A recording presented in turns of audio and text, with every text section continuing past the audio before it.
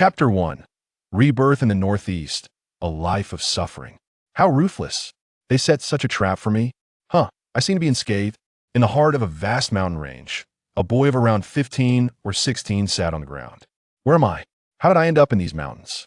Was I blown away by the explosion? The youth, known as Liang Chun, was a time traveler hailing from the year 2026, a formidable special forces soldier. He had annihilated numerous adversarial forces, inflicting devastating losses upon foreign enemies, earning him the moniker the Butcher. No one had ever witnessed him. Those who encountered him had all become mere specters beneath his gun. This time, the opposing forces had devised an elaborate scheme. Using a 100-strong special forces unit as bait to lure out Liang Chun, he had obliterated this bait, reveling in his spoils of war. To his astonishment, he stumbled upon an arsenal, his greatest delight. As he opened the armory and began to inventory the weapons, a chilling sound startled him. Before he could escape, an explosion ensued. When he regained consciousness, he found himself in this unfamiliar place. Upon sitting up, he immediately sensed something was amiss. His physique had become alarmingly slender.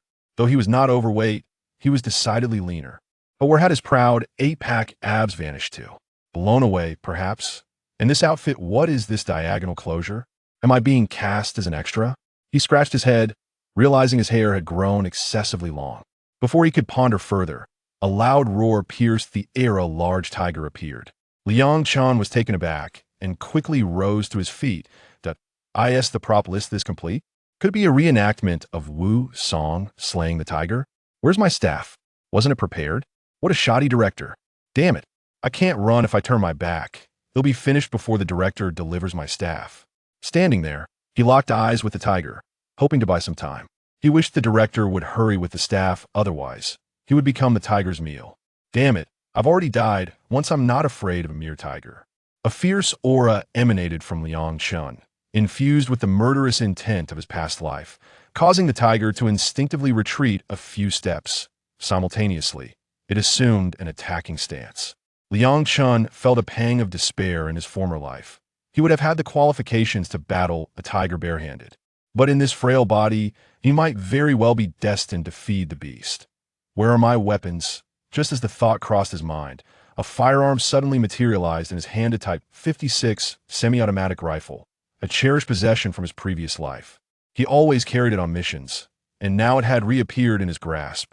He quickly attempted to fire, but to his dismay, there were no bullets. Shaking the rifle, he activated the bayonet. His heart found a moment of solace.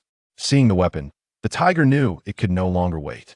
It feared that Liang Chun might produce further armaments, and hunger gnawed at its belly. With a powerful leap, the tiger lunged toward him. Liang Chun dropped to his knees. The tiger soared over him. In a heartbeat, the bayonet was thrust upward, piercing directly into the tiger's chest. As the tiger fell upon him, he was knocked to the ground but swiftly scrambled to adjust his position. Slaying a tiger was no easy feat. The vitality of large prey is exceptionally robust, and when the tiger was pierced, its ferocity surged. It lunged towards him once more, and this time, Liang Chun sidestepped, aiming his blade at the tiger once again, striking swiftly before retracting it. The tiger's neck was wounded by his thrust, while he bore 4 deep claw marks across his body. Bracing himself for the tiger's third assault, the tiger rose, turning its gaze upon Liang Chun as they regarded each other, man and beast, in a tense standoff. Before long, the tiger collapsed. That cursed creature nearly scared my father to death. No, my grandfather's. Liang Chun leaned against a grand tree, hesitant to sit, fearing that the tiger might rise again, leaving him no time to react should he need to stand. Suddenly, a splitting headache enveloped him as the memories of a 15-year-old boy flooded his mind. This boy, also named Liang Chun, was born during the late Qing to early Republican era, residing in the Northeast. He was uncertain of his true origins, only aware that he was alone in his family, oblivious to the whereabouts of others. He was either picked up by his hunter grandfather or informed of his lineage during his grandfather's last breaths. With his grandfather gone, no one in the village cared whether he lived or died. They themselves struggled to survive, as their village comprised merely over 20 impoverished households.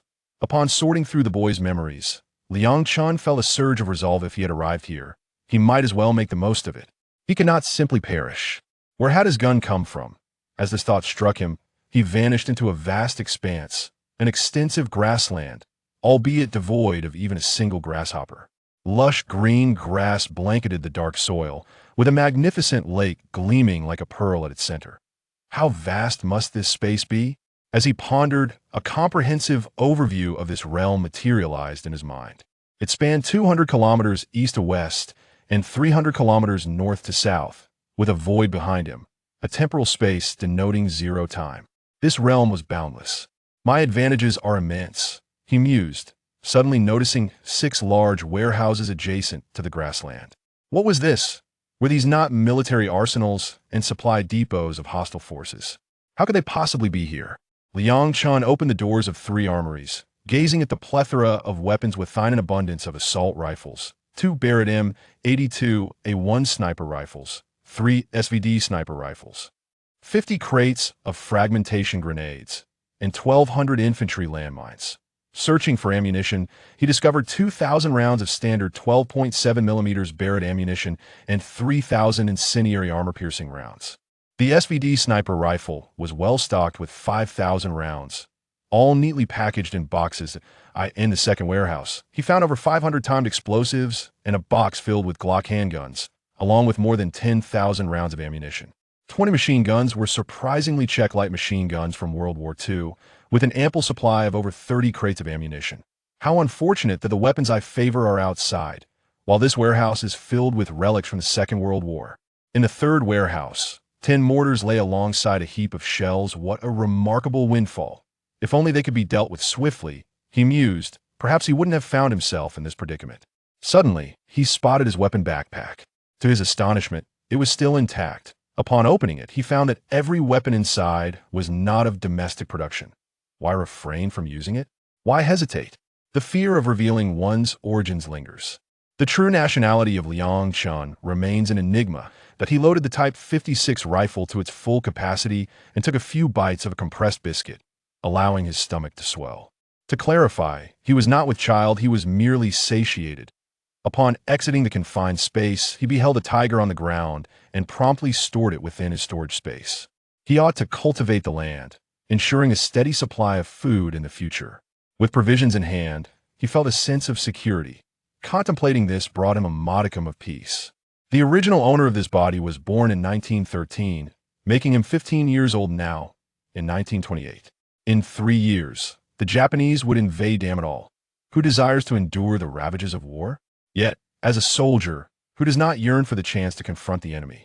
Liang Chun felt a surge of excitement, having lived 2 lives as a solitary figure. He thought to himself, what the hell, if I can take down a Japanese soldier, it would provide ample fodder for tales with my brothers should I return home. In later times, one could not kill a Japanese soldier, but here, the rules were different. Chapter 2. A grudge to settle. Having secured the tiger, it was time to return home. Armed with the Type 56 semi-automatic rifle, he encountered a sick deer on his way back. With Liang Chun's marksmanship, there was no way it could escape. He hoisted the deer and hastened down the mountain, returning to a home that offered no drafts. Gazing at his exceedingly simple abode, he noticed a picture frame containing a mere 4 photographs. One was a family portrait of an old hunter, and another depicted a young couple, the woman being the hunter's sole granddaughter. It seemed he once had an older sister, though memories of her were hazy. She likely married when he was just a child. Years prior, his grandfather had ventured out and returned gravely ill, ultimately succumbing to his ailments. The original owner had been bewildered, grappling with confusion and uncertainty about many matters. Now, he was the last one remaining in the household, which was perhaps for the best, as it ensured that no one would uncover his secrets. Life? Could he not adapt? He had always lived independently in his previous existence. This body was lacking in strength. He needed to train it for a while. He skinned the deer and began to butcher the meat.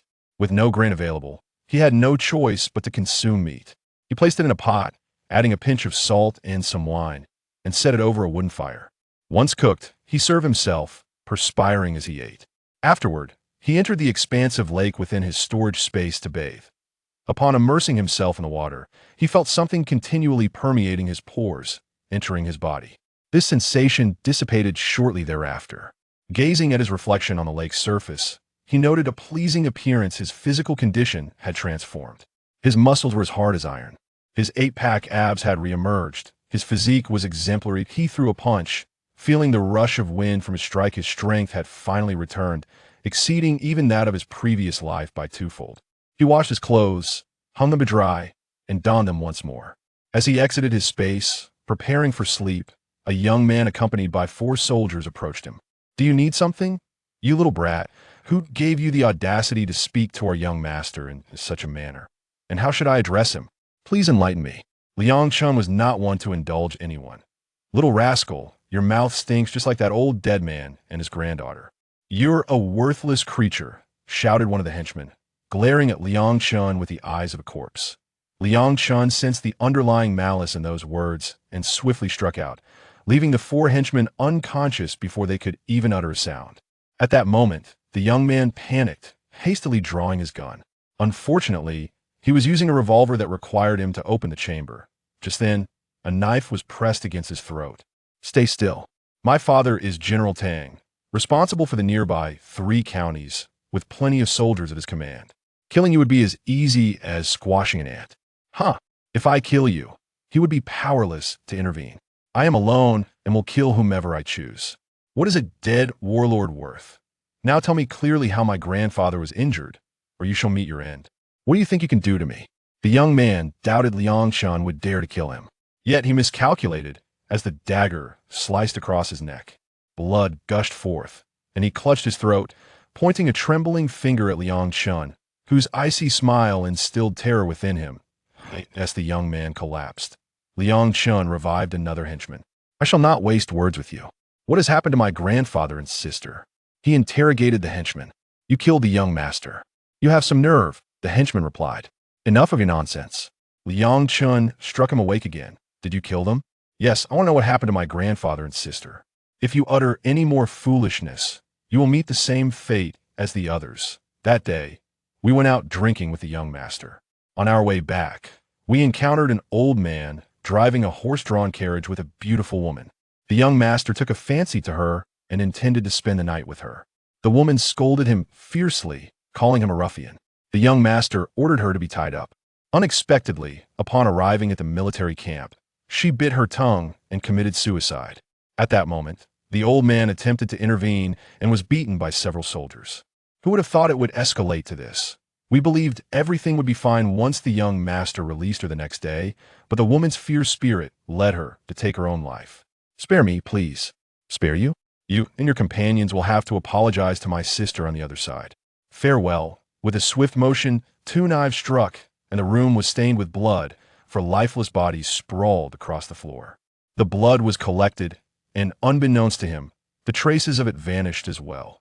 The ground was clean, yet he needed to cleanse himself in the vast lake of his space, as the blood on his face remained. After washing his clothes again, he decided to rest within his space. Upon awakening, he felt particularly rejuvenated.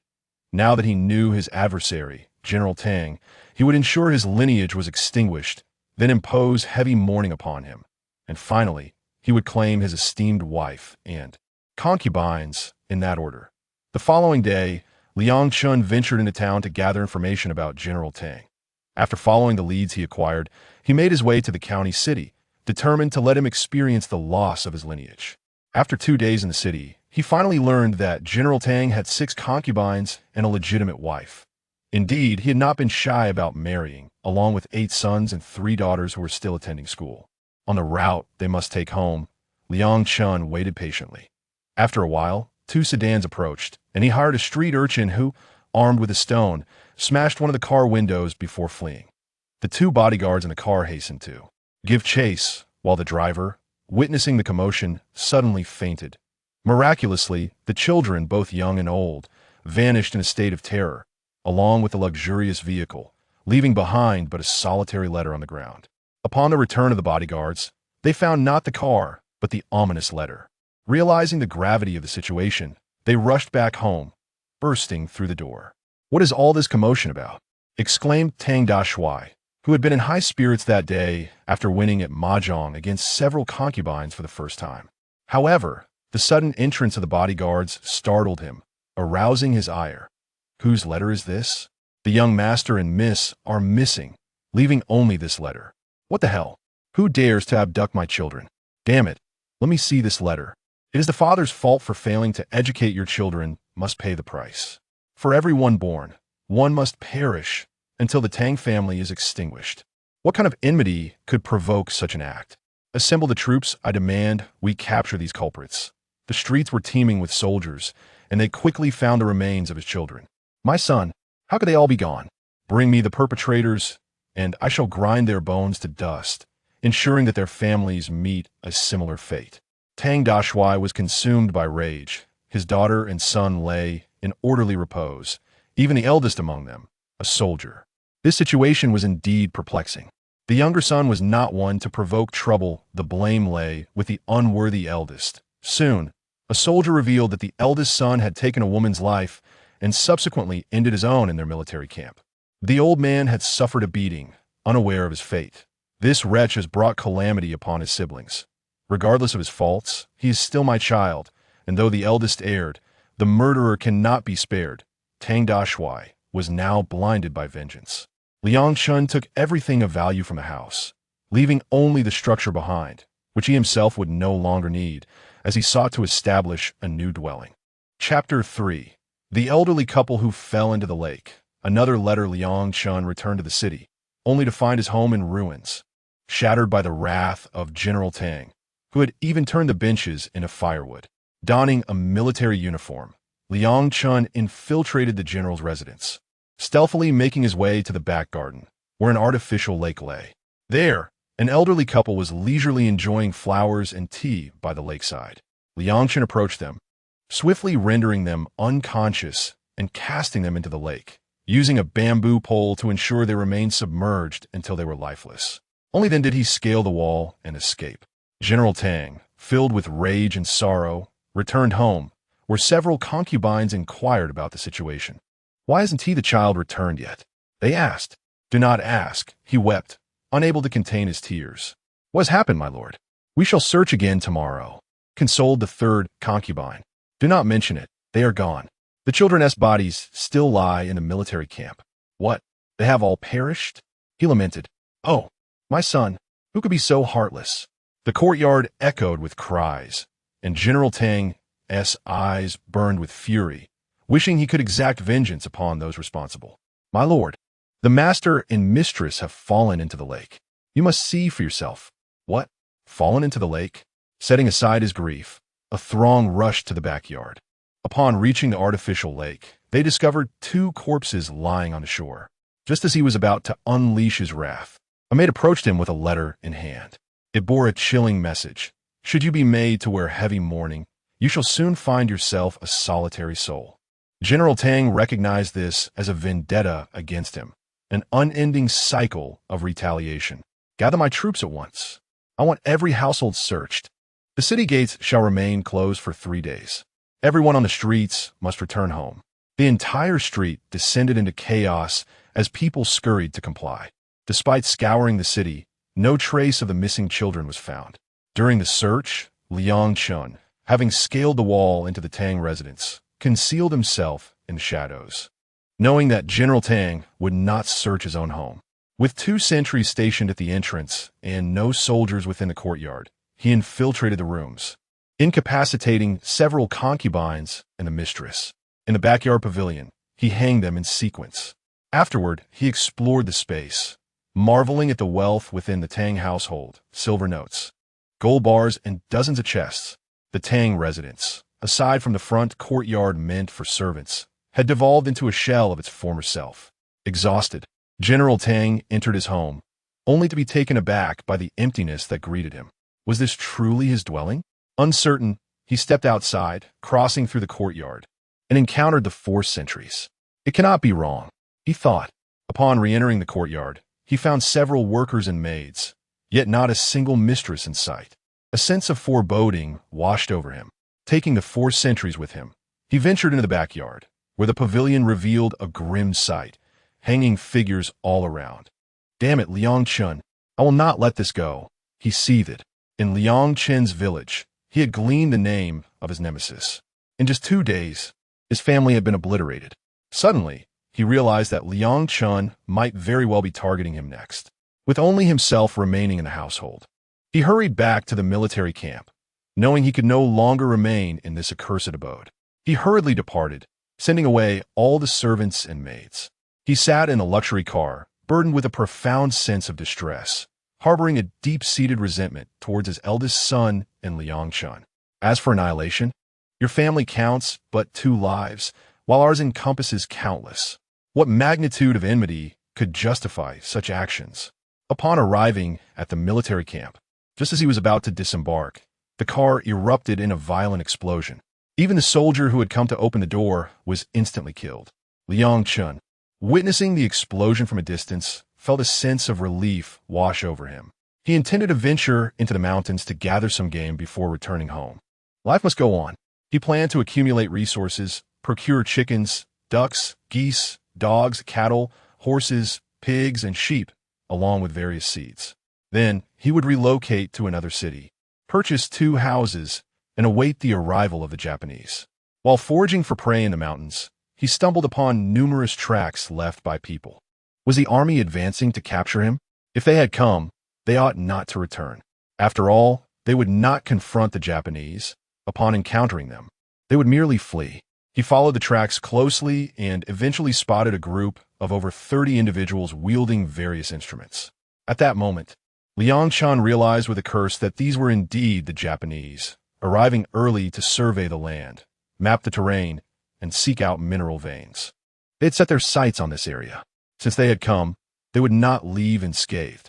Observing them stealthily, much like a tiger stalking its prey, he drew closer, approaching the first individual and swiftly severing his head. One by one, they fell without immediate notice. It was only later that they realized 20 or so were missing, leaving merely 5 or 6 survivors, all bespectacled and seemingly scholarly. After a barrage of gunfire, they lay dead. Liangchun took their heads and hung them on a large tree at the mountainous edge. In the county town, a military officer had been dispatched due to reports from several officers concerning the Tang family. An elderly man had led the charge. How could this occur? Which audacious fool dared to slay my brother? The commander exclaimed, "This man is Liangchun. Liang cannot kill my brother. For what reason? What extreme hatred could provoke such a massacre?" The eldest son had abducted his sister, who, tragically, took her own life in a military camp, and his grandfather had been severely beaten, likely leading to his demise. This young man had become merciless, first killing the young ladies and lords, followed by the elderly matriarch and patriarch, and ultimately orchestrating the explosion that claimed the life of General Tang. This audacious youth was indeed formidable.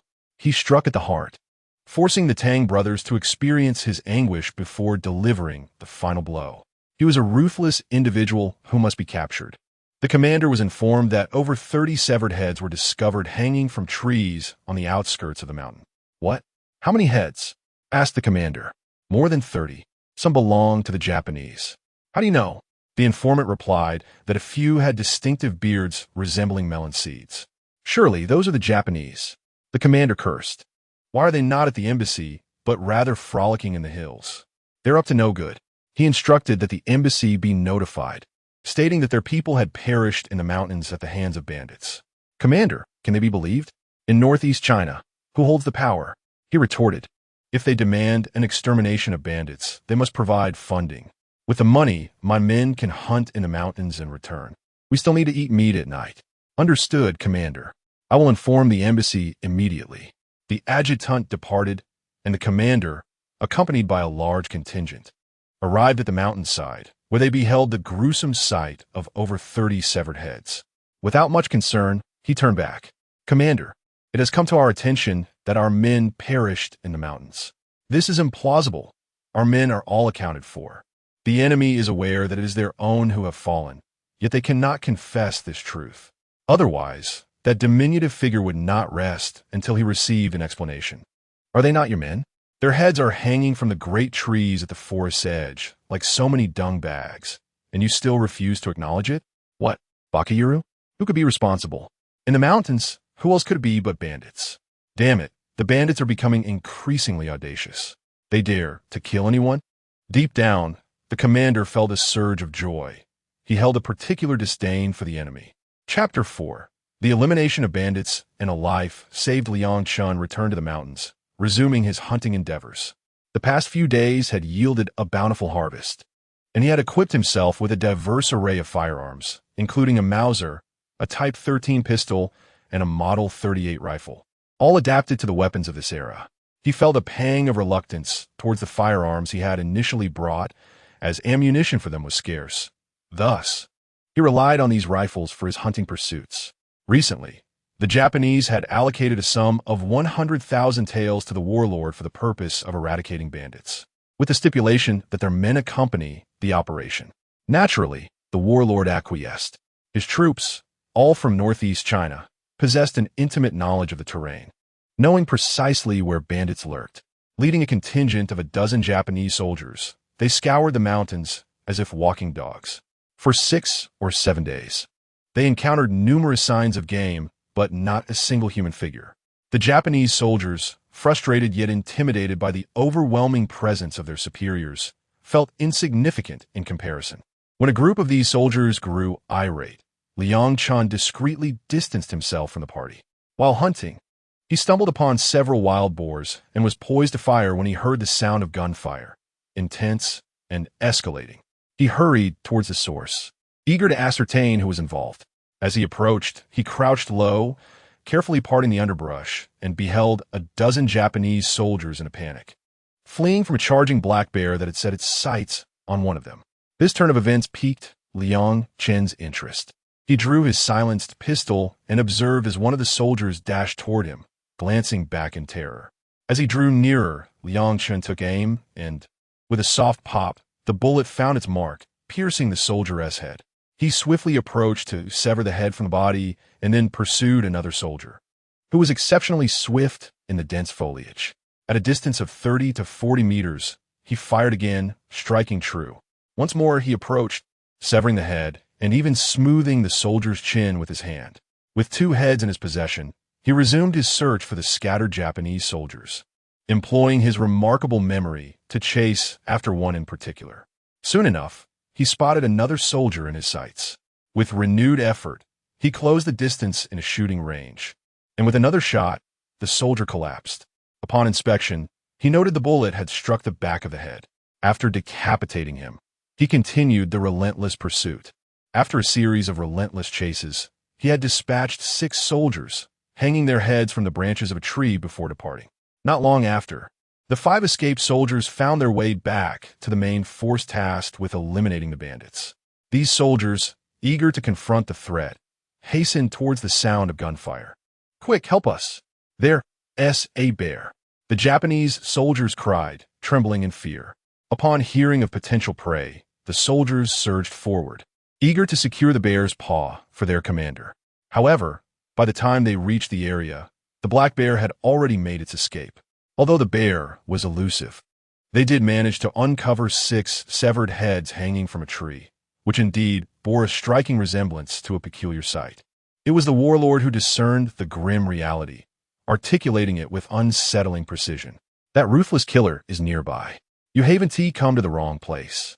The soldiers finally believed that these individuals were genuinely there to assist them in their quest for the perpetrator. The soldiers, indifferent to their doubts, simply led the way for hunting, grateful for any assistance, yet unyielding in their mission. Simultaneously, the soldiers harbored their own apprehensions. If this individual were to be discovered, would they strike him or refrain? To abstain would mean taking his money, while to strike would be to turn against their own kind. They were reluctant to avenge themselves upon their compatriots in the name of retribution against the enemy. Consequently, their movements slowed. The young Japanese soldiers, anxious and frustrated, leapt about in agitation, yet they numbered merely 5.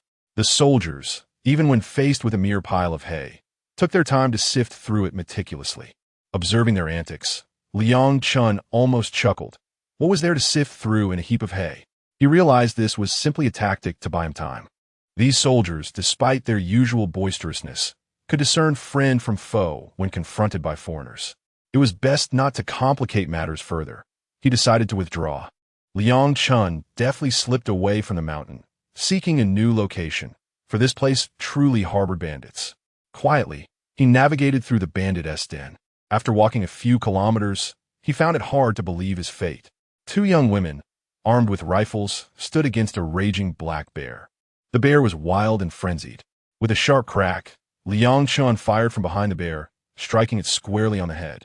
Its sizable cranium did not succumb immediately. Instead, it turned and charged at Liang Chun. But he was no longer the same man he had been days prior. Armed with a semi-automatic rifle, he unleashed a torrent of fire upon the advancing beast. With a mournful growl, the bear collapsed, mere meters from him. The two young women hurried over, expressing their gratitude. "Thank you for saving us. There's no need for thanks. I must be on my way. There are government troops near Dwangling. Be cautious in your village. Farewell." Wait. Come to our village. I insist on treating you to a drink." "Yes, please stay." The two young women were insistent, unwilling to let him depart. "Very well, but I must warn you. Do not think of holding me for ransom. I have no family left, so no one would come to redeem me." The young women laughed. "Oh, you are quite amusing, our savior. We would never think of such a thing." They appeared rather cheerful. "Then I shall join you in your village for a drink, as I am indeed thirsty." Upon hearing this, the young women beamed with delight. Liang Chun hoisted the black bear and followed them. The two women were astonished. They wondered how much strength he possessed. Liang Chun discreetly stowed away his rifle, opting instead for a Type 38. The trio jubilantly approached the entrance of the village. "The chief has returned." Liang Chun was taken aback. "The chief? How I've been brought here by the chief?" Accepting his fate, he remained calm, devoid of any panic. The chief had observed him several times without detecting any signs of fear. This young man possessed remarkable composure. Either he was exceptionally skilled or simply naive. Most likely the former. "Young man, upon entering the mountain, you are at our mercy. Today, the village leader has chosen you as the captive for ransom. You shall be our esteemed guest, for your prowess and good looks cannot be overlooked."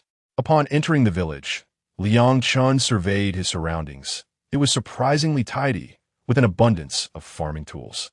Were these bandits engaged in agriculture? Such a rarity piqued his interest.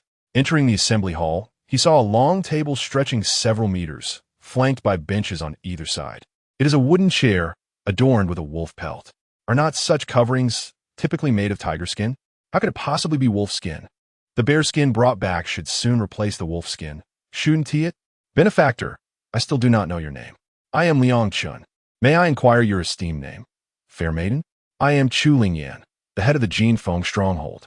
"You do not feel any embarrassment for being the leader of a band of outlaws, do you?" "My lady, I shall take a sip of water and then depart, so as not to bring trouble to your stronghold. I am a wanted criminal, pursued by the General's estate." Ask any of those who ascend the mountains, who is not a criminal. All have committed offenses. Otherwise, who would choose to become an outlaw? What is so wrong with being an outlaw, reveling in the mountains? "You flatter me, benefactor. Here is your water."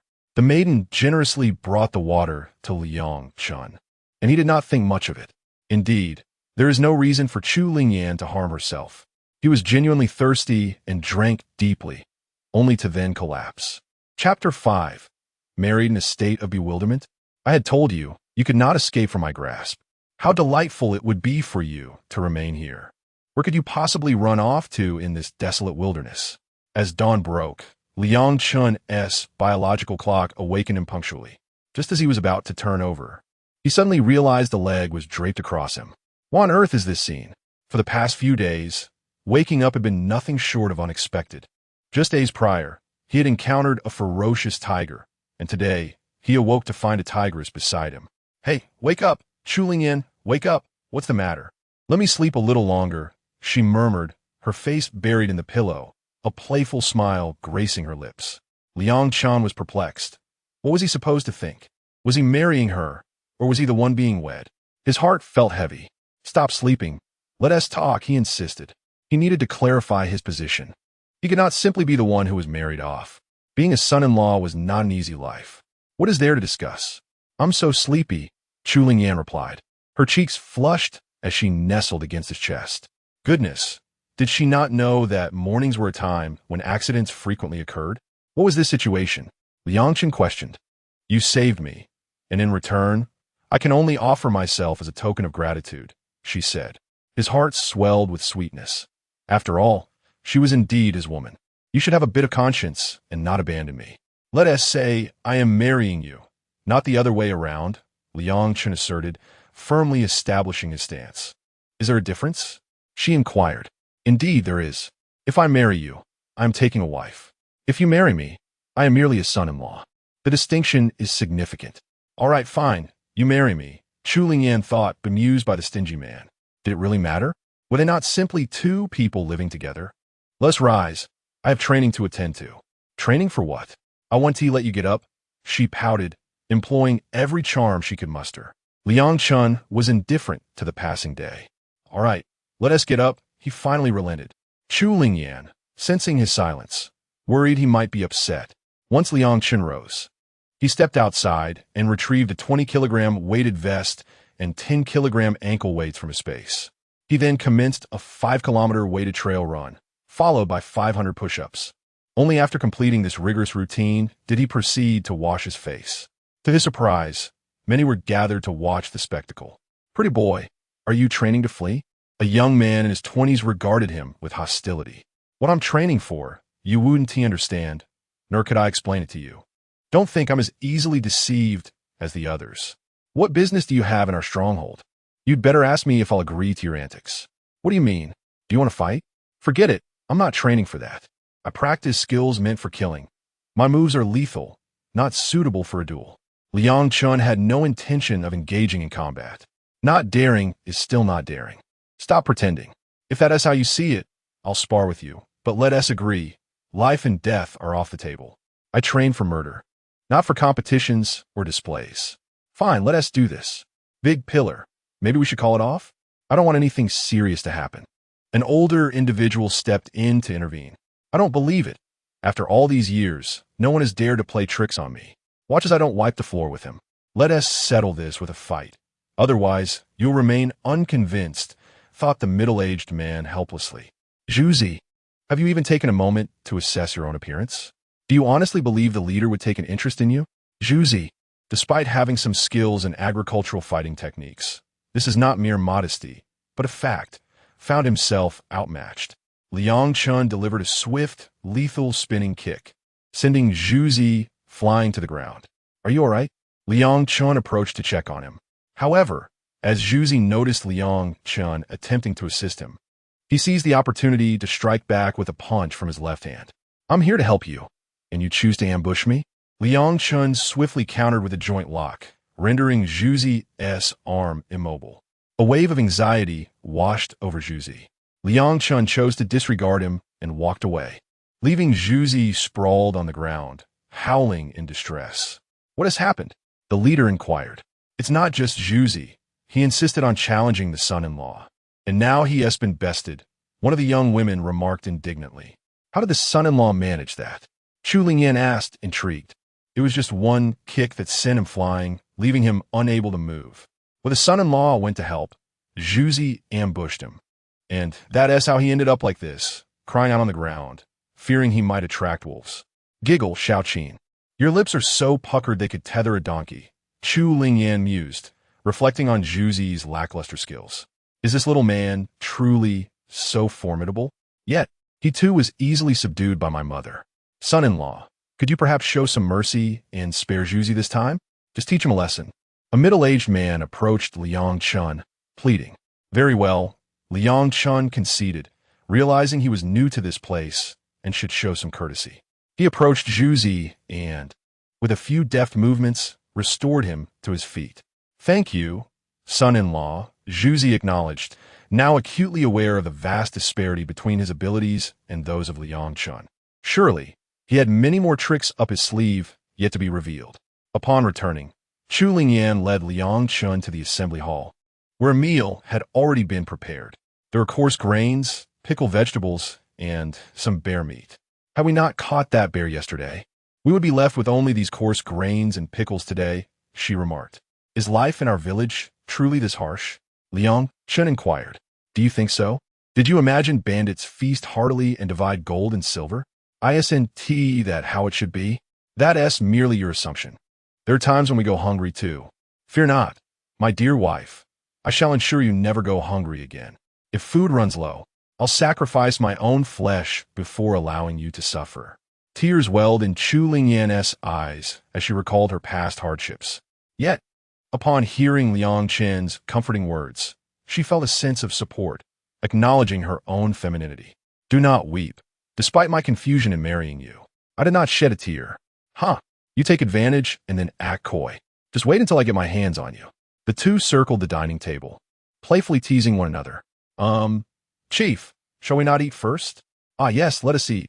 Zhu Lian Belu said, having momentarily forgotten about the meal in her playful banter with Liang Chun. Although de Juzi felt a tinge of disappointment, he could discern that the chief's heart was entirely devoted to this man, indicating their lack of connection. He let out a sigh. After the meal, Liang Chun discovered over a pound of rice seeds within the stronghold, remnants from the previous election of rice, which he had refrained from discarding.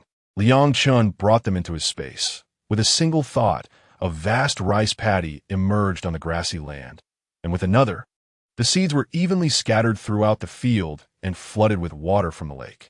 Liang Chun then departed, armed with a rifle, venturing into the mountains with the intent to hunt some game to enhance the culinary offerings of the stronghold. A single bear could sustain them for several days. Chapter 6. I thought you had left and would never return. Liang Chun ventured into the mountains as if a fish had plunged into the vast ocean, brimming with exhilaration. Each flower and every tree ignited his enthusiasm. For now, this land still belonged to our Huaxia, but in a few years the invaders would arrive, ravaging the splendid mountains through their relentless excavations and deforestation. The nation was destined to endure 8 years of arduous resistance, while the Northeast would suffer a prolonged 14-year struggle shrouded in darkness. Lost in his thoughts, Liang Chun traversed the mountains in search of traces of prey. After scaling 2 peaks, he found no signs of game. They say one can easily catch deer with a stick or fish with a ladle. Yet here, he had seen not a single shadow of his quarry, leaving him in a rather dismal mood. After walking several more miles along the rugged terrain, he finally stumbled upon a pond where a group of wild boars lounged at the water's edge, a promising opportunity. Contemplating his next move, he retrieved a semi-automatic rifle, which required no bolt action and offered rapid shooting. He hoped to secure several boars in quick succession. The moment the first shot rang out, the wild boars sprang to their feet, instinctively fleeing in the opposite direction. Even with the swift firing rate of the semi-automatic rifle, he managed to take down only 4 large boars. Some of the others were struck, but not fatally, and they too bolted with the herd. Liang Chun approached to collect the 4 he had successfully shot, storing them in his spatial lake for cleaning. He then pursued the direction in which the boars had escaped. After tracking for another 2 miles, he discovered one fallen boar, dispatched it with a single shot, and stowed it away. Continuing his pursuit, he saw no further signs of the animals. Checking the time, he realized it was prudent to head back toward Jinfeng village. Meanwhile, deep within the mountains, a sizable troop of soldiers, accompanied by 5 Japanese soldiers, wandered aimlessly. After some time, they altered their course, meandering in circles. One soldier sniffed the ground, while another searched the trees for clues. Commander Hao, we seem to have returned to where we started, just going in circles, one soldier remarked. The little devils aren't foolish. They've marked their paths on the big trees, another added, expressing concern. Bad news, we're lost. We must find a way out. These mountains are immense, unlike your little island where you can just urinate and walk in a circle, returning before the urine dries, one soldier lamented. Bakayuru, you insult our great foolish nation. I'll report you when we return. Our embassy will seek retribution against your commander. Go ahead, go ahead. We don't even know if we'll survive this ordeal. You wretched coward, thinking of telling tales to your nurse? Ha ha ha. The soldiers laughed boisterously, mocking the 5 hapless Japanese who still clung to the idea of reporting their predicament. What kind of soldiers are these? They must have come from a bandit background, given the roughness they exude. The Japanese soldiers, feeling a twinge of fear, realized that continuing the quarrel could put their lives in jeopardy. Commander Hao, should we not devise a strategy for our escape? We've been here quite some time and have only discovered a few traces. One of the Japanese soldiers interjected, attempting to change the subject. Let us go. This mission has yielded little. We have found scant clues and have yet to see a shadow of our target. This fellow is exceptionally formidable, truly a master of the jungle. Let us first devise a means of escape. In due course, we shall leave the matter to the commander, striving to capture this potential threat at the earliest opportunity. Commander, how shall engage them in a subtle dance of tactics? The young Japanese soldiers, their eyes bulging with indignation, find themselves utterly powerless, this band of soldiers proving to be incorrigible rascals. They profess to assist in apprehending the murderer, yet not even a wild boar could rouse their excitement. Wandering in the mountains for an extended period yields no results in capturing the culprit. Rather than squander time here, it would be wiser to return and allow the consul to contemplate a solution. The 5 Japanese soldiers trailed behind, resembling disgruntled wives. This descent from the mountains was remarkably smooth, without even a hint of error, causing their eyes to widen further in disbelief. At long last, we returned to the military camp. Gentlemen, would you care to partake in some wild boar meat? The Japanese soldier merely snorted and departed. Such discourteous individuals, truly believing that everyone is beholden to them, completely ungoverned since childhood. It vexes me to no end. Big Toad, do not be angered. Return and prepare to feast. Someone has paid us to hunt. Why resort to insults? Will there be another opportunity for payment? Ha ha! Let's indulge in the slaughter and savor the flesh. Today, I shall prepare braised pork with vermicelli and simmer some bones with sauerkraut. Each of us shall partake of at least half a kilogram. Very well, heed the commander. Should anyone feign bravado tonight, they shall face dire consequences. Encountering formidable beasts in the mountains, I refuse to believe that drinking is a challenge. Bring forth as many men as needed. Let the liquor flow. The camp was abuzz with excitement, while the Japanese soldiers fumed, their consul's face flushed with anger. Then turning a deep shade of purple, having spent a fortune to hire them for a hunting expedition, Liang Chun returned to Jinfeng village, releasing 5 large wild boars, one after another, into the village. Son-in-law, you have returned. The villagers have been searching for you all day. What do they want from me? I am well. Hurry and help me carry these wild boars into the village. Liang Chun thought little of it. Here they come. A few young men emerged, and upon seeing the 5 wild boars, they were astounded. The villagers were not strangers to hunting, yet their hauls had been meager. Who is the son-in-law? One man has felled so many wild boars. It was common knowledge in the mountains that 1 boar could equal 2 bears or 3 tigers. These wild boars must have belonged to the same herd. How far must one pursue to capture 5? Did you not leave? Why return? Chu Lingyan's face was etched with resentment. She had felt sorrowful all day, fearing he had abandoned her. Upon seeing Liang Chun, her irritation flared.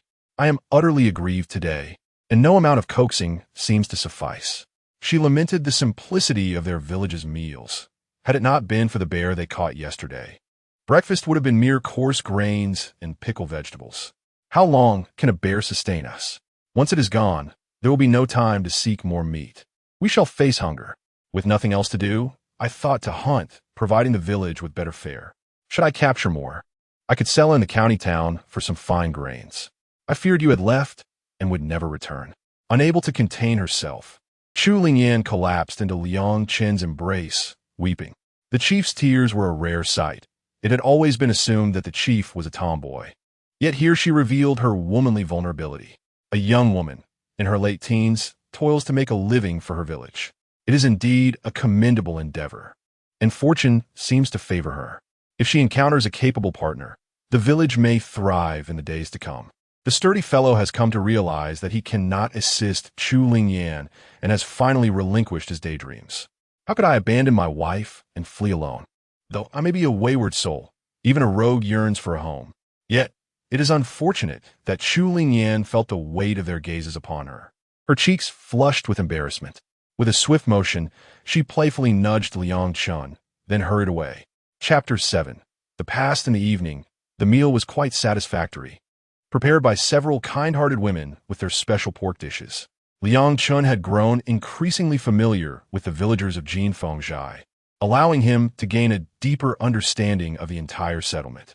Altogether, there were over 200 individuals, comprising both men and women.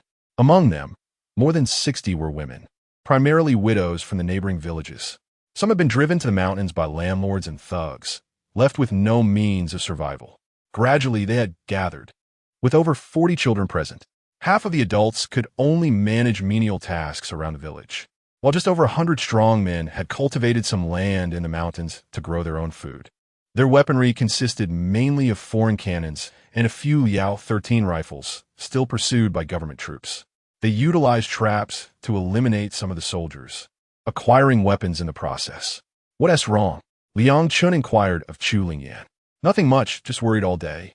If you're going somewhere, let me know. Our village may be poor, but we will improve. In the spring, we'll cultivate more land. Surviving is not an issue."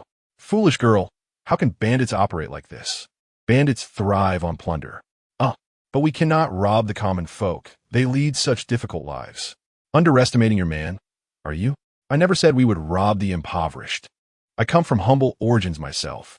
We shall target only the truly wicked, those who have exploited the common people until they are mere shadows of their former selves. We cannot match them in strength. I've tried before, and they employ numerous guards, often numbering in the hundreds, not to mention their light machine guns." "Wife, how did you come to be in the mountains as a bandit?" "My family was once from Linjia village below. As outsiders, we rented land from the Lin family, who were wealthy landlords. The first few years went well, but as I turned 16, the Lin patriarch harbored malicious intentions. He poisoned our land, leading to a complete harvest failure in autumn and forced my father to pay rent. When he couldn't, they seized me as collateral. My father refused to comply, leading to a fierce confrontation where he suffered grievous injuries and ultimately perished. Once they realized a life had been lost, they fled. My mother urged me to retreat to the mountains, forbidding me to return to the Lin family, who were our enemies. She implored me to remember to avenge my father. That very night, she took her own life, fearing I would be burdened by her presence. Uncle Du performed their burial rites. Woo woo woo. Did you not confront the Lin family?" "I did, with my brothers, but we were unable to breach their defenses. Several brothers perished in the attempt. They reported us to the authorities, and when the government troops came to suppress us, they fell victim to the traps on the mountain, suffering casualties. They could not advance against us and retreated. Anyone who dares to harm my woman, rest assured, tomorrow night, I shall present you with the heads of that family. You must not go. It's far too dangerous." Chu Lingyan grew anxious. "It's not dangerous. A mere petty landlord is not worth my concern. You are aware of General Tang from the county, correct?" "I am. What of it? Just a few days ago, I annihilated his entire household. Do you think I would fear a mere landlord?" "What? You exterminated General Tang's family? The government troops you mentioned were the ones sent to hunt you down, were they not?" "Indeed, they came to suppress me. However, they should have retreated by now. Even so, we must proceed with caution and not act impulsively." "Wife, do not worry. Let's rest now. Do not move about. What are you up to?" The following day, Liang Chun stepped out of his home with a sense of satisfaction, having skipped breakfast and descended the mountain directly. After an hour's journey, he inquired about the Lin family estate, which was no secret. Upon observing the grand courtyard adorned with green bricks and black tiles, he realized it was inhabited by a group of vampires. With people bustling about the courtyard, Liang Chun chose not to engage discreetly. Instead, he brandished a mortar and prepared dozens of shells, adjusting the angle for his first test shot. With a thunderous boom, the shell ascended, tracing a perfect arc before landing within the courtyard. The explosion sent several figures hurtling through the air. He continued firing, unleashing a total of 23 rounds. The courtyard was left in ruins, and Liang Chun, wielding 2 handguns, charged in. He fired relentlessly at any who showed signs of life. Soon, there was not a soul left standing. He sought out a villager, an elderly man. "Sir, do you recognize their family?" he inquired. "Indeed, I do," the old man replied eagerly. "Point them out to me, especially the patriarch." "This one, without a doubt," he confirmed. "Now identify all their kin." "Very well," the old man said, internally elated that this wretched group had finally met their demise. Following the elder's guidance, Liang Chun gathered the bodies together, and the old man departed. Satisfied, Liang Chun proceeded to scour the premises, collecting weapons, ammunition, gold bars, and various deeds and promissory notes. The granary was particularly vast, and he took half of the provisions, calling upon the villagers to distribute the rest. Fellow villagers, here are the deeds to their land and your promissory notes, all accounted for. Let's burn the notes, he declared. Are there any stragglers remaining? None that escaped. They are all accounted for. Yesterday was their patriarch's birthday, and none have fled. Thus, if the officials inquire, we shall say it was bandits who raided the kiln. You need not fear. The battle lasted quite some time. Thank you, young man. We shall remember your deeds. You must leave quickly, lest the officials arrive, they urged. Very well, disperse now. The bandits have been dealt with. And I shall take my leave, Liang Chun stated, striding purposefully back towards the mountains. Along the way, he noticed movement and upon closer inspection, saw Chu Lingyan walking awkwardly, accompanied by over 30 brothers, all armed. Liang Chun placed the severed heads, some provisions, and the seized weapons on the ground. Over here, he called to Chu Lingyan. Ah, Liang Chun, you are alive. Why did you venture out alone? Did I not tell you to inform me of your whereabouts? Hurry, I can barely carry it all. Come help, he urged. Yes, chief, they responded, rushing over to see the large sacks filled with weapons. What lies on the ground? These round objects. Chu Lingyan speculated, eager to hear Liang Chun's confirmation. These are the Lin family members, all accounted for. Come and see if you recognize them. As she examined the bodies, her eyes narrowed in focus. The Lin family is indeed here. Not a single one has escaped. Thank you, Liang Chun. This abundance of provisions will sustain us through the winter. The lynx, swift of foot, hastened back to summon assistance.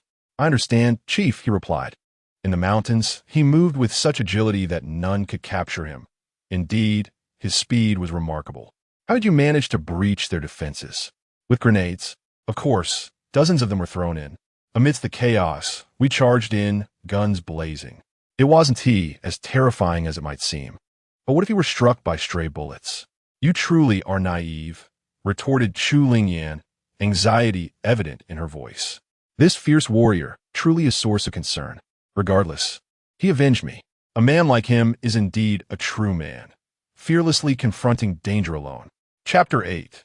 The bandits assault to kill the leader, and the men have all arrived, along with the mountain cat and his crew. So much grain. We must hasten to transport it back. This winter, our golden phoenix stronghold shall not suffer from hunger. The men, invigorated, hurried to work, not wishing to waste time. To their astonishment, there were also 2 light machine guns. I shall carry these 2 light machine guns, declared Dezhu, eyeing the weaponry. What are you seizing, Dezhu? It's not your wife, chimed in Uncle Du, who had come along as well. He had previously intervened during a spar between Liang Chun and Dezhu. Let me carry them, Uncle Du. My brother was killed by a light machine gun from the Lin family. This weapon is formidable. All right then, one will be yours to use in the future. Liang Chun agreed, noticing Dezhu's enthusiasm and wishing to do him a favor. You promised. I will hold you to it. Whoever reneges is a fool. With this good news, Dezhu was determined to ensure nothing would change. Is it merely a light machine gun? I have declared it yours. You are its master now. Good. I shall use it from now on, Dezhu affirmed, hoisting the 2 light machine guns. Liang Chun observed that Chu Lingyan was struggling to walk and promptly lifted her onto his back. The others carried grain, rifles, and ammunition as they made their way back to Golden Phoenix Stronghold. Their burdens were not light. Upon reaching the stronghold, they were drenched in sweat. Yet their smiles could not conceal their joy. Oh my, so much grain. Where did it come from? A few village women approached, for such an abundance had never graced their stronghold before, and it was all fine grain. This winter, they would not face starvation. You must be weary, leader. Allow me to fetch you some water. Chu Lingyan, having dismounted from Liang Chen's back, felt a pang of sympathy for him. You are truly remarkable, bringing back such an abundance of grain and weaponry. We shall no longer fear the Lin family. Vengeance has been served for all of us. The stronghold harbored enmity towards him, as most had been driven to the mountains by the Lin family. The young girl exclaimed in indignation. Meanwhile, inside the room, discussions regarding the Lin family were underway, while outside, the sound of women weeping filled the air. What is the matter? Is it merely a bit of grain? Must it incite such tears? Liang Chun inquired of Chu Lingyan and Shao Qin. You do not understand, my lord. Did I not just explain? Everyone in this stronghold harbors animosity towards the Lin family. Some families, like our leaders, have been utterly devastated by their persecution. News of your assault on the Lin family kiln has reached them, and they feel avenged.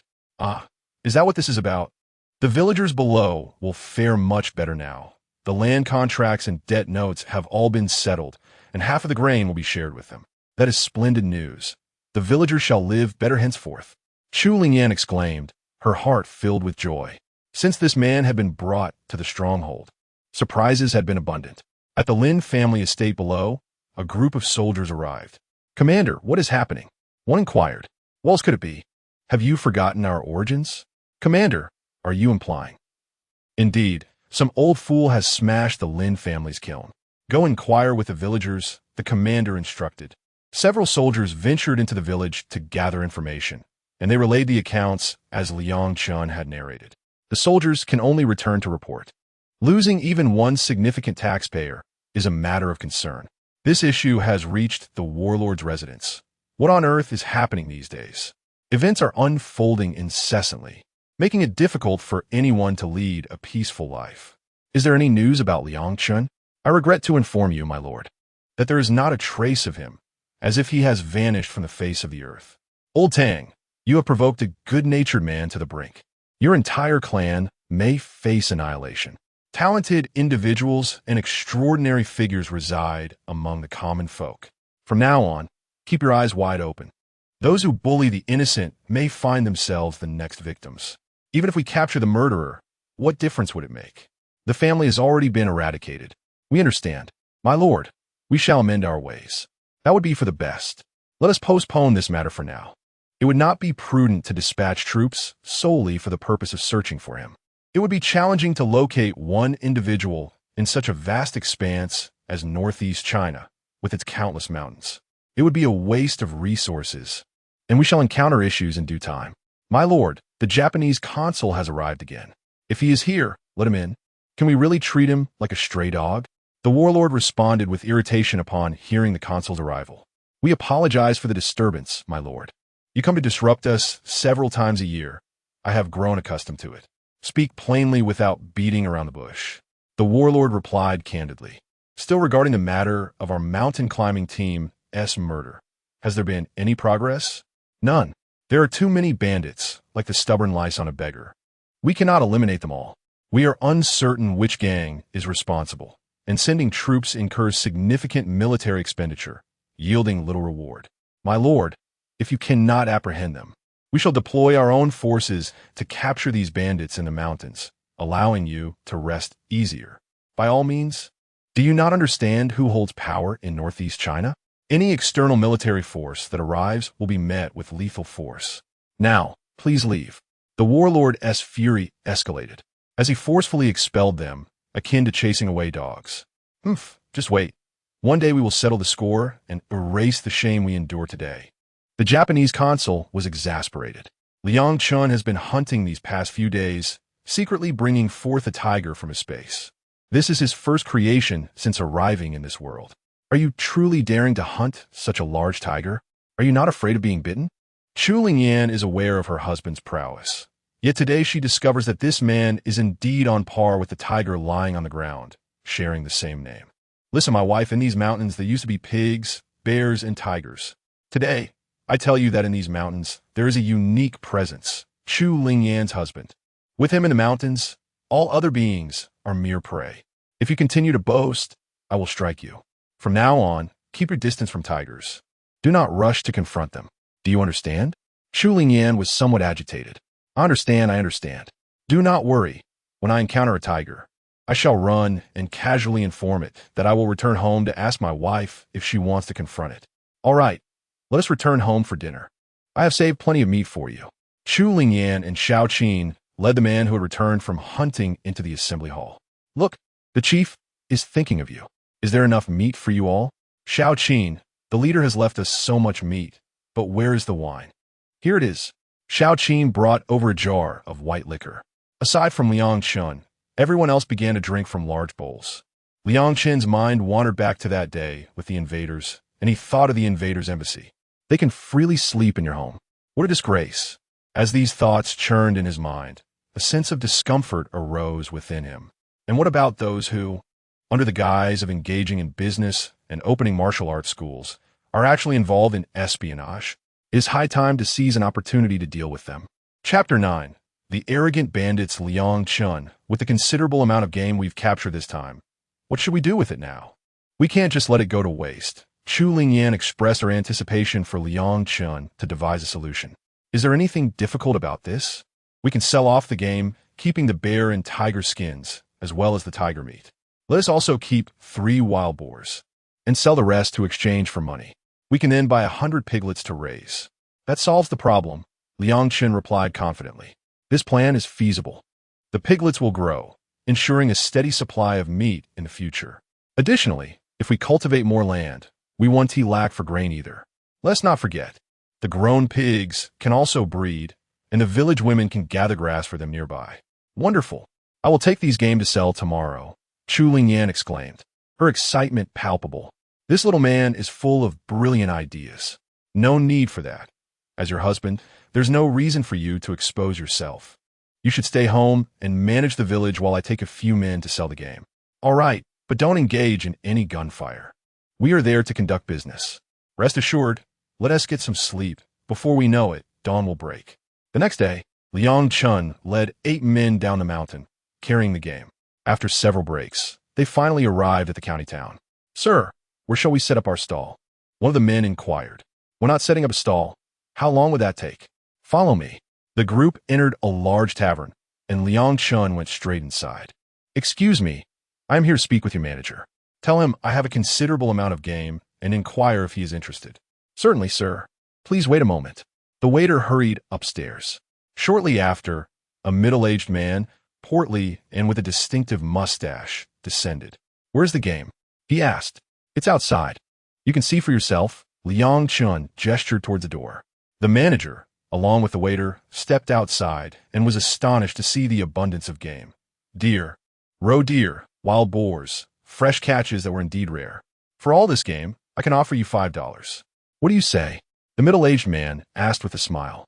Not acceptable. We will seek other taverns. This old fellow has slashed the price to a third. $15 is already a bargain, Liang Chun rebutted. Yaum bruta. Given your temperament, if we at Wanyu Tavern cannot secure this, you won't be able to sell it elsewhere either. The Zhao family holds considerable influence in Liaodong City. The old manager threatened, eyeing the game with greed, knowing he could profit handsomely. You are attempting to rob us. Today, we shall smash your tavern, Liang Chun declared angrily. What? The old manager became alarmed, realizing he was dealing with a bandit. How foolish he had been. Drop the game, today. I will lead you to smash the tavern. Liang Chun was furious. The bandits, hearing this, exclaimed, My lord, why do you think of smashing the tavern at every opportunity? Yet, they complied, setting down the game. Liang Chun, still carrying a bag, produced several shotguns and spare magazines. The old manager, now frightened, stammered, I apologize. I was blind to your true nature. I take back my words. No, today we shall commence our destruction, starting with your establishment. A group of men armed with guns stormed into the restaurant. The patrons fled in panic as the furniture was reduced to splinters. They even discovered a bag of silver coins. You should leave the city. I have matters to attend to. I will return tomorrow. Please inform my wife. Yes, the men, unwilling to linger, understood that this was not the wilderness. They departed, seizing the opportunity to gather their spoils while the others were distracted, holding the old proprietor at gunpoint. You have dared to bully me. Let us see how I shall deal with you today, he declared, slapping the man until he was disoriented. Take me to the Zhao family, pleaded the young man. Spare me. If my employer finds out, he will kill me. It was my own misguided intentions. Liang Chun, seeing his desperation, decided to grant him mercy. He concealed his weapon and blended into the crowd, while the old proprietor wiped the sweat from his brow, pondering how to explain today's events to his employer. Perhaps I should flee as well. Liang Chun strolled calmly down the street, when suddenly he was disturbed by the sound of weeping. Following the cries, he witnessed 2 ragged warriors, their swords drawn, mercilessly kicking a young man, while a girl wept nearby. Flower girl, accompany us for drinks, and we shall spare him," one of the assailants taunted. A few constables, hesitant to intervene, looked on, igniting Liang Chun's indignation. What a disgraceful display of servitude. With 2 sharp gunshots, the assailants fell to the ground, their eyes wide with shock. Why not stay in your own country and avoid seeking death here? Liang Chen's cold gaze silenced any further confrontation, and the assailants averted their eyes, closing them in resignation. You act with impunity, daring to commit murder in broad daylight?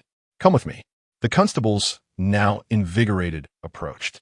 After a series of shots, they stared in disbelief at their own chests. What a formidable individual. How could he dare? Liang Chun recognized their lack of firearms, armed only with flimsy batons, and dismissed them as mere lackeys. He turned to leave, for the street was now deserted. Inside the Japanese embassy, news of their warrior's demise reached them. The audacious Japanese could not let this transgression go unpunished.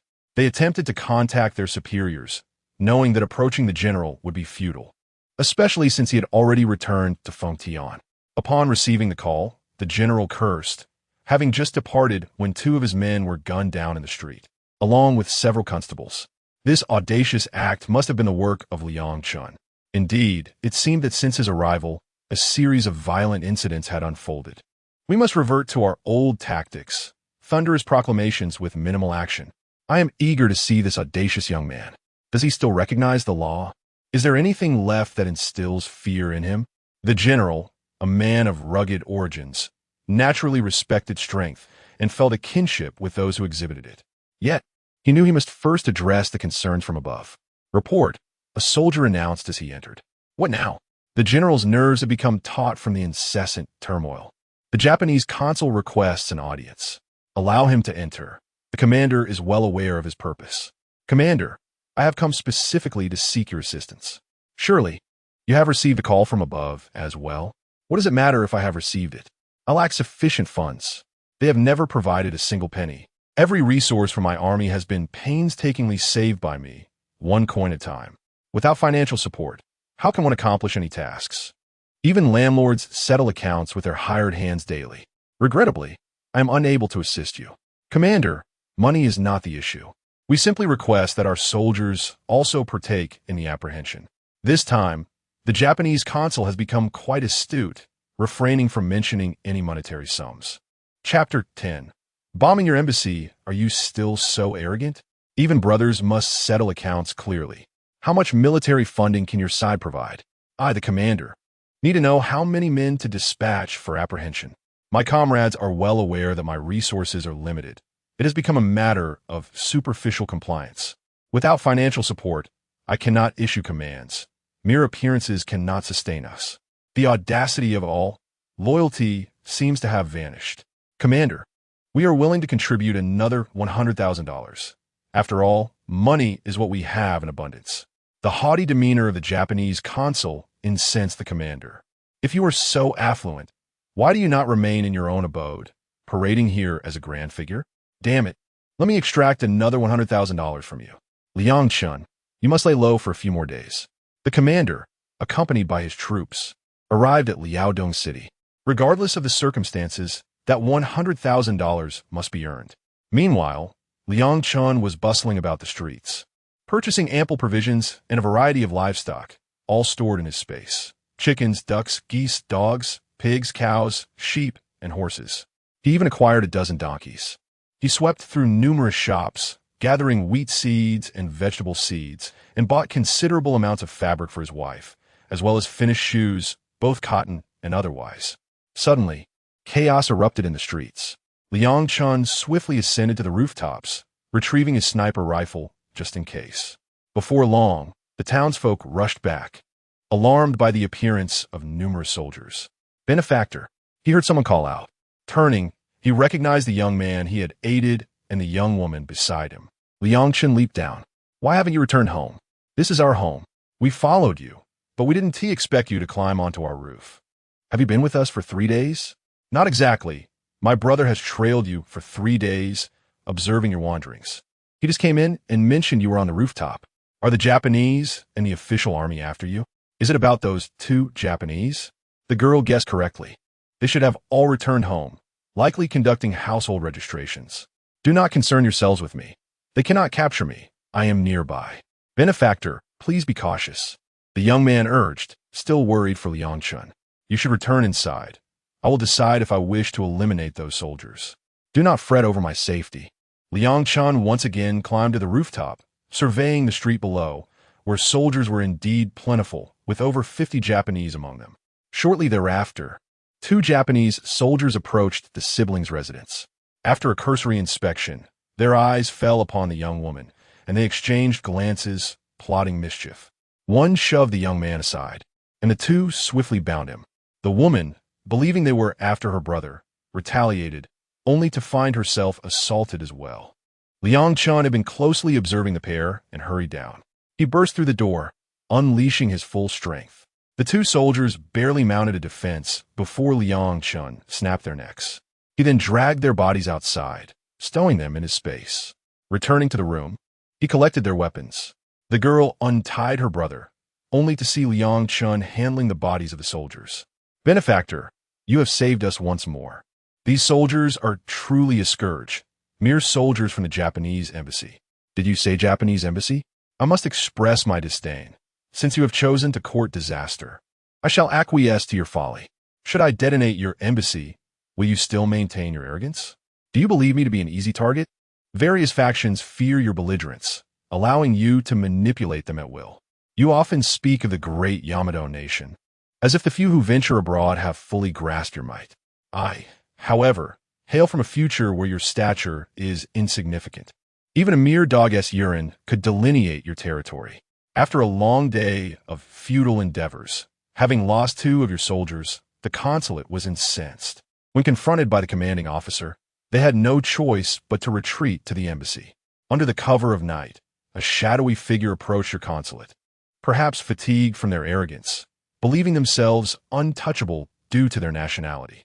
With only 2 dejected guards on watch, Liang Chun swiftly closed the distance, dispatching both soldiers before they could react, and continued deeper into the premises. Your soldiers revel in comfort within a 3-story building. The lower floors serves as their barracks, while the officers occupy the upper levels. Liang Chun strategically placed 8 timed explosives around the structure, a testament to the ingenuity of future technology, far surpassing the lethality of contemporary munitions. After ensuring no detail was overlooked, he quietly departed. 10 minutes later, a tremendous explosion reduced the embassy's building to rubble, awakening the entire city. Chaos ensued as the high-ranking officials gathered to ascertain the source of the blast. What on earth exploded? The commander demanded. We are unaware, but I shall dispatch someone to investigate, came the reply. Hurry, this is intolerable. Is there ever a moment's peace? With these invaders around, trouble is inevitable. Bring me some tea. I cannot sleep now. The commander settled onto the sofa, awaiting news. Soon, the dispatched soldiers returned with alarming reports. Commander, it was the Japanese consulate. The 3-story structure has collapsed, and there appear to be no survivors. Fortunately, they are not left indebted to us. This Liang Chun is quite formidable. Well done. Our employers are deceased. We shall return home at dawn. Let 2 of you open the city gates and bring the others back. The commander retired for the night, while the others, indifferent to the outcome, rested after a long day. Before dawn, the commander set out with his troops. As townsfolk began to discuss the previous night's cataclysm, Liang Chun arose to inquire of his siblings. Do you wish to continue living here, or will you follow me? Follow you? Where to? It is all the same in these times, they lamented. I shall not conceal the truth. I am an outlaw. Our village has been oppressed by landlords and thugs, effectively rendering it a large communal settlement. We band together for survival, never preying on the common folk. It is only I who seize the possessions of the invaders. Is there truly such a place? The girl's eyes sparkled with hope. Indeed, I see that your safety here is tenuous.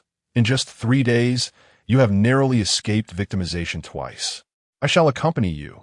Yet will the village accept us? The young woman expressed her concerns. Indeed, my wife is the chieftain, came the reply. What? Your wife is the chieftain? Were you captured? The woman, driven by her insatiable curiosity and penchant for gossip, inquired further. Not quite. I stay because I was smitten, he explained. Prepare your belongings. I shall raid the shops run by the enemy in the city.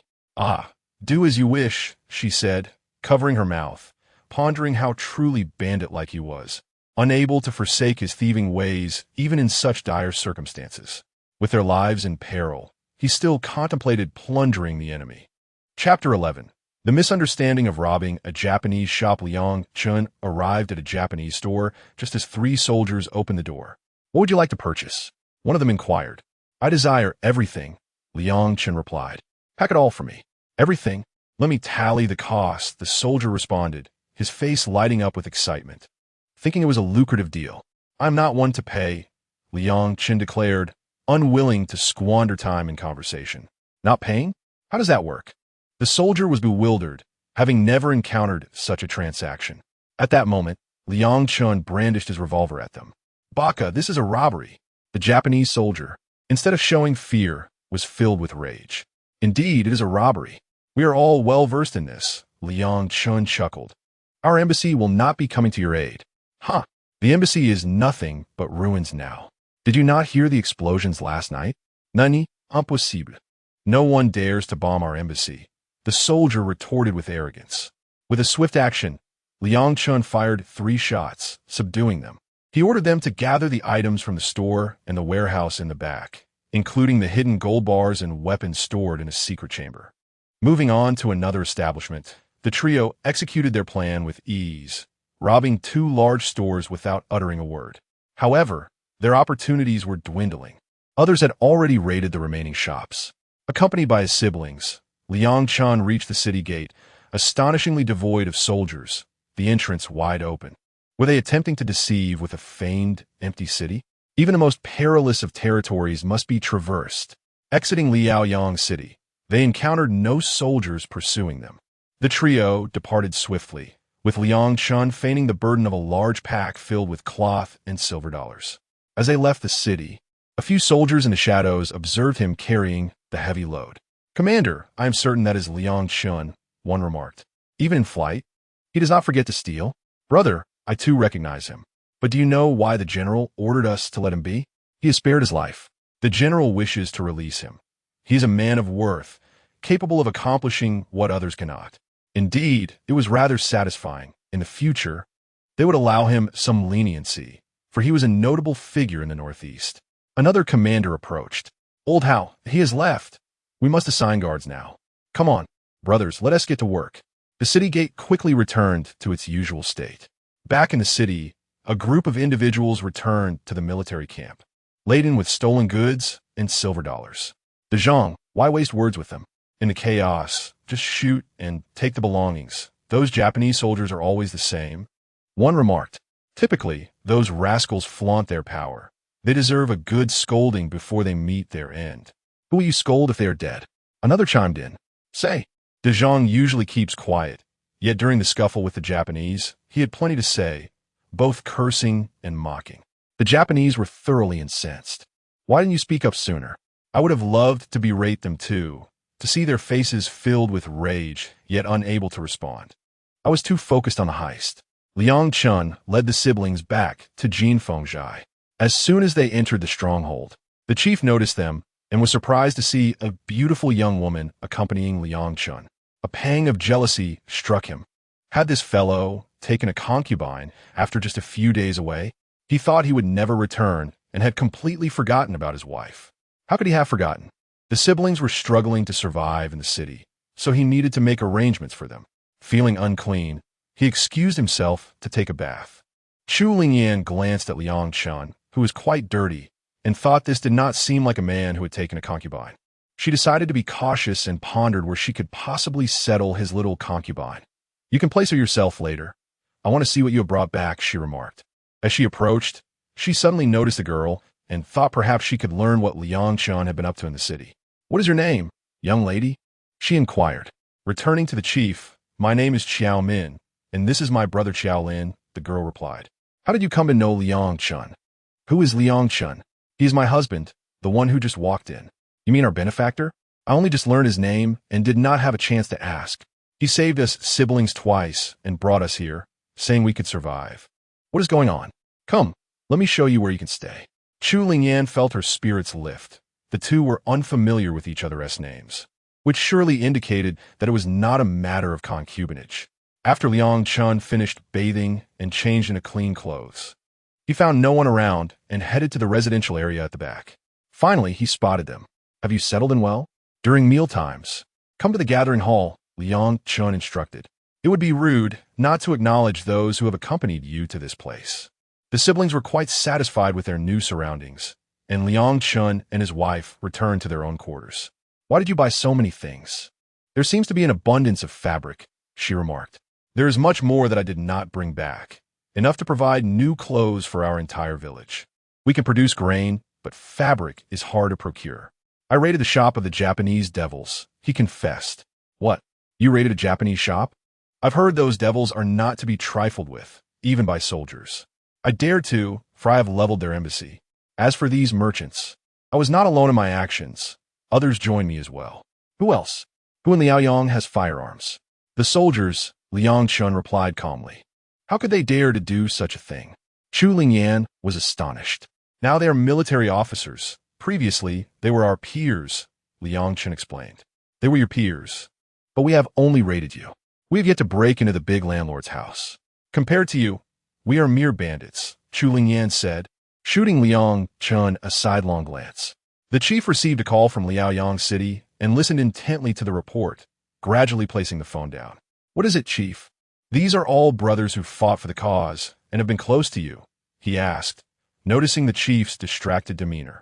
Damn all, this little rascal Liang Chun, instead of rushing out when I opened the city gates, has robbed all the shops of the devils and killed people.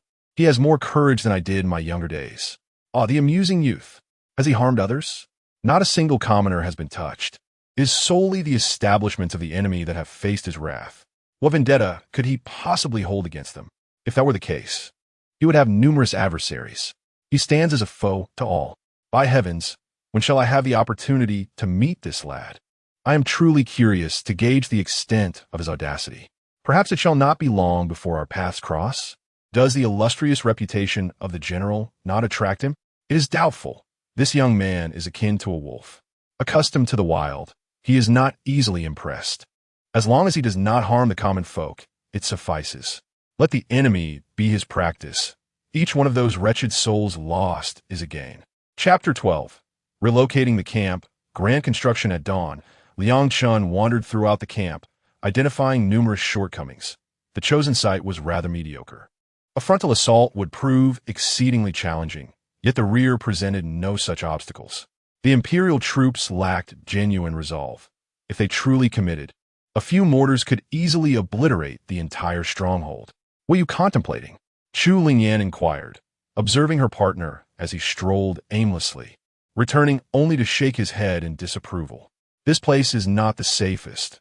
Were I to assault this stronghold, I could take it swiftly. How so? Chu Lingyan gao de. 2 light machine guns at the front could sever all their assaults.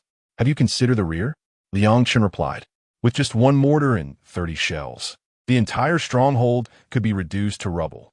It would be akin to a live target. What? What then? Chu Lingyan bunda. Initially believing that the traps at the back would ensure their safety.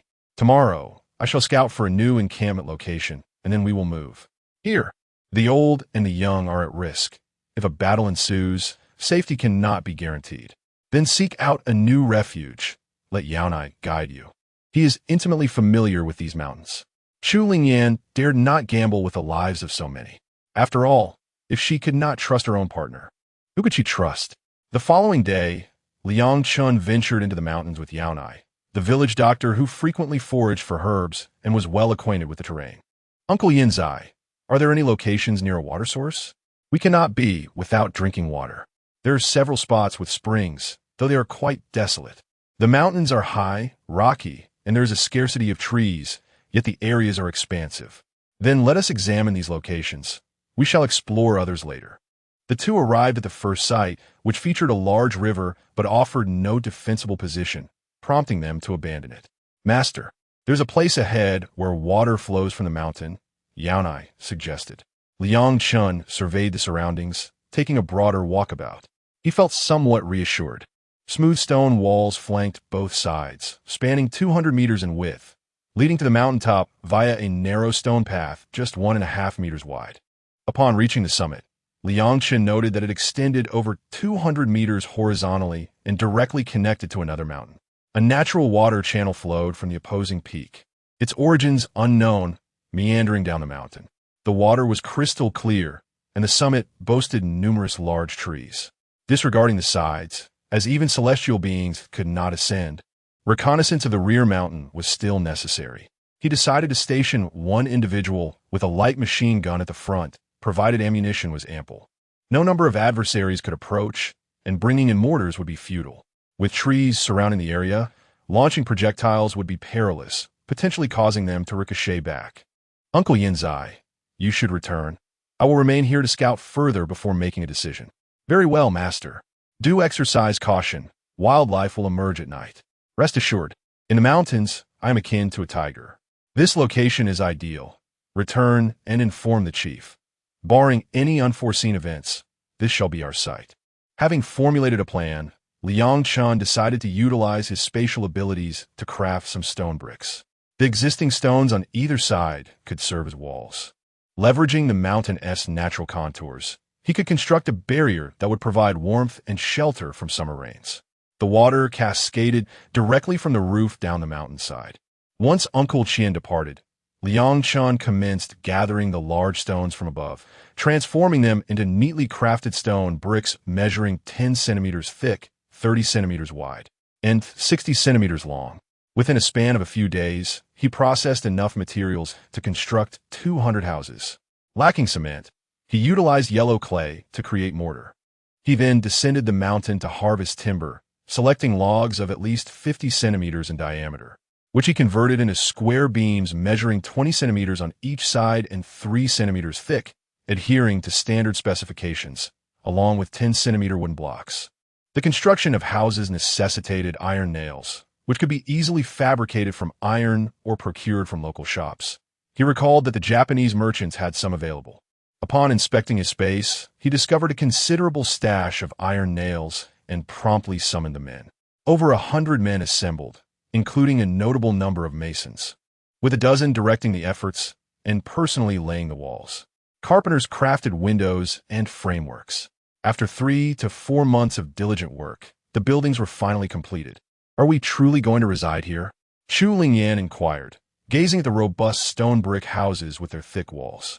She had come to inspect the site in anticipation of moving, eager to see Liang Chen's choice. To her astonishment, the little man had selected such a splendid location, with the houses exhibiting remarkable sturdiness and aesthetic appeal. The site of 2 orderly rows of houses, with a 6-meter-wide water channel running between them and yards spanning 40 to 50 meters on either side, was enchanting. The expanse extended towards the dense forested mountains behind, where the trees grew thickly. Have you ventured over there? She asked. Yes, it resembles a sheer cliff, beneath which flows a river more than 50 meters wide. Is it safe? Will we be attacked? It seems improbable. Heavy weaponry cannot be transported here, and light arms would be ineffective. Nonetheless, we must ensure personnel are stationed here, just in case. This mountainous region harbors no wild animals. We can raise poultry, piglets, and lambs freely. How splendid! The lush greenery can sustain numerous creatures. Chu Lingyan was delighted, never expecting Liang Chun to have envisioned such an ideal living space. The land in front, spanning several dozen meters, was suitable for cultivating corn or wheat. Many families would continue to prepare their own meals, just as they did in the valley below. The available land would be divided among the residents, allowing them to tend to their own crops. In times of conflict, the younger members would unite, and the hierarchy would shift. There would no longer be a singular leader, only a village head and militia. Isn't this reminiscent of life in the valley? A voice echoed. Some may object, but the land belongs to you. Those without families can reside near us, living together. Uncle Du was appointed as the first village head. This year, I will provide the grain and seeds. In the coming year, you will need to reserve your own harvest and decide what to plant. That seems fair, Uncle Du replied, somewhat taken aback. Village head? In future matters, should we not consult the leader? Liang Chun, wishing to spare Chu Lingyan undue worry, remarked, "Everyone is relying on you." Over time, they become dependent.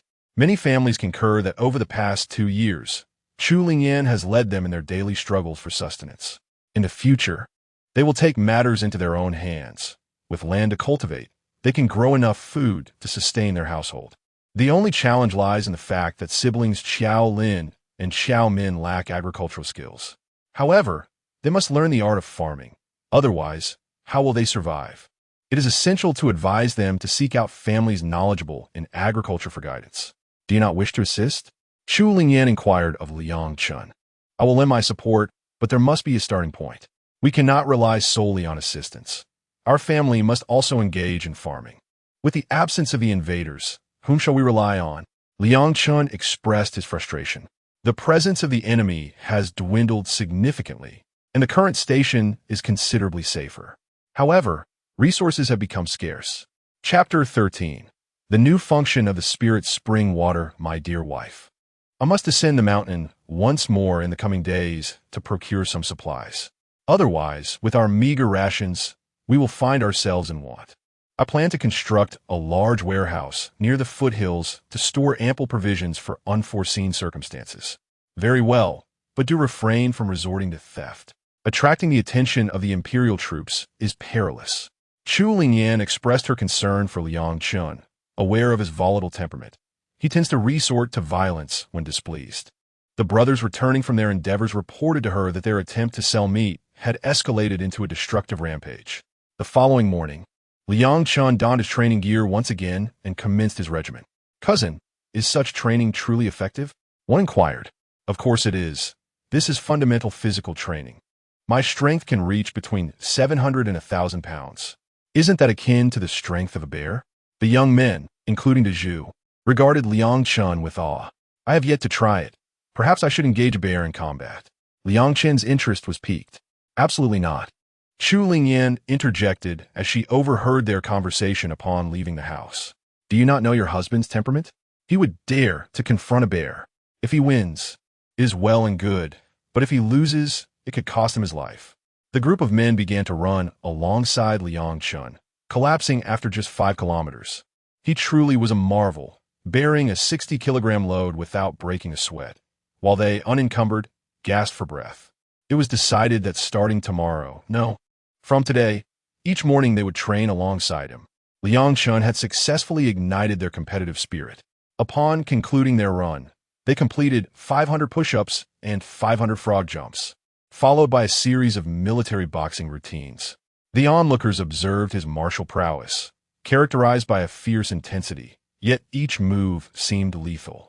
Some were eager to join in, though initially unable to keep pace. Noticing their desire to learn, Liang Chun deconstructed the techniques, teaching them step by step until they could perform them fluidly. Days later, the entire encampment resembled a training ground, with hundreds engaged in practice under his guidance. Xiao Qin approached Chu Lingyan. Chief, we wish to learn as well. Please convey this to Cousin Liang. We, the 20 or so young women, aspire to train alongside them. Have you considered this carefully? I observe that their training is quite taxing, she replied. We are resolute in our decision. Once we master the skills, we shall become valiant heroines, vanquishing the tyrannical landlords. You a heroine? Zhuling Zhuke. I shall speak to Cousin Liang. I too desire to learn, though I fear he may refuse. I am contemplating ways to persuade him. Chu Lingyan mused. Formerly the chief, she had learned some martial arts from her father, who, despite his prowess, fell victim to gunfire at the hands of the landlord's eldest son. After dinner, Chu Lingyan approached Liang Chun. May I train as well? She inquired.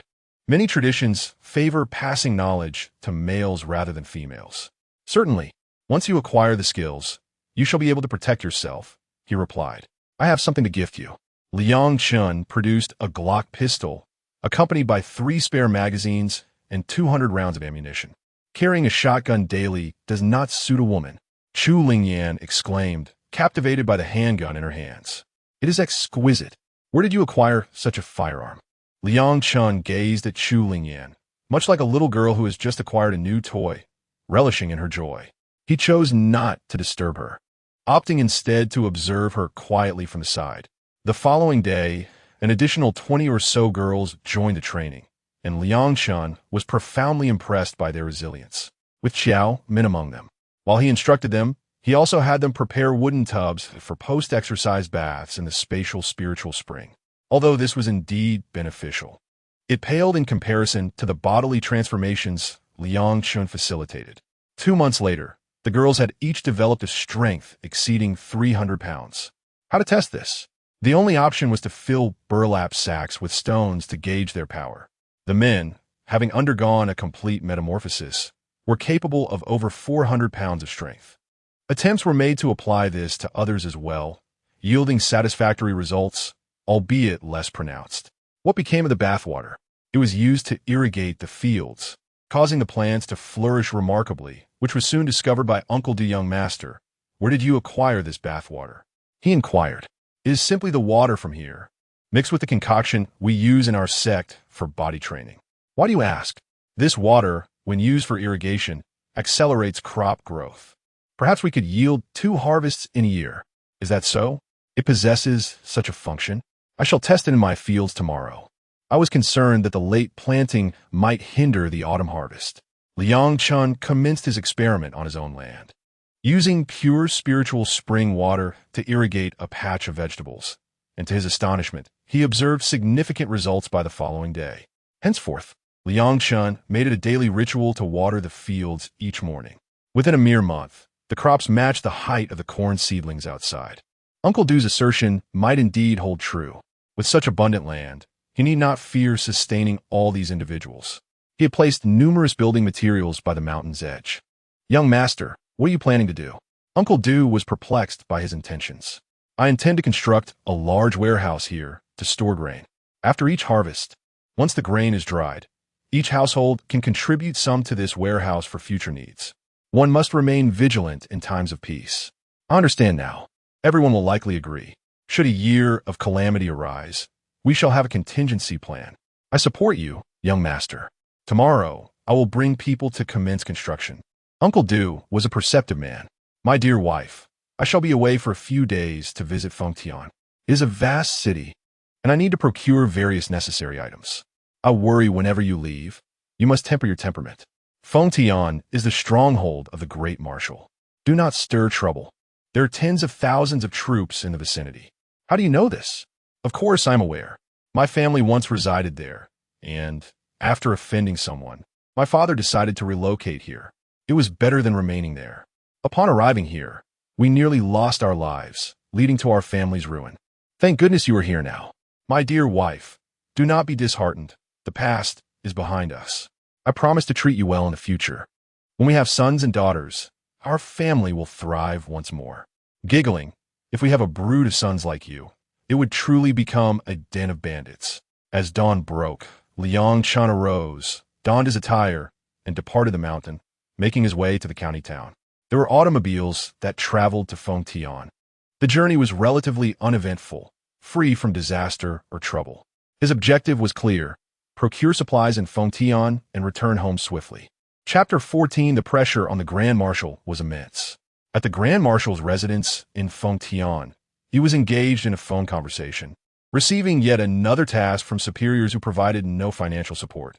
This time, to apprehend the audacious rogue, Liang Chun. It had come to light that there were spies hidden among the common folk, sending telegrams to the enemy's headquarters, relaying vital information from Liaoyang City. The Japanese had been negotiating from various angles, leading the government to issue a command to the Grand Marshal. However, he had repeatedly deflected their demands with excuses of insufficient military funding. This time, the government had brought 50,000 taels of silver and dispatched a special commissioner, accompanied by a company of guards, merely to give him a heads up. Upon hanging up the phone, the Grand Marshal was incensed. What a bunch of cowards. A few little Japanese have them trembling in fear. How can I explain to them? They're all dead. What explanation can I provide? Money 1T, bring them back to life. He hurled a water cup across the room. Those present dared not lift their gazes. The Grand Marshal's fury was palpable. What shall we do, Grand Marshal? One of his subordinates inquired. What can we do? We take the 50,000 taels, head into the mountains, and take them hunting. And that special commissioner? He'll follow us into danger. Just make sure he doesn't lead us to populated areas. Damn it all. Indeed, Grand Marshal, when we are in the northeast, the dragon must be subdued and the tiger must lie low. Now, regarding Liang Chun, should we pursue him or not? Where shall we search? Tens of thousands of us for one man. He could lie on a stone slab, and it would take you a lifetime to find him. There's no need for a special search. It would merely exhaust our resources. The Grand Marshal was under considerable strain, all due to that small building that had been bombed. His phone rang incessantly, with those ineffectual individuals acting as if they were facing their own demise at the hands of the Japanese. If the Japanese were not anxious, why should they be? Liang Chun had arrived in Fengtian City, inquiring about reputable merchants, seeking to avoid trouble. Luckily, he managed to procure a substantial amount of fabric and cotton from a silk factory. As for food, he could harvest 2 crops himself. He found a foreign merchant to purchase some threshers, rice milling machines, a high-capacity generator, and some diesel fuel. The installation was familiar territory for him. He had reviewed the manuals and blueprints, and the provided assembly tools made the task trivial. He spent liberally on a considerable quantity of soybean oil, ensuring the provisions for his hideout were complete. In the clothing district, he bought several outfits for his woman, including a beautiful mink coat and a lady's fox fur hat, delightfully appealing. The foreign trading house even had women's riding boots, of which he purchased several pairs. He also acquired a selection of gold, silver, and jade jewelry, along with an ample supply of cosmetics.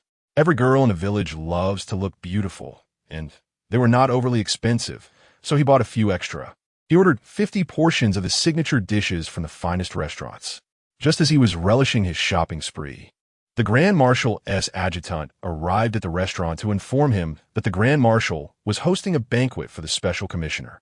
"Bring me one of each signature dish," he commanded. "The Grand Marshal is hosting a special commissioner today. We've run out of all our signature dishes.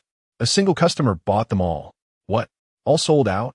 Hurry and buy more ingredients. The Grand Marshal specifically requested your establishment tonight. Don't delay. I'll have you questioned." "Some dishes aren't always available," the staff protested. "Then go procure what is available." Who is this blundering fool who almost jeopardized the Grand Marshal's important affairs? The individual in question is a stranger, an affluent outsider, seemingly preparing for a grand birthday celebration, ordering 50 portions of each signature dish. Can one person consume that much? Mused the proprietor. "Forget about him. You go procure the ingredients. Should this banquet be executed flawlessly, the general will reward us. If it fails and brings disgrace upon him, your entire family shall swiftly be dismissed." "Understood, Deputy Wang. I assure you, I will not allow the general to lose face." The shopkeeper promptly led the chef to the market. By chance, they encountered Liang Chun, who was selling his game at the market. "Young man, your patronage nearly cost me my livelihood. I will purchase all your game for $18. What do you say?" "What is wrong with the shopkeeper? Isn't it better to earn more? Why would it nearly cost you your life?" Just as you left, the general's deputy came to order signature dishes for a special envoy. I had to rush out to buy ingredients. "All right, I will deliver it to you, and you can pay me at the restaurant. Consider it an apology." Liang Chun, not wishing to inconvenience him, recognized the shopkeeper as an honest businessman. Seeing the shopkeeper depart, Liang Chun discreetly stored the game in a spatial pouch, then quietly left. Upon arriving at the restaurant's back courtyard, he released the game and knocked on the door. A young attendant emerged, overjoyed at the sight of such bounty. The previous employer need not worry about job security. Liang Chun assisted in delivering the game to the kitchen. The other chefs began skinning and marinating the meat in preparation for the evening's signature dishes. Noticing that the restaurant also functioned as an inn, Liang Chun recognized it as a comprehensive establishment akin to a modern hotel. "Young man, please arrange a room for me." "Certainly, sir, follow me. First, you must pay, and I will assign you a guest room." "But are all your rooms single?" "Sir, you jest. All our accommodations are single rooms. For a shared dormitory, you must go to the large caravansary." "Ha, you make a valid point. How much for a night?" $1 for 3 nights. "How long will you stay?" "I will stay for a week. Would $2 suffice?" "That works.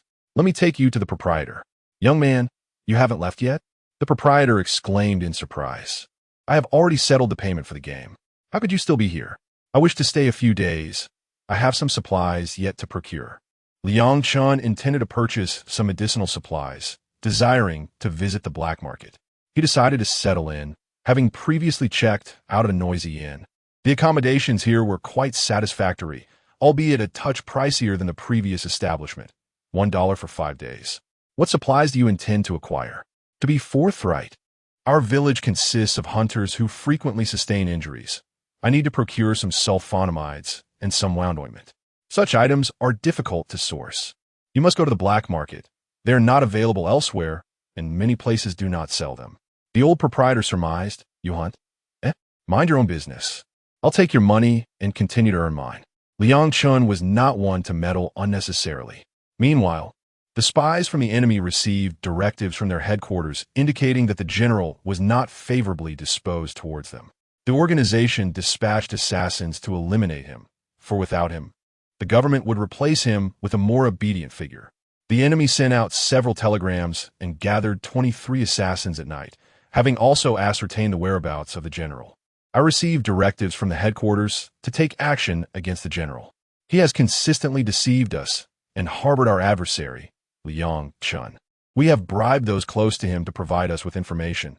Tonight, at the Ju, a banquet is being held for the special envoy. Remember, we must ensure the envoy's safety. Hey, let the 23 pay their respects to this individual, bowing as grandsons would to their grandfather. The Jualu has been cleared for the night, with the general occupying the entire venue. Who would dare to disturb him? Chapter 15. Discovering deceit outside the Judalu. Several luxurious cars were parked. A short, elderly man clad in an opulent satin robe, sporting a bushy beard and eyes glinting with malice, stood waiting. From another vehicle emerged a middle-aged man in a Zhongshan suit and a top hat, his demeanor oozing cunning. Ah, the esteemed general still exudes his charisma under your governance. The Northeast flourishes splendidly. Commissioner Liu, your flattery is misplaced. I owe my position solely to the support of my comrades. Without them, even iron would yield no nails. The general replied with a chuckle. Gomin. The two old foxes harbored different thoughts. Commissioner Liu contemplated the events of the night ahead, thinking, once you are gone, I shall take your place. Should you survive, I will oversee your campaign against the bandits. The general, meanwhile, plotted how to maneuver them within the mountains. Reflecting, while you boast and bluster, once on my turf, you will kneel. As they entered the private room, a flurry of formalities ensued, yet each remained ensnared in their own thoughts. Liang Chun mused, in the future, no one shall be unaware of this warlord's name, the very pillar of the Northeast. I am curious about this resolute commander and hope to seize an opportunity to observe him discreetly. Just as he was about to open the door, he noticed several figures clad in dark attire infiltrating the rear entrance of the tavern, with more lurking on the rooftops across the street. Shouldn't there be guards at both entrances? Have they been outmaneuvered? Or is there a traitor among them? Regardless, he decided to intervene. He retrieved a silenced sniper rifle, opened a window, and aimed at the sniper perched on the opposite rooftop. A quiet puff echoed as the bullet pierced the sniper's skull. Scanning the area, he found that the adjacent building obstructed his view, rendering him unable to see further. He proceeded to eliminate the 8 assassins in the rear courtyard with precise shots, all without a sound. Scaling to the rooftop, he utilized night vision binoculars and indeed spotted another sniper. With a swift shot, he dispatched that sniper as well. Knowing there must be more assassins nearby, he subdued a young attendant, donned his clothing, and surveyed the best attack positions around the private room. Positioning himself outside, he awaited the conclusion of the meal. Soon, the general and his entourage finished dining, their idle chatter having yielded no valuable intelligence, and the gathering dispersed. Liang Chun led the way, his movements casual, while Commissioner Liu felt a rising unease. What of the assassination? The meal has ended without action. Disappointment gnawed at him. After a prolonged wait, the assassins grew restless as the sniper remained silent. Just as the general was about to enter his vehicle, Liang Chun, unnoticed by the others, spotted several masked figures charging toward them, armed with pistols.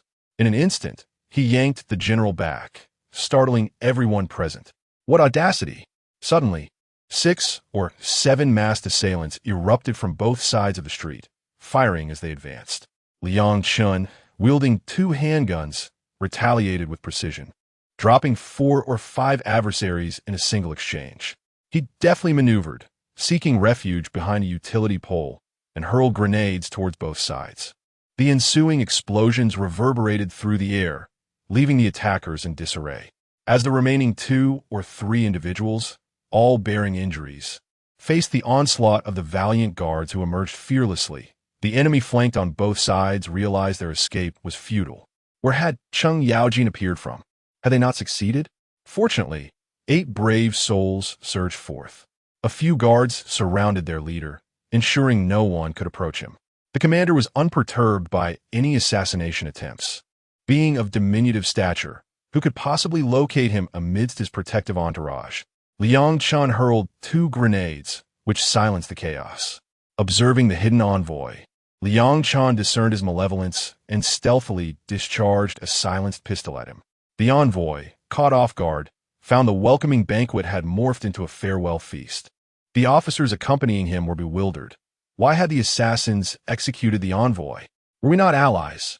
It was agreed that the envoy would take charge of the Northeast while we managed our respective territories. Now, we were left as dutiful heirs, burdened with the task of transporting his body. Liang Chun, noticing the absence of foes, contemplated an escape when he was halted. "Young man, what is your name?" he was asked. "I am Liang." "Ah, a descendant of Liang Shan. My apologies, in the Northeast, I am known as the commander. My gratitude for your rescue is immense. I have official matters to attend to. By the heavens, who seeks my life? I shall annihilate their family." The few who understood the situation were merely those who had accompanied the envoy. Inwardly anxious, they feared that if the commander learned of their involvement, they would be ensnared by his wrath, for he commanded an army of hundreds of thousands. "Commander, our envoy has perished. We wish to borrow a truck to return his remains." Alas, the envoy shielded me from gunfire. "I shall provide you with a truck to honor him in his return to his homeland," the commander declared, and his words were law, for his education was limited. Even in death, he returns home honorably? The envoy's companions hoisted his body onto the truck, departing in a manner that was once grand but now resembled wilted vegetables.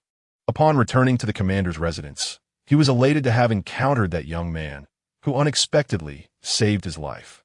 The commander owed him a debt of gratitude. The envoy's demise here bore witness. It was of no concern to him, for he had narrowly escaped death himself. "Commander, these individuals are the enemy. They are unmistakably the ones who favor wearing diapers. By the heavens, send someone to don disguises. Obliterate their embassy. After all, Liang Chun has set a precedent. He has a criminal record, and it was he who orchestrated this. Indeed, I shall make arrangements immediately. What the shops and martial arts schools? Destroy them all. Then send out a citywide manhunt for Liang Chun. He is permitted to run in the streets, but must not disturb the populace." The commander, now resolute, proclaimed, "You strike me once, and I shall sever your arm."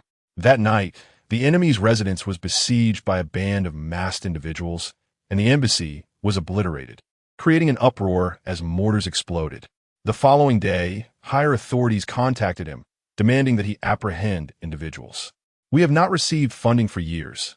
Why engage in combat? Each bullet costs money. We ask your understanding. Let it be. However, such heinous incidents must not recur. This is the second occurrence. I cannot justify this to the enemy. Were we to explain for their misdeeds? They are sending someone over, and must I act as their subordinate? When have I ever endured such indignity? Inform them not to come to the Northeast, for the banditry here is rampant. The general shows no favor to anyone. How infuriating! They refuse to provide military funds. And when the enemy arrives, am I expected to play the role of a caretaker? My goodness, General, there is no need to be angered by them. In our Northeast, it is not their place to meddle. I hope the enemy will not return. Who knows? Tomorrow, I will visit Jilu to meet that young man. After all, he once saved my life." The general, after calming down, recalls Liang Chun. Chapter 16. A reunion, and the medicine is secured. The following morning, the commander, fearing the slippery nature of the fellow akin to an eel, was determined not to let him escape. At the break of dawn, he led his comrade to the Jude building. "Why are you here?" The innkeeper, startled by the unexpected visit, worried that the events of the previous day might implicate his establishment. I am not here to cause you trouble. Yesterday's matters do not concern you. I am seeking my savior. You mean Brother Liang? He is on the second floor. Allow me to escort you." The innkeeper guided the commander to the guest quarters on the second floor. Liang Chan was meticulously examining the sniper rifles he had used to dispatch the two marksmen the night before. Wasn't it merely a Type 38 rifle fitted with a threefold scope? After securing the rifle, he washed up, and just as he was wiping his face, there came a knock at the door. "Who is it? Coming." Liang Chan opened the door to find the innkeeper, accompanied by the commander and his comrade. "You're here so early?" Liang Chan exclaimed. "Damn it, I was worried you might flee. I have come to express my gratitude. No need for thanks. If anything happens to you, the Northeast will descend into chaos. Your presence keeps the populace somewhat stable, though military discipline must be reinforced. Let us not have another incident like with Commander Tang. Damn it, I almost forgot. How could you annihilate my brother's entire family, who decreed that only he could bully others without consequence? His son was responsible for the deaths of my grandfather and sister. Should I sing him praises instead?" Liang Chen's murderous intent intensified, leaving the commander momentarily speechless. Who in the Northeast dared to speak so boldly to him? Such audacity. Damn it. Are you getting angry with me now? I will consider what you've said. How about joining me as my adjutant? The commander extended an olive branch. I fear that would disappoint you. I have many mouths to feed at home. If I remain in Fengtian, my family would starve. Perhaps in the future, if the opportunity arises. Very well then, where are you residing? I need to send someone to find you. I reside in Jinfeng village, south of Liaoyang city. My wife is the head of the household. I've indeed heard of it, though they're not exactly bandits. How did you come to settle there? The commander's curiosity piqued. I vanquished Commander Tang and took to hunting in the mountains, where I rescued my wife. Little did I know she would end up binding me in matrimony. Thus, we became a family. Damn it, that is quite the tale. Are you here with intentions of bombing the embassy? I'm not so idle. I came to procure some supplies. The mountains are in dire need, with no connections. I thought to linger a few days. Upon hearing of your dinner invitation last night, curiosity got the better of me. I knocked out a servant and donned his attire to enter your banquet hall, only to find masked assassins lurking outside. Those who dare not show their true faces are hardly virtuous. I merely did a good deed on a whim. Ha, damn it. I truly must thank you for that shove. Otherwise, I might have been hit by a bullet. The commander insisted on attributing this favor to Liang Chun. The esteemed general possesses both great fortune and a formidable destiny. However, this bears little relevance to me. I am equally blessed, for in the moment of peril, I encountered you. Your remarkable talents seem somewhat overlooked amidst the mountains. That is unlikely. The enemy harbors malicious intent, and I suspect it will not be long before we confront them. How could one utter such words? The general gazed at Liang Chun with astonishment. Do you recall the enemy soldiers I previously vanquished? Are you aware of their endeavors? Given the stakes in northeast China, how could the general remain unperturbed? They're engaged in surveying, measuring our lands and drafting maps, military maps, to be precise. They possess instruments designed to explore our resources, and they have already begun to regard our northeast as their own territory. The cartographic endeavors serve only to facilitate future invasions. Their maps are more precise than ours. They include pathways absent from our own records. What? Are you suggesting they will inevitably march against us? Do they possess the audacity for such an act? Do not underestimate their capabilities, General. Their soldiers exhibit remarkable individual combat proficiency, and their weaponry surpasses ours in sophistication. Their ambitions are formidable. As for those scoundrels, I shall confront one and eliminate him as they come. Others may fear them, but I do not. As long as they dare approach, I shall send them to meet the King of Hell. The general's resolve was palpable. You have yet to mention what supplies you seek to procure. I have completed all other acquisitions, but the medications remain elusive. They are exceedingly difficult to obtain. Haha, while it may be challenging for others, I still possess a modest stockpile. Thus, please provide a list of what you require. I shall arrange for some supplies. In that case, I shall not be coy. Thank you, General. Once I have procured the items, I shall return home, for I have been away for too long. Very well, my brother. Return to Liang Chan with this list of medications. The general readily consented and turned to instruct his companion to fulfill the task. Before long, the medications arrived at Zhuolu. The general and Liang Chun had conversed for quite some time, and he presented Liang Chun with a pass allowing free entry to the general's estate. With the general having departed, it was time for Liang Chun to return home. The old shopkeeper expressed deep envy towards Liang Chun for his connection to the general. Furthermore, he was astonished to learn that this young man was none other than the one responsible for the destruction of the enemy's embassy. Outside, rumors circulated that Liang Chun was the most notorious bandit in northeast China, yet he appeared so amiable in demeanor. At this moment, an unexpected visitor arrived at Jinfeng's High, a rough-looking individual with shifty eyes. He was the son of the bandit chief from Laojun Mountain. As he passed through Jinfeng's High, thoughts of the beautiful Chu Lingyan crossed his mind. Under the pretense of paying respects at the mountain gate, he entered and was taken aback by the conditions here, which were vastly superior to their dilapidated wooden huts. Chief, I have also come to propose a union. If our two families were to merge, we would form the largest faction within several hundred miles, and no one would dare to bully Jinfeng's High again. You have come too late. I am already married. My husband is a paragon among men. There is no need for you to concern yourself with Jinfeng's High. How dare you speak to our young master in such a manner? Our esteemed young master has expressed his intention to wed you, which is a sign of his regard. Yet, you dare to invoke the name of an imaginary man to justify your stance? A mere sycophant, unwilling to acquiesce, yet they boast a notorious band of outlaws, numbering over 1,000. Do not forget, this is Jinfeng Zhai, not your Laojun Mountain. The courtesy extended in our discourse is merely a nod to your father's standing. Should we consider your current disposition, it will be prudent to leave you within the confines of Jinfeng Zhai. Chu Lingyan possesses some courage, it is true. Yet, let not escape your mind that our 1,000-strong force could easily trample your Jinfeng Zhai as one would crush an ant. We shall see. This young master is acutely aware of his present vulnerability.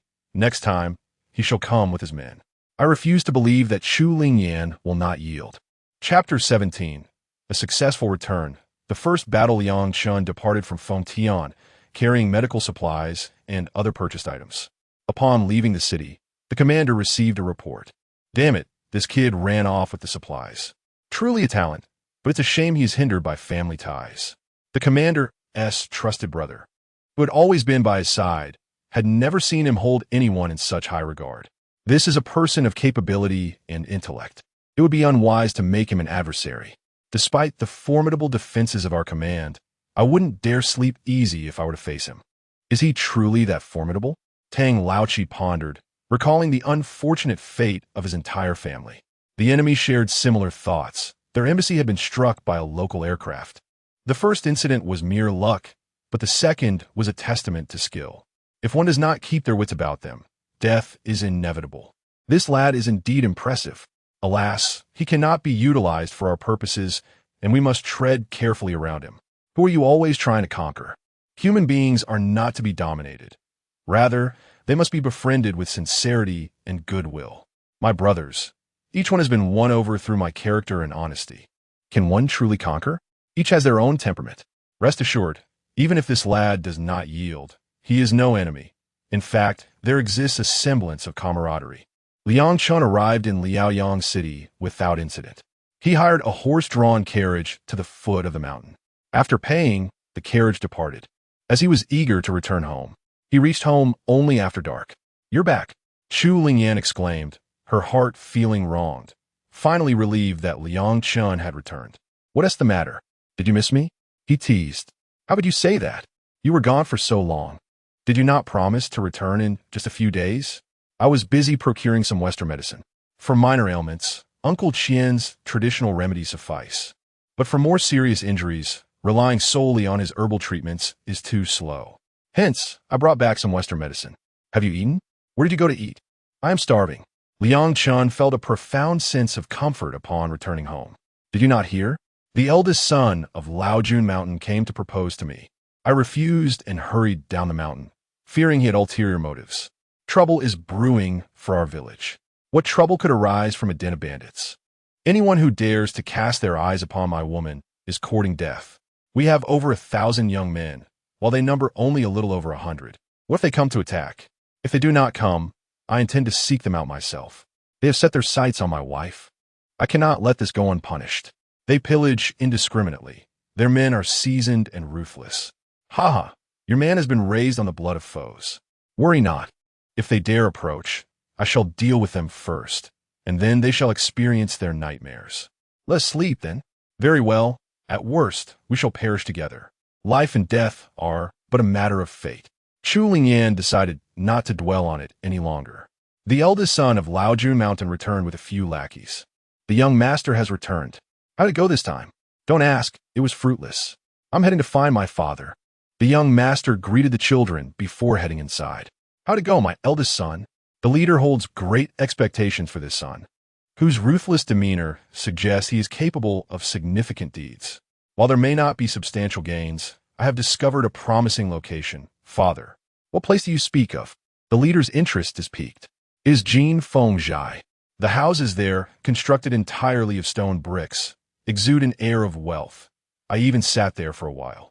I wish to marry Chu Lingyan, yet she refuses my advances. I contemplate leading half of our brothers to capture her. After all, ISNT that our territory prepared for us. A modest Jin Feng Zhai, where they neither seize nor slay, manages quite well. How does it compare to our situation? Father, it is far superior. Their homes resemble those of landowners, while ours resemble those of tenants. The terrain is steep, making it easy to defend yet difficult to attack. Very well, I shall provide you with 500 men tomorrow to seize it all at once. If it is indeed as splendid as you say, we shall relocate. I will send your second uncle to assist you, along with your younger brothers, so they may witness the art of battle and experience the taste of blood. Excellent. Father, await the good news. They number only around 100. Defeating them will be as simple as snapping one's fingers. The young master is indeed valiant in battle. Our stronghold will flourish further. Indeed, the little tiger has grown. It is time for us old fellows to retire. Congratulations, elder brother. Splendid. The leader of Laojun Mountain, Xie Shanhux, acquired this name only after assuming leadership. Before becoming a bandit, he was known as Ergo. One cannot have a dog as a leader, so he adopted a more resonant name. At dawn, they assembled their troops and prepared for battle. Xie Shanhux aimed to instill confidence in his son, bringing along the finest weapons. The young men descending the mountain were formidable characters. Several of his younger sons rode horses alongside them. Even as mere spectators, they ought to appear imposing. The grand procession reached the vicinity of Jin Feng Zhai by noon. Once they entered the mountains, they adopted an even more ostentatious demeanor, hoping to frighten Chu Lingyan into surrendering, allowing the young master to consummate his desires by nightfall. The eldest son dreamt of the evening while still mounted. Young master, one cannot ride within. All the horses must be tied to trees, leaving a few young ones to guard them. Indeed, will no one remain to watch over them? They want to be lost, only that upon our return, only the reins will remain, as wild animals may consume the horses. Once the troop entered the mountains, the sentinels of Jin Feng Zhai detected their approach and hurried back to report. Young master, the eldest son of the CF family has come to attack us. The reporting brother was somewhat anxious. Do not worry. How many are there? Liangshan hoped for a larger force. About 500, all armed. Very well. Go inform the brothers to prepare for the enemy. Set up light machine guns at the pass. They want to be able to ascend in numbers. Really? The messenger's eyes sparkled with excitement. Liang Chun sought a vantage point, spreading animal hides and setting up a Barrett rifle. The young men within the stronghold emerged, establishing rifles behind the makeshift cover. Faced with such a large number, they felt a twinge of uncertainty. At last, they beheld the bandits of Laojun Mountain. They appeared less like warriors and more as if they were relocating. Liang Chun aimed at the leading young man. With a thunderous crack, the young man's head and half of the burly figure beside him were obliterated. Ah, young master, second master. The bandits had not anticipated that upon their arrival, before any combat commenced, both of them would be rendered lifeless. Failing to avenge this loss would surely result in their leader exacting retribution upon them. The likelihood of the small chief's demise was exceedingly high. Regardless, they charged forward with their young ones in tow, clamoring and shouting as they advanced. Within the dark fortress, Two light machine guns began to fire upon them. The sole path leading into the stronghold was narrow, scarcely a meter and a half wide. A lengthy line of 500 men fell victim to the relentless gunfire, collapsing in droves. Chapter 18. Despair on Laojun Mountain. The light machine gun was reloaded several times. Yet those tasked with supplying ammunition struggled to keep pace. Liang Chun was also firing a Czech light machine gun. The rhythm of his sniper rifle could not match the intensity of the moment, and he hesitated to use it, as each bullet was a precious resource reserved for the inevitable confrontation with enemy tanks. The light machine gun allowed him remarkable precision. Observing that 500 adversaries were utterly defenseless, his comrades grew steadier in their aim, while Chu Lingyan led them in a relentless barrage of gunfire. The bandits had long contemplated fleeing, but the young masters remained trapped in the fray. Noticing that the number of enemies was dwindling, Liang Chun seized a captured sniper rifle and began executing headshots with ruthless efficiency. Ultimately, none of the bandits managed to escape. With a revolver in hand, Liang Chun approached, indifferent to whether there was any life left in them, and fired a shot into each head. The brothers who surged out afterward combed the battlefield, scavenging weapons and searching bodies, disposing of the corpses down the cliff to feed the wolves. Over 500 firearms and ammunition were secured within the stronghold. Liang Chun descended the mountain in the direction from which they had come, and before he could leave the mountain, the sound of neighing horses reached his ears. He quickly approached to find a dozen men guarding the steeds, seated together, awaiting a call from the summit. Drawing his Czech machine gun, he unleashed an entire magazine upon them.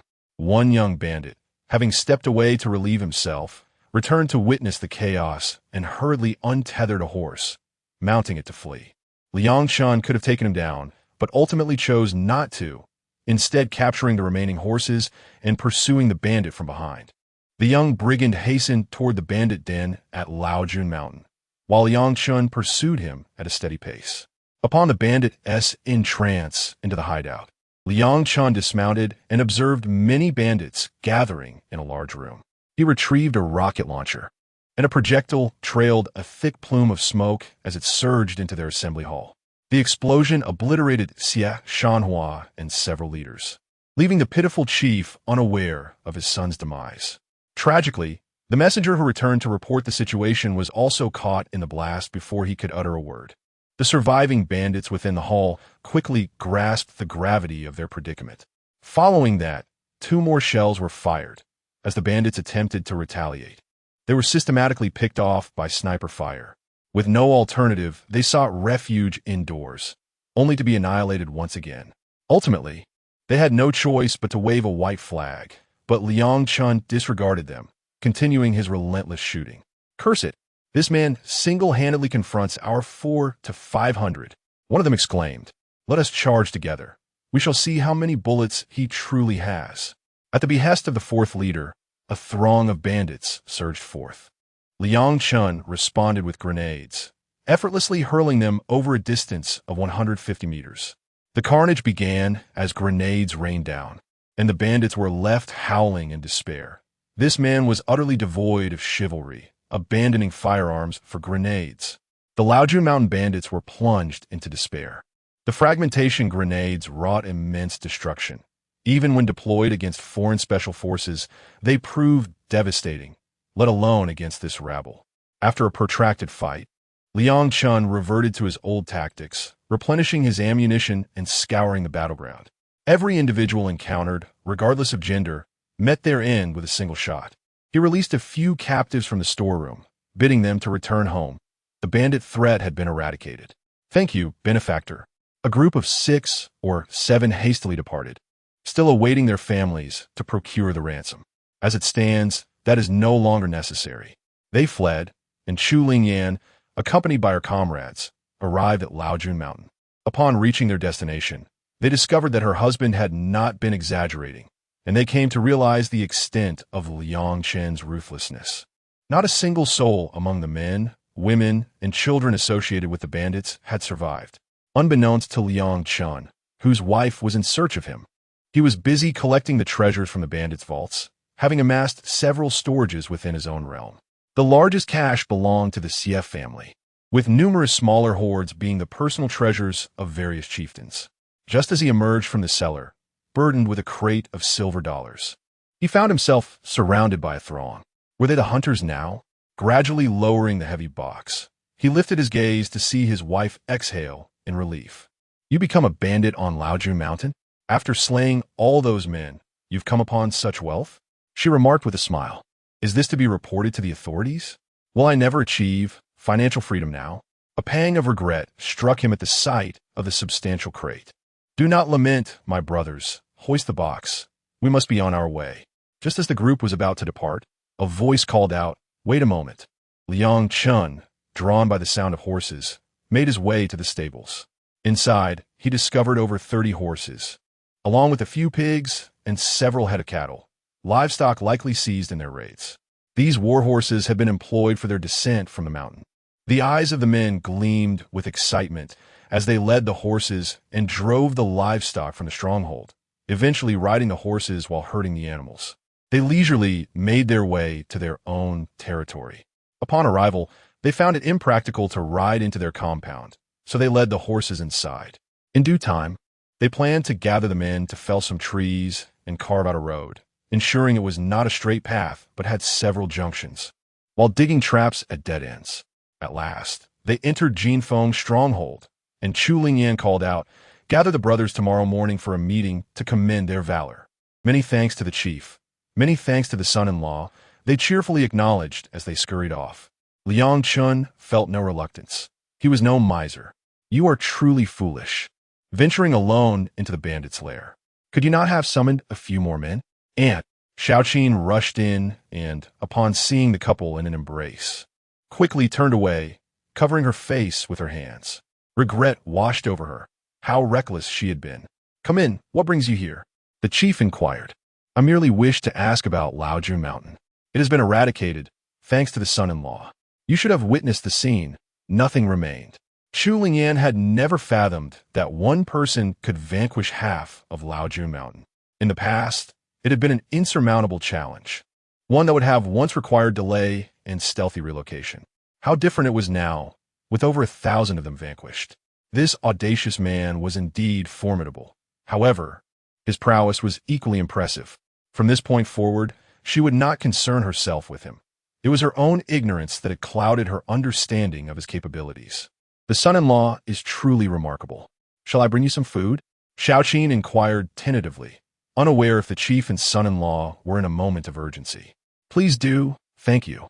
Xiaoqin, Liang Chun replied, feeling famished after a long day of battle, having not sipped a drop of water. He casually retrieved a roll of silver dollars from a crate and handed it to Xiaoqin. Xiaoqin resides with them, having lost her family as well, rescued by Chu Lingyan, who treats her like a sister. There are also 2 other women who are homeless, finding independent living rather challenging. What is this, son-in-law? Xiaoqin inquired, unsure of its purpose. This time, we've won the battle, and I saved this for your dowry. I also have some fabric that I didn't bring back. I'll descend the mountain tomorrow to fetch it and distribute it among the villagers. How much fabric? Chu Lingyan asked, aware that the harsh winter and biting winds made life difficult. Heavy snowfall could seal off the mountain, rendering descent impossible. Enough for the villagers to don new cotton garments. Once I return, you shall organize the people to sew the clothes, Liang Chun instructed his wife. All right, what about cotton? Indeed, without cotton, there would be no cotton garments. There are also various patterns, specifically for you women and girls. Wow, that's splendid. There are floral fabrics? Xiaoqin exclaimed, nearly leaping with joy. For what girl does not adore beauty? Chapter 19. The Little Devils return, plotting mischief once again in the Golden Phoenix stronghold. Liang Chun and his wife were engrossed in discussions about preparations for the winter when a contingent of Japanese soldiers arrived in Liaoyang and Fengtian, first making their way to the general's residence. General, we have reached an agreement with your government. We request permission to establish an embassy in both cities. After being bombarded twice before, we hope to avoid a third occurrence. Confounded rascals! I cannot guarantee anything. Has the higher command specified the annual fee required to protect you? You do not contribute a single coin, yet expect me to act as your bodyguard for free? Such audacity! The bandits here are as numerous as the stars. It is far from safe. General, with your capabilities, managing the 3 northeastern provinces should be a mere trifle, even in the face of these brigands. That is far from certain. The last 2 attacks left you all decimated. I have only heard names without ever having met the individuals. The Northeast is vast. It would be wise for you to return, as this is no place for those who do not heed advice and seek sustenance. Our mandate from the Heavenly Locust is to establish a presence here and foster amicable relations with you. What manner of entity is this Heavenly Locust that it dares to meddle in our Northeast? Its tendrils extend too far. Allow me to clarify. The entirety of the 3 northeastern provinces was seized by my own hand, not granted as a favor by anyone. Your proclamations hold no weight with me. The Heavenly Locust has decreed an annual payment of 100,000 silver dollars, General. What do you say? Far too meager. We deploy a substantial military force to stand guard for you daily. Unless you can commit to 500,000 silver dollars annually, there is nothing to discuss. Do you take me for a beggar? General, are you seeking to incite war? Confounded rascals! Do you truly believe I fear you? If you wish to fight, then come. I fear no one. Show yourselves out. You're not welcome here. If you linger in the Northeast beyond tomorrow morning, all military forces will be ordered to engage you. How dare you threaten me? The little devils, realizing their intimidation tactics bore no fruit, were left dumbfounded. Were they not told that we feared combat? After facing such humiliation, they planned to encircle us. That very night, they departed from the 3 northeastern provinces, and the next day, brigands entered the cities to purge the Japanese presence, capturing several soldiers. The concealed Japanese were thrown into disarray. They hurriedly sent a telegram to their headquarters, which was equally shocked. So many of their personnel had gone missing, abducted by the brigands. Did they truly underestimate us? They hastened to exert pressure on our government, which in turn pressured the general, who was left with neither funds nor ammunition. The government was incensed. You possess an arms factory, yet have no bullets? Meanwhile, Liang Chun, who had been wandering about, intended to transport fabric and cotton into the mountains before nightfall. Little did he expect to stumble upon the sight of brigands capturing Japanese soldiers. He stealthily followed them, discovering that they had hidden the captives in a mountain cave, leaving a few guards to watch over them. The Japanese soldiers were incessantly hurling insults. Liang Chun quietly incapacitated the guards. While one must not harm the Japanese, I shall not tolerate their insults. With the guards subdued, he ventured into the cave, where he encountered over 200 men and women behind a wooden, cage-like door. Liang Chun observed them with a smile. The Japanese assumed he had come to release them, their raucous taunts growing even bolder. Liang Chun retrieved several fragmented hand grenades. Pulling the safety pins, he hurled them into the throng of prisoners. In the cramped confines of the cell, the sheer number of people rendered it impossible to discern where they might land. Even if he could, there was no way to bend down and retrieve them amidst the chaos. The explosion sent several individuals soaring into the air, and amidst the billowing smoke, Liang Chun brandished a check-light machine gun, unleashing a barrage of fire. Each shot echoed the brutality they had inflicted upon innocent civilians, intensifying his hatred and finally granting him a taste of vengeance. Silence enveloped the aftermath, and only then did Liang Chun make his exit. He chose not to engage with the unidentified individuals left behind. As night fell, Liang Chun arrived at the mountain stronghold. Approaching the site, he released a heap of fabric and cotton. Firing a shot to signal, several brothers came to investigate. Master, such an abundance of fabric and cotton. You truly are resourceful. Let me assist you in transporting it back. Return and summon more people. If we carry it all at once, the 3 of us will toil until the early hours of the morning. Indeed, I shall return at once. One young man dashed away with surprising speed. Upon entering the stronghold, he called out, Master has procured a wealth of supplies. Everyone come out and help. A throng of people emerged, disregarding questions, eager to assist.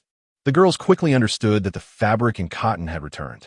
Chu Lingyan led Xiao Qin and the others closely behind. Look at all that fabric, Chief. I wonder how much of that floral print there is. Xiao Min, accompanied by Xiao Qin, hurried along. Finally, we see it. The patterns are simply exquisite. And they're red silk too. Is this for your wedding, Chief? Xiao Qin teased playfully. Xiao Qin, I am already wed. This is for you young ladies. Liang Chun replied, with Chu Lingyan expressing her fondness for the color while still wishing to save it for the other girls. 70 or so people finally managed to carry the materials into the stronghold, and for the next few days, they would trouble their aunt and sisters with the preparations. The entire village shall don new garments to welcome a warm winter. Thank you, master, thank you. The men were equally excited, as there were many bachelors among them. Dressing well might just catch the eye of someone looking for a partner. Master, we have plenty of time on our hands. But shall we start with the women's new clothes? Is that acceptable? Are you eager to wear them? Then let us indulge you first. The men shall not rush. Liang Chun had no intention of competing with them. It would be beneath his dignity to argue with his wife. In Liaoyang City, the general had arrived, and it was impossible for him to remain absent. Now, even if they wished to release the Japanese, it was too late. They had been slaughtered. Damn it! The clam and the snipe contend, and the fisherman profits? That scoundrel has reaped the benefits? General, are we truly going to negotiate with the Japanese? Negotiate? What is there to negotiate? It would be a miracle if I could even recover their bodies. This band of brigands is lawless, daring even to kill the Japanese, treating them as if they were mere poultry. The general cursed vehemently. Not long after, the few Japanese who had retreated returned, accompanied by additional troops. General, we require an explanation. The young Japanese officer, Jing Shangjini, was infuriated. We withdrew as instructed, yet the Japanese civilians and merchants from other provinces were slaughtered without mercy. How can we report back to headquarters without a proper account? An explanation? What explanation? Damn it, I want an explanation too. These bandits are exceptionally formidable. One of my regiments has yet to return. They are, after all, human soldiers. The commander seizes the initiative. Our civilians here in Baga, Yalu require your protection. For heaven's sake, that is my son. Must I be the one to shield him? Have you compensated me for this? The commander's queries rendered them speechless. The Japanese knew they could not negotiate with him. He was merely a bandit, unwilling to work without payment. We are so impoverished. What could we possibly offer as protection money? They endured it begrudgingly, biding their time, for I shall ensure that they pay dearly in the future, departing with a scowl. Chapter 20. The banquet at Hongmen in recent days, the formidable leader of the Old Crow Mountain, Zhou Heilong, has disseminated a call to arms, summoning various ruffians. This was prompted by a fugitive from the Laojun Mountain who sought refuge at Old Crow Mountain.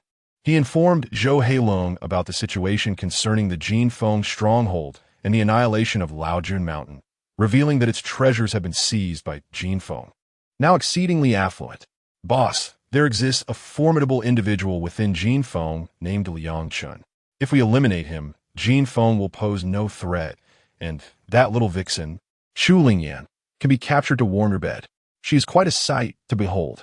Zhou Heilong, ever eager for both wealth and beauty, was intrigued. Isn't it time for the alliance meeting? We shall once again issue the call to heroes. This year, Liang Chun and Chu Lingyan will surely attend. With our numbers, we can strike during the gathering, vanquish Liang Chun, and abduct Chu Lingyan. Jinfeng will then belong to us. Ah, you are indeed clever. Should our plan succeed, there shall be substantial rewards, Zhou Heilong declared, brimming with ambition. Meanwhile, Liang Chun received the invitation as well, aware that something sinister brewed beneath the surface. Having recently vanquished Laojun Mountain, he recognized the envy that stirred among these bandits. Typically, no one would dare confront another. Victory would come at the cost of many brothers, while defeat would yield naught. I will accompany you. Chu Lingyan expressed her concern. No, I fear they might seize the opportunity to attack our stronghold. If I do not return, you shall oversee the fortifications. With the machine guns in place, none shall dare approach, Liang Chun assured her. This is clearly a trap, and I worry for your safety in attending alone, she replied, still unconvinced. Do not fret. I have means to extricate myself if needed. You shall guard our home. He insisted, reaffirming their bond. On the appointed day, Liang Chun arrived at Old Crow Mountain, unarmed save for a military dagger. At the entrance, the guards initiated a search, placing his dagger on a tray before he entered the banquet hall. So, this must be the illustrious Liang Chun, the leader of his faction, Zhou Heilong remarked, impressed. It is indeed a pleasure to meet you in person. You possess an extraordinary presence. Please, take a seat here, Liang. It will be advantageous for us to be close when the time comes for action, especially since you are unarmed, while I am not. Leaders from over 20 different hills gathered, some oblivious to the underlying tensions, while others understood the precarious nature of the situation. Each held a firearm, prepared for any eventuality against Liang Chun. Today marks our alliance meeting once more, and we welcome some newcomers. However, newcomers remain just that, unworthy of standing on equal footing with us, particularly a mere small stronghold. With so few men, why should they occupy a mountain? Zhou Heilong proposed, eyeing Liang Chun. Perhaps it would be best to merge? Not quite. Laojun Mountain once believed itself invincible, yet crumbled easily. A stronghold that can be taken down by a single person is hardly worth preserving, Liang Chun replied, maintaining his composure. Ah, Liang, do you truly regard us as inconsequential?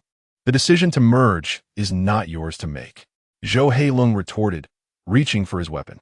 At that moment, a dark muzzle was pressed against his temple.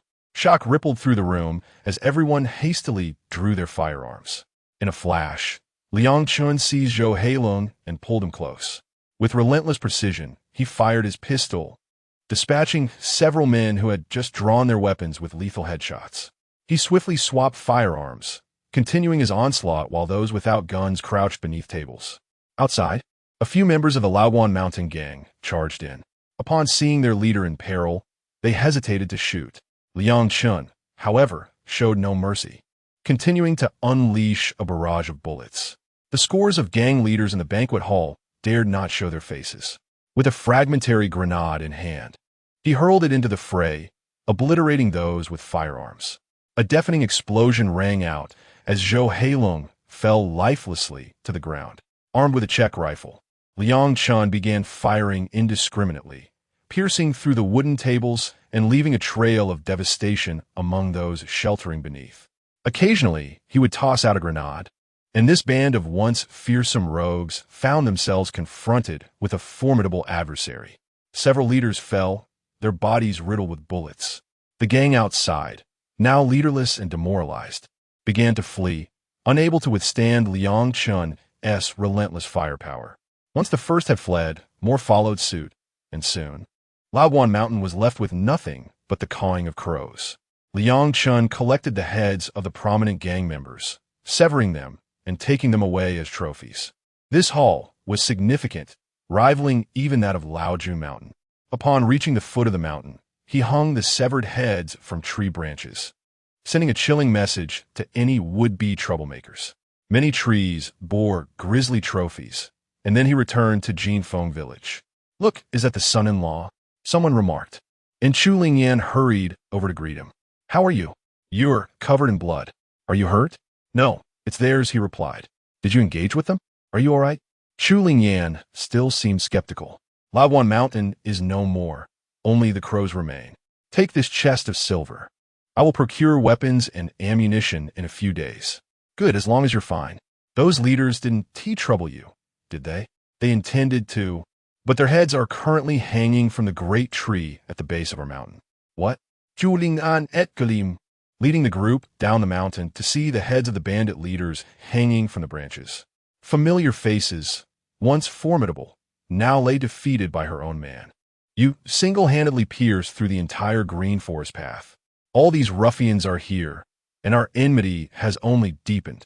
I will pay them a visit in their stronghold and leave them crippled. They've long bullied the common folk. I see this as a necessary act of justice.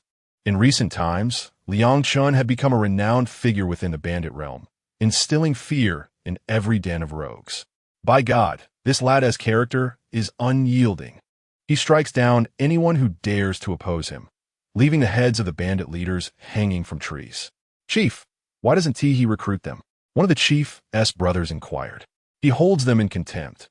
With his prowess, why would he lower himself to associate with such rabble? This time, Zhou Heilong had miscalculated, attempting to ensnare my brother with a trap, only to find himself the prey in a den of lions. Today, all the young maidens of Jin Fengshai donned their new garments, gesturing and admiring their reflections in the mirrors. The sight left Liang Chun utterly dazzled, prompting him to seek refuge elsewhere, for should Chu Lingyan discover his presence, he would surely endure a torment of embarrassment. Young master, you are truly remarkable. Every year, when the chief and I attend the alliance meeting, we have been subjected to their ridicule, as our small village dares not provoke trouble. This year, however, we have finally avenged ourselves, forcing them to witness our triumph at the mountain gate. They have wronged my wife, and in retribution, I have taken their heads. It is only fitting, only just. Chapter 21. Bad news and regret. Liang Chun frequently watered the fields, and at last, the village experienced a bountiful harvest. Everyone began to work diligently, as each household possessed several acres of land. Liang Chun led the group in harvesting his family's crops, and every family reaped a sufficient yield for the year, with even some surplus remaining. Brother-in-law, this year has brought an abundance of grain. What about our original village, which also cultivated land? Of course, we shall send people to gather what is ours. We must ensure every grain is accounted for. We are not nobles. We are farmers who survive through banditry. We cannot afford to waste food. Then let us go tomorrow, but the women should stay behind. The fields can be harvested in just a few days. Deju, do you understand the sentiment of cherishing the fair sex? Xiao Qin hardly pays you any mind. Who said I fancied Xiao Qin? She is my sister. My affections lie with Xiao Min, ha ha ha. You continue to spin tales. Xiao Huzi, do you not believe him? Xiao Min, tell them whether I hold feelings for you. Who can say? You have never spoken of it. Xiao Min simply wishes to stir up his anxiety. Northeasterners are known for their firm commitments. You agreed to my request. How can you go back on your word? Which scoundrel spoke ill of me? Do not cast unfounded accusations. I did promise you. However, you mustn't bring it up every day. I acknowledge my mistakes. I understand. Is this not a joyous occasion? I often remind myself of this. A man with a wife must strive to gather grain diligently, lest he starve his wife and children. Deju has a good heart. Keep it up.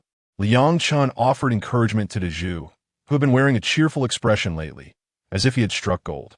Perhaps he had indeed found his other half. As the harvest commenced the following day, a week later, they returned with the grain. What shall we do with all this grain? Uncle Du inquired of Liang Chun.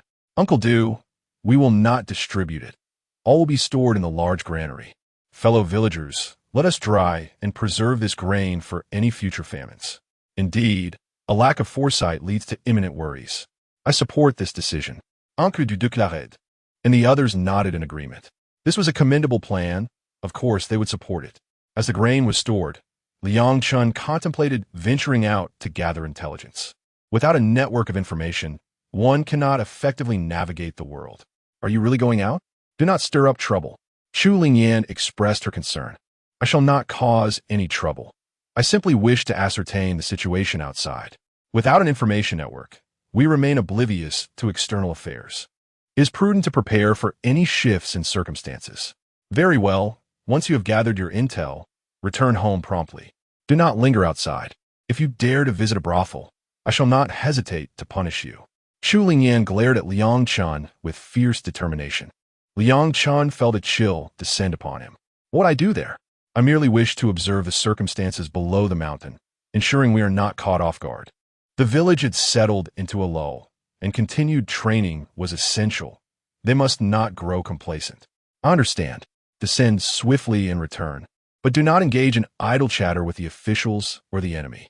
Is it too much to ask for a peaceful existence? I do not seek a hero. I only desire a family united in harmony. Chu Lingyan was truly exhausted. This man possessed great abilities, yet she feared he might not remain anchored to this small hilltop. Liang Chun finally emerged, racing like a shooting star, arriving at Liaoyang City. He entered the tavern, continuously purchasing signature dishes, as he was not particularly skilled in cooking and wished for his wife to enjoy better meals. This was his only recourse, should he become enraged. He might resort to abducting a chef to the mountains. While dining, he also sought to hear of any significant events that had transpired recently. Old Yang, what's happened this year? There are both good and bad tidings. It has indeed been an unsettled year, he remarked while sipping his drink. Indeed, it all began with the massacre of the Tang clan. Then the Japanese made their aerial incursions. Soon after, The bandits were annihilated. They scarcely dared descend from the mountains now. In previous years, as soon as the new grain arrived, the bandits would wreak havoc, raiding villages and burning down strongholds. Yet this year, they remained dormant. You must be unaware of the reason. It all ties back to one individual, Liang Chun. Currently, the head of Zhou Heilong still hangs from the great tree at the foot of Jinfeng Mountain, though only bones remain. Old Chun, who exactly is this Liang Chun? A curious voice inquired. He is a taboo figure within the Green Forest sect of the entire Liaoning province. No one dares to speak of him. It is said he attended a banquet set by Zhou Heilong with a single blade. To everyone's astonishment, he was welcomed in, and all the leaders were slain, leaving none alive. Many factions have since dispersed, fearing retaliation from Liang Chun. A few factions have attempted to elect new leaders, yet they lack the courage to descend from the mountains. Furthermore, I was in Fengtian and unaware of these developments. But did you know that Fengtian has faced troubles as well? What troubles have befallen Fengtian? The group leaned in, eager for news. Our commander was killed in an explosion. The young commander has now taken control of the northeast. When did this occur? Last night. I hurried back this morning. The young commander is seething with rage, uncertain of who is responsible. I feared remaining there was unsafe, as the young commander possesses troops and firearms. If interrogated individually, it could lead to dire consequences. Indeed, we are mere merchants, not to be trifled with. Upon hearing this, Liang Chun felt a jolt of realization. How could he have forgotten such a crucial matter? He had been preoccupied with thoughts of the old hero. After all, he had some connection to him. Liang Chun regretted neglecting such an important issue. With the old commander gone, life in the northeast would likely become arduous. The young commander, being a military man, would undoubtedly follow orders closely. It was doubtful he could withstand the pressures from above. Our mountain stronghold will not fare well either. We must devise a comprehensive strategy. I truly do not wish to confront him. It would be unseemly to bully the son of the old commander. We cannot kill them, yet if they strike, we cannot remain passive either. The Japanese will become increasingly rampant. It is imperative that we do not stray far from the stronghold, and we must recruit more soldiers. This is not the opportune moment. It will be when the Japanese invade that more men will rise to the occasion. Having finished his meal, he gathered all the takeout boxes and departed the county town, returning to Jinfeng Mountain. As he journeyed back, he sensed something amiss, as though he were being watched. In a swift motion, he entered his hidden space, examining what lay within. He had not tended to it for some time, observing that his grain stock had increased significantly. He recognized this as his secret reserve, a future contingency not to be shared with others. Gold bars, antique coins, and exquisite paintings are piled high, alongside an abundance of weaponry and ammunition, all seized from the residence of the esteemed General Tang. A few firearms were also acquired from the enemy. Several dozen captured carbines and a selection of light and heavy machine guns must be deployed to enhance our firepower, enabling us to effectively secure the mountain road leading inward. On the far side of the mountains, we shall construct several concealed fortifications, allowing some members of the Chung family to reside there year-round. The current situation is rather precarious.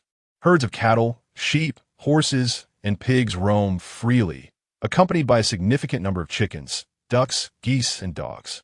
The dogs, nourished by the purest spring water, possess tremendous strength, proving more than a match for a wolf king in one-on-one encounters. They are remarkably obedient as well. In his leisure time, Liang Chun also dedicates moments to their training, with a total of around 16 or 17 canines. Chapter 22. The little devils have arrived as Liang Chun organized his space. He suddenly recalled the wild animal that had been tracking him outside. Within the confines of his space, he could observe everything within a radius of 500 meters. To his astonishment, he discerned a large brown bear still persistently searching for him.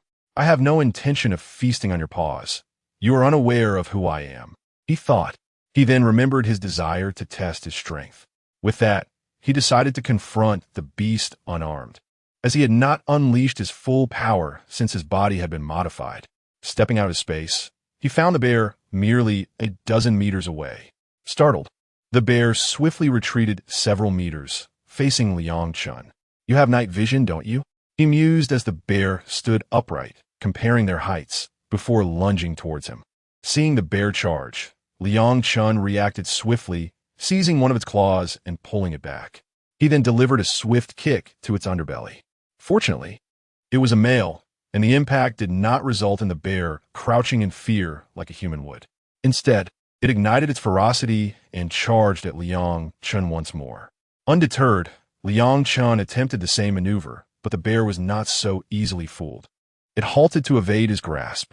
With a powerful swipe, the bear's paw came crashing towards him, which he managed to block with his arm.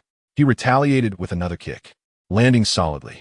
The bear snarled, its expression surprisingly human-like, filled with rage towards Liang Chun. Yet, in an unexpected turn of events, the bear turned and fled. "Aren't you supposed to be a beast? Why are you running?" Liang Chun exclaimed, his frustration evident. Suddenly, several figures emerged, and Liang Chun recognized Chu Lingyan, Shao Qin, and Zhu. "What brings you here?" he inquired. "We were worried when you didn't return, so we came to find you." Upon hearing the sounds of struggle, "We had no idea it was you, the mighty tiger, battling a bear. Why aren't you using a gun?" "Chu Lingyan chata animet di." "I wanted to test who possesses greater strength.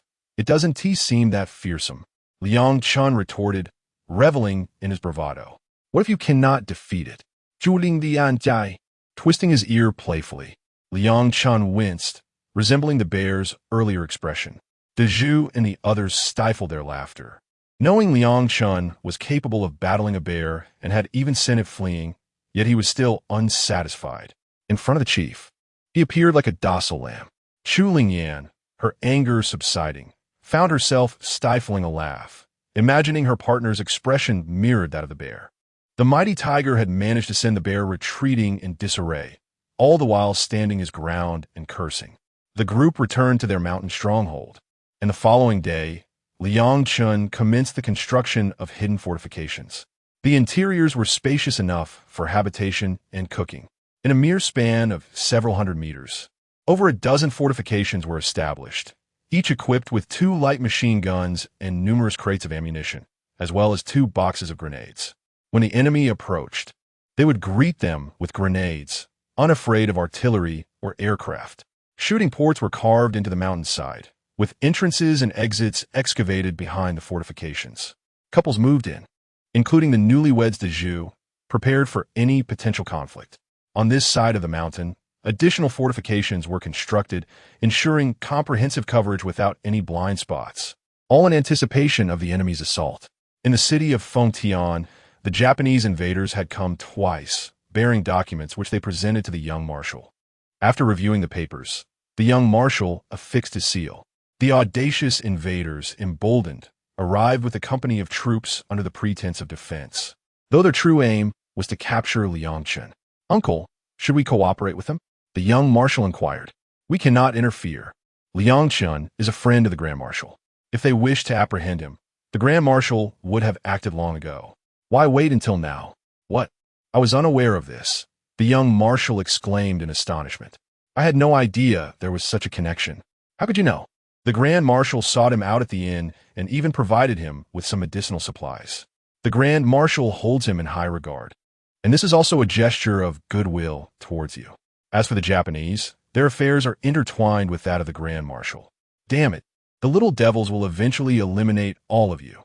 If they send someone to seek me, tell them the Grand Marshal has just passed away and that all administrative matters are postponed." The young marshal preemptively offered an excuse. He had no desire to involve himself in the Japanese's trivial pursuits.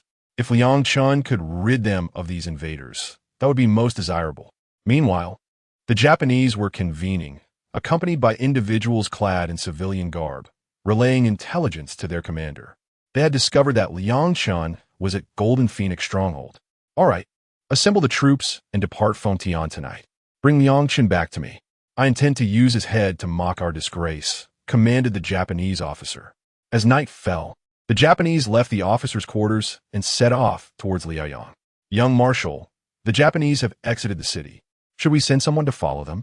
"Deploy a company to investigate this Liang Chun's capabilities," the young marshal replied, his youthful spirit ignited by a sense of rivalry.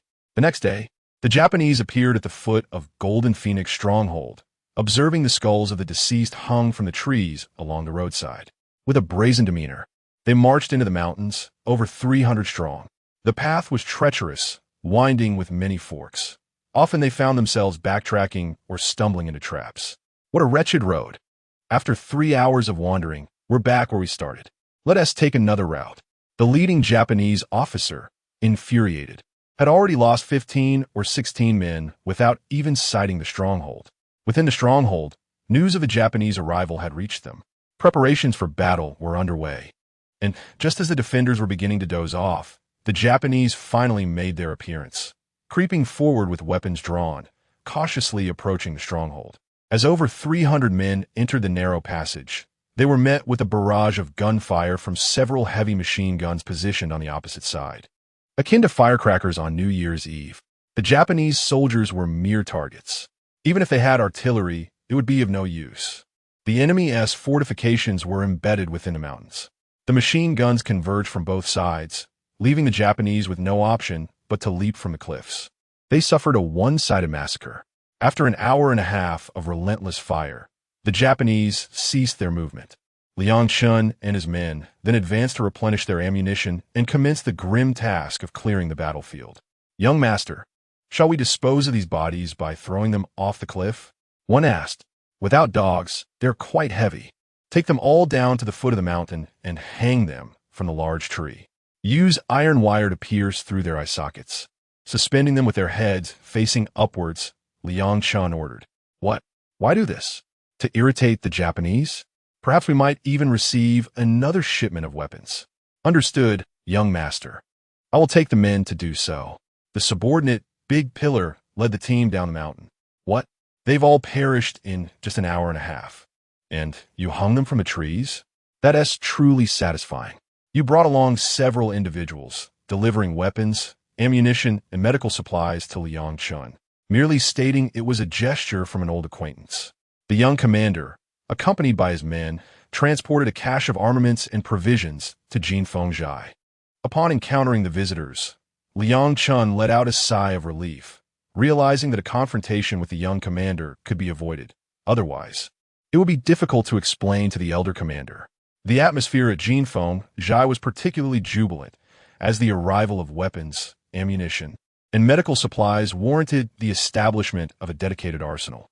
Xiao Qin, accompanied by her team, was stationed there, ensuring that no one could take away a single bullet or firearm without the consent of the son-in-law and the chief.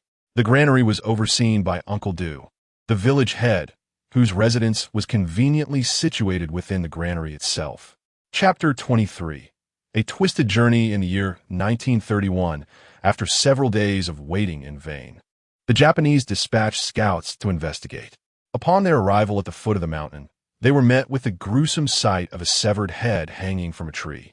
The corpse ravaged by wolves, yet still clad in a clearly identifiable military uniform. The trio of scouts, unable to retrieve the body, hurried back to report their findings. Upon receiving the news, the consul was astonished. "What did you say? The brave warriors are all displayed on the tree? Not a single one returned?" The consul was taken aback.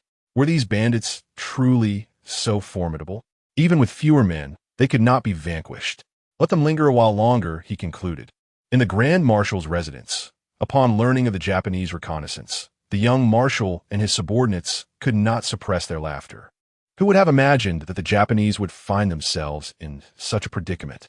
3 years had spiraled by, leading to 1931, when the Japanese launched their invasion of northeast China. Liang Chun had long been prepared, sending letters to the Grand Marshal's office, though to no avail. History remained unyielding.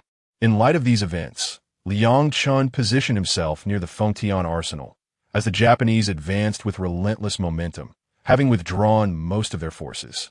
Seizing the opportunity presented by this retreat, Liang Chun infiltrated the arsenal, gathering a vast cache of ammunition, machine guns, and artillery shells. He collected whatever he could find, leaving the facility in ruins. As he exited, he encountered the Japanese forces. This time, Liang Chun refrained from retreating into the spatial realm. For the initial waves of Japanese troops were merely small detachments. He was well supplied with grenades, which he wielded with remarkable accuracy and distance. Bakairu, The Japanese soldiers cursed as they were caught off guard by the explosions. A mere squad had dared to breach their defenses. Meanwhile, the city's constables organized themselves, closing the gates and engaging in battle with the Japanese troops, with Liang Chun joining the efforts to defend the city. Secretly, he procured a substantial amount of weaponry, and with ample supplies at hand, they engaged the Japanese in a fierce exchange. Eventually, a few tanks appeared on the scene, prompting Liang Chun to quickly retrieve his rocket launcher and Barrett rifle. Positioned at a chosen sniping point, he spotted a small tank within range. A rocket soared, trailing a long tail, and struck the tank, causing it to explode spectacularly. The commander of the city's defense, relieved to see the troublesome tank destroyed, erupted in cheers. With a resounding gunshot, an armor-piercing incendiary round penetrated another tank, rendering it immobile. After a series of shots, the tank was reduced to scrap.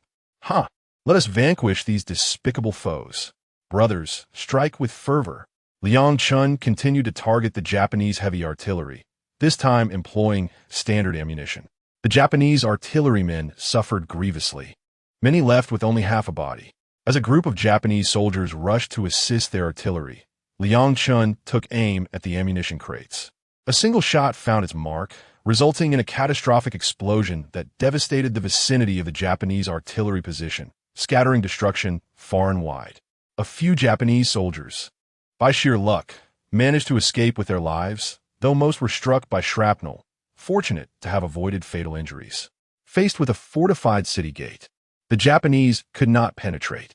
Instead, they divided their forces, launching attacks through 3 different gates from the surrounding areas. For 6 days and 5 nights, the relentless onslaught continued. Yet the ironclad march of the Japanese could not be halted.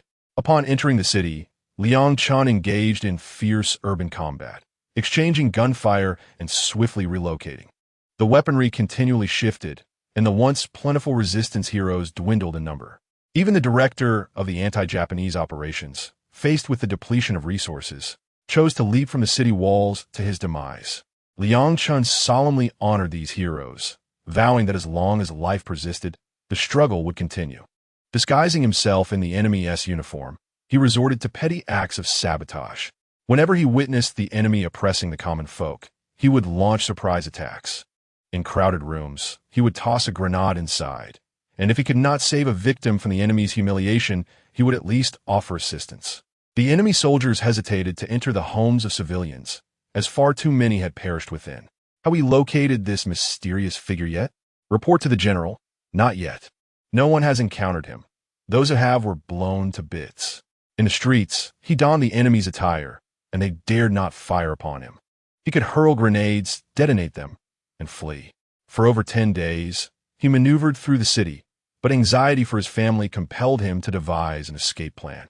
He successfully left the city aboard a truck, fleeing alongside it, as the enemy launched assaults on surrounding towns. The truck was laden with enemy soldiers, and Liang Chun occupied the last vehicle. With numerous troops entering the city, many battered units were temporarily reassigned to others, making it unsurprising that he remained unrecognized amidst the throngs. After traveling for a while, not far from Liaoyang, Liang Chun discreetly placed a bundle of grenades in the truck, covering them with a tattered sack before jumping out, clutching a thin cord. As the vehicle sped away, the cord was pulled from the truck's bed, activating the grenades. He quickly sought refuge in the nearby mountains, while the last enemy truck was obliterated in a cacophony of explosions. Dozens of enemy soldiers met their demise before reaching the new battlefield. The trucks ahead halted, and those aboard turned to witness a massive blaze erupting behind them. An enraged enemy lieutenant, breathless with fury, failed to identify any adversaries, mistakenly attributing the explosion to hitting a landmine. Navigating through the mountains, Liang Chun was intimately familiar with the terrain, returning to his stronghold in a matter of hours. Upon arrival, he was greeted by his wife, who inquired about his prolonged absence. "You wouldn't believe it. The enemy invaded, and our commander led a retreat. Only the city's patrols remained to confront them, and I stayed behind to fight for over half a month. At last, I managed to escape and return. Our stronghold is a thorn in the enemy's side. We must fortify our defenses. Can we withstand an attack?" she asked, concern etched on her face. Rest assured, with ample ammunition, no matter how many enemy soldiers come, they will merely deliver themselves to their doom. Weapons will be brought into the mountains tonight. Each machine gun position would be equipped with 3 Maxim heavy machine guns, rotating to endure prolonged use without overheating. By nightfall, Liang Chun ensured that every machine gun position was armed adequately, including the surrounding bunkers, while light machine guns were stationed at the main gate. In addition, an artillery position was established with a dozen mortars, their barrels adjusted to aim down the mountain paths. Will the enemy dare approach? Chu Lingyan was somewhat incredulous that the Japanese would attack their humble mountain village. "My dear," she said, "you must remove any doubt. The little devils will undoubtedly come. These petty and vindictive creatures harbor the deepest grudges. We still have the remains of over 300 of their soldiers hanging at the foot of the mountain. Do you truly believe they will refrain from coming? In the past, we lacked soldiers, but now they are abundant and well-equipped.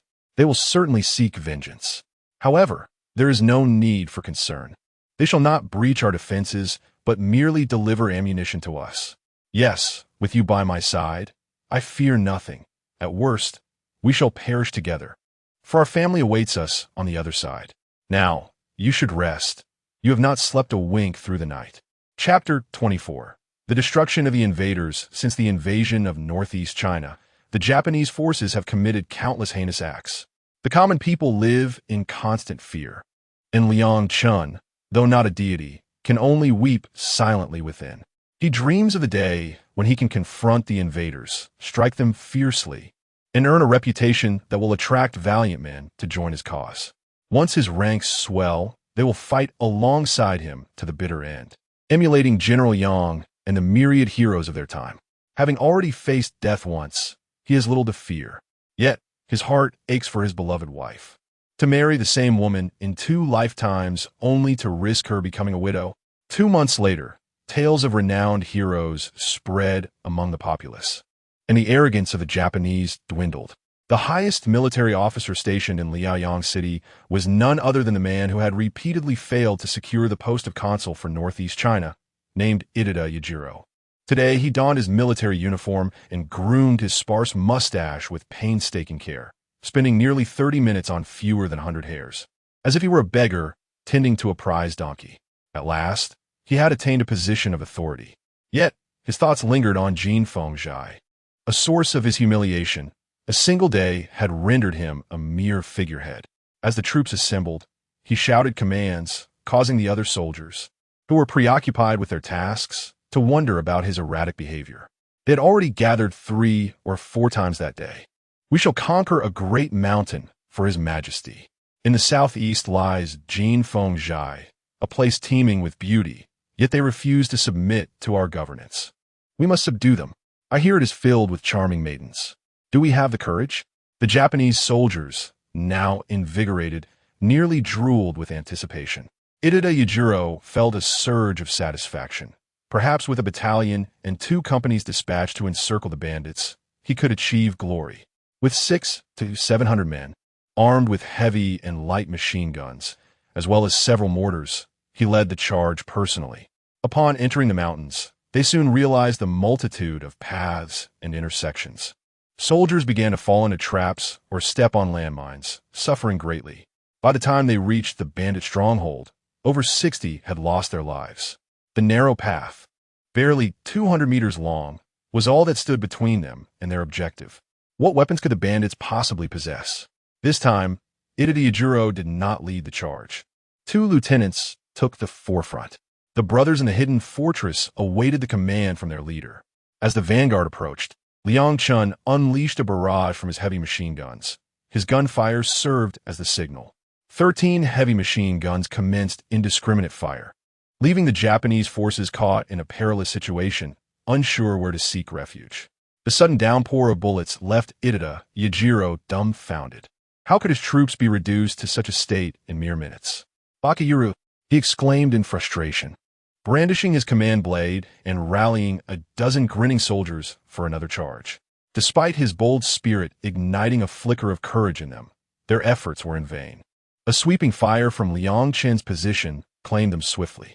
Peering through his binoculars, Liang Chen soon observed that no Japanese soldiers remained. He dashed out, gripping a shotgun, as his comrades finally reacted, realizing it was time to reload. The moment to seize weapons had arrived. The enemy was overwhelming. So they bound the corpses of Ida Yajiro and several officers to a large tree at the mountain's base. The remaining bodies were unceremoniously cast off the cliff to feed the wolves. After clearing the battlefield, the brothers in the mountains were convinced these concealed fortifications were formidable. With sheer cliffs on either side, difficult terrain ahead, and numerous machine gun nests, this mountain pass had become their place of despair. The son-in-law was exceptionally skilled, securing yet another victory. Not just my triumph, but our collective success. Liang Chun was also elated, having eliminated over 600 foes. The enemy had diminished by that many. To hell with you, he thought. The Japanese soldiers had been absent for days, off to abduct local women, while those in Liaoyang reported back to their comrades in Fengtian. Bakayuru, you haven't even established a foothold before attempting to quell bandits? 2 companies have gone missing. What do you expect to recover? Ida Yajiro, that foolish pig, launched an attack without reconnaissance. The Japanese brigadier general was livid, his hemorrhoids flaring. He commanded Colonel Koizumi to take his battalion and eradicate this bandit nest, to restore some honor to their army. Rest assured, Your Excellency, I shall eliminate this den of thieves and uphold our army's reputation. 2 days later, the main Japanese force arrived at the mountain's base, spotting Ida Yajiro's still handsome visage hanging from a tree, though his eyes remained shut. They could not afford to lose face over him. They pressed on. Once they entered the mountain, they grasped the treacherous nature of the terrain, suffering casualties before finding the proper path. Bakayuru, with such geography, 2 machine guns could seal off the area completely. Yet they only had 2 machine guns. Our band of brave warriors would shield each other from bullets and charge forward. The Japanese soldiers' morale surged, with one group serving as a human shield at the forefront. The sound of Liang Chen's heavy machine gun echoed, signaling the assault. 13 heavy machine guns opened fire, leaving Koizumi dazed. These hundreds of men were mere targets, but they could not perish in vain. The second squad seized the moment to charge while the first squad reloaded. In just a fleeting 2 seconds, they swapped out their machine guns. The second squad was indistinguishable from the first, and the third squad, brimming with reckless courage, rushed in as well. The artillery in the courtyard began to launch shells, booming as mortars soared into the air, accurately landing among the enemy's rear ranks. The Japanese were thrown into disarray by the bombardment, utterly unprepared for such a display of firepower. Koizumi, still shaken, seethed with fury. Bakayuru, charge in and engage them in hand-to-hand combat. The Japanese ranks were rigid. The orders from their leaders were more binding than imperial edicts. With a ferocity akin to wild boars, they charged into the death trap. Those following behind moved more slowly, as the ground was littered with corpses. Each step was like treading upon the bodies of the fallen. The pathway was treacherous and their pace hindered. The machine gun fire was relentless. After more than 3 hours of combat, the Japanese forces were on the verge of collapse. Liang Chun readied his sniper rifle, pinpointing Koizumi's position, confirming him as the highest commander. With a series of shots, he struck down 3 Japanese officers. The remainder lay upon the ground or behind the trees. Over 200 enemy soldiers yearned to reclaim the corpses on the small island, but Liang Chun would not permit it. As one fell, 2 more would follow. Bakayuru, advance. With that, the 200 foes retreated. Liang Chun and his comrades pursued them relentlessly. The enemies fled at an even swifter pace, often misstepping into minefields. They chased the adversaries down the mountain. How could they not tire? The corpses of the officers were tied to a large tree at the foot of the mountain. This time, Kojima and Inada Yedru were placed side by side. Just hours prior, Kojima had disdainfully regarded Inada Yedru, yet now they were neighbors in death. Once again, a bountiful harvest of weapons and ammunition was secured, but they were in dire need of personnel.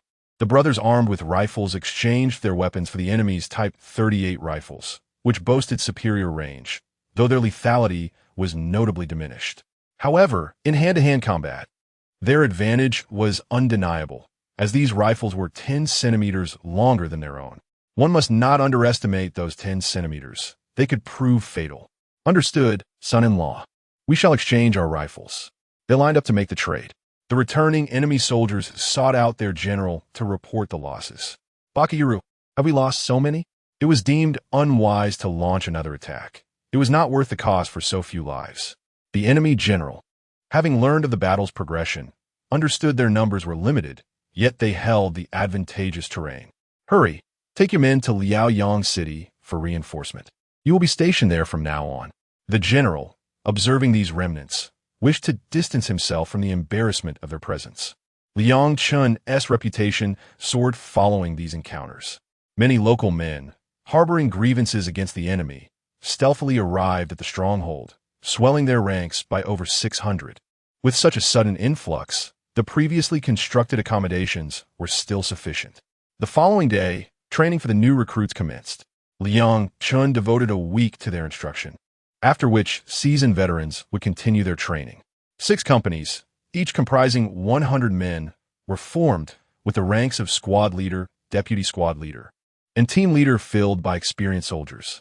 The female unit was led by the capable Chu Lingyan, while the male soldiers were entrusted entirely to Liang Chun.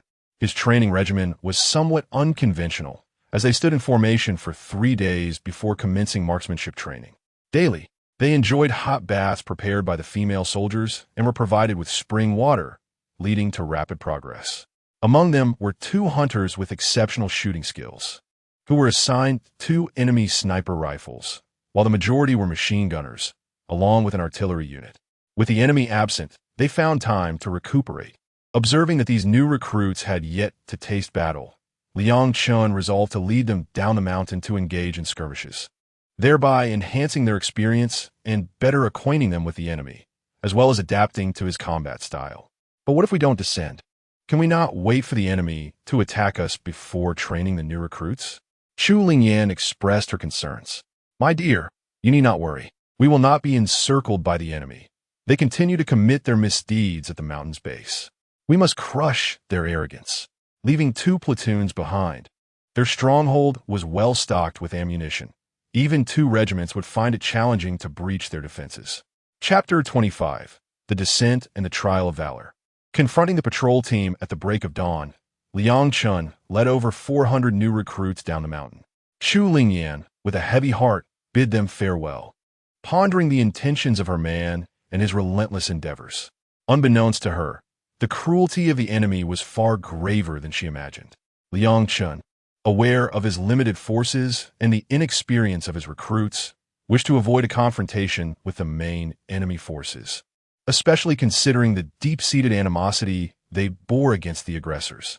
As Liang Chun and his 4 platoons advanced, the sudden roar of motor vehicles prompted them to seek refuge in the mountains.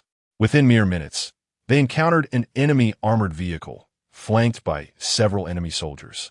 The young recruits, stirred by adrenaline, were restrained by a mere glance from Liang Chun. He deftly employed his Barrett rifle, eliminating 2 individuals within the armored vehicle with a precise shot that pierced through its armor. The recruits, fueled by newfound courage, initiated their own assault, swiftly dispatching a dozen adversaries who were caught unawares. Liang Chun, guiding them down the mountain, instructed each soldier to deliver a fatal thrust to the fallen enemies. The soldiers, bewildered by their commander's orders, learned that some foes feigned death while others were merely stunned by the blast. The necessity of ensuring their demise was paramount to prevent any potential ambush during the battlefield cleanup. Remember this, comrades, Liang Chun urged. To eradicate the enemy, one must first learn to safeguard oneself. As they pressed onward, Liang Chun retrieved the armored vehicle, ensuring that it would not fall into enemy hands. Despite the lives lost within, he recognized the imperative need for an intelligence unit to monitor enemy movements, enabling them to seize greater opportunities for engagement. Establishing an ambush position on the outskirts of Liaoyang City, Liang Chun directed his troops to fortify their defenses upon the hillsides. He declared that any unauthorized gunfire would result in dire consequences. Before long, a small enemy squad emerged from the city, unable to re-establish contact with their patrol unit. They sought to locate their missing comrades, traveling in 2 3-wheeled motorcycles and a truck. Liang Chun, seizing the moment, aimed his rocket launcher at the rear of the truck, which was heavily populated. The rocket soared with a trailing plume, striking the vehicle with devastating effect, obliterating its rear compartment. The soldiers on either side unleashed a torrent of gunfire, their hatred fueling their resolve. The enemy, unprepared to retaliate, was mercilessly decimated. Brothers hastened to scour the battlefield. "We must retreat and seek another opportunity," Liang Chen commanded. The greater the number of adversaries, the easier it would be to clear the field.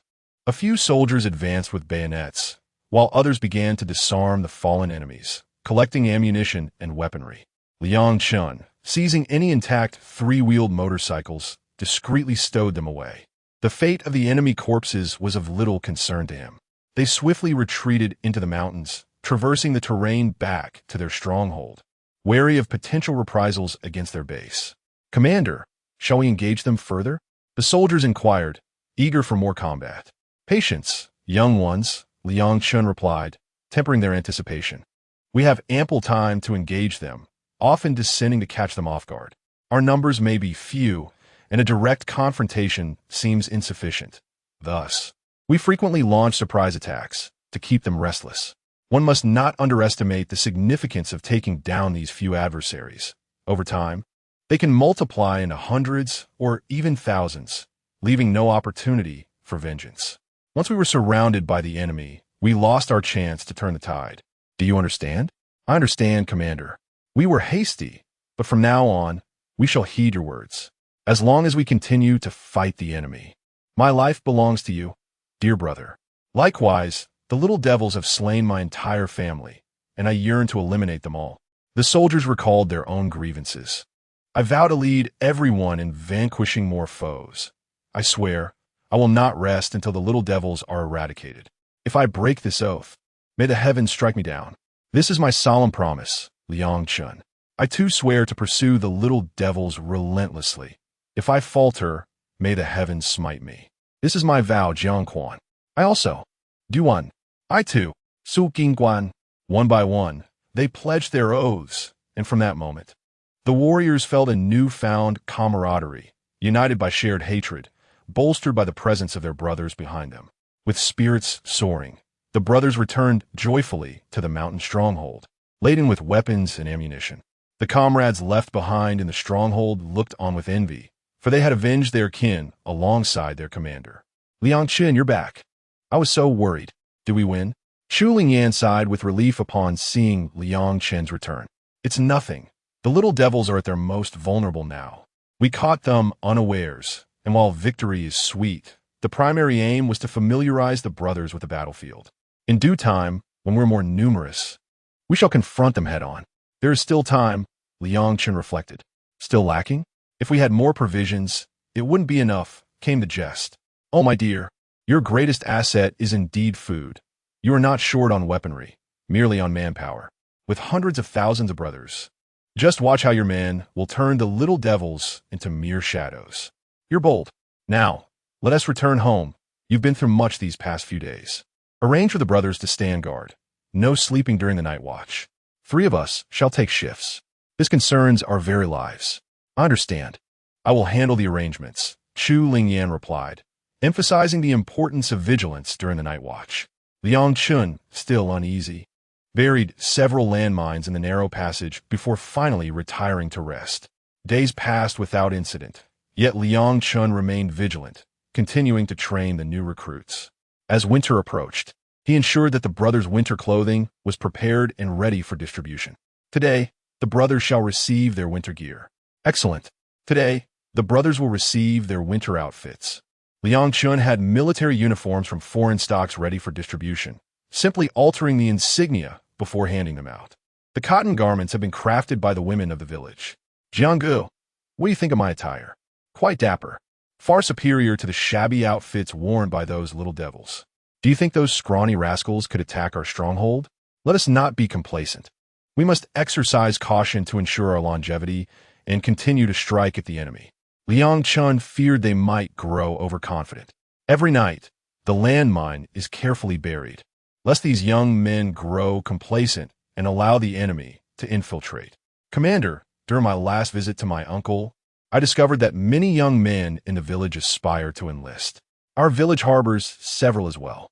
After the new year, you should discreetly return and recruit them. We are situated beyond the mountains, where we can construct more houses as spring approaches. Bring your families along. There is ample land there to sustain these individuals. Thank you, Commander. My only relatives are my uncle and my younger brother. Their arrival would bring me great peace of mind. Chapter 26. The enemy approaches. The enemy had yet to assault the mountain stronghold, yet Liang Chun was not idle. Accompanying Uncle Nianzi, he ventured to 2 other locations with water sources situated further away from the mountainside. The terrain was particularly suitable, as it encompassed a vast cavern. Uncle Nianzi had mentioned that during the Ming Dynasty, people sought refuge from military calamities here. It was once inhabited, but due to the inconvenience of accessing the outside world, the residents eventually relocated. The interior of this mountain contained hundreds of chambers of varying sizes, housing an underground river with 3 entrances and exits. This locale was even more ideal for habitation, as nearby hills could be fortified with bunkers, creating interlocking fields of fire. The valley featured extensive flatlands suitable for cultivation. Liang Chun processed a considerable amount of stone bricks, awaiting the arrival of spring when the commoners and female soldiers could quietly relocate. Uncle Du would remain behind with the contingent, ensuring a fallback plan if Jinfeng stronghold could no longer be defended. After all, a cunning rabbit has 3 burrows. Shortly after the new year, news arrived from the mountainside that the enemy was approaching. Liang Chun hurried to the site, only to discover that the enemy troops were about to cross the river. Commander, look! Those enemies are about to launch their assault across the ice. They dared not attack head-on, seizing the opportunity while the ice remained intact, intending to ambush from behind. How deep is this river? It is not particularly wide, but 6 to 7 meters deep. This river, carved by the rapid mountain waters over countless years, flows with great ferocity. The river remains frozen for just over a month each winter, and it will soon thaw. The enemy consisted of locals familiar with hunting, well acquainted with the river. Then we shall make use of this to our advantage. Do not rush to fire. Let them believe we are unaware, granting them the opportunity to ambush us. Their forces have yet to fully assemble. Today, I will demonstrate the power of nature. The power of nature? They did not comprehend. Liang Chun returned to gather several mortars and over 100 shells, each meticulously calibrated to cover the ice below. Commander, are you planning to bombard them? No. We will wait until they are fully in the riverbed, then detonate the shells to shatter the ice and send the little devils for a swim. What a splendid idea. The swift current below will surely drown this rabble. I shall also fire a few shells at them. Save one for me. Let us prepare. After 2 hours, the enemy's 2 battalions had assembled and began crossing the river, attempting to stealthily infiltrate Jinfeng stronghold. As they reached the midpoint of the river, Liang Chun signaled with a wave of his hand. Boom! Boom! Boom! A barrage of mortars erupted, covering the area with explosive fire. The interval between the initial and subsequent rounds was substantial. The ice began to crack under the assault. With so many individuals on the ice, the explosions created numerous breaches, leading to further fissures.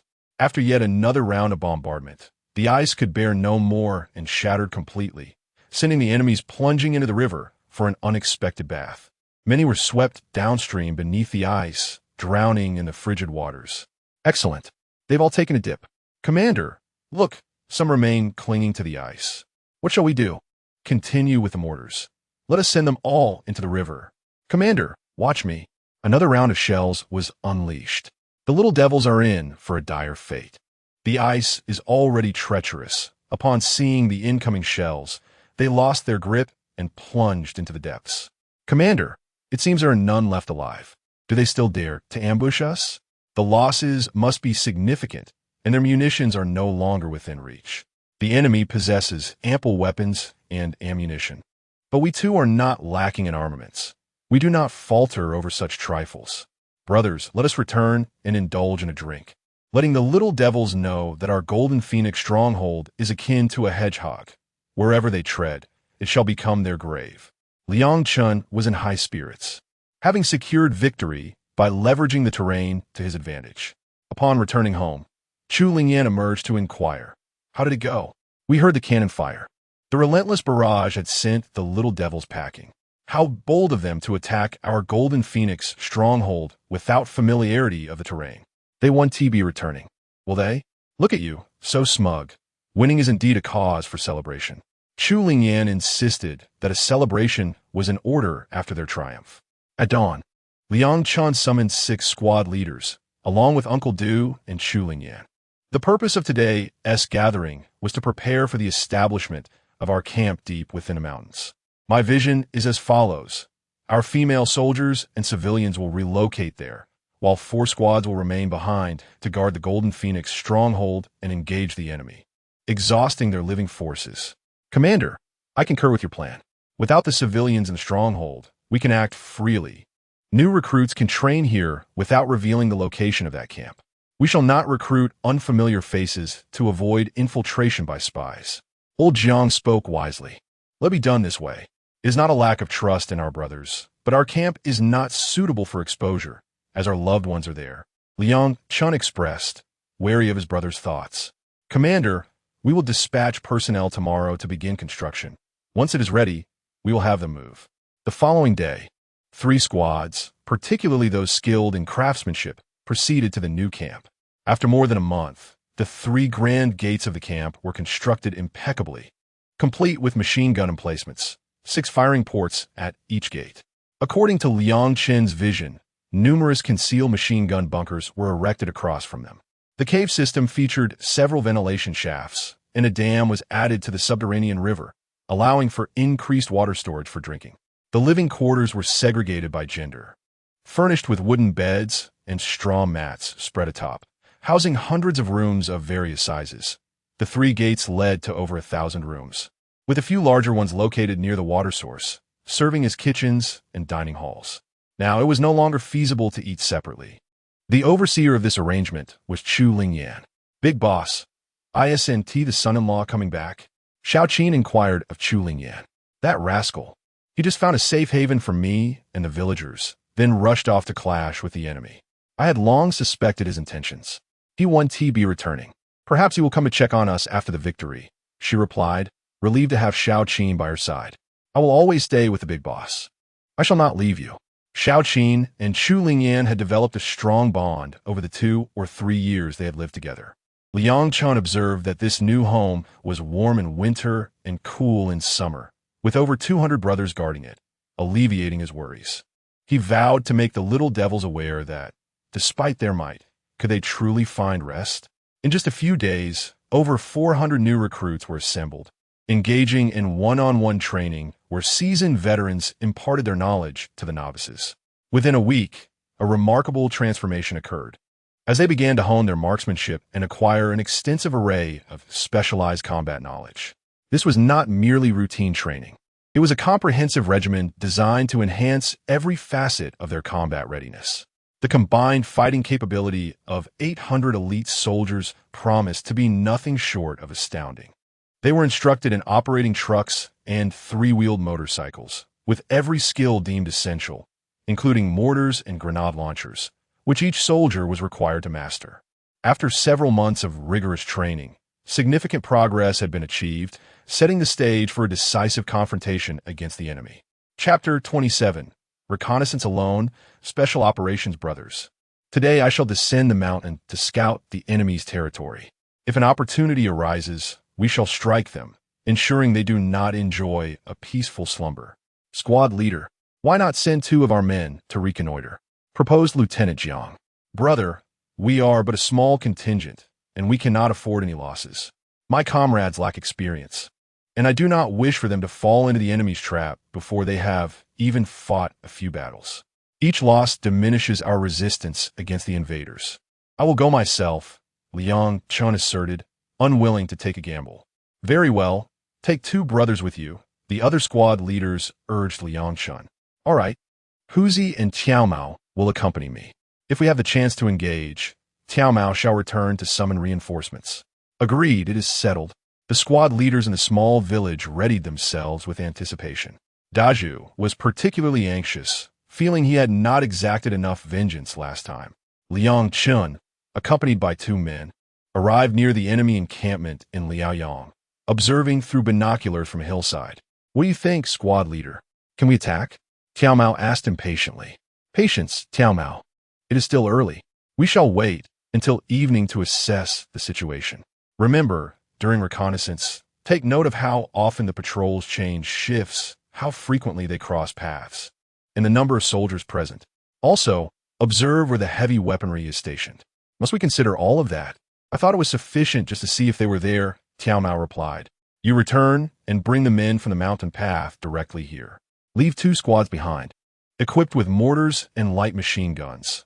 Heavy machine guns will slow us down, Liang Chen instructed. Understood. Which 2 squads should we keep?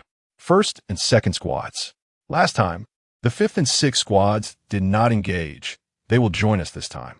Got it. Tiao Mao, head back and move quickly. Tiao Mao sprinted down the mountain, covering the distance in an hour. 3 hours later, Liang Chen awaited the arrival of 400 troops from the 4 squads. The 3rd squad will remain here. I have set up the mortars. We shall infiltrate their camp for a surprise attack. If we are unsuccessful and the enemy pursues us, we will fire upon them as we retreat, targeting the pond below.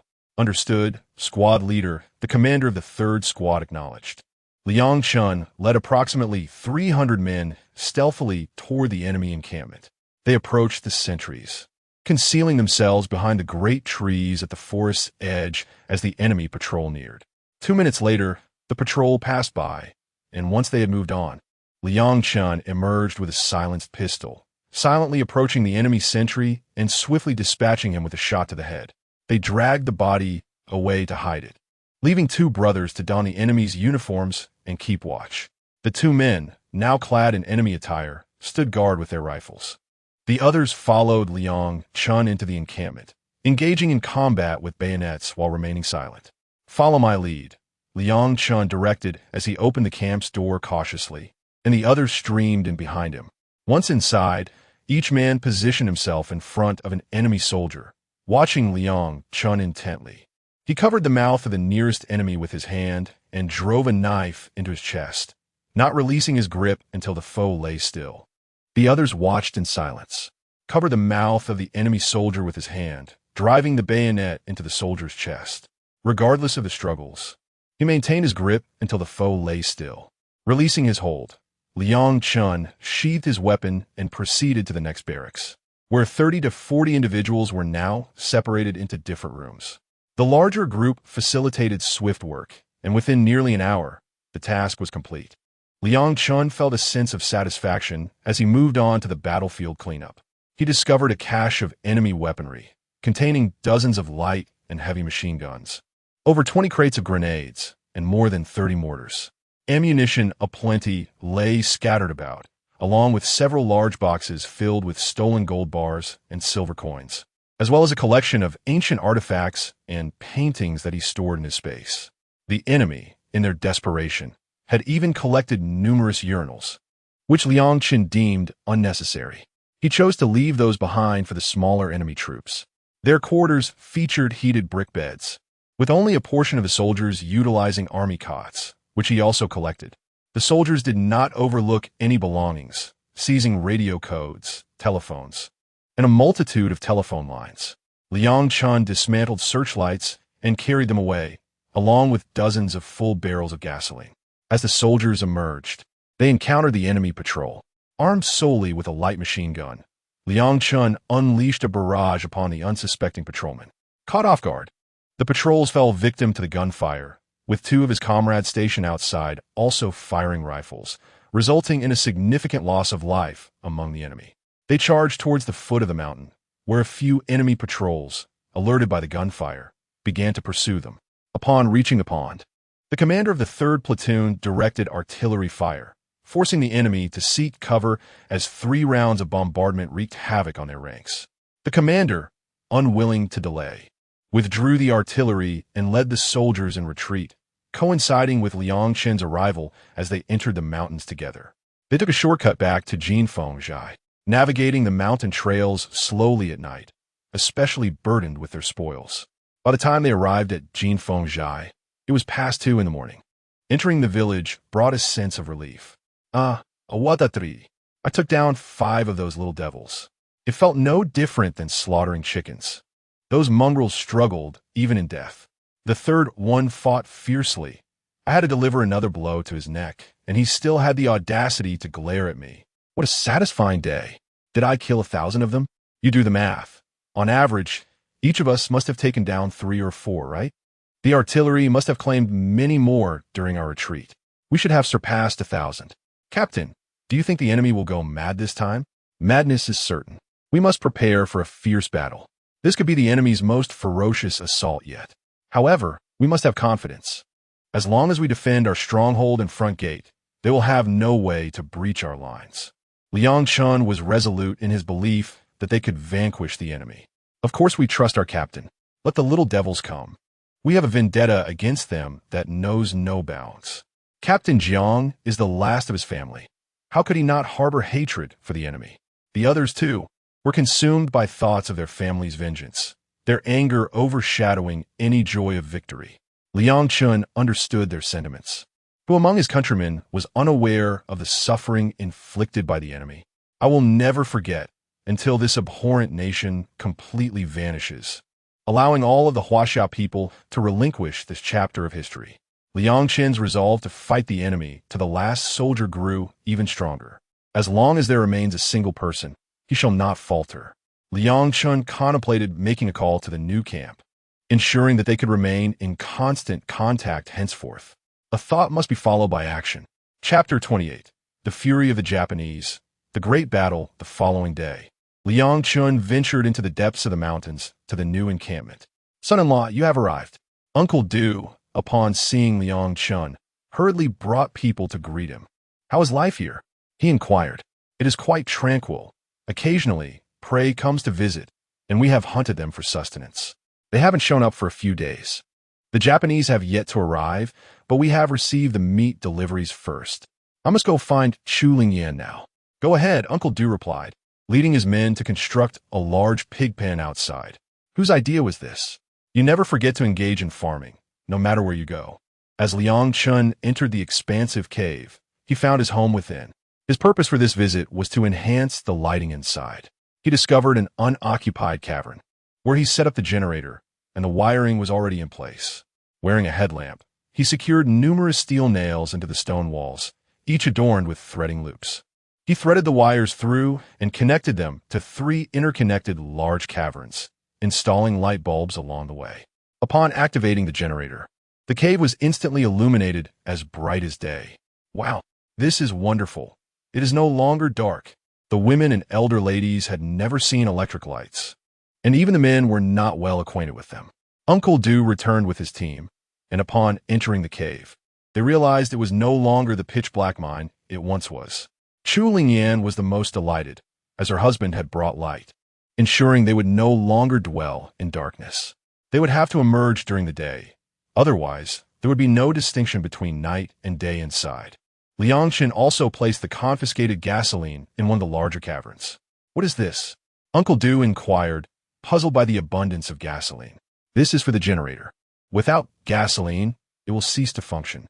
We should assign a young man to be responsible for it, ensuring illumination for several hours each day. We have constructed some houses in the large woods, planning to reside here during the day and return to the cave at night, where there are no threats from wild beasts. Take me to see, Liang Chun requested, following Uncle Du to inspect the newly built houses, which were quite impressive. They resembled a traditional courtyard, with rows of connected buildings surrounding an open space. His initial worries were unfounded. With just an hour of generator operation each night, they could manage. Additionally, several hidden fortifications have been established nearby, housing previously confiscated weapons.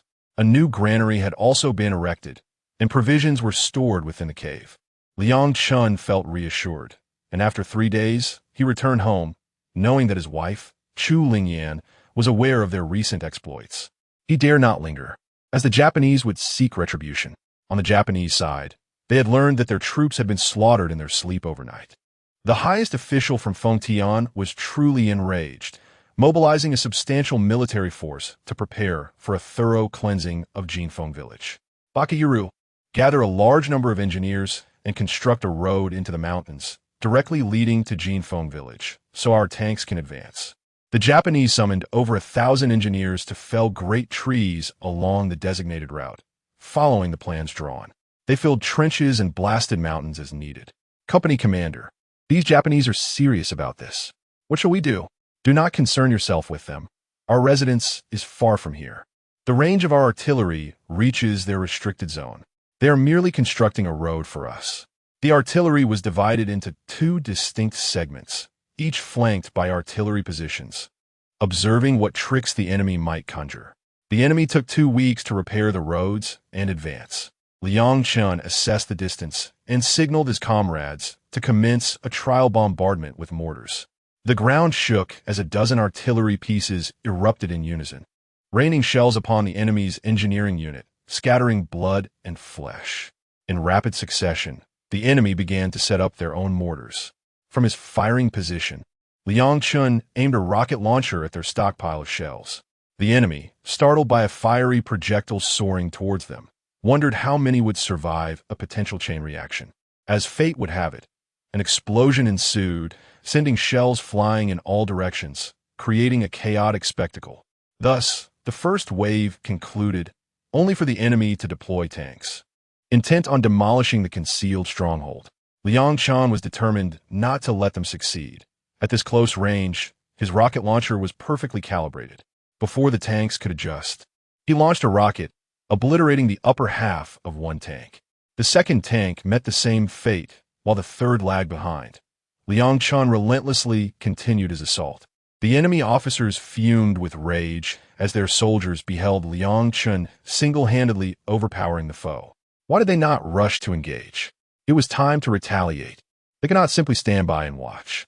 The enemy had labored for weeks only to deliver themselves to death. They hesitated to attack, as their route was obstructed, particularly at the narrow passage where the tanks could not advance. The situation was clear. What strategies could be employed to seize their stronghold? They could not be allowed to persist, as they posed a significant threat to the empire. A rear assault utilizing heavy artillery could be initiated, and a path could be forged from that direction.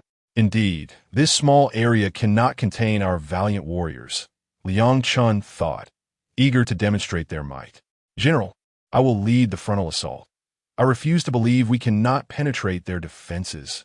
Each warrior should carry a metal shield to shield themselves from the enemy's heavy machine gun fire, allowing those behind to advance unhindered. All right, the frontal assault is in your capable hands. We cannot allow them a moment's respite. After the enemy officer concluded the meeting, leading a battalion of over 3,000 men, prepared for the frontal attack.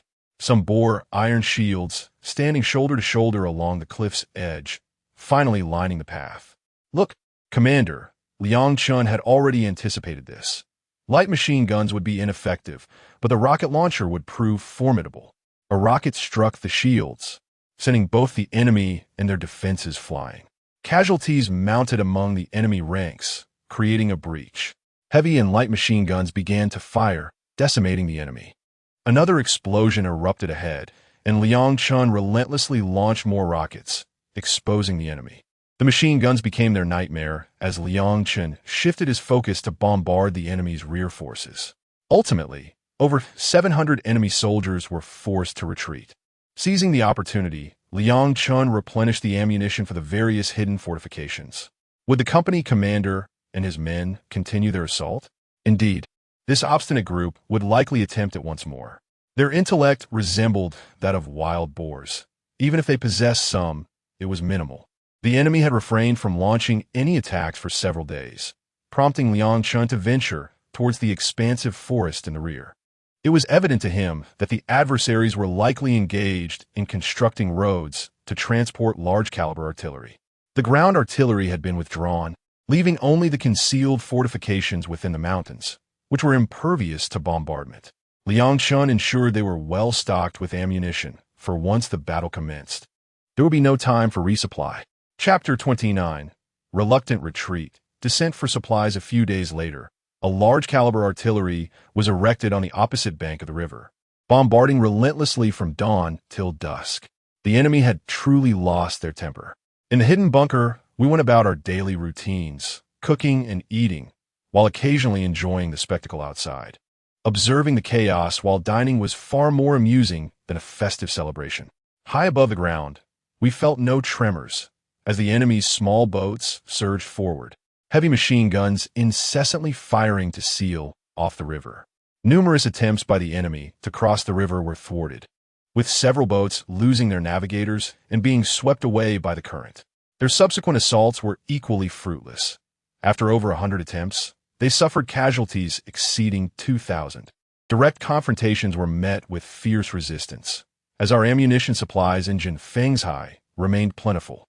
The enemy continued to replenish their munitions for nearly a month, but ultimately came to the sobering realization that they could not breach this stronghold. Reluctantly, they withdrew. The stronghold began to clear the battlefield of weapons and ammunition, while many items had fallen into the river. Hello, Liang Chun called his wife. How are you all faring? Chu Lingyan inquired. Did you win? We prevailed. The enemy has fled and may not return anytime soon. They tried every tactic but still could not penetrate our defenses, generously paving a road for me. Quite smooth. I must say, it's fortunate the enemy has retreated. Everything here is quite well. When will you return? I think I might be pregnant. What? I shall come back immediately. The enemy's retreat is perfectly timed, Liang Chun exclaimed, filled with joy. Several women were pregnant, and their husbands were expected to return, allowing for joyful reunions. I understand. I shall return tomorrow. We are currently cleaning the battlefield. The bodies from earlier will soon become unrecognizable. Do what you must, Chu Lingyan assured him, sharing the good news with the villagers. Liang Chun sought out the men with wives, relaying the delightful news, prompting them to hastily make their way back. He did not hinder their departure. Several braved the night despite the lurking wild beasts. Tonight, we shall have a feast, but we must take turns, lest the enemy attempt a counteroffensive. Understood, Commander. The enemy has flattened the fields above us. They are quite adept at destruction. Do not worry. We will not cultivate crops here. When we have spare time, we will level the land. This shall serve as our training ground. Liang Chen also intended to recruit soldiers, aiming to grow strong enough to confront the enemy directly. News from the other two provinces indicated ongoing conflicts. That evening, Liang Chun and his comrades celebrated with a hearty meal, and the following day, they returned to the new camp. Commander, after a month of fighting, will the enemy return? They want to be back for a while. Their main forces are engaged in combat in those two provinces. Should they return with reinforcements, we shall not fear them. In the meantime, we will continue to recruit soldiers. The stronghold can no longer produce grain, as it has been devastated by the enemy's bombardment. Do not worry about food. We have enough, but we lack salt. Chu Lingyan lamented the scarcity of salt, as the enemy had seized control of Northeast, rendering edible salt a controlled commodity.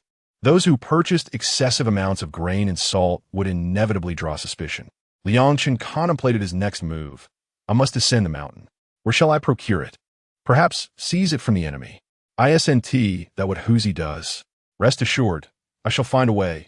Do not worry about me. I will venture into the city for a look. You must exercise caution. If all else fails, we can procure supplies elsewhere. Do not go alone to the enemy's den. Times have changed.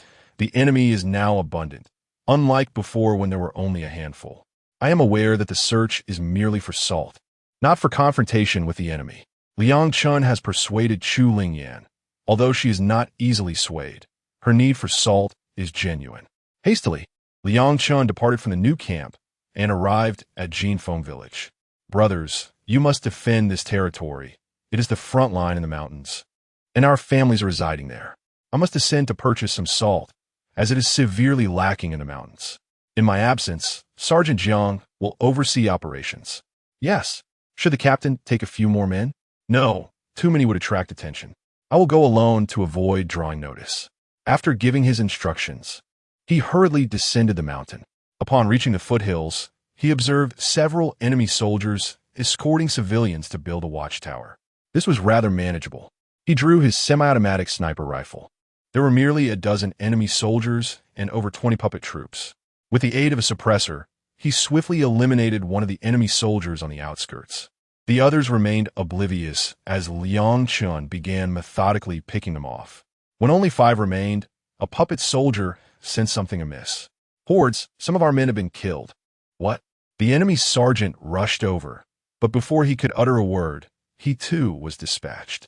The puppet soldiers, terrified, attempted to flee, but four enemy soldiers forced them back into the mountains. Liang Chun paid no heed to these cowardly wretches and continued his assault, soon dispatching the hidden enemy soldiers. As the puppet troops attempted to escape, Liang Chun brandished his light machine gun and unleashed a barrage upon them. They dared not look back as they fled in desperation. Many fell to the ground, unable to outrun the bullets, while only a few managed to escape. After clearing the battlefield, the villagers, filled with trepidation, gazed at Liang Chun. "You should all return home. What home is there left? They have slaughtered everyone." Wailing, they lamented the loss of so many able-bodied men. Then join the military at Jinfeng village. Avenge your families by taking down the enemy. What use is crying? I am resolved. I will go to Jinfeng village. How do I get there? Simply follow the road built by the enemy, and you shall arrive. Seek out a sergeant named Jiang. He will make arrangements for you. Thank you. As long as we can fight the enemy, we shall go. Whether as soldiers or guerrillas, we are off. Do not mention it. Go now. Liang Chun provided them with a few rifles and ammunition, knowing some among them could use firearms. Once they had departed, Liang Chun collected the construction materials. To his surprise, there was quite a bit of cement. The enemy intended to erect a stronghold at my doorstep. For every fortress they build, I shall destroy one. He quickly left that place, heading towards the county town in search of salt. What work do you do? I am returning home to work. Liang Chun replied in the enemy's tongue. The soldier immediately altered his demeanor, bowing to allow him passage. The enemy soldier was rather courteous. Realizing he was in the presence of his forebear, Liang Chun entered the county town, wandering in search of enemy supply depots. They were of islander descent, and thus should not be lacking in salt. The Northeast does not produce salt. However, they are certainly not lacking in it. The Japanese, with their strong taste, resemble gourd-shaped figures. Numerous Japanese stores have opened here. Upon entering, one can indeed find an ample supply of salt, all neatly packed in burlap sacks, which is quite convenient. What would you like to purchase? A young Japanese man, struggling with his command of the Chinese language, inquired of Liang Chun. I intend to open a shop as well. Liang Chun replied fluently in Japanese, making it clear to the young man that he, too, was a local seeking fortune. Chapter 30. The night raid on 17 stores. I must tell you, the conditions here are exceedingly backward. Virtually anything can be sold for a profit. Our only requirement is their silver coins and gold bars. The army may seize what they please, but we must rely on commerce. Let us demand a higher price. Even items that appear scarce can find a buyer here. The Japanese soldiers exhibit a most avaricious demeanor, their furtiveness unmistakable. Liang Chun felt an impulse to act immediately. Steady your nerves. We shall reconvene this evening. Liang Chun visited each establishment, inquiring with a uniformity of responses. That night, he returned to the initial shop, prying off several tiles from the roof to create an opening. Securing a rope to the chimney, he tested its stability before executing a rapid descent through the aperture. Upon entering the store, he began to confiscate all items of value, leaving not even a needle behind. They could not possess such meager stock. He entered their living quarters, wielding his blade with resolute intent, indiscriminately gathering what he could. 6 individuals were swiftly transported into the void of his spatial realm, where they boldly sought their bounty, discovering a substantial cache of gold bars and over 1,000 kilograms of salt in the rear warehouse, alongside an array of other goods. Once their search was complete, they departed for the next establishment, where the occupants were still awake, counting their coins. Liang Chun had no time to wait for slumber. With swift efficiency, he executed a brutal assault, spilling blood without hesitation, ultimately disposing of all bodies within that shop. The looting concluded, he proceeded to the next location. And thus, over the course of a single night, he plundered 17 stores, amassing over 10,000 kilograms of salt, sufficient sustenance for 2 months. Countless needles, fabrics, over 30,000 silver dollars, and more than 600 gold bars were acquired. This venture was undeniably lucrative. The Japanese demand exorbitant prices. However, as we confront invaders, we are prepared to take lives in return. Like a cunning raccoon, Liang Chun approached the city walls, where several Japanese soldiers stood guard, while others patrolled the perimeter. Stealthily, he ascended the wall, slitting the throats of 2 soldiers and collecting their bodies.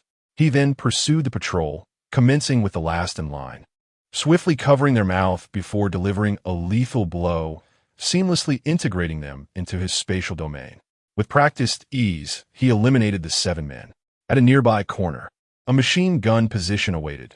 Clad in Japanese military attire, Liang Chun strode confidently past, the soldiers failing to acknowledge his presence. He swiftly dispatched them with blades to their necks. Their lifeless forms remained undisturbed as he discarded the bodies from his spatial realm, only retaining the heavy machine gun and 2 crates of ammunition. He dropped from a wall and made a hasty retreat from the county town. The following day, a Japanese soldier, intending to purchase a pack of cigarettes, pushed open the door only to be greeted by the sight of several corpses and an absence of goods within the store. Realizing something was amiss, he hurried to report to his superior. "Sir, one of our shops has been murdered, and all merchandise has been stolen. How could this happen?" The colonel exclaimed, alarmed, aware that his sister also owned a shop.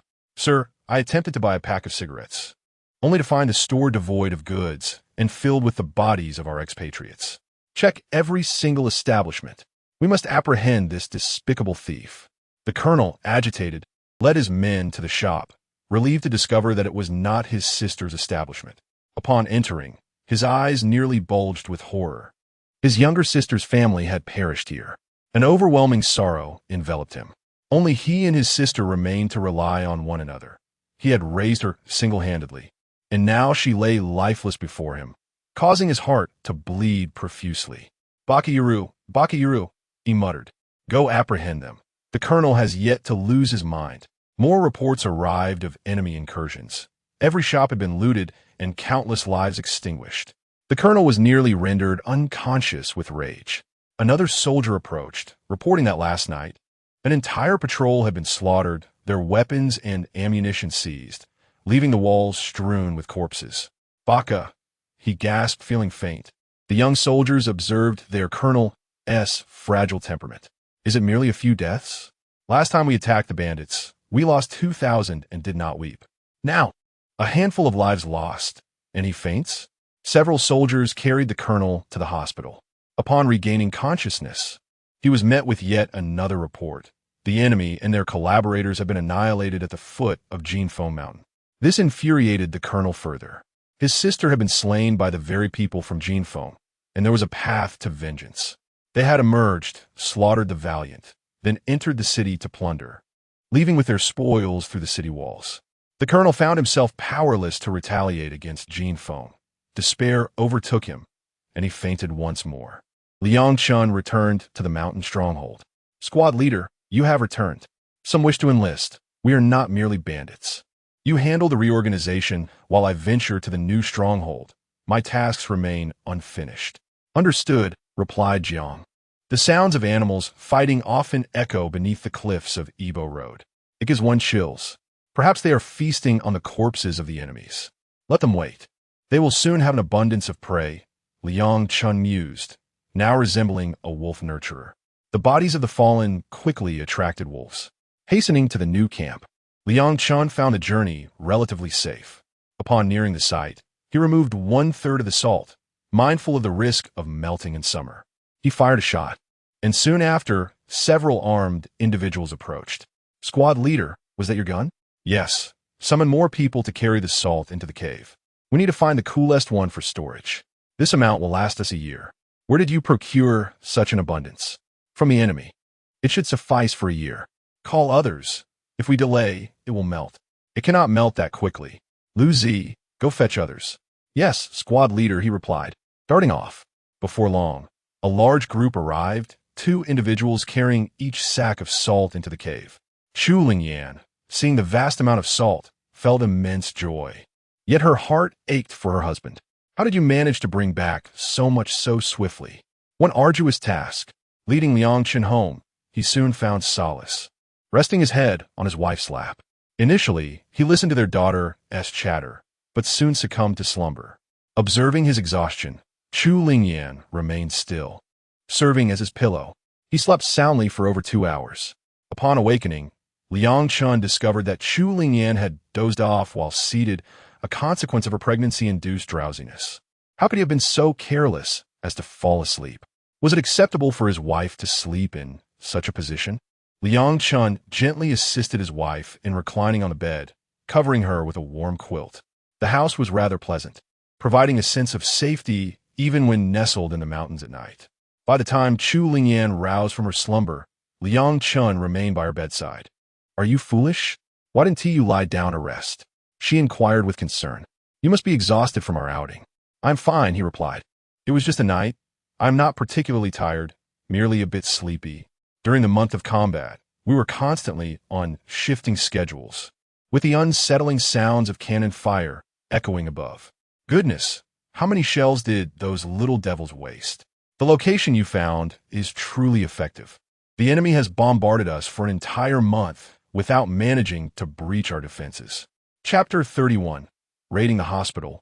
An accidental killing of a big shot. As Liang Chun awoke early in the morning, he felt a lingering discomfort from residing in the cave.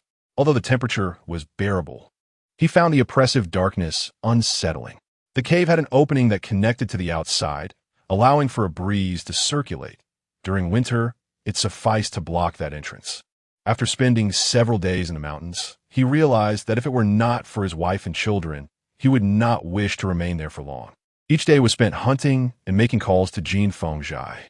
The enemy had shown no signs of activity, and he could not allow them to remain idle. Currently, there was an abundance of food, salt, and vegetables, but a scarcity of medical supplies persisted.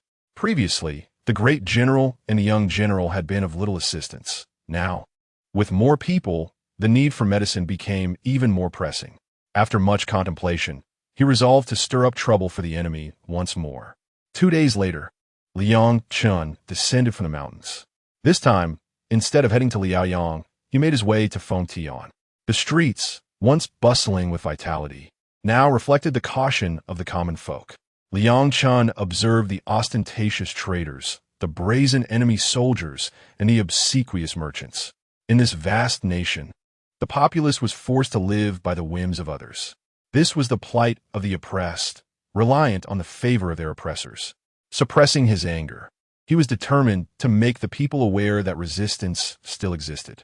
The colonel in Liaoyang had succumbed to despair, and, coupled with the blows he had endured, his mental state had become quite disheveled, leading to his transfer to Fengtian. Disguised in enemy uniform for ease of movement, Liang Chun exited an alleyway, preparing to enter the hospital. As he approached the entrance, several jeeps arrived. "You lead the way. The colonel is unwell," a lieutenant called out upon seeing Liang Chun. "Yes, I shall guide you," he replied, pondering whether they would check identification, feeling a twinge of anxiety. He escorted them into the hospital, where the guards did not dare to question their presence, as it was quite normal for a colonel to be accompanied by a few security personnel. Liang Chun entered the hospital with a sense of satisfaction, intent on locating the supply room. He wandered through the corridors, and, after stepping into the restroom, he quickly entered his spatial realm. It was not an opportune time to work in broad daylight. In the safety of his space, he took a bath and enjoyed a brief nap. The goods from the 17 shops were left for his wife, while a few miscellaneous items were set aside. The species within his space had begun to multiply, and he realized he needed to procure more mares. All the war horses he had were male. Should he muster a cavalry of several hundreds or thousands, mechanization would be unattainable without cavalry's essential role. With various plans forming in his mind within that space, he collected grains and continued planting. The vegetables had matured and were stored in the spatial realm, accumulating into a substantial pile. After riding his war horse across the vast prairies, reveling in the freedom, he finally glanced at the time. The outside world had fallen silent. Liang Chun exited the spatial realm. Emerging from the restroom, he proceeded to the pharmacy. "How may I assist you?" A female nurse from the enemy greeted him with a slight bow. In a swift motion, Liang Chun snapped her neck and stored her away. Inside the pharmacy, 2 enemy personnel, a man and a woman, were present. Upon his entrance, they were momentarily taken aback. But as they began to speak, Liang Chun dashed to them, delivering a punch to each of their necks. The woman fainted immediately, while the man clutched his throat. Grabbing his head, Liang Chun twisted and incapacitated him as well, claiming the woman's life before storing her in his space. He then began collecting medical supplies, emptying the pharmacy before finally locking the door behind him. Fearing detection, he donned a white coat and entered the ward, where he found 4 enemy soldiers slumbering. He swiftly seized one by the neck, twisting it before banishing him to his dimensional space. Moving to the second soldier, he executed him with equal efficiency, the task requiring little effort. The beds within the ward were of fine quality, which he promptly stored away before locking the door behind him and progressing to the next room. Upon entering, he encountered 2 more soldiers. This time, he acted even more swiftly, dispatching them with a knife and storing their forms as well. After cleansing the battlefield, he proceeded to the next chamber. Just as he exited the ward, he stumbled upon 2 soldiers clad in white coats, who failed to recognize him. With no time for pleasantries, he plunged 2 daggers into their throats. They attempted to utter words, but silence enveloped them, followed by the grim embrace of an unfamiliar realm. Having resolved this complication, he continued to the next room, where 3 soldiers awaited. He easily eliminated 2, but the third, being lighter of sleep, stirred at the sound. Positioned farthest from him, he took flight and thrust a blade into the soldier's heart before the latter could comprehend his fate. As he reached the soldier's side, he swiftly covered his mouth. The soldier, half alive, was cast into the dimensional space, his belongings also claimed before the door was locked. An hour later, the first floor lay devoid of life, save for the lingering spirits of the fallen soldiers, who observed Liang Chun's relentless extermination. Ascending to the second floor, he found more upscale single-patient rooms. He entered room after room until he arrived at one where 2 soldiers stood guard. Approaching them, he exchanged pleasantries before casually slashing their throats, subsequently consigning them to the void. Upon entering another ward, he recognized the scoundrel from earlier. Gripping the man's head, he delivered a decisive blow to his neck. After claiming the body, he also stored the soft bed and the colonel's ceremonial sword and uniform. Exiting, he hurried to the next ward, completing his grim task before descending to the backyard to ensure no detail was overlooked. To his fortune, he discovered a warehouse brimming with medical supplies and equipment, which he promptly collected. Upon exiting the hospital, he spotted the colonel's jeep and an ambulance. He secured the ambulance and, finding the jeep's door unlocked, discarded his white coat and took the driver's seat. After retrieving the keys from the 2 guards on the second floor, he ignited the engine and drove through the hospital gates, passing without scrutiny from the soldiers. Once outside, he directed his vehicle towards the city gates. There, only 2 puppet soldiers stood watch. "What is your business, officer?" they inquired. "Open the gates and let me pass," he commanded. The soldiers, intimidated, complied, lifting the wooden bar and opening the gates. Liang Chun cursed under his breath as he exited the city, leaving the soldiers with a sense of frustration as they muttered grievances behind him. As he sped away, the following day, enemy soldiers entered the hospital only to be met with an eerie silence. Not a soul was present. The doctors and nurses arriving for duty felt an unsettling emptiness. After searching the premises for some time, they found every room locked.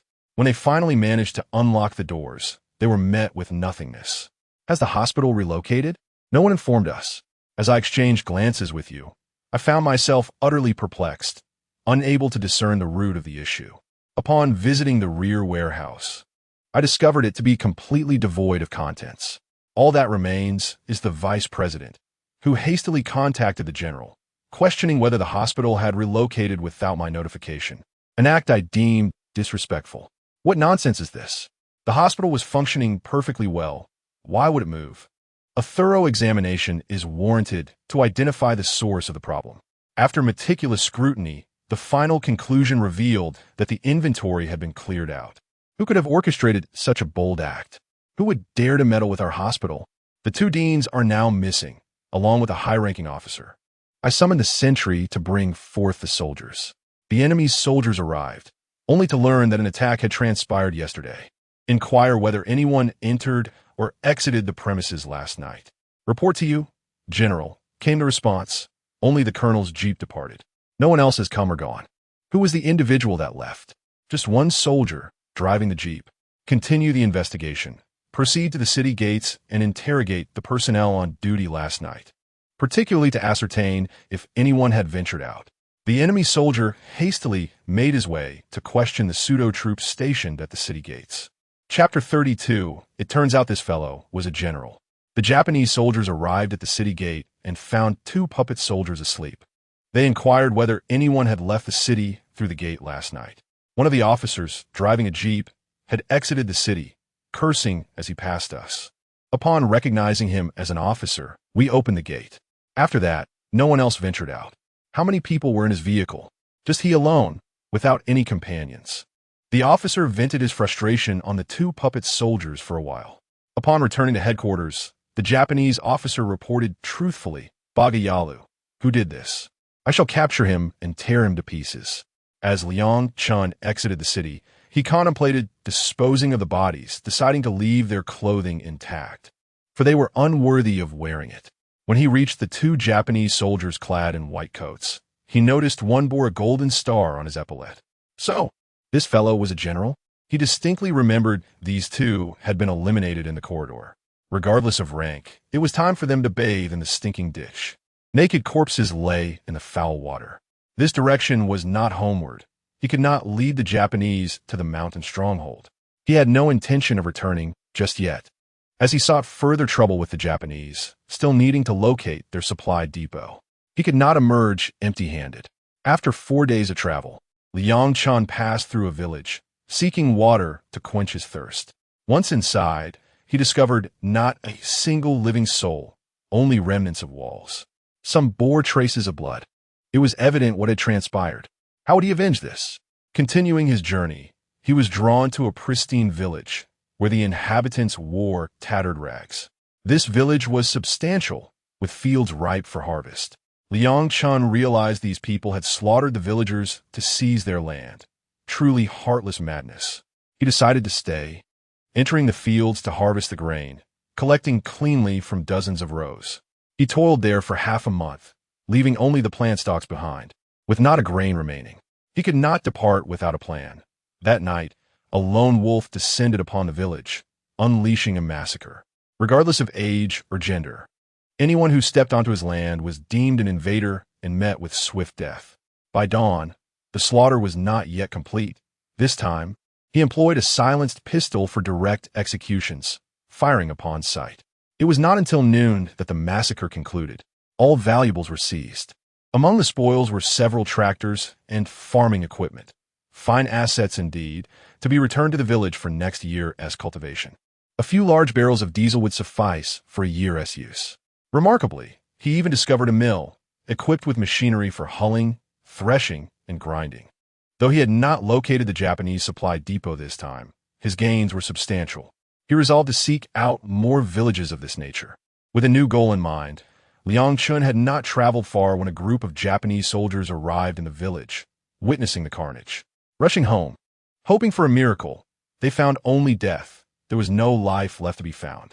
The young soldiers, enraged, leaped into a frenzy upon seeing the words "an eye for an eye, a tooth for a tooth" inscribed on the wall. They hurried back to report, and the lieutenant, upon hearing the news, nearly spat blood. His own family resided in that very village. Leading a massacre, they themselves were now subject to a similar fate. The lieutenant rushed home, only to find his family had not fared any better. The women were in disarray, mirroring the chaos they had inflicted upon others. Spitting blood brought him a strange sense of relief, for experiencing the slaughter of loved ones evoked an indescribable emotion. Meanwhile, Liang Chun paid little heed to their search for the culprits. He had already located a second village, which was guarded by a small contingent of enemy soldiers. Liang Chun, a patient hunter, opted to gather resources without haste. Even with his speed, it would take him around 10 days to collect the grain. The enemy, having failed to capture the perpetrator, suspected that the remaining survivors of the massacre had taken matters into their own hands. As the enemy began to slacken their vigilance, Liang Chun stealthily infiltrated their camp at night, wielding a silenced pistol to eliminate the sentries. Once inside, he swiftly dispatched over 50 men, seizing their weapons and ammunition before launching another wave of slaughter in the village. To facilitate their relocation, The villagers were concentrated, making it easier for Liang Chun.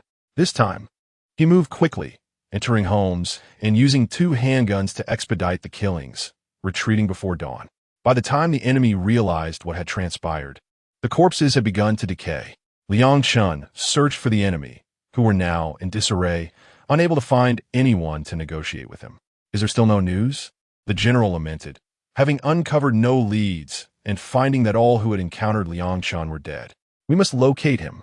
Here is the map," he instructed his subordinates. "You will search from these directions in squads. We cannot afford any more incidents involving our civilians." The junior officers, having exited the general's office, assembled their troops, each heading in different directions. Liang Chun, nestled beneath a large tree, munched on dry rations when he suddenly heard the sound of enemy vehicles. He quickly retreated into hiding, waiting for them to pass. A full squad of soldiers went by, and he realized he could not engage without retreating into the mountains. Surely, they cannot be searching for me all at once. Have they lost their composure? If so, does that mean the city is left lightly guarded? It would be advantageous to infiltrate their stronghold. With a plan in mind, he made his way back towards the city, a bustling metropolis in a bygone era. Now, a strategically significant location under the command of a general. With the enemy forces deployed, the general would remain behind, disguising himself in enemy attire and brandishing a rifle.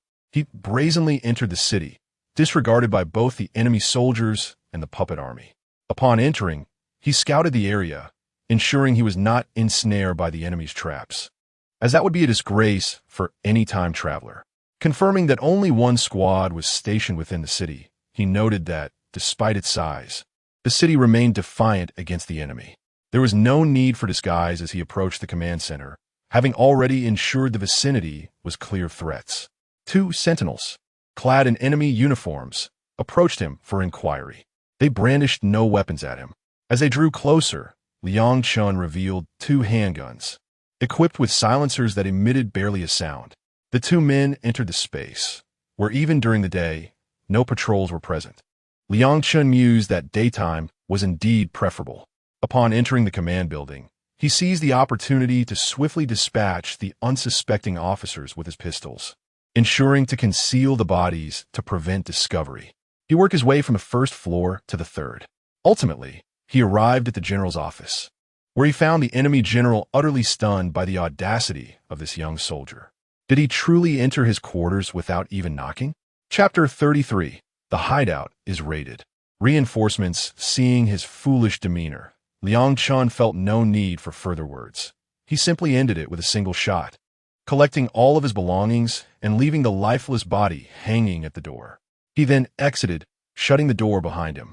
This time, he had indeed acquired a substantial cache of radios. With the possession of a codebook, he could now intercept enemy communications, thus establishing a valuable source of intelligence. As Liang Chun wandered the streets, he encountered a few children selling cigarettes. He bought their entire stock, urging them to return home early to avoid becoming collateral damage should the enemy erupt in madness. He also purchased all the rice from vendors along the roadside, and soon the streets were devoid of any commerce. Regardless of what was being sold, whether food or clothing, he acquired it all. He refrained from buying items from shops. When encountering enemy establishments, he would simply shoot and seize supplies before departing. He discreetly eliminated a few individuals running smokehouses, confiscating their stock before moving on to other locations. It wasn't long before someone discovered the situation and realized something was amiss. A trader visiting an enemy shop found it vacated and, upon noticing the blood on the ground, rushed to report to the Japanese.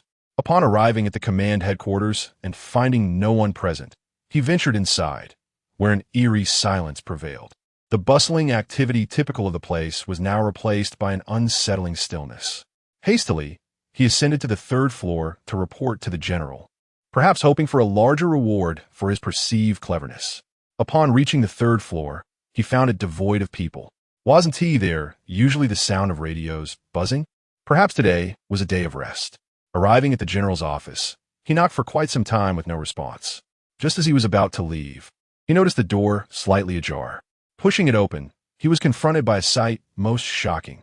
A snow-white pig was before him. Was the general interrogating someone?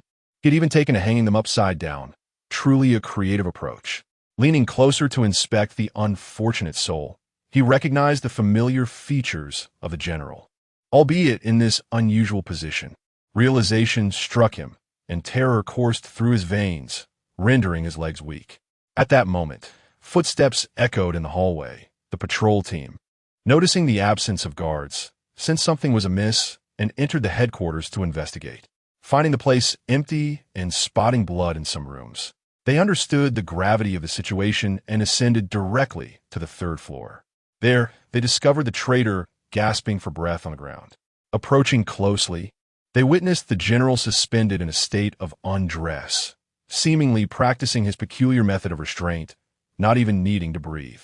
The panting traitor was undoubtedly the perpetrator behind this chaos. It must have taken great effort to hoist the general, leaving him utterly exhausted. "Finish him off," shouted a Japanese sergeant, as several others brandished bayonets towards the traitor. Overwhelmed by regret, the traitor lamented his own cleverness. What was the point of such intelligence if it cost him his life? The Japanese offered him no opportunity for defense, firmly concluding that he had slain the general. The remaining Japanese soldiers rushed outside to report to other patrol teams and the commanding officers in the barracks, gradually converging on the general's office. Their wails echoed like the cries of those mourning a deceased father, perhaps hoping that such noise would earn them favor with the general. Meanwhile, Liang Chun continued his search for enemy shops when suddenly a grand courtyard caught his attention, guarded at the entrance by two traitors clad in green attire. Finding someone nearby, for inquiries, Liang Chun knocked on a door. "Who is it?" A woman's voice called out. "Excuse me.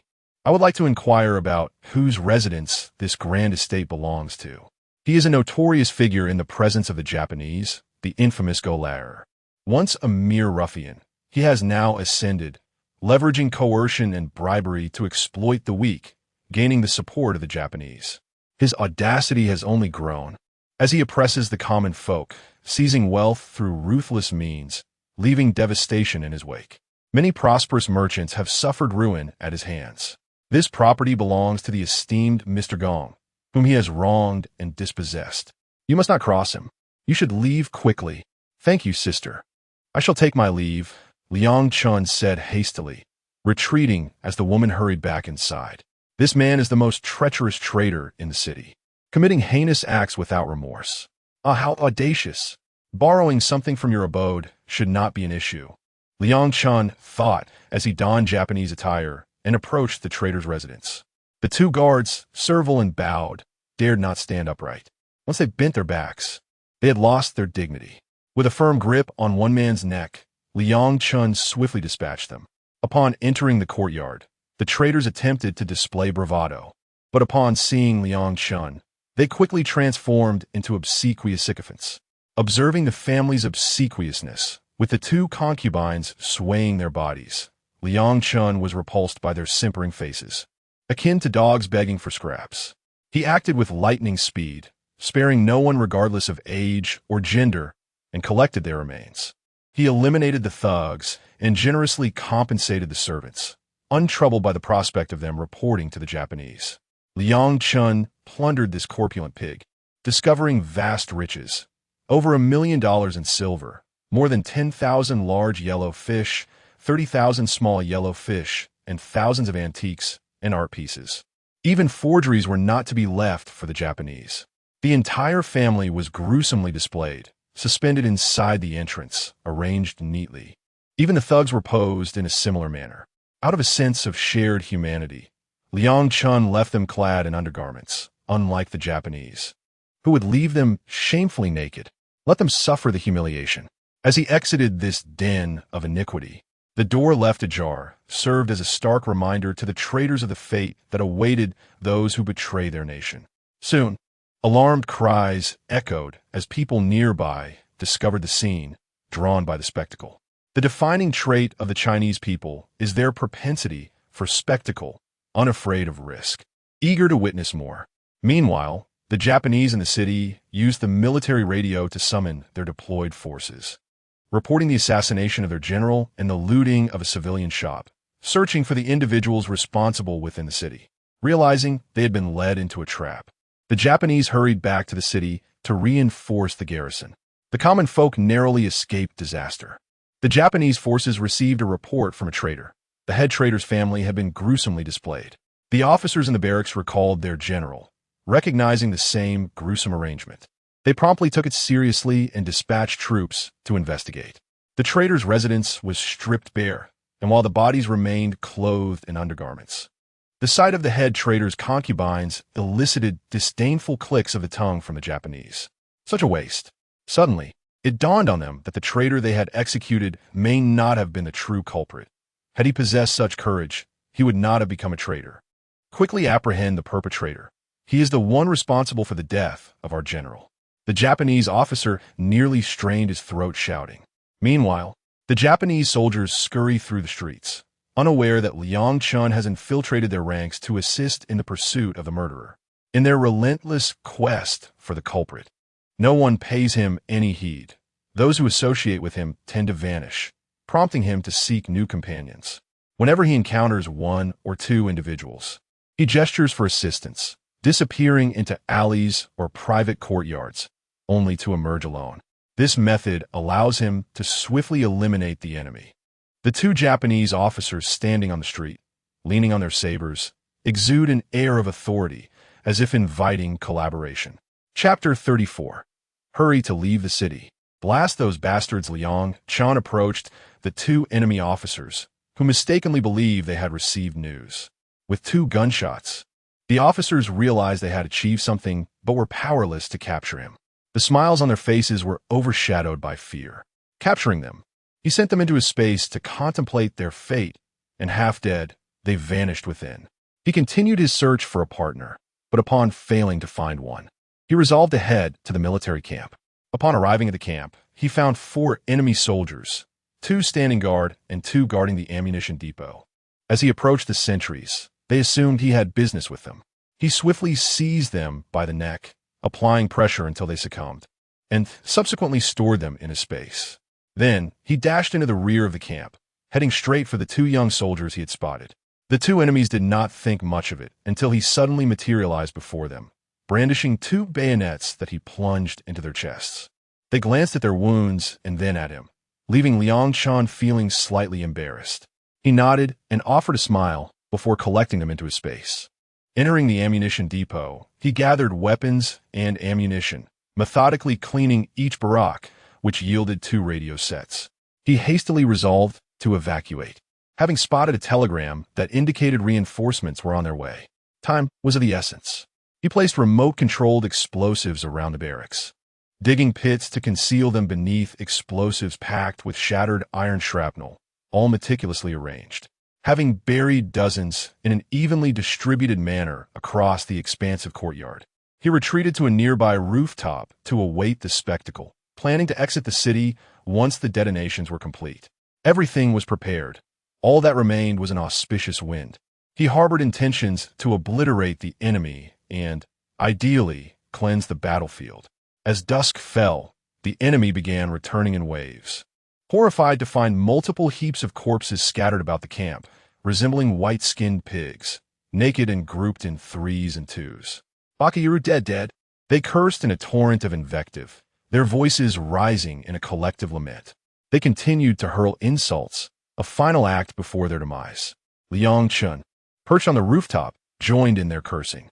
Thankfully, he was not a northeastern woman.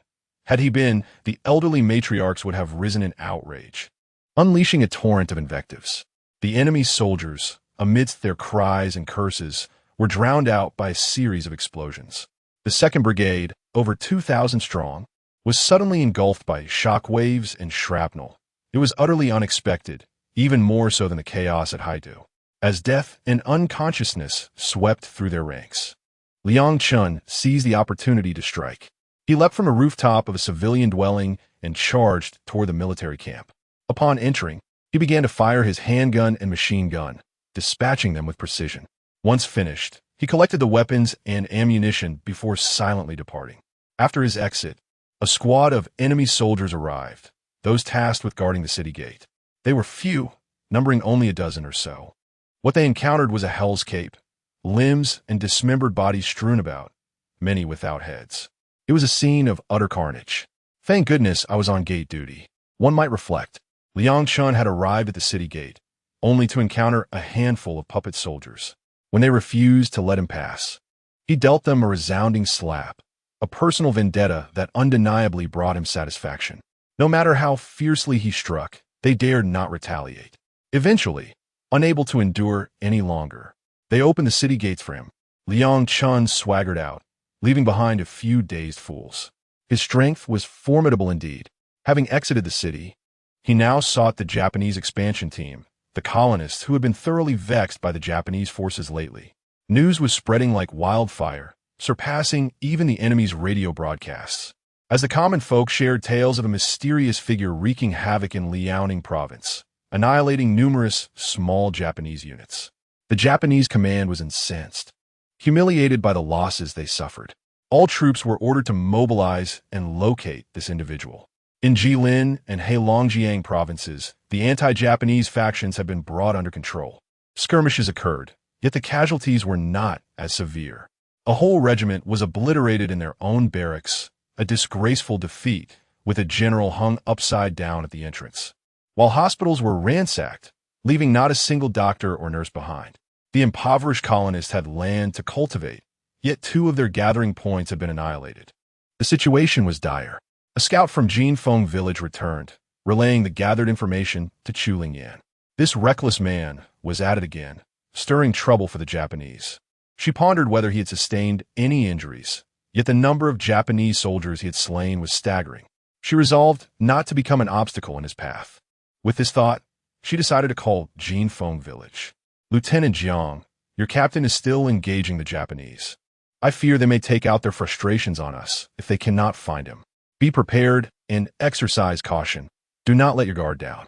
Madam, rest assured that we send out sentinels 5 kilometers in all directions daily, and scouts are stationed on the mountains. The captain left behind a rocket launcher. We are not afraid of the enemy's tanks or armored vehicles. You are our first line of defense and the most secure one. Command with confidence. I believe you will return soon. Drawing from her past experiences, Chu Lingyan knew her husband would return to rest after his escapades against the Japanese, for he was always concerned about home. This time, however, their calculations had faltered. Liang Chen's relentless assault on the enemy was a deliberate attempt to prevent them from directing their energies towards the stronghold. Over time, who knew if the Japanese would devise a solution to breach their defenses? Without the natural fortress, their stronghold would no longer be safe. With him creating chaos within the enemy's ranks, they had no time to focus on other matters. Indeed, the Japanese were preoccupied with him. Liang Chun shifted to another city, allowing them to squander resources there, inching ever closer to Jilin province. Should the opportunity arise to meet General Yang, it would be a fortuitous encounter, providing them with heavy weaponry to further debilitate the Japanese. Upon arriving near a small town, he sought out the locals. Good sir, might you assist me in an inquiry? Do you know where I might find Japanese farmers? Ah, you must be referring to the expansion teams. Yes? There are 3 locations nearby where these groups reside. These wretched little devils are truly detestable. They came and seized our land. Previously, the land belonged to landlords who rented it to us for cultivation, providing us with some grain each year. Now, they have taken it for themselves, leaving us without a source of income. We can scarcely feed ourselves. The elderly man's face bore the weight of desolation, for this world had stripped him of hope. With the common folk bereft of their lands, how could they possibly survive? In this era, how many merchants can one find? Liang Chun did not linger long. He paused only to quench his thirst at the old man's home and discreetly left behind a portion of grain.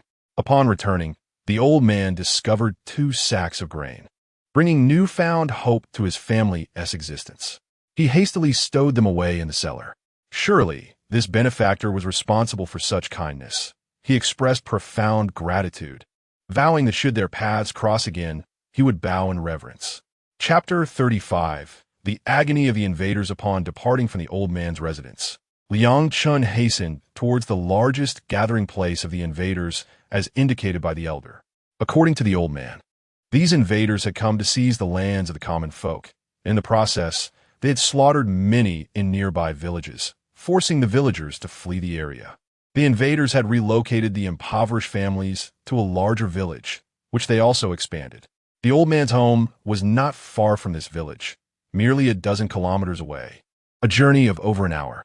Upon nearing the vicinity, Liang Chun refrained from directly storming into the village. During this period, the invaders had completed their land requisition, yet they had not yet delivered the harvested grain to their military. Liang Chun surmised that it was likely the invaders would have stationed guards during this time. Climbing a sturdy tree, he utilized binoculars to survey the enemy village, perplexed to find no sign of the invaders. This was indeed strange. It seemed improbable. Only at night did he observe figures resembling local civilians, armed and patrolling the area. Had they organized a militia? With this realization, Liang Chun felt reassured. Descending quietly from the tree, he stealthily infiltrated the village, evading the patrolling squad, and made his way towards the granary, where two patrols remained vigilant, albeit they were not professional soldiers. As a seasoned warrior from a later era, silent combat was Liang Chun's forte. He swiftly neutralized these militia members and seized all the grain stored in the granary, intended for the military. Each household likely still had a considerable stock of grain remaining. Liang Chun commenced his infiltration from the first house, his blade striking true and swiftly disposing of the bodies. After emerging, he cautiously peered down the street, only to encounter a patrol of militia. Concealing himself behind a wall, he waited for them to pass before stealthily approaching from behind, eliminating the last member before the first. He proceeded with this method through the second, third, and subsequent homes, promptly dealing with any patrols encountered. An elderly invader, who had ventured outside to the latrine, narrowly escaped an encounter, only to return home and discover his kin had all been slain. He emerged, shouting in despair, yet no living soul responded. Clad only in a loincloth, he dashed towards the military camp, a daunting 20 kilometers away. Despite the autumn chill, he felt no sensation of cold. The icy grip of despair within him overshadowed the physical chill, causing him to tremble. Had he known this would be the outcome, he would have preferred to remain on the small island, subsisting on salted fish, rather than toiling the land only to lose his family in the process. This place did not belong to them. Liang Chun then proceeded to a second gathering place of the invaders. Upon his arrival, he found no military presence. Yet he anticipated that if he delayed his assault, the enemy forces would inevitably arrive to secure the area. Disguising himself in the uniform of the invaders, he brazenly rode into the village on a three-wheeled motorcycle. The villagers, accustomed to the presence of soldiers who often brought their families, paid him little mind. Noticing their calm demeanor, he approached the first house, entering and swiftly employing a silenced pistol to eliminate the occupants before collecting their bodies and sweeping through the residence. As he moved to the second house, he encountered individuals along the way, dispatching them without hesitation and storing their bodies. By the time he had cleared a significant portion of the village, a young invader stumbled upon a discrepancy. Seeking his beloved, he found only the skeletal remains of her home. Had they relocated due to their disapproval of their union? Was it because their family was too impoverished? This year, they had grain. Perhaps they could grow a little taller, surpassing the height of 1 meter and 30 centimeters. From now on, I shall no longer consume salted fish, nor shall my joints become deformed, and I shall no longer be afflicted with bow legs. The young man pondered for a quarter of an hour, reflecting on the undesirable genetics of his family. Ultimately, he concluded that the turmoil stemmed from his beloved's household, for he had discerned traces of blood. He hastened home to inform his father, whose imposing stature could stand against any assailant. At the very least, his father's height granted him an advantage. Though originally 6 feet tall, he had been reduced to 5 feet due to his bow legs. Yet he remained a towering figure in the village. Upon arriving home, however, he discovered that his towering father was also missing, just like his beloved family. What malevolent spirit had visited his home? Liang Chun had believed he had eradicated this village, only to find that a diminutive, rotund figure had evaded capture. Upon reaching the third village, he encountered a battalion of adversaries, numbering no more than 50 or 60, a fully equipped squad. Liang Chun, unwilling to delay any longer, hurled a grenade towards the enemy, his bombardment zone extending to 150 meters. Even at greater distances, he could still throw effectively, but the grenade would detonate if it fell short. The enemy was caught off guard, suffering casualties from the explosion, and only then did they begin to retaliate. Liang Chun lured them out of the village and into an open area, where he unleashed a torrent of fire from his light machine gun. As the enemy drew nearer, he swiftly widened the gap, alternating fire between his light and heavy machine guns. The enemy was demoralized, their legs faltering under the strain of their retreat, stumbling as they ran. With each close encounter, a barrage of bullets decimated their ranks, leaving merely a handful of them remaining. The squad leader, increasingly anxious, realized that if things continued this way, their small group would meet their demise. With a cry of Bakiyaru, he ordered a retreat, and the enemy began to flee, pursued by Liang Chun, who continued firing. In that moment, the enemy cursed their own fate, lamenting the absence of strong legs. Ultimately, their downfall lay in their legs. Liang Chun meticulously surveyed the battlefield before returning to the village, wielding his light machine gun as he hunted down the villagers, who cried out in despair.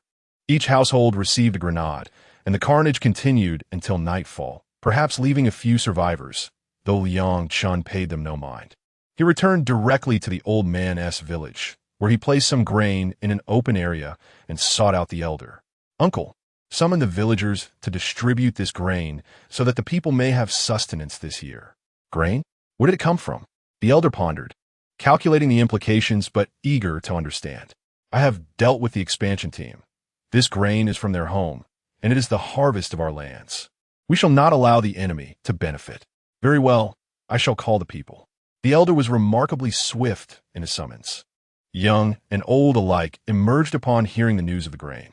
The elder ran a distance, calling out, and when he reached the other end of the village, a number of men gathered. "Old Lee, where's the grain?" inquired a man of similar age to the elder. "At the threshing ground." "Let's go." Everyone moved with great haste, and upon arriving at the threshing ground, they were astonished by the abundance of grain. "What is this?" "It's the little hero who brought it." Each household would receive 500 pounds, ensuring they would survive the year. "Hurry up, deliver 500 pounds to every household." The pace must be swift. This man is the village chief, and his words are commands. The villagers moved with remarkable speed, carrying and transporting the provisions to each home. Each household has its own cellar where they must securely store their supplies. The common folk possess an array of ingenious methods for concealing their grain, yet all are rather discreet. Some even hide their provisions beneath large trees, where there exists an entrance to a cellar. Observing that they had received their rations, Liang Chun proceeded to the next village. Numerous nearby villages were also receiving their shares of grain. After ensuring these distributions, Liang Chun took the opportunity to eliminate a loathsome landlord. This old scoundrel, upon witnessing the villagers' grain, had the audacity to emerge and exert his influence. Liang Chun swiftly dispatched his entire family. It was one thing for the invaders to oppress the common people, but for these heartless individuals to meddle as well was intolerable. Did they not realize that encountering Liang Chun was tantamount to courting death? Chapter 36. The young demons cast a wide net. Bakiyalu. "We must locate this individual. We are compelled to avenge our people," declared the Japanese colonel, observing the half-naked old demons and the diminutive young demons below, alongside several men and women with smudged faces. The three gathering places had dwindled to this meager number. Numerous officers within the ranks wept, their families having once enjoyed prosperous lives, now summoned by the king of hell to partake in a grim feast. "Bakiyalu, I shall not rest until you are dead." The low-ranking Japanese officer incessantly howled at the heavens, while a sergeant beside him thought to himself, "It serves you right. That should have been my family's chance, which you ruthlessly seized from my grasp. Your family has now perished here, hasn't it? Ha ha."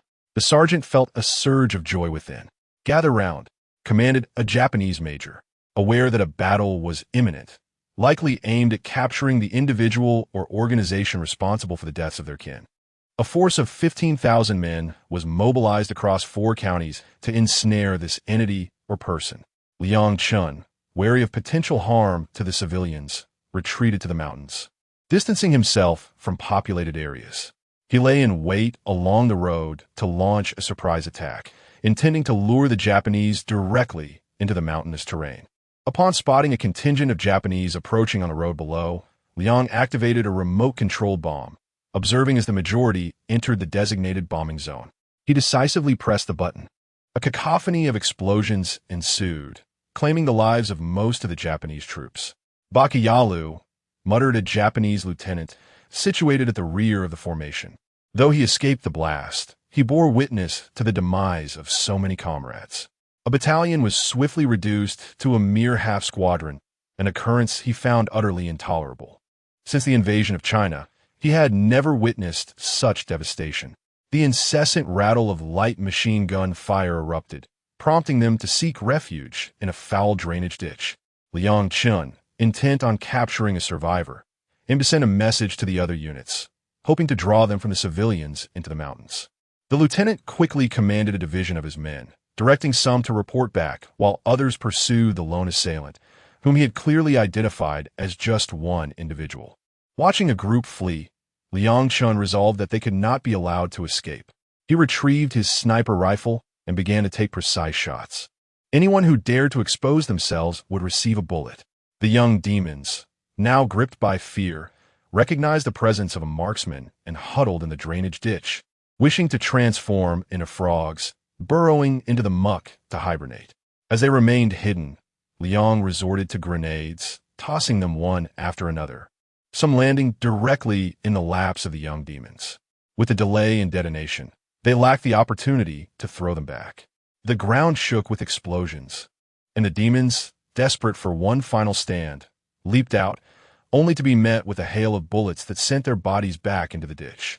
As silence descended, Liang emerged to fire additional rounds and sweep the battlefield, planting a few concealed explosives beneath them before settling by the mountainside to await the arrival of the Japanese. 2 hours later, the first wave of demons arrived. Liang fired a few shots, taking down several before retreating into the mountains, the demons relentlessly pursuing him, leaving a handful behind to guide the following troops. This group of young demons was remarkably resilient. With their numbers dwindling, they had not considered retrieving the fallen bodies of their so-called warriors, instead leaving a few to guard the corpses. The main Japanese forces soon arrived, surveying the ground littered with twisted limbs and shortened arms. Uncertain of who belongs to whom, the remnants of the enemy lay scattered, with dismembered limbs visible everywhere. The brave warriors collected the fallen, obeying the colonel's command. Disobedience was not an option. As they moved to retrieve the bodies, they inadvertently triggered grenades, releasing plumes of white smoke. The enemy could only shout "Baka," as dozens were sent to their demise. The colonel, unwilling to lose more valiant warriors in vain, urged his men to ascend the mountain and capture the detestable foe, seeking vengeance for their families. A large contingent of the enemy marched into the mountains, over 10,000 strong, effectively saturating the terrain. They advanced steadily, occasionally spotting the enemy in their vulnerable states. The enemy officers, in their frustration, resorted to hacking at trees with their sabers. Meanwhile, Liang Chun led his group over mountain after mountain, eventually seeking refuge in a concealed space. After the enemy search party had passed, they planted landmines behind them, then retreated a distance before unleashing a barrage of gunfire, knowing the enemy had evaded their search. As they entered the minefield, Liang Chun pressed the button. The ensuing explosions decimated the enemy forces, their numbers proving no defense against the mines. The colonel himself was severely injured, and, on the ground, he discovered an ivory-handled saber.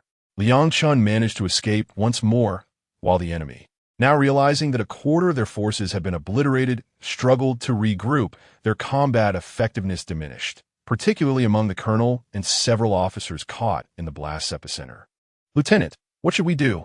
asked one, aware that the lieutenant held the highest rank among them, while the others had indulged in drink. "This damned enemy must be killed. No prisoners taken. Otherwise, we cannot return home," the lieutenant thought, unwilling to face the dishonor of seppuku. Arriving in this paradise of Huaxia, he had no desire to descend directly into hell. For over 2 months, Liang Chun had toyed with the enemy in the mountains, driving them to the brink of madness. Even the sight of a mouse hole incited paranoia about his presence. The once formidable force of over 10,000 had dwindled. "Lieutenant, it has begun to snow. Should we not return?" One voice concerned. "He is somewhere in these mountains. Yet, we cannot find him while our brave warriors continue to perish in this bitter cold." He lamented. "Retreat is not an option. The snow is beneficial. It will reveal his footprints, allowing us to search more effectively," the lieutenant insisted. Fearful of the repercussions of retreat, the greater the losses, the deeper his dread grew. Indeed, the lieutenant is wise. Without winter clothing, neither he nor we can withstand the cold. We shall not return without bringing back his head. My family has suffered at his hands. As the enemy voiced their grievances, bolstered by their comrades, they resolved to continue the search for Liang Chun. Little did they know, he was not far, watching them tremble in the cold. "You bunch of curs, have you come here to serve as thermometers?" He mocked. "The enemy is likely sending supplies again. I must see how much I can seize. I'll ensure you either freeze or starve. Leaving the mountains is not an option while I, Liang Chun, oppose it." As time passed, the enemy could no longer endure the conditions and planned to descend. Liang Chun, however, laid traps of landmines and grenades for them. He then revealed himself, and over 2,000 of the enemy soldiers surged forward, emboldened by the sight of hope, pursuing Liang Chun deep into the mountains once more. We are on the verge of emerging from the mountains, yet we must retrace our steps. The enemy is on the brink of collapse for several days.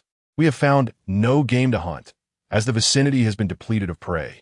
Having traversed these Liangshan mountains for over 2 months, we are utterly fatigued. While our adversaries show no signs of weariness, it remains uncertain whether we can successfully descend from the mountains. Chapter 37. The downfall of the little devils seeing their condition. Liang Chan realized that they could not escape the mountains. They had gone several days without proper food, surviving on mere snow. He contemplated whether they would resort to eating grass. He decided that a swift strike would be necessary before they could leave the mountains. Now, he found himself as a single pursuer against a large group, the enemy soldiers staggering from hunger. 4 days later, some of the devils could no longer endure the pressure and took to their own blades in despair. Once the first had succumbed, others soon followed, incessantly opting for self-destruction. The garrison at the foot of the mountain had long since assumed they were dead. How long had it been? Whether captured or not, they should have returned by now. With his final assault, Liang Chan decisively vanquished the enemy, clearing the battlefield and departing from the mountain. The wild beasts gradually returned to scavenge for food. Liang Chan made his way to the old man's village, relieved to find it untouched by the enemy. He felt a sense of reassurance as he prepared to return home before the new year. His wife was due to give birth soon, and his lineage was on the brink of continuation. With no one around, he mounted his steed and galloped forth. He sought to evade any checkpoints or towns he encountered along the way, unwilling to waste time. On this day, he returned to the very city where he had defeated the enemy general, as he required supplies, primarily to procure some meals from an inn. The kitchen had run out of cooked food. "Sir, we are hosting a banquet for the Locust Army today and cannot accommodate outside guests. Please forgive us." 2 attendants intercepted him. Liang Chun thought to himself, so they wished to act as traitors. Furious, he departed but did not travel far, instead opting for another inn across the street. "Owner, could you pack me some meals? The more, the better." "Sir, that is not a problem. However, some of our ingredients are quite rare and must be sourced fresh." "You will need to wait a moment," the proprietor replied, eyeing the silver Liang Chan had presented, which was sufficient for hundreds of dishes, many of which were duplicates requiring dozens of servings. This was a significant order, and he could not afford to be careless. He sent a young attendant to procure the necessary items while he settled down to share tea and conversation with Liang Chun. "What is the situation over there?" Liang Chun inquired. "Ah, do not mention it. The old Liu family used to be respectable merchants. Who would have imagined that their beautiful daughter, just 17, would fall victim to the devils? When old Liu sought justice at the enemy's headquarters, he returned nearly beaten to death after 2 attempts. Hence, they have submitted and are now hosting a banquet to appease the enemy." What? Truly lacking in courage, Liang Chun fumed upon hearing this. Before long, the opposing inn was bustling, 200 tables laden with fine wines and exquisite dishes to serve the enemy's contingent of over 1,300 soldiers. Among them were more than 20 young attendants, the owner, Old Liu, along with his wife and daughter, all emerging to greet the invaders. With the connections established by the association president, they were welcomed inside. "Gentlemen, please come in. I acknowledge my previous wrongs in causing trouble for the Locust Army, and I offer this modest banquet as an apology," Old Liu said, smiling broadly and bowing in deference. "Indeed, you are a most reputable citizen," remarked one of the enemy officers, taking note of the beauty of the mother and daughter, amusingly suggesting that his soldiers might have difficulty controlling themselves. He smiled at the thought of utilizing them in future endeavors. The little devils continued to call out to the women, who remained unfazed, welcoming them with cheerful smiles as they ushered the invaders inside. Over 1,000 patrons settled into the restaurant, yet the Japanese soldiers remained unmoving, their chopsticks untouched. Old L understood the situation and began sampling dishes, taking a bite from each plate. At this moment, the young waiters at other tables also took a bite. The soldiers, now reassured, commenced their hearty feasting. The mother and daughter pair occasionally raised their glasses and toasts, while the soldiers, emboldened, would occasionally touch them inappropriately. They maintained their smiles despite the advances. After several rounds of drinks and an array of dishes, the highest-ranking Japanese officer suggested a private room for further drinking with the mother and daughter. Old L did not decline the invitation. As the soldiers indulged in their merriment, they remained oblivious to the fact that all the waiters had vanished. Each waiter, now bearing a bundle of explosives, positioned themselves at various corners of the first floor. "Brother Hong, it's time to begin," they shouted, igniting the grenades to detonate the explosives. The explosions erupted in a cacophony, transforming the restaurant into a mere ruin. Liang Chun and the manager stood in shock, stupefied by the devastation. Had they perished alongside the soldiers? Such a waste of youthful lives. Old L and his family had accompanied the soldiers to their demise. Although a straightforward merchant, he was indeed a man of valor. Liang Chun and the manager bowed deeply in the private room, paying their respects to the fallen heroes, offering their apologies for the prior happenings. Liang Chun gathered all the food that had been brought in, only to discover a group of soldiers below. He exited the restaurant and found the streets devoid of civilians. He had stealthily avoided the soldiers. The Japanese were congregated before the ruins. Liang Chun produced a heavy machine gun and unleashed a barrage of gunfire into the street, 100 rounds expressing his pent-up fury. As the clustered soldiers gazed at the wreckage, they were caught off guard by the sudden onslaught, falling like wheat before the scythe. The machine gun's fire was abrupt, and after the ammunition was expended, he swiftly retracted, leaving only a handful of Japanese soldiers remaining. The manager witnessed Liang Chun's bold actions, astonished to see two groups of heroes that day, marking the second time this fallen city had brought tears to the Japanese. Liang Chun fled the city, heading towards Fengtian, narrowly avoiding a Japanese reinforcement unit along the way. After passing Fengtian, he mounted his horse and rode towards Jinfengzhai, evading the direction of Liaoyang. Upon reaching the foot of the mountain, anxiety gripped him as he raced against time before the Japanese could repair the roads, riding until he reached the mountain's base. Leading his horse into the village, the guards had already spotted him. "The company commander has finally returned," they announced, hastily summoning Lieutenant Jiang to greet Liang Chun. "Commander, you're back at last.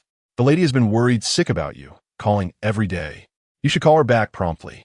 "I will do so immediately," Liang Chun replied. Rushing into the office, he picked up the phone and dialed. "Hello, is Liang Chun back?"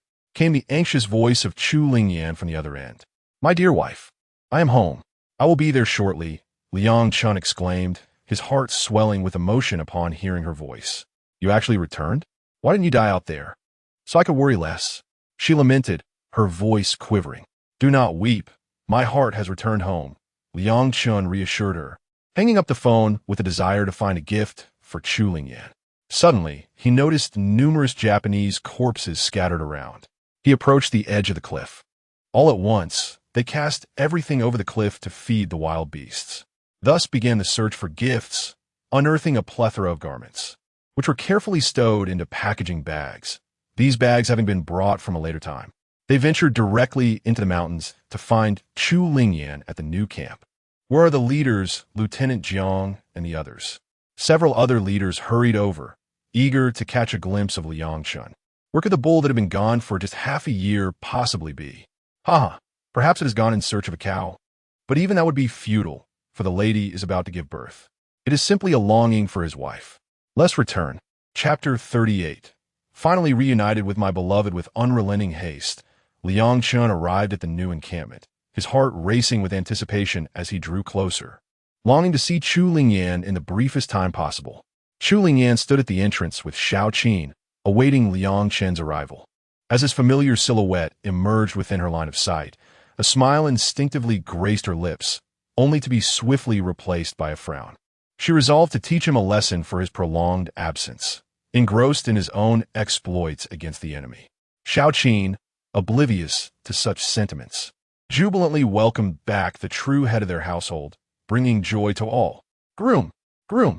she exclaimed, bouncing with excitement. Liang Chun, hearing her call, turned to see both his beloved and Xiao Qin. Although Xiao Qin called out to him, he noticed Chu Lingyan's less than pleased expression, realizing he had indeed upset her. "My beloved, I have returned. I missed you dearly. Let me see you." Liang Chun feigned ignorance of her displeasure, circling around her as he reached out for a princess carry.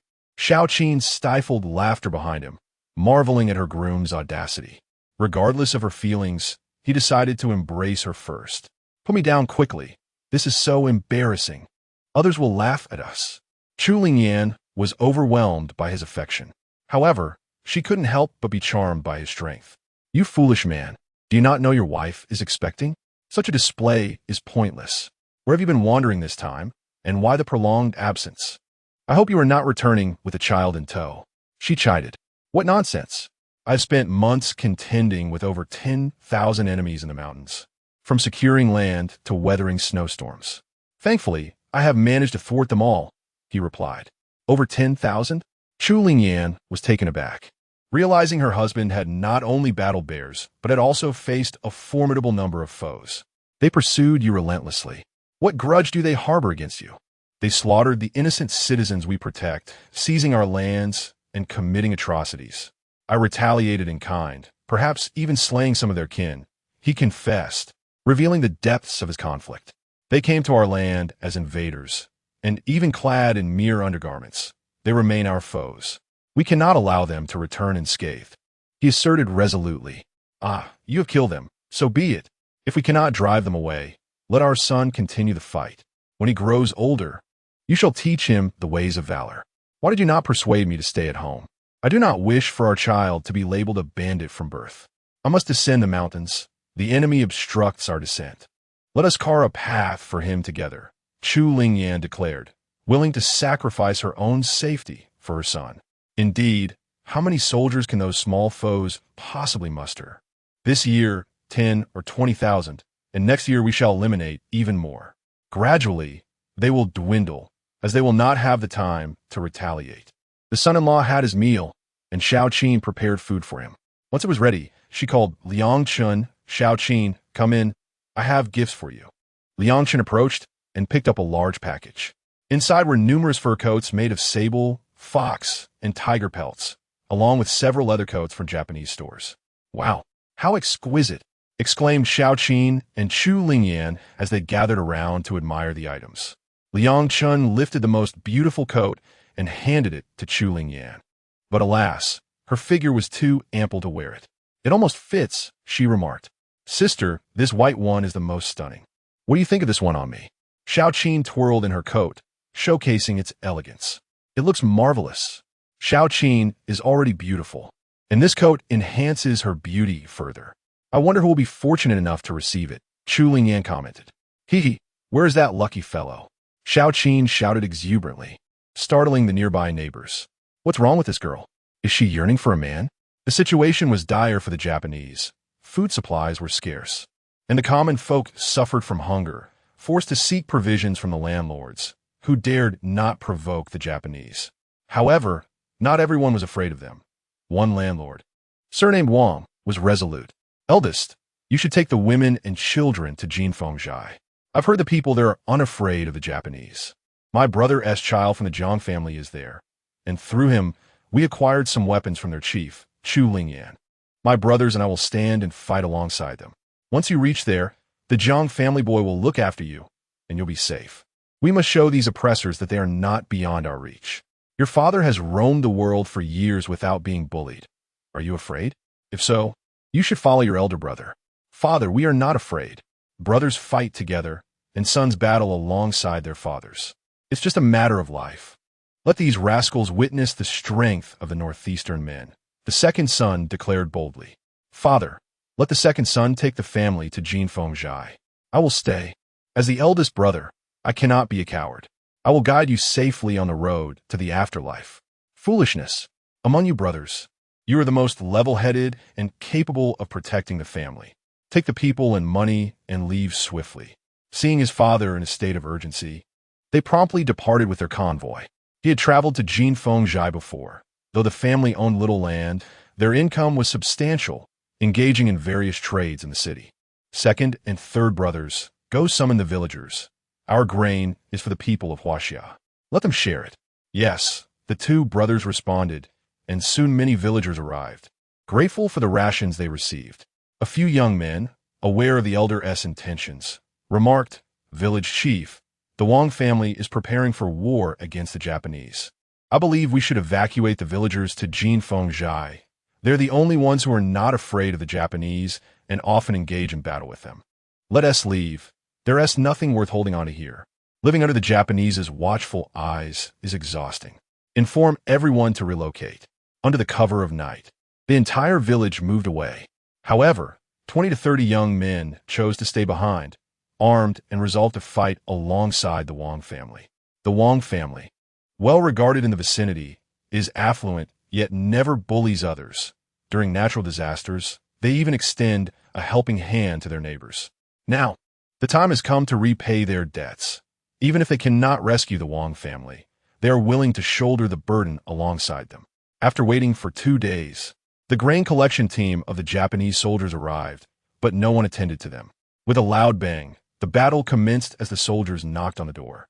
The Japanese forces attempted to scale the walls, but Wang Laosan, armed with a light machine gun, unleashed a barrage upon the intruders. Wang Lao and their cousin followed the elder, each wielding 2 pistols, shooting at the assailants outside. Lair, equipped with a Type 38 rifle, positioned himself on a rooftop to target the enemy effectively. The situation grew dire as the Japanese soldiers advanced. A few young men from the village, seizing their rifles, rushed towards the Wang residence. Amidst the chaos, one soldier was struck in the head and fell lifelessly. The Japanese did not retreat. Their numbers dwindled from 70 to just over 30 as they faced unexpected resistance. The gunfire intensified, and Wang Laosi was the first to be hit, followed shortly by the elder, though neither suffered critical injuries. Father, little C, let me eliminate these scoundrels. Wang Laosan assumed command on the ground, aware that only 10 grenades remained in their possession. Utilize the grenades, but remember to save one as our last hope if they breach our defenses. I understand, third brother. I have one tucked away, Lao Wu replied, securing a grenade in his pocket. The gunfire resumed as the village youth arrived, providing crucial support against the Japanese forces. Beware, enemies are behind us, shouted one of the young men, prompting 6 or 7 Japanese soldiers to redirect their weapons. The second wave of gunfire erupted, resulting in 3 young men falling. Yet only one enemy remained standing after the exchange. Another round of shots rang out, claiming yet another young life. But the remaining soldier had also sustained 2 wounds. Third brother, reinforcements are here. Lao called out to Wang Laosan. I see it. Our family's sacrifices were not in vain. Thank you, brothers. The Wang brothers fought fiercely, and the Japanese, deterred by the counterattack, began to retreat. A handful of the enemy hurriedly fled towards their truck, pursued by the youth who continued to fire. The Wang brothers joined the fray, chasing after the retreating soldiers. One truck managed to escape, but the young men regrouped, mourning the loss of their father, brother, and several comrades. They buried their fallen and then cleared the battlefield, replacing their weapons with better ones and burying the unusable ones in wooden crates underground before heading to Jinfengjai. Upon arrival, Wang Laoda sought out Captain Jiang. Brothers of the Wang family, what brings you here with your families? Has something grave occurred? Don't mention it. The Japanese demanded 1,000 jin of grain from us. Knowing my father's temperament, he refused to give them a single grain, instead choosing to share with the people. We are prepared to stand our ground against them. Allow me to send my family to Jinfeng village. Brother Wang, our commander has returned. I shall call him and inquire about his intentions. Please hold on for a moment. Chapter 39. Truly a northeastern man, the company commander, Jiang, called. Someone came to summon Liang Chun, who promptly answered the phone. Commander, an old acquaintance of mine seeks refuge with us. Is it necessary for you to inform me? Just consider it as recruitment. It is not merely one individual. They're coming with their entire family. Why did you not inquire about the situation? Liang Chun was seldom acquainted with families arriving for refuge. Although he did not acknowledge his Jinfeng Zhai as a refuge, the common folk certainly perceived it as such. They're like this. Jiang detailed the circumstances. As expected of a northeastern man, we must take them in, send the family to the new camp, and I will accompany you to the home of Old Wang to see if there are any survivors. If there are still lives to be saved, we shall rescue them. If not, we will recover their remains and give them a grand burial. Thank you, Commander. I am prepared for this, Liang Chen expressed, surprised that the commander would venture out for a rescue. After hanging up, he addressed his brother Wang. Our commander intends to lead the brothers down the mountain to rescue the old man. Thank you, Jiang family brothers. Thank you, Commander. Wang's eldest son expressed his gratitude, astonished by the warm reception instead of hostility. He was quite curious about this commander. Liang Chun awaited Jiang to bring the Wang family and hurried to welcome them. This family is composed of heroes. Commander Jiang, are these the relatives of the esteemed Old Wang? Indeed, the commander confirmed. This is Wang Chunfeng, the eldest son of Old Wang, and the other brothers and the old man Mei. Jiang hesitated to finish his sentence. There remained the possibility that Old Wang and the others had managed to survive. Ling Yin, you and Uncle Du arrange accommodations for the Wang family. I will venture down the mountain with Commander Jiang. How long will you be gone? Chu Ling Yin asked, a hint of fear in her voice. It won't be too long. We will visit Wang's village to ascertain whether Old Wang is still alive. If he is, we shall assist them. Seeing Chu Ling Yin nod, Liang Chun set out with Wang Chunfeng and Commander Jiang. Upon reaching Jinfeng Zhai, he summoned 2 squads of brothers to accompany them down the mountain. Before they could depart, they encountered villagers from Wang's village, pushing carts and aiding the elderly and children as they arrived at Jinfeng Zhai. Fellow villagers, what brings you here? Liang Chun inquired, hastening to learn about their situation.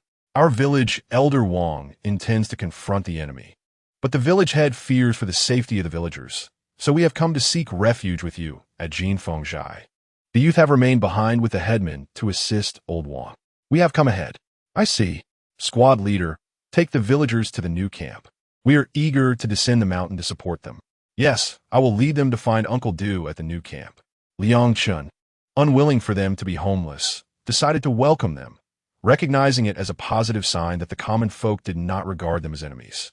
He led the group directly down the mountain, for there remained a chance that Old Wang and the others were alive. They hurried down the path, hoping to rescue a few individuals. Halfway through their descent, gunfire erupted, prompting them to quicken their pace, sensing it could be their comrades in need. Liang Chun increased his speed even further. Upon arrival, it was indeed these individuals who were engaged in a skirmish with the enemy on the road. Only a handful remained from Wangjia village, with several bodies strewn across the ground. Liang Chun, wielding a light machine gun, plunged directly into the fray, with 3 light machine guns leading the charge while rifles provided support from the rear. Over 20 of the enemy forces faced off against them, but in a mere moment, only a few remained. The relentless fire from the light machine guns forced the enemy to cower behind trees, unable to raise their heads. The reinforcements from Jin Fengzhai had arrived, urging vengeance for the fallen brothers. Wang Lao, witnessing the decimation of his family, found himself alone with only his younger brother, as his father and 2 other siblings had perished. The intensity of his grief surged, but his aim remained true. The enemy, caught in the open due to their retreat from the light machine gun fire, became easy targets. As the sounds of gunfire echoed, Wang Lao and his comrades continued to rain bullets upon the enemy, hastening their demise. Are my brothers unharmed? Liang Chun and squad leader Jiang approached Wang Lao after the enemy had been neutralized.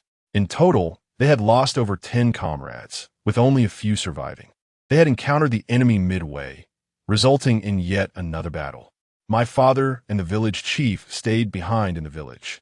My third and fourth brothers are also gone. He lamented, tears flowing freely. Wang Lao, along with his brothers, could no longer contain their emotions. There was no time for sorrow amidst the chaos of battle. This is not a place for mourning. We must clear the battlefield and retreat. There will be ample opportunities for revenge against the enemy, Liang Chun insisted, eager to avoid a direct confrontation with the enemy once more. They hastily returned to the mountains, where Liang Chun sought to dig several graves. He retrieved some mats from his storage space, intending to temporarily bury the fallen by the roadside and later transport them back to the mountains. Dalin, take the brothers from Wangjia village to Jinfeng's. I will accompany the rest to investigate. The enemy is desperate and may resort to heinous acts against the innocent. Liang Chen commanded, Squad leader, we will accompany you to exact revenge upon those vile enemies and avenge our brothers in the village, they replied. You have already fought 2 battles. Return to the village to recuperate and check on your families. Do not let them worry, Liang Chen instructed, determined to keep them from following. The first reason being their exhaustion, and the second, their lack of training, which diminished their chances of survival on the battlefield. The 2 groups parted ways, with Liang Chun leading his team in search of the enemy, gathering information along the way until they finally encountered the foe in Chindian village. The enemy, preparing to depart the village, was a mix of vehicles both large and small. Conceal yourselves, as per the usual protocol, he ordered. The team took cover behind a large tree, readying their weapons and waiting for the enemy to enter firing range. The enemy, along with their traitorous cohorts, were heard muttering vile words, and Liang Chun discerned their recent misdeeds. Upon closer inspection, there were only 30 to 40 of them. Yet their number of vehicles gave the illusion of a formidable force. Fire! Liang Chun commanded as the light machine guns erupted into action. The sound of gunfire became the signal for attack. The team, fueled by their hatred for the enemy, unleashed a sudden assault, and the enemy was swiftly eradicated. They proceeded to replenish their ammunition and clear the battlefield, preparing to transport the supplies back to their village. Liang Chun was eager to enter the village to check on the situation. Just as they were about to leave, a woman with disheveled hair emerged, wielding a kitchen knife, and began mercilessly stabbing the lifeless bodies of the enemy. While the team considered intervening to pull her away, Liang Chun placed a restraining hand on them. What does it mean to slay the enemy? A desire for vengeance, to take you along in vanquishing the living foes. Liang Chun called out to the woman, What face do I have left to live? The woman now stood on the precipice of despair. Such a lack of resolve. In today's Northeast, it is not only you who suffers. Many others endure the same plight, gritting their teeth and striving to survive, seeking opportunities to eliminate them. If one is unafraid of death, what is there to fear? The last time I ventured out, the proprietress of a tavern and her daughter were tormented by the enemy. They did not choose between life and death. Instead, they lured the foes into the tavern. Over 20 young men, along with the owneress family, perished together with explosives. Compare to them. You are but a coward. Is it truly possible? Yes, our Golden Phoenix stronghold is not solely composed of male soldiers. We have female warriors as well. Only bullets can educate these enemies. Inflicting wounds upon yourself merely provides them with a spectacle. Can you shelter me? I wish to join the ranks and fight the enemy. Come with us. There is no obstacle we cannot overcome. I do not advocate for mutual destruction. We must survive to witness their demise, one after another. Chapter 40. Leading them into the mountains, I will accompany you. There are still sisters in the village. Do not let these brutes bully them, she lamented. We must enter the village. You should persuade the women directly. Your words carry more weight than mine. Even if they have suffered, they must survive. For life offers the chance to confront the enemy. Slaying one of them would suffice for revenge. With urgency, they hastened back to the village. The young woman, now composed, turned her concern towards the other women and swiftly ran ahead. Liang Chun led his group into the village, where several men lay sprawled on the ground, while some elders tried to restrain the younger ones. As Liang approached, the villagers, consumed by their grief, paid him no heed. Some wept for their sons. Others mourned their fathers and mothers. Among them were a few children, no older than 5 or 6, and a young mother, her hair disheveled, cradling her lifeless infant. Fearful of others snatching her child, she held him tightly, even though he had already drawn his last breath. Liang's fingernails dug painfully into his palms as memories of his own family flooded back, the past echoing painfully in the present. Dear villagers, let us prepare the deceased for burial. The enemy will pay for their deeds. Liang finally spoke. Youth, who are you? The village chief inquired, lifting his head to look at Liang. Old sir, I am the leader of Jin Fengjai. We have arrived late, Liang replied. Jin Fengjai? The village chief was taken aback by the arrival of bandits. Father, they're the ones who killed those brutes.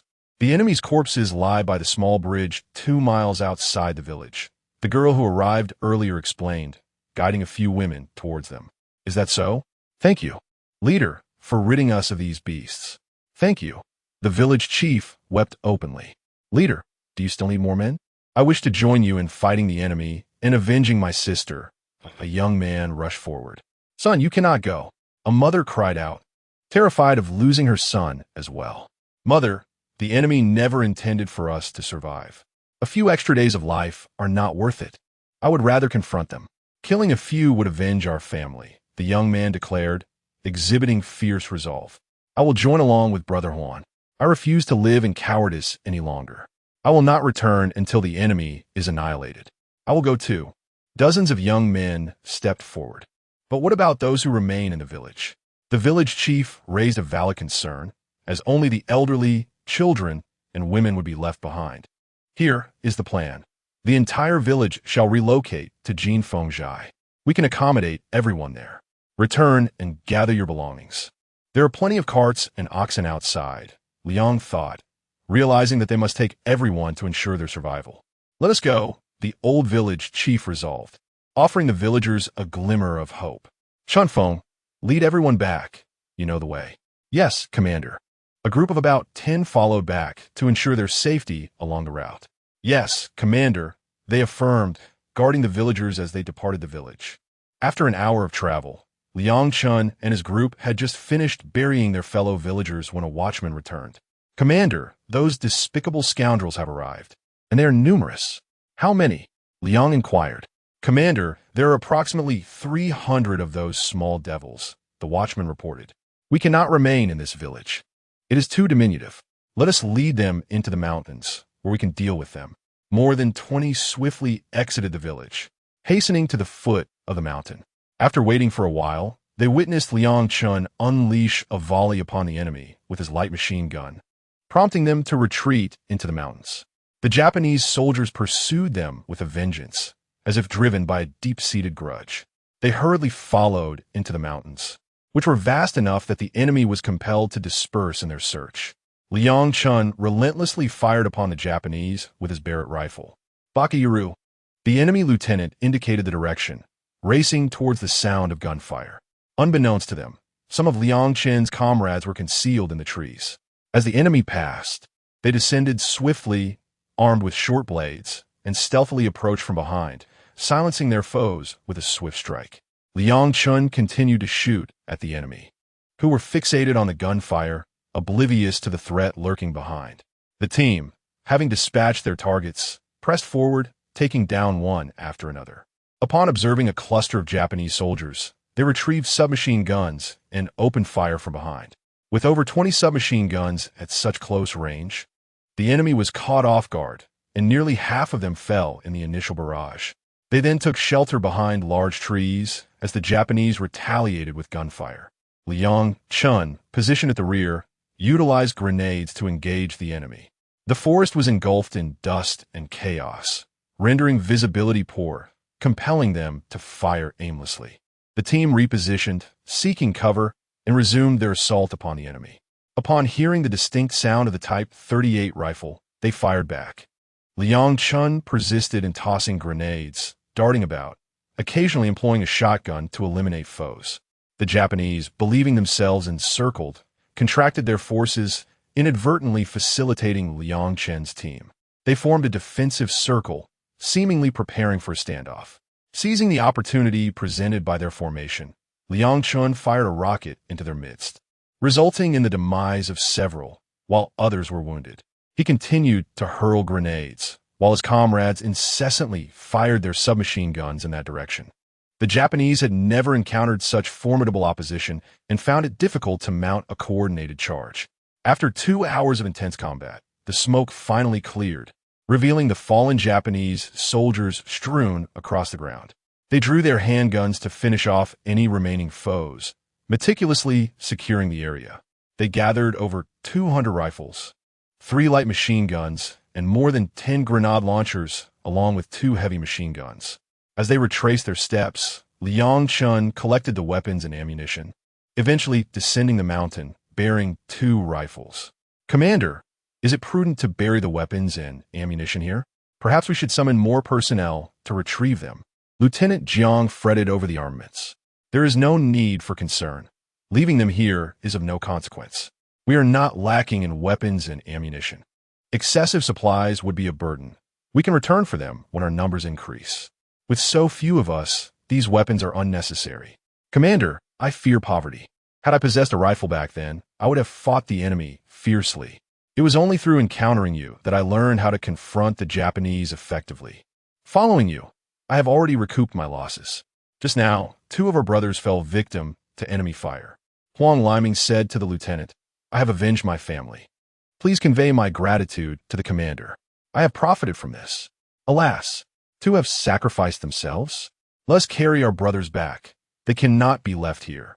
Even in death, we must return together. We are brothers. In life, we fought the enemy side by side, and in death, we shall be neighbors, resting beneath the trees of Jinfengjai. In life, we are the people of Jinfengjai, and in death, we become its spirits. Let our comrades accompany us in vanquishing the foe.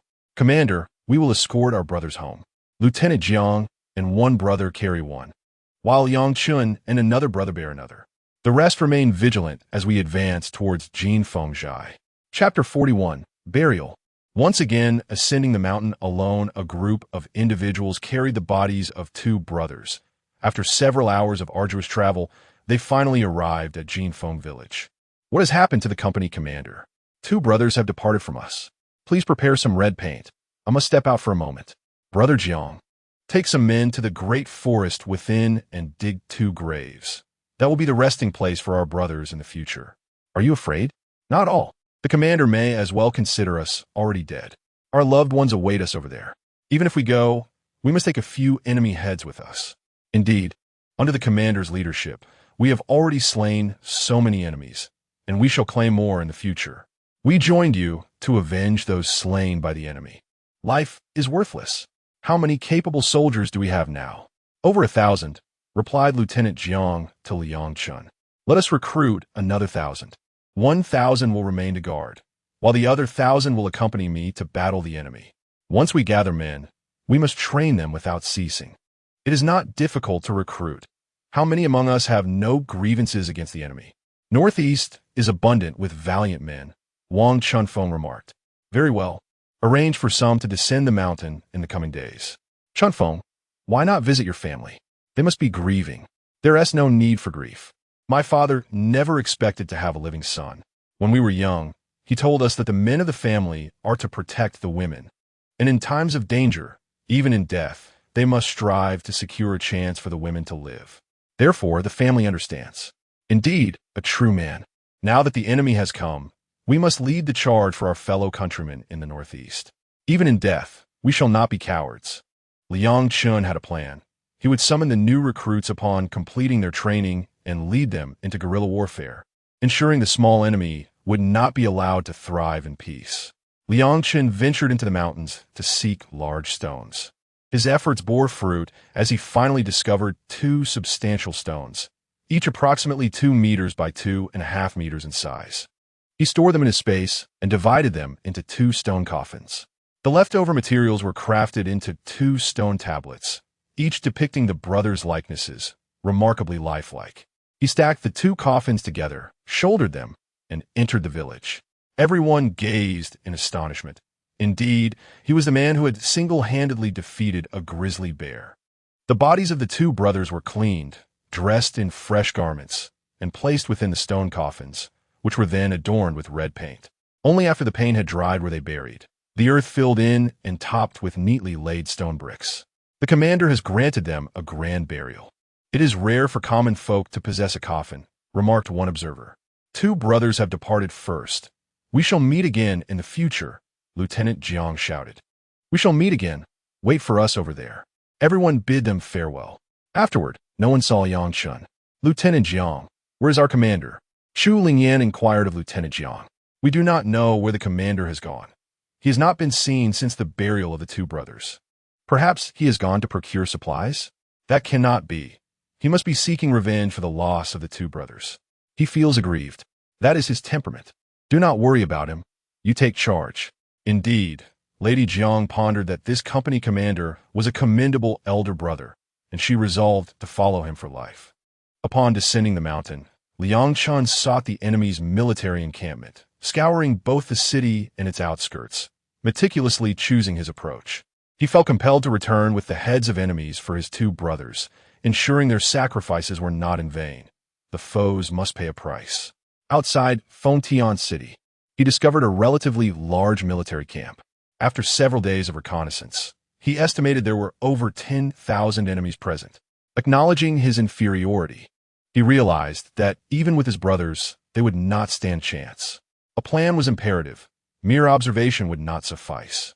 After some contemplation, he retrieved a dozen large-caliber artillery pieces from his spatial pocket, carefully adjusting their settings to aim at the camp.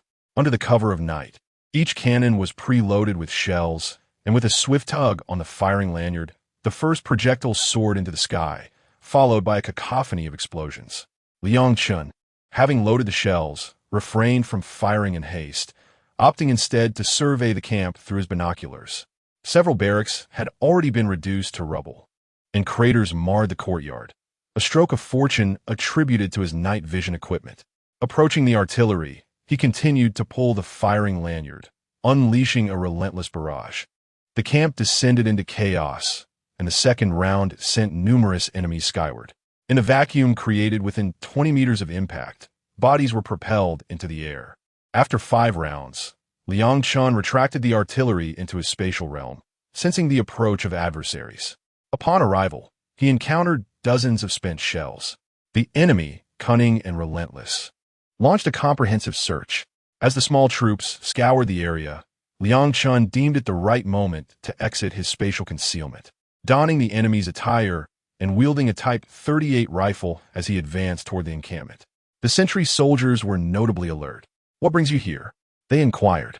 "The colonel dispatched me to report for reinforcements," Liang Chun replied, swiftly drawing 2 silenced pistols and eliminating them without a sound, storing their bodies in his spatial realm. Upon entering the camp, he found the enemy soldiers had already gathered, their corpses strewn about the walls. He proceeded to collect them, then embarked on a systematic search of the encampment. The armory was stripped bare, and he employed his previous tactics, digging shallow pits to bury remote-controlled explosives, utilizing the numerous existing craters to his advantage, placing explosive charges at measured intervals. With everything prepared, he departed to await the return of the enemy. As dawn broke, the soldiers gradually returned, discovering their camp had been ransacked. Enraged by the absence of any personnel and the chaotic night they had endured, they convened in the courtyard. Liang Chun decisively pressed the detonator. The ensuing explosions were deafening, reverberating throughout the courtyard. The enemy's cries echoed as dismembered limbs scattered across the sky. With the small troops consumed by rage, Liang Chun recognized that not all had perished in the blasts. Seizing the opportunity, he charged forth with his semi-automatic rifle, ensuring that any remaining foes were dispatched, completing the grim task of battlefield cleanup and securing over 2,000 rifles, more than 200 light and heavy machine guns, dozens of mortars, and a plethora of ammunition. Content with his spoils, he swiftly retreated into the mountains. When the enemy detachment arrived, they found only the acrid scent of gunpowder mingled with the remnants of carnage. The bodies had vanished. Before returning to Jinfeng village, Liang Chun left behind the heads of the enemy corpses. In other places, heads were cast down the cliff to feed the wild beasts. Liang Chun directly went to the graves of those two brothers, placing these severed heads before their tombstones. The ground was strewn with heads, each bearing a myriad of expressions, some filled with anger, others with terror, and many with anguish. There were even numerous emotive visages. Unbeknownst to him, several hundred brothers had gathered behind Liang Chun. Observing his weary figure, they were filled with profound respect. He had single-handedly risked his life for these two brothers. Vanquishing so many enemies, it was a deeply satisfying act of vengeance. Chapter 42. Unexpected Visitor. Captain, thank you, echoed the voices of hundreds in unison for the two brothers. Dare to harm my brothers, and I shall take their lives. You handle things here. I shall return to rest for a while. The captain's wife had called. Perhaps you should check in on her. Once these horse dung balls are memorialized, I will have someone deliver them down the mountain for display. Very well. Let their heads adorn the entire forest. Liang Chun, resembling a ravenous wolf with a fearsome gaze, hurriedly washed himself upon thinking of his wife before proceeding to the new camp. Upon his return, Chu Lingyan sighed in relief at his revitalized presence. Liang Chun, our numbers are increasing, and with our meals now divided, Uncle Du has arranged for wooden fences to enclose this vast territory, spanning 3 kilometers in circumference and standing 2.5 meters high. Additional housing has been constructed outside, turning this into the largest village. Some reside in caves, while the majority live in the external dwellings. Do you think this is feasible? Safety remains a concern. Each household has been allocated firearms and ammunition. Everyone aged 13 and above must learn to shoot. All have been provided with weapons. These grand trees cannot be felled, as the enemy's aircraft will scout. Should they bomb us, none shall survive. We must leave the trees adjacent to the houses untouched. Understood, son-in-law, Uncle Du acknowledged, having overheard Liang Chen's words. This may very well be the safest place in all of northeast China at present. Liang Chun had stored a plethora of supplies in the cave, securely locked, with only Chu Lingyan possessing the key. Life had become more bearable. What the enemy possessed, Liang Chun would also acquire. Son-in-law, a phone call. Xiao Qin is calling for you. These days have been the happiest for Liang Chun at the new camp, for his son had just been born. Son-in-law, your son seems to be smiling now. Xiao Qin had noticed that the little one appeared to be laughing today. That is not laughter, it is merely a reflex. He is but a few days old. I shall step out and procure some formula. It should be available at the enemy hospital. Liang Chun had some formula in his space, discovered in the enemy's hospital warehouse, kept aside for newborns, as the enemy's wounded were unworthy of such nourishment. That is not a smile. I thought he was smiling at me. Son-in-law, you should hurry and take the call. It seems Lieutenant Jiang is quite anxious. Very well. I will return to call him. Liang Chun arrived at the cave and connected to Jin Fengjai. Captain, someone has come to our village, specifically seeking you. I am here to attend to him. All right, I shall come over immediately. Liang Chun, puzzled by the visitor's identity, decided to proceed. He hastened to Jin Fengjai, and upon entering the office, he was taken aback. It is you, the elder's aide. What brings you here? Has something happened? Liang Chun quickly approached and grasped his hand, inquiring earnestly. Do not mention it. Nothing major has occurred. However, since the young marshal left northeast China, he has been despondent and somewhat self-destructive, intent on reclaiming the northeast. Alas, the government now forbids it, and the path back is fraught with obstacles. If only the elder were still here, he would never have left northeast China. The enemy would have to leave behind a sea of corpses to enter. Initially, the young marshal believed that the government would implement measures to halt the advance of the invaders. It was unexpected to find that they chose to abandon the northeast. This decision left the young marshal feeling discontented, leading him to indulge in opium. My return to seek you out is prompted by the young marshal's awareness of your relentless struggle against the invaders. He intends to reallocate a contingent of soldiers to support you, albeit not in an official military capacity. In due course, I shall travel to Beiping, endeavoring to discreetly bring them back, with the unwavering determination to avenge the elder marshal.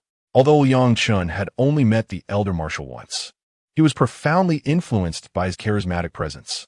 Should his arrival alter the course of history in the Northeast, he would eventually return to the young marshal. Yet, he harbored no grand ambitions for revenge. His sole desire was to confront the small invaders, to seek justice for his nation, and to secure a peaceful existence for his family. Thank you. The elder marshal has always held you in high regard, lamenting the unfortunate machinations of the invaders. The elder man's face bore a profound sorrow, regretting that his acquaintance with the elder marshal was so fleeting. Liang Chun, too, felt a sense of despondency.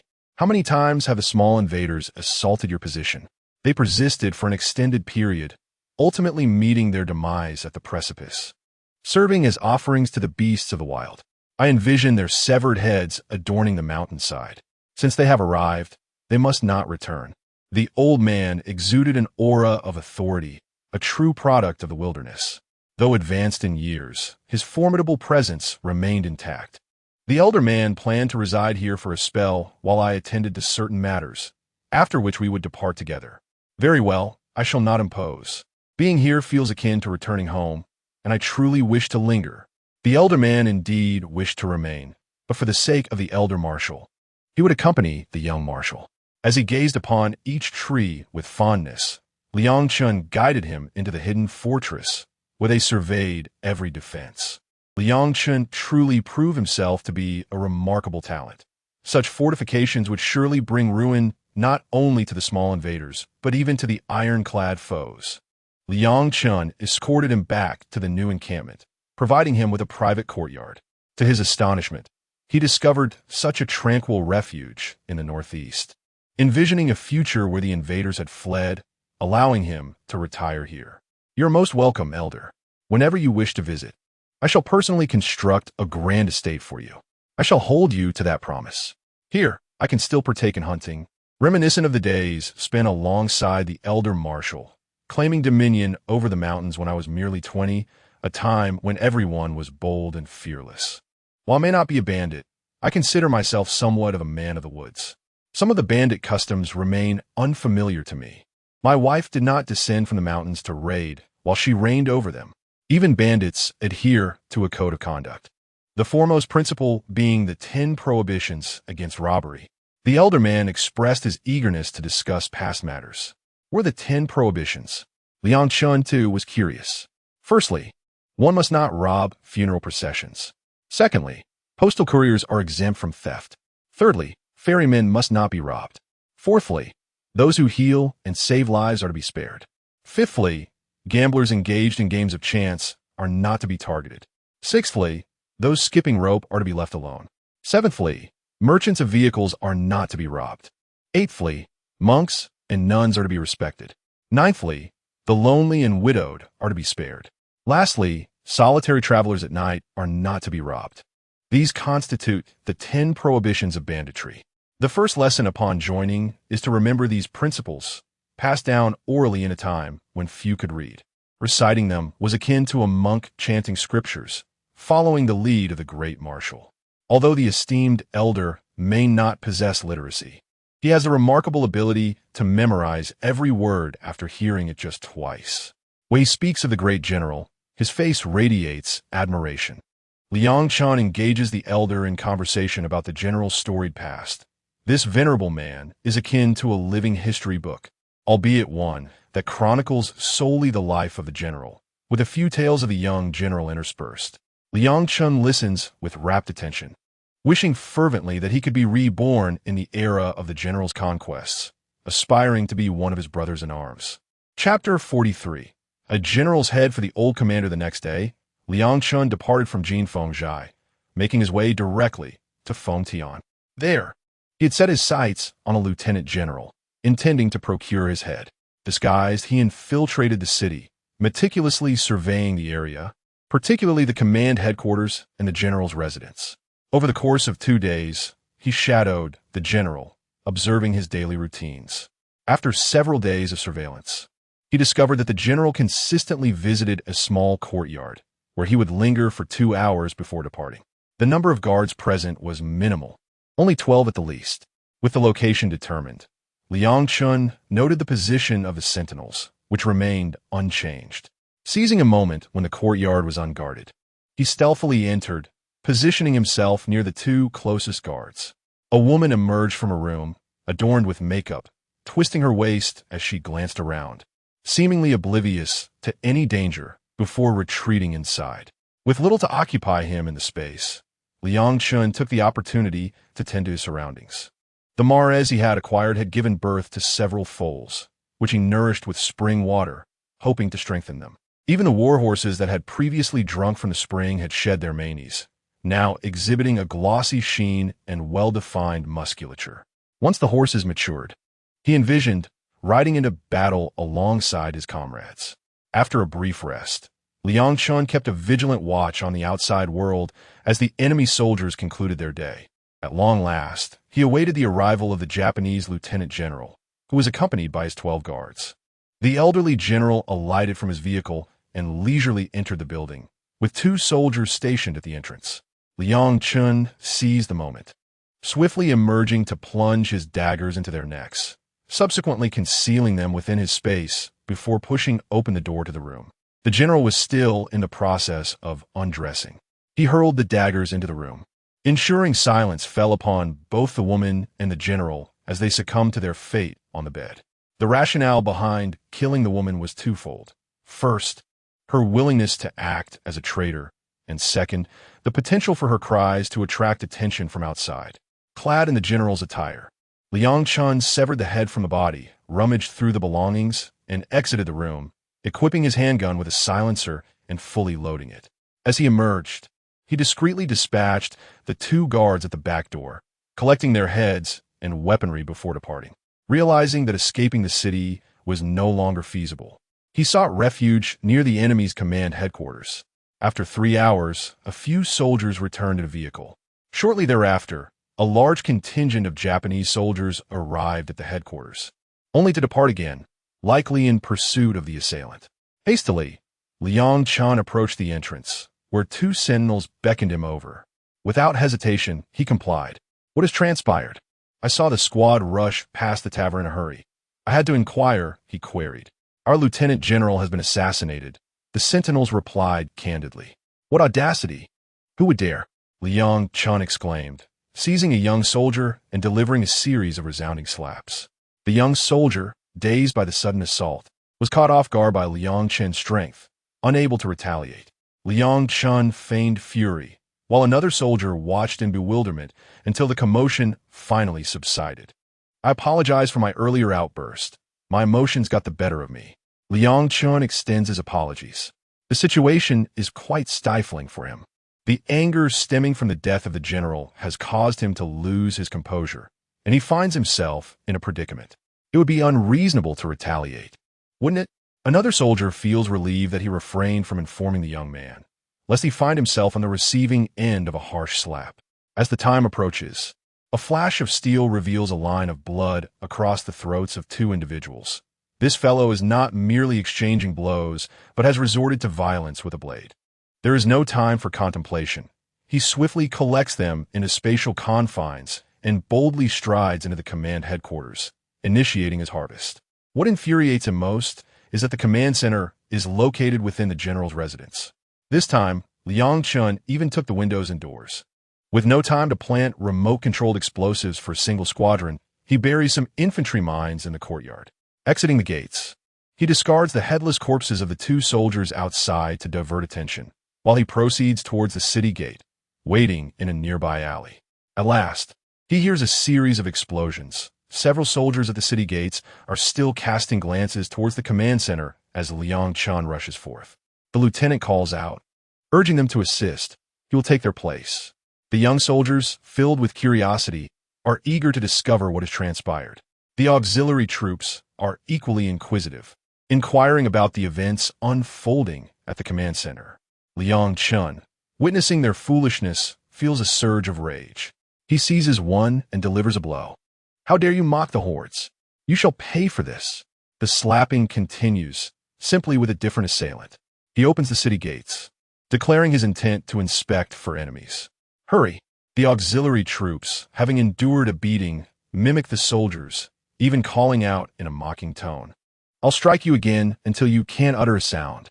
Disregarding them, he exits the city, hastily fleeing this place of turmoil. He mounts his steed and gallops towards Liaoyang City. By the time he returns to Jinfeng's stronghold, night has fallen. Riding into the encampment, he is greeted by his comrades. "Where have you been these past few days? We've managed to gather 1,000 men, but our food supplies are dwindling. Fear not, brother, even with another 1,000, we shall have sufficient provisions, all fine grains. We lack neither weapons nor food, but we are short on manpower." Liang Chen still frets over the shortage of personnel. Suddenly, an idea strikes him.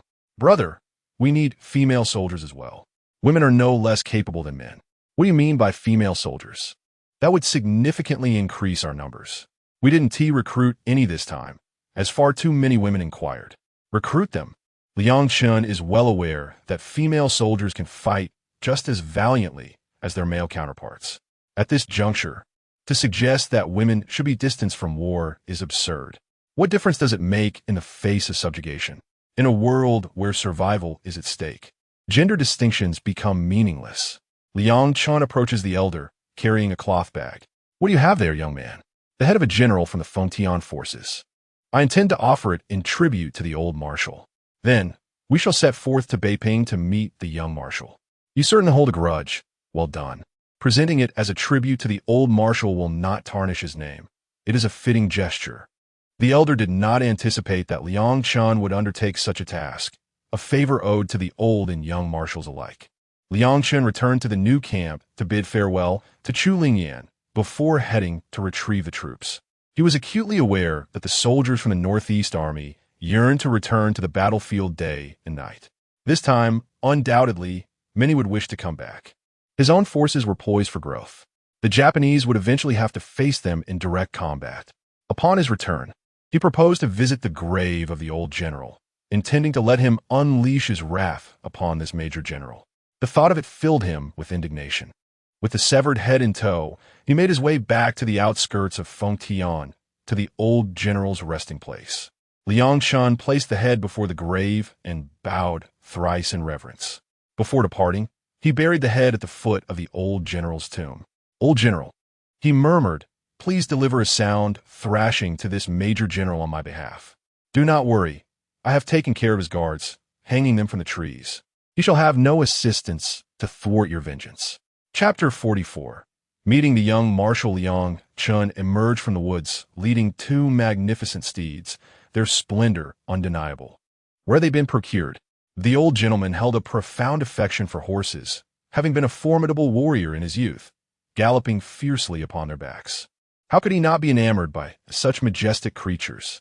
One horse would be gifted to you, another to the young marshal. Let's depart swiftly. We must not attract the attention of the enemy. It would require considerable effort to evade them. With that, the old gentleman mounted one of the horses with fluid grace. Liang Chen followed suit, and the pair galloped away. Upon encountering an enemy checkpoint, Liang Chen hurled a few grenades. Leaving the enemy and their traitorous accomplices in a state of disarray, their senses dulled by the explosions. They surged forward, as if to mock the enemy's presence. Upon reaching the borders of Beiping, they were met by our troops. The old gentleman, upon seeing the soldiers, was recognized by all. Who among them did not know his face? The remainder of their journey unfolded smoothly, as the old gentleman guided him to the marshal's residence.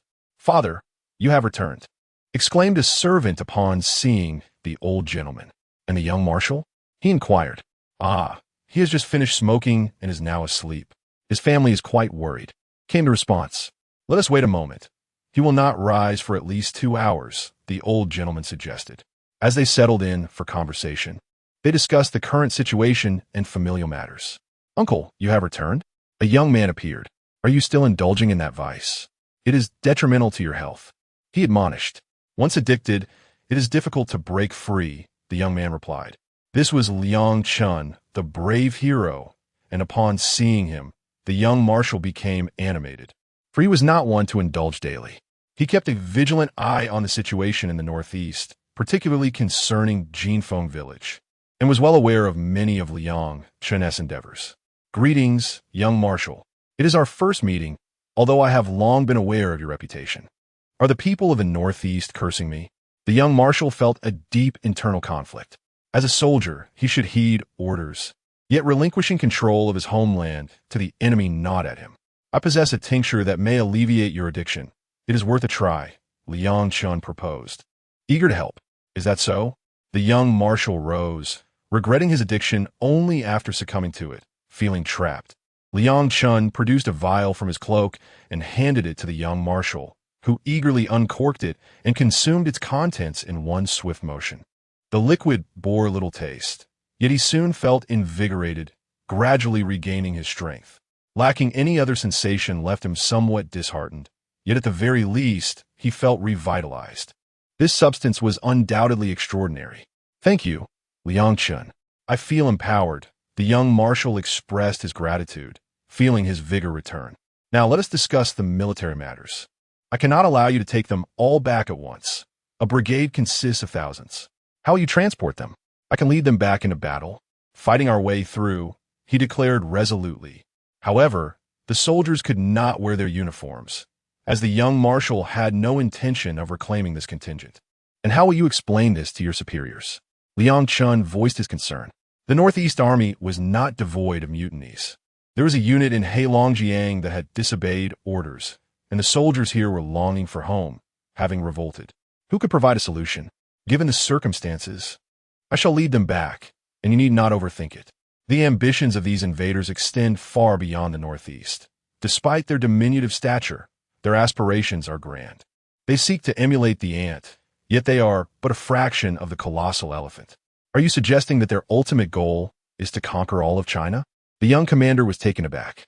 Indeed, their sights are set on the entirety of Southeast Asia. Liang Chun is well aware that their aspirations encompass half the globe. With such a scant population, even if they were to occupy China, it would average one person every few dozen kilometers. Within such a radius, how many compatriots reside? Should the day of reckoning arrive, as on August 15th when we vanquish the invaders, we could easily obliterate them. This diminutive nation harbors many schemes. As for the people of Northeast China, the young commander inquired. Alas, their suffering is immeasurable. They're compelled to bow before the blade. Yet, the spirit of resistance has never waned. With a mere call to arms, a throng of women would rally. We shall retaliate. Upon reaching the Northeast, I will fight under the banner of the old commander's legacy. We cannot allow his reputation to fade. Thank you, the young commander said, visibly moved. We have not forsaken the people of Northeast China. After bidding farewell to Liang Chun, during the evening meal, the young commander also joined. A rare occurrence since he had succumbed to opium and had not dined with his family for a long time. What has changed today? Wasn't he supposed to have ceased his indulgence in opium? Did he smoke early today? The young commander suddenly recalled that he had neither smoked nor contemplated it. I have not indulged in opium today, nor have I had the desire to. Liang Chun's remedy is truly effective. His family, hearing this, joyfully surrounded him, momentarily forgetting their meal. Do you not wish to take a couple of puffs? His wife inquired, joining the gathering. Not at all. I have no inclination whatsoever. This is a triumph. Let us eat. The young commander was particularly elated. He could finally liberate himself from the cursed opium.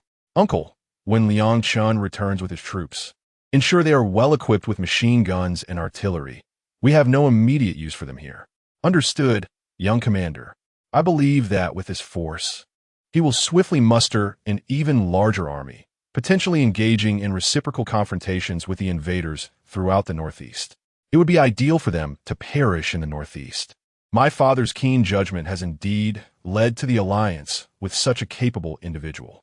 Unbeknownst to Liang Chun, events at the commander's residence unfolded differently as he busied himself acquiring supplies, particularly livestock from the countryside. Upon arriving at the South Drum Tower Lane, number 95, he inquired, only to discover that no one inhabited the courtyard. There was but one household residing there, and he narrowly escaped a confrontation.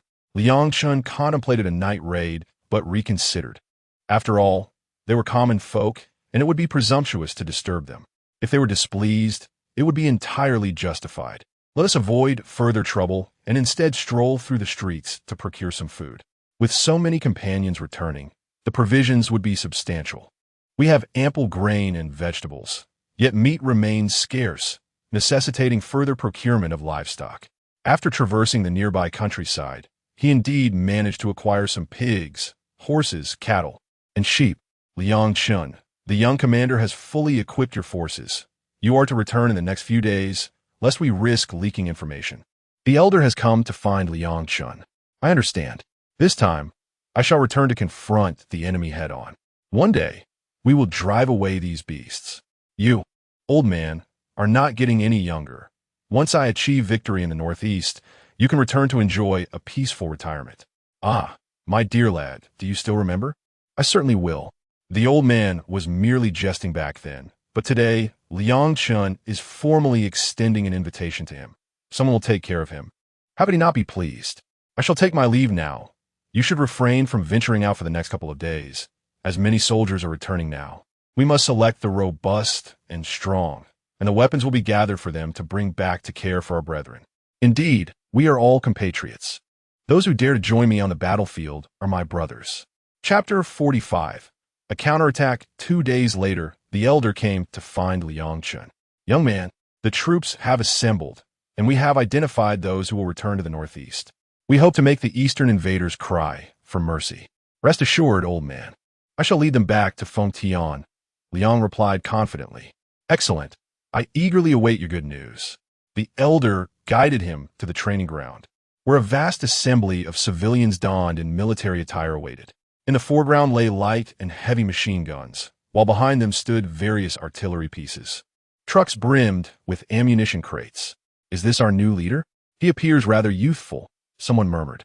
I am uncertain, but as long as he can lead us home, that is all that matters. My family remains in the northeast, and I long to return, another voiced. Indeed, my family is from the northeast as well. I have heard of this individual. His name is Liang Chun. The enemy initially tasked us with capturing him, and the old commander sent us to hunt with the invaders. Is he truly Liang Chun? I did not expect him to be so young. Silence, please. I am Liang Chun. I have come to lead you back to our homeland. Are you afraid? Not at all. As long as we can return, we shall defend our homeland and our kin. We fear not death, a young officer proclaimed boldly.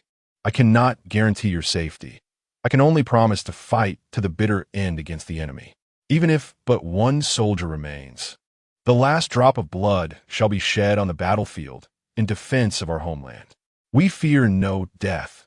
We shall follow you to the end, upholding the honor of soldiers. I only wish that when I run out of ammunition and am captured, a bullet may be fired into my head. I will not be taken prisoner. Neither shall I be a captive.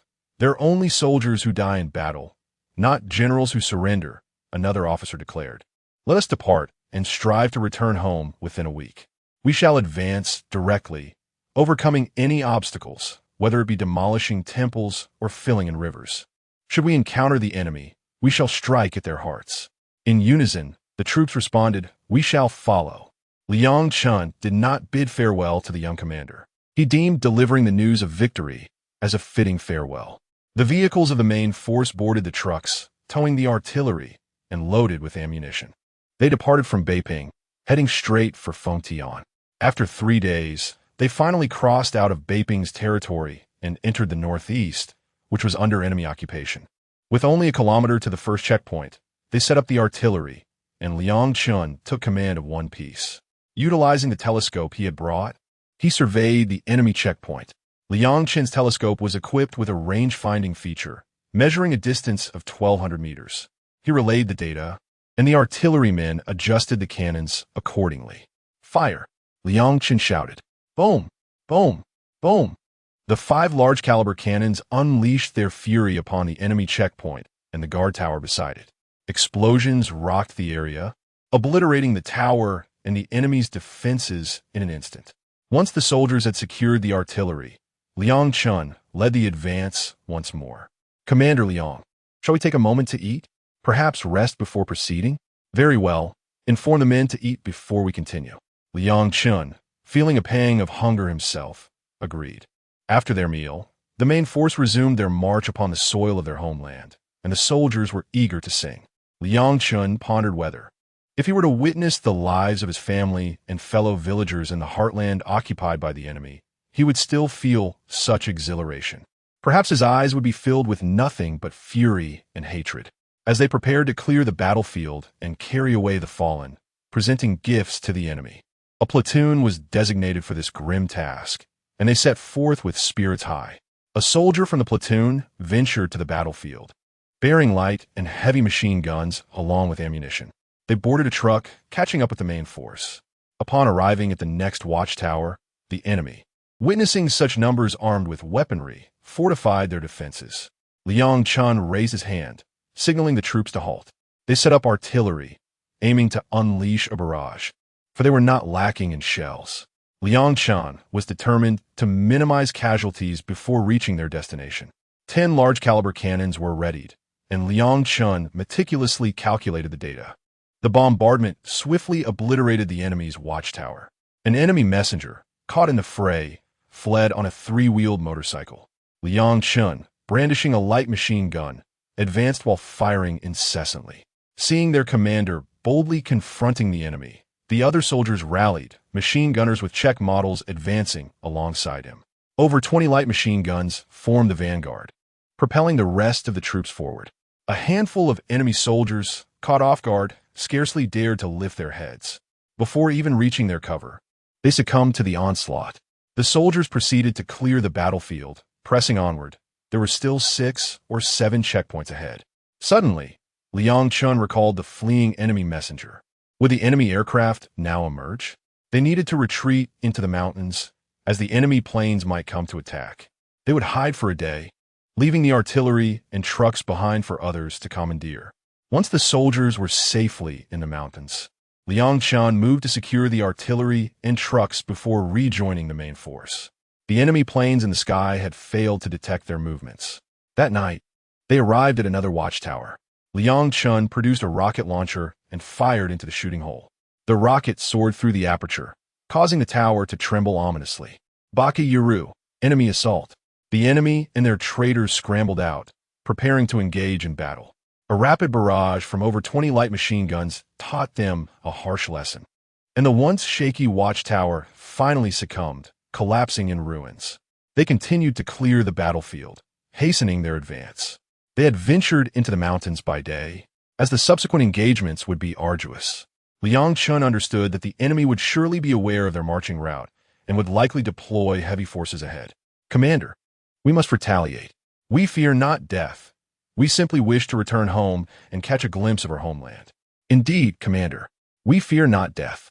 Our only desire is to see our homeland. Some soldiers were choked with emotion. We must survive and continue to fight them. We cannot always dwell on the prospect of dying in battle. If we fall, who will support the people? We must all live. Let us fight the enemy with determination. They deserve no mercy. Understood, Commander. We are here to fight the enemy. Can we make a swift advance and engage another checkpoint? Let us go. The next one isn't far, 20 kilometers at most. Liang Chun remembered the route well. The pace quickened, and within an hour, they arrived at the checkpoint. Damn it. The enemy is remarkably swift in their response. They fortified their defenses so quickly. In the face of overwhelming power, all forms of defense proved futile. Liang Chun held no regard for these enemy soldiers. Barrett aimed at the enemy officer, and with a thunderous crack, the officer's head was shattered. Liang Chun commanded the soldiers to prepare the artillery, consisting solely of mortars, and to commence relentless bombardment. He had no intention of adopting a passive approach. Waiting for the enemy to exhaust their ammunition before launching a counteroffensive, he believed in striking first. The artillery fired incessantly, while the infantry refrained from charging, seeking cover and engaging in direct fire with machine guns and rifles. Commander, a charge would conserve much ammunition, one officer remarked. Yet the lives of our soldiers are far more precious than mere bullets. To defeat the enemy, we must first safeguard ourselves. Fire with all your might. We are not lacking in weapons or ammunition. Brothers, let us fight. The commander cares for our lives, and we must honor his concern. Mark my words, not a single one of those despicable enemy soldiers will escape. They number only in the hundreds. Unexpectedly, this unit refrained from charging, and the artillery continued its relentless assault, leading to rapid enemy casualties. Chapter 46. We traversed the mountain path. The gunfire from the enemy had diminished significantly, prompting Liang Chun to restrain his eager comrades. Do not act rashly. A charge from so many of us could result in heavy casualties if the enemy employs even a light machine gun. Moreover, there are still numerous foes remaining. Let's continue the bombardment. Indeed, came the response, and soon the thundering sound of over 20 mortars reverberated as they adjusted their positions to target the enemy stronghold across the way. After a relentless barrage, resistance had nearly ceased. Charge! Liang Chun commanded, and the soldiers surged forward, opening fire on the enemy as they began to secure the battlefield. They pressed onward, but this time into the mountains. With dawn's arrival, the enemy aircraft would soon be airborne again. What is our casualty count? Liang Chun inquired. Over 100 fallen, with more than 150 wounded, both serious and light injuries. It is a considerable loss, came the reply. We must strategize for the next battle and find a suitable place for our brothers. Let's bury them here.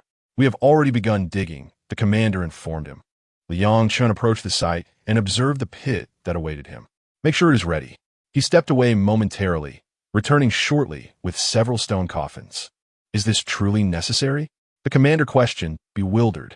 The soldiers were taken aback.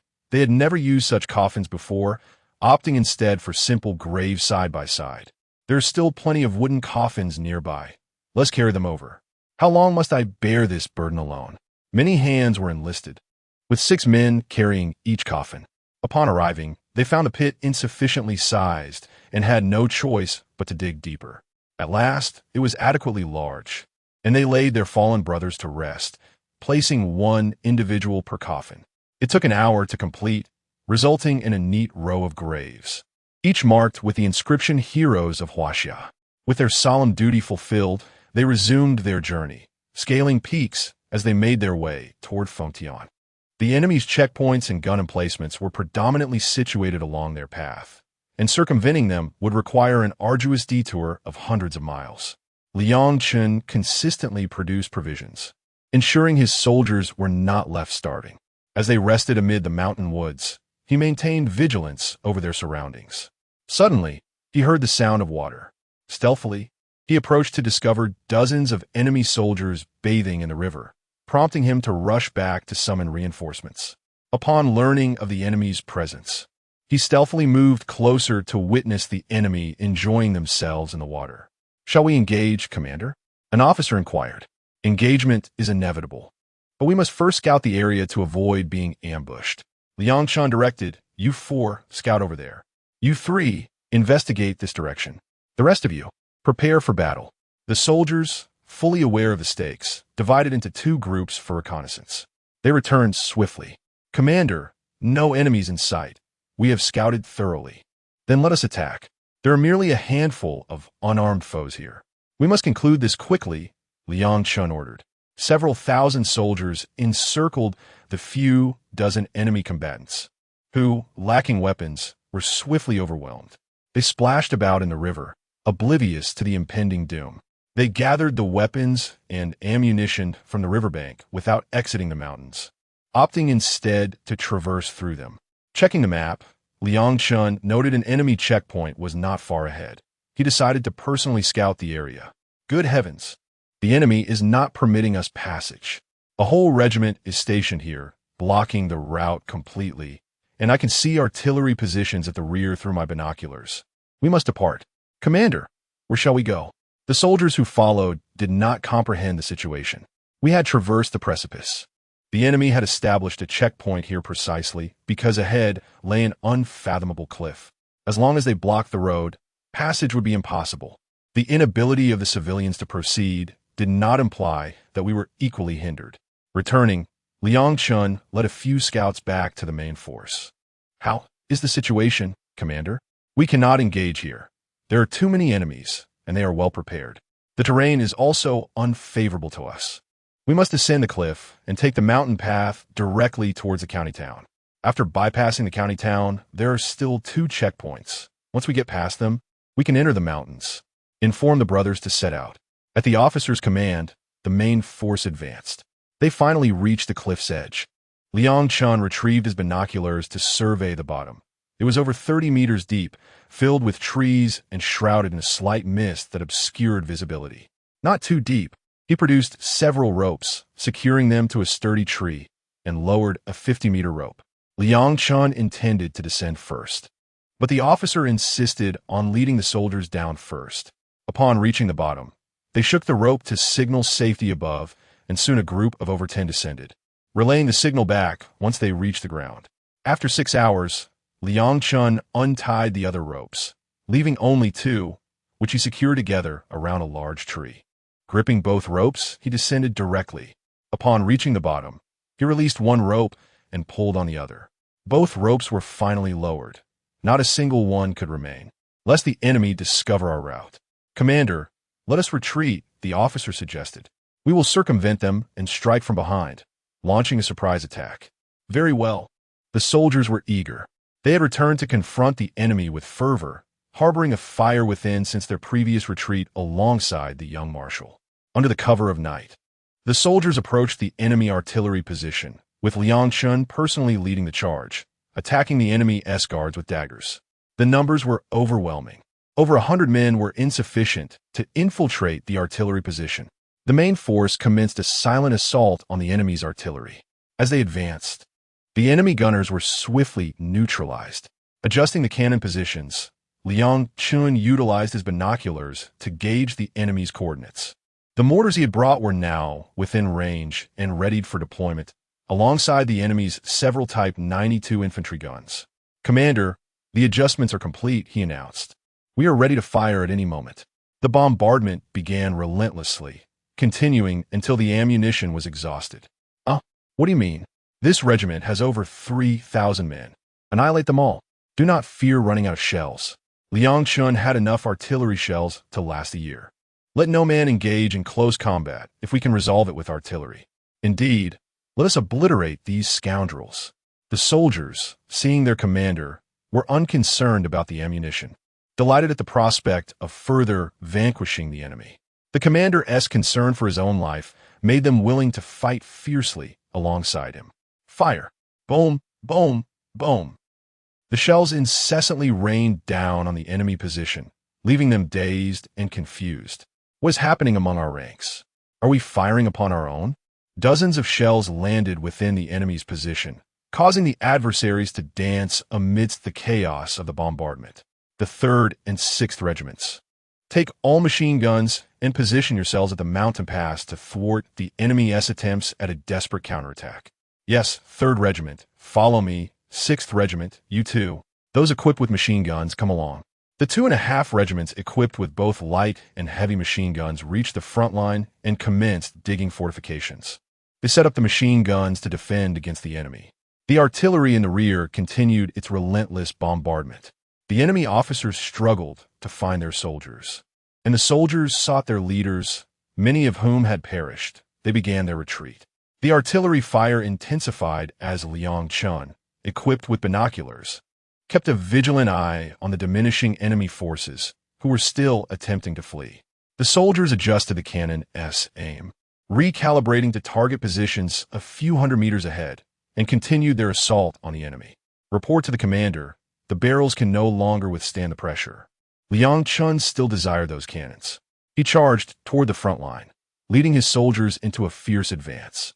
Over 200 enemy soldiers were shattered by the explosions, scattering in every direction.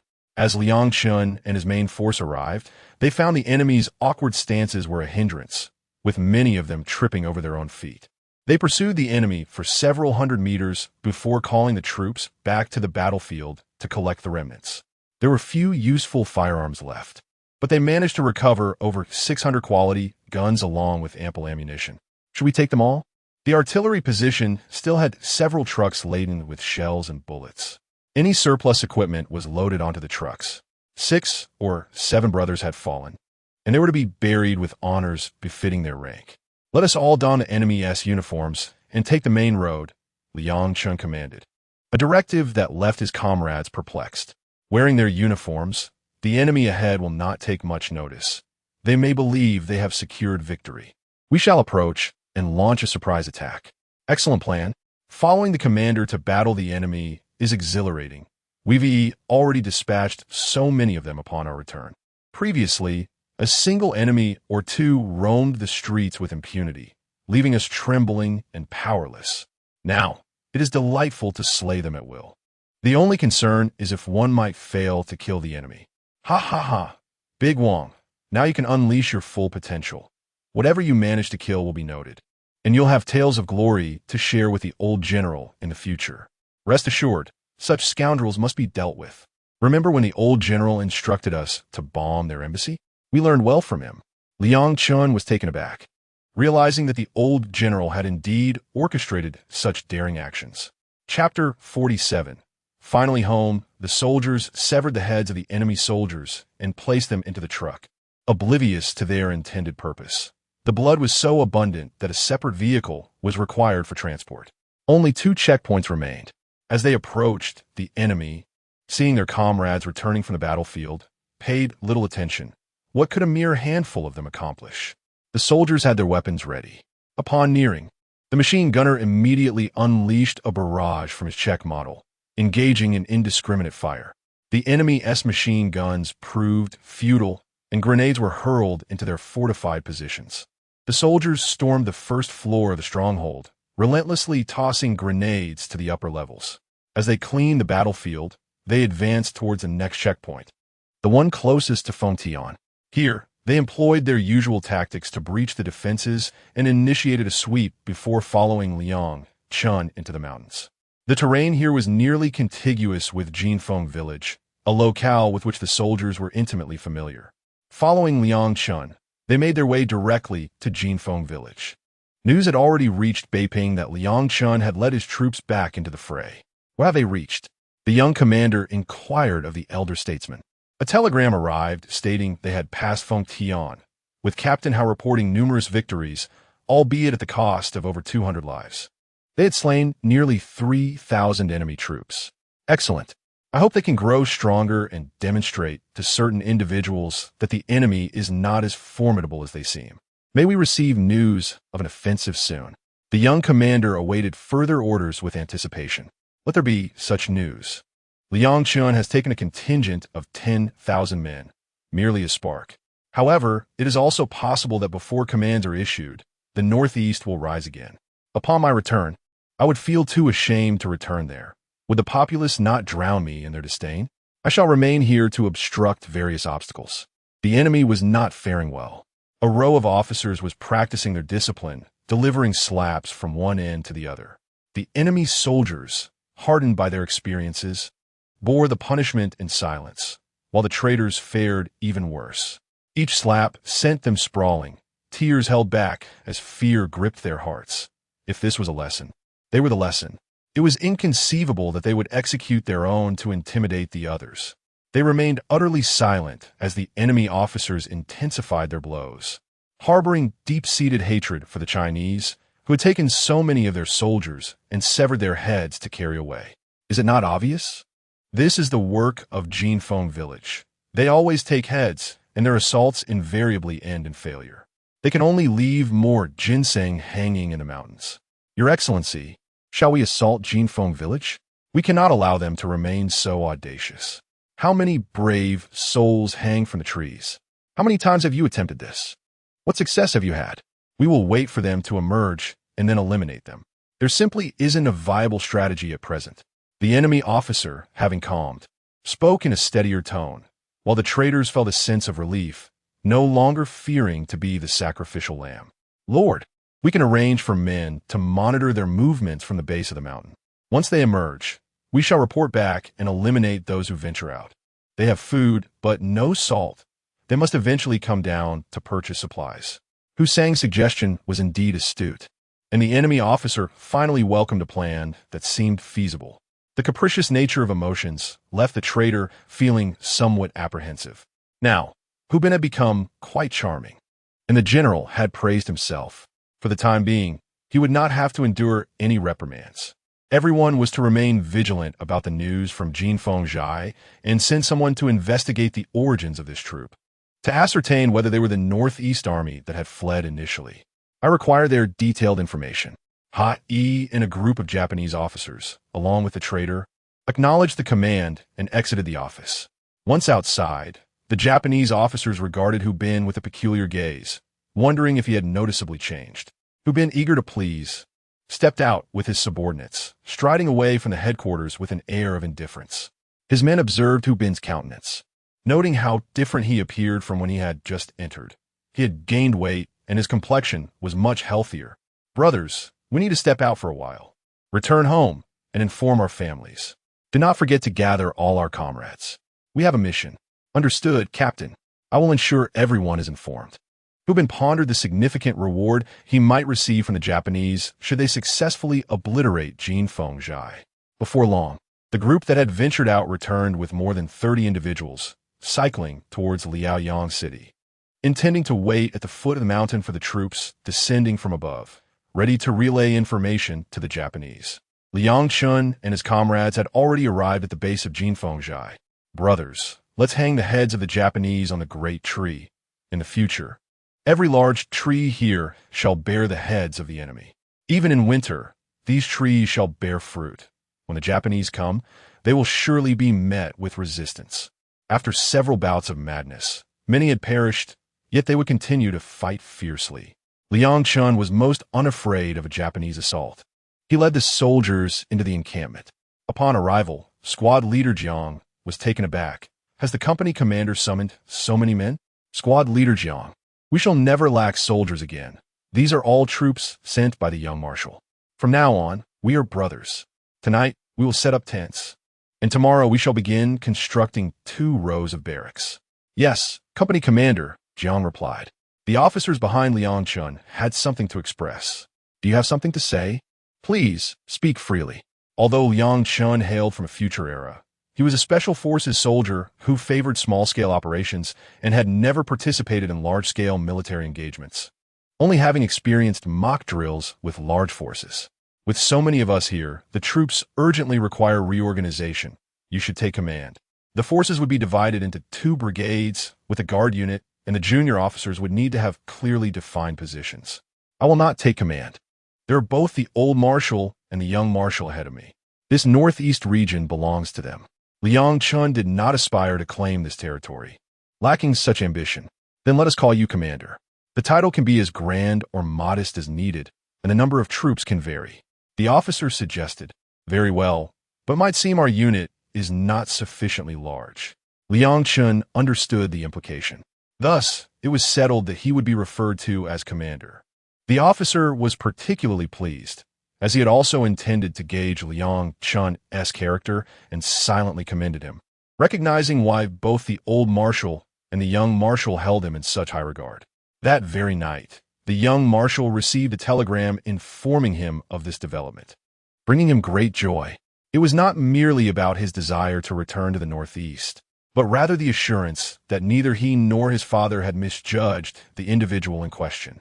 The following day, everyone was astonished to find the ground covered with stone bricks and some cement. The cement was insufficient, so yellow clay had to be used instead. After 2 months of arduous effort, they finally constructed 4 rows of dormitories on both sides, with 2 rows on each side.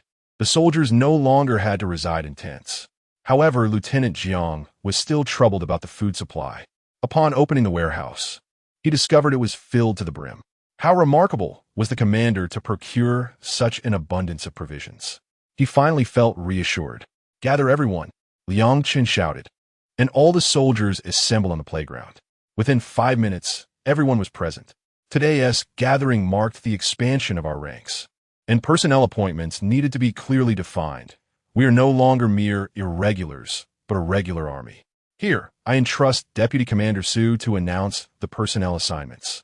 "Greetings, everyone. I am here to announce the recent personnel arrangements designated by the 2 of us. We currently have a total of 11,200 soldiers, divided into 2 brigades, each tentatively comprising 5,000 men. The 1st brigade will be led by Brigade Commander Su Peng and Deputy Brigade Commander Zhang Zhahan. The 2nd brigade will be commanded by Zhang Zhanjuan with Deputy Brigade Commander Zhou Dongfeng. Each brigade will oversee 2 infantry regiments, each regiment equipped with a machine gun company and an artillery company. The 1st regiment of the 1st brigade will be commanded by Zhang Hualong and his deputy Chan Hu. The 2nd Regiment will be led by Lu Min and his deputy Jiang Lei. In the 2nd Brigade, the 3rd Regiment will be commanded by Chun Dashin and his deputy Zhou Li, while the 4th Regiment will be led by Lu Cheng and his deputy Qin Chengli. Positions below the battalion level will be selected by you, the brigade commanders and deputy commanders. We will not interfere. The personnel arrangements are now established. However, any misconduct or disruption of military discipline will be dealt with severely. I do not wish to see any cases of withheld military pay. Our primary objective is to combat the enemy, fighting for the millions of compatriots behind us. This is not the time for enjoyment. Once we have eradicated the enemy, I assure you that even if it means stealing, I will ensure that my brothers can settle down. Currently, the enemy obstructs our brothers from leading good lives. Haha, Commander. We will remember that. The soldiers shouted loudly in response. I guarantee that we will all enjoy prosperous lives in the future, provided we eliminate these troublesome foes. As long as they remain in northeast China, we cannot expect to live in peace. Rest assured, Commander, we will ensure that these scoundrels meet their demise. All right, brothers. I will have your brigade commanders lead you back. The 1st Brigade will reside on the left, and the 2nd Brigade on the right. You will determine your own officers. From now on, this room will serve as our command center. Liang Chun indicated toward the largest room behind him. The furniture within was from the enemy's command post, which Liang Chun had seized. The newly constructed barracks were filled with belongings taken from the enemy. Weapons and ammunition were abundant at Jinfengjai. Liang Chun, along with Deputy Commander Su Song and several service personnel, would operate and reside in this command center. Liang Chun gazed at the roads built by the enemy and contemplated constructing several bunkers ahead while establishing the first fortifications on the mountainside. Chapter 48. Turning the tables, Old Su. I shall descend the mountain for a while to procure some salt. Please take extra care of the brothers' training. Liang Chun instructed Su Song early in the morning. The commander must have someone specifically assigned for procurement. We cannot continually burden him with such tasks. No need for an assignment. I can manage on my own. My procurement method is rather unique, and I prefer to handle it personally. Unique? Su Song Bonde. Perhaps the commander had some special channels. The matter was not pursued further. After Liang Chen's departure, Su Song sought out Captain Jiang. Captain Jiang, does our commander possess his own procurement channels? Haha, Deputy Commander. Our leader is off to see supplies from the Japanese once again. His procurement method is simply raiding their warehouses. There's nothing he cannot acquire. It's quite challenging for the common folk to obtain salt. The supply in the city is merely sufficient for their needs, while much of it is taken from the enemy's camps. He has visited their hospitals numerous times. What? Raiding? How perilous! Su Song exclaimed, feeling a surge of excitement. This was indeed a most peculiar method of procurement. Why not venture to cities beyond the 3 eastern provinces for supplies? Directly robbing the Japanese? He claimed he was no bandit, yet this seemed akin to the old days of plundering. When he returns, he will bring everything back. There's no need for concern. The enemy headquarters has been raided by him on several occasions, and there are still 2 generals' heads hanging from trees in the mountains. I've heard that a Lieutenant General's head is buried before the great General's grave. I've heard of this too. The old man mentioned it to the young marshal upon his return. His abilities and audacity know no bounds. Yet, I remain concerned. Do not underestimate the small Japanese. Despite their unimposing appearance, their combat prowess is formidable. Our commander was born to vanquish the Japanese. Ever since they arrived in the northeast, they have not known a moment of peace. Many of the families they brought from their homeland have perished at the commander's hands.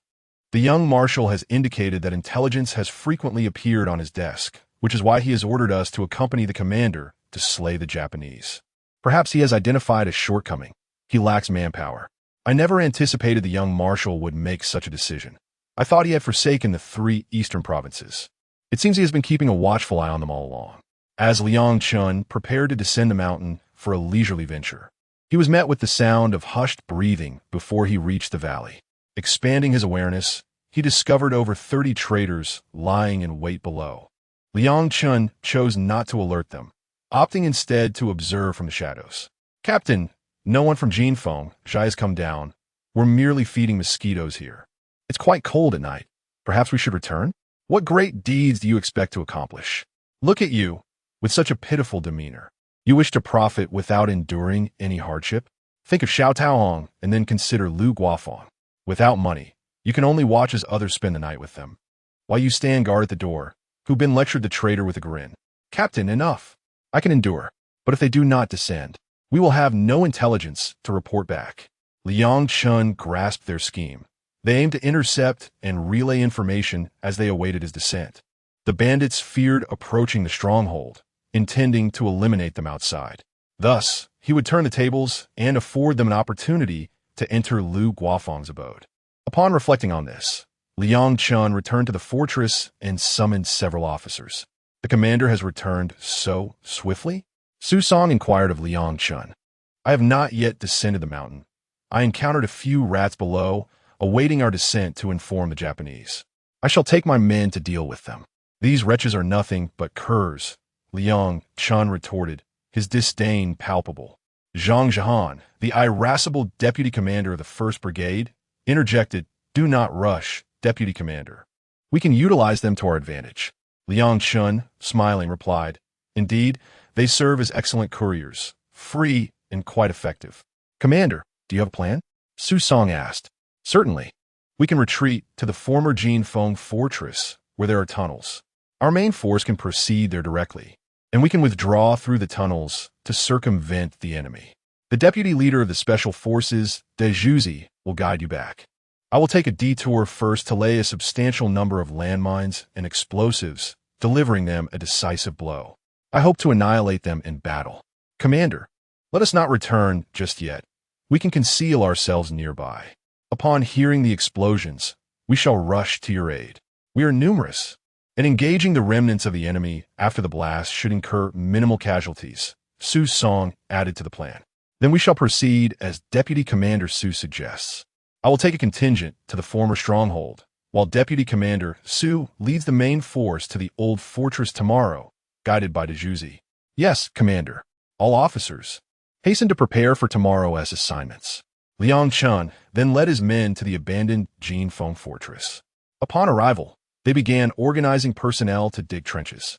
Liang Chun took the lead, measuring dimensions and placing small flags. By midday, all the pits had been excavated. Let them search elsewhere for sod, he directed. Liang Chun commenced laying remote-controlled bombs, topped with explosives and layered with fist-sized gravel.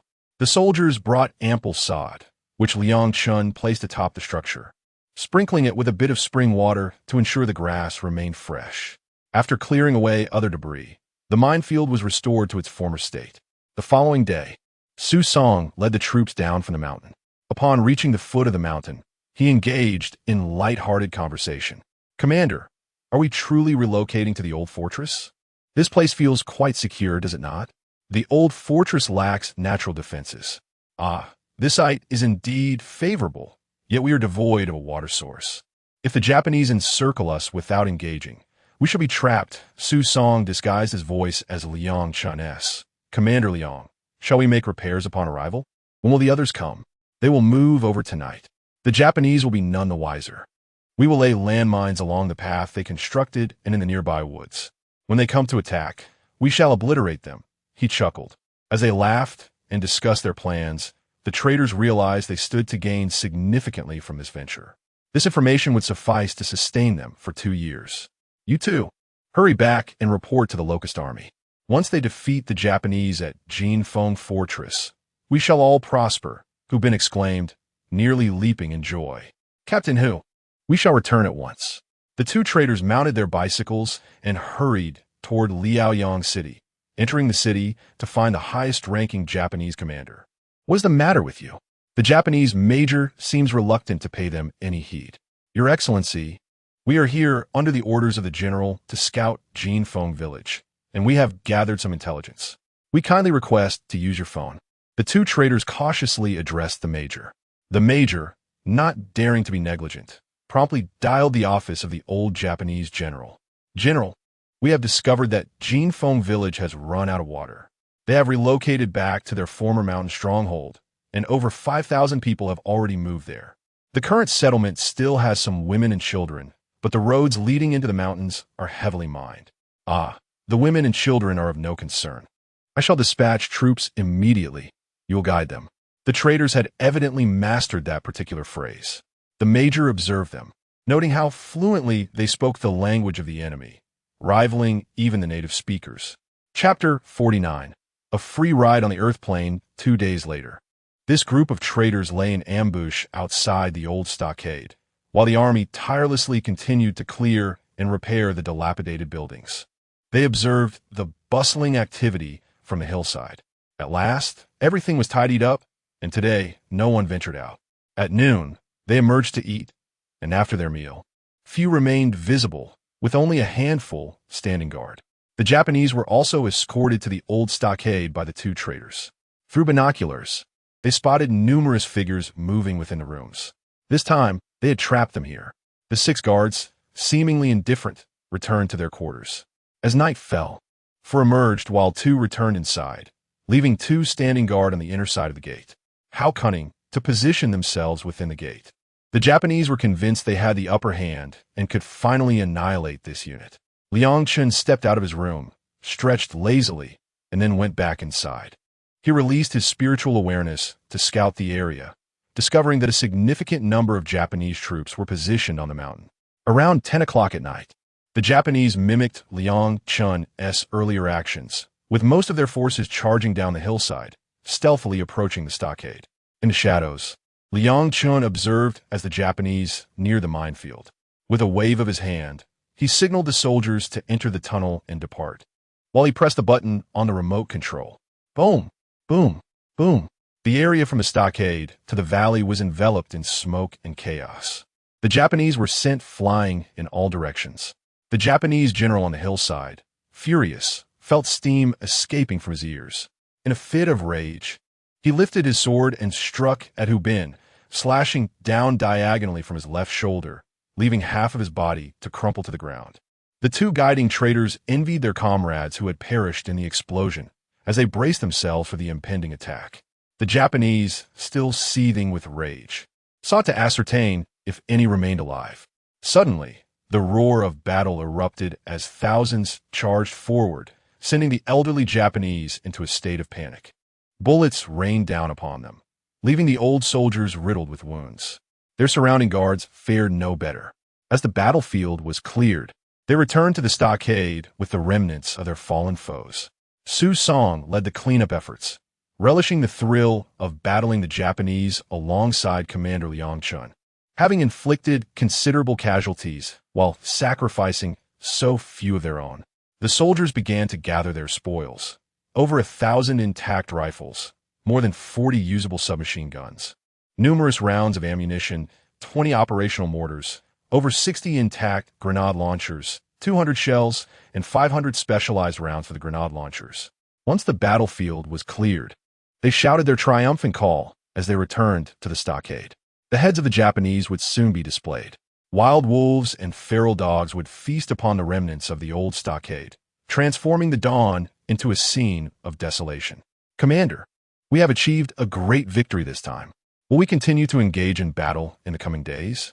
Brothers, during this period of training, I will procure some supplies and gather intelligence. When the opportunity arises, I will ensure we strike hard. Very well, we await our next mission. The soldiers were invigorated, eagerly anticipating their next engagement. Liang Chun pondered for a moment, feeling a pang of longing for his wife and children. He decided to return and check on them. He retrieved a substantial amount of supplies from his space and delivered them to the new camp. Upon arrival, he noted the changes that had taken place. As he entered the camp, he busied himself hauling items back and forth. Just how much have you brought back? Chu Lingyan called out, noticing him tirelessly carrying items. Isn't this too much? From table salt to pharmaceuticals, from medicines to needles and threads, everything is available. I have heard that you have achieved another victory and brought back more than 10,000 people. Will there be enough food supplies? Chu Lingyan is deeply concerned about the issue of materials. Do not worry, my dear. Your husband is abundant in provisions, he reassured. These tractors cultivate the land at an astonishing pace. We shall till more fields come spring. Spring, you say? Uncle Du has already taken people to break new ground. Indeed, The tractors work with remarkable speed. Fear not. There is plenty of land here. You shall not go hungry. Then I can rest easy, but we are still short hands. Alas, we cannot recruit anyone. What shall we do? Chu Lingyan asked anxiously. Since we cannot recruit, we shall produce our own, Liang Chun declared, lifting Chu Lingyan and dashing away. Oh my, Lord Tiger, you startled me. Do you wish to frighten me to death in broad daylight? Chu Lingyan struggled to break free. An hour later, the couple finally emerged, having seen Liang Chun off.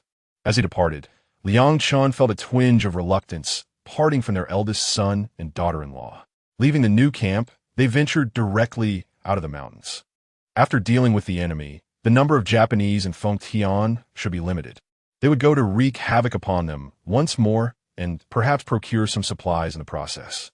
Driving the jeep straight towards Fengtian, they soon entered the city, where shouts filled the air.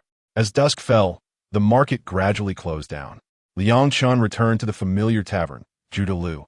The proprietor recognized him vaguely, but did not dare to acknowledge it. Liang Chun kept his identity concealed, fearing someone might inform the Japanese for a reward. While wandering during the day, Liang Chun had discovered numerous Japanese shops, akin to harvesting chives. Once one batch is cut, another springs forth. That night, he scaled the wall and headed straight for the enemy's shops. Upon entering, he encountered a guard armed with a gun. Evidently, defensive measures had been implemented. Liang Chun swiftly threw a dagger, plunging it into the chest of the sentry. Entering through the rooftop, he collected all the items within, eliminating the Japanese soldiers sleeping in the rooms. Familiar with the layout, he accessed the backyard, opened the warehouse door, and collected supplies before departing. In a single night, he plundered over 20 Japanese stores, seizing more than 30,000 pounds of edible salt. There were still Japanese warehouses to raid. Although he did not slay many Japanese soldiers, he managed to cart away substantial provisions. Upon returning to Liaoyang, he sought further supplies, but found the defenses here even more stringent, perhaps due to the proximity to his own Jin Fengzhai. Boss, I wish to procure some cotton. As much as possible, he inquired. How much can you provide? The proprietor asked, eyeing Liang Chun. As much as you have, Liang Chun replied. I also require animal hides, preferably made into fur coats. This is a large transaction. I shall not inquire into your business, for it is of no concern to me. You may return for the trade in a month, but I will require a deposit of 1,000 silver dollars. That is acceptable, Liang Chun stated, retrieving the requested amount from the bag he had brought. The proprietor accepted the silver dollars and provided him with a written receipt. With that, Liang Chun began to wander around the city. The Japanese were tolerable by day, but enforced a curfew at night. Liang Chun settled into an inn, seeking information about those who had surrendered to the Japanese and become traitors. He harbored intentions to deal with them, as many among this group were prosperous merchants. Once they allied with the enemy, they became adversaries in his eyes.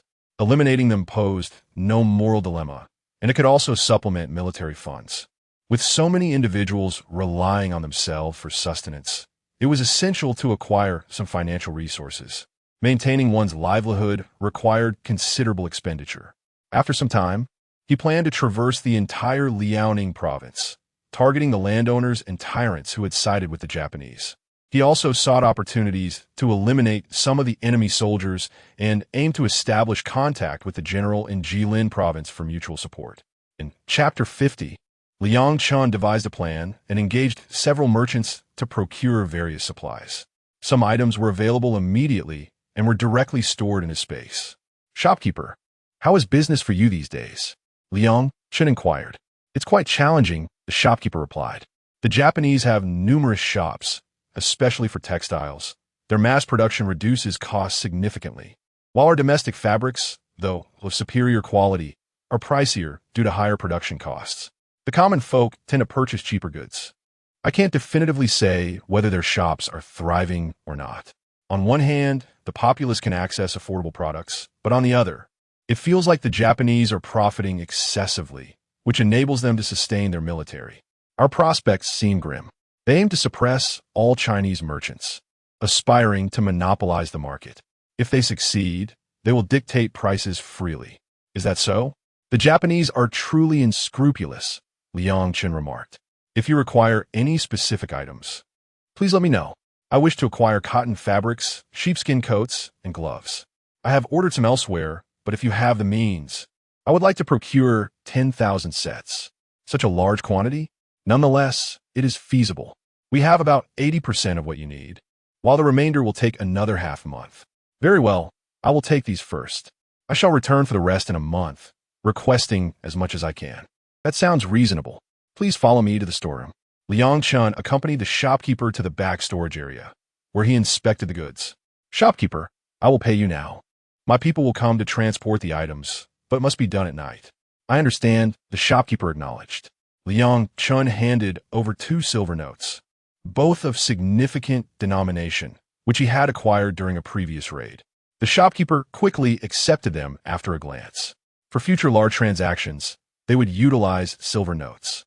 Once the shopkeeper departed, Liang Chun swiftly stored the items in his space and left the warehouse. He then ordered some food at the tavern while gathering intelligence on the Japanese.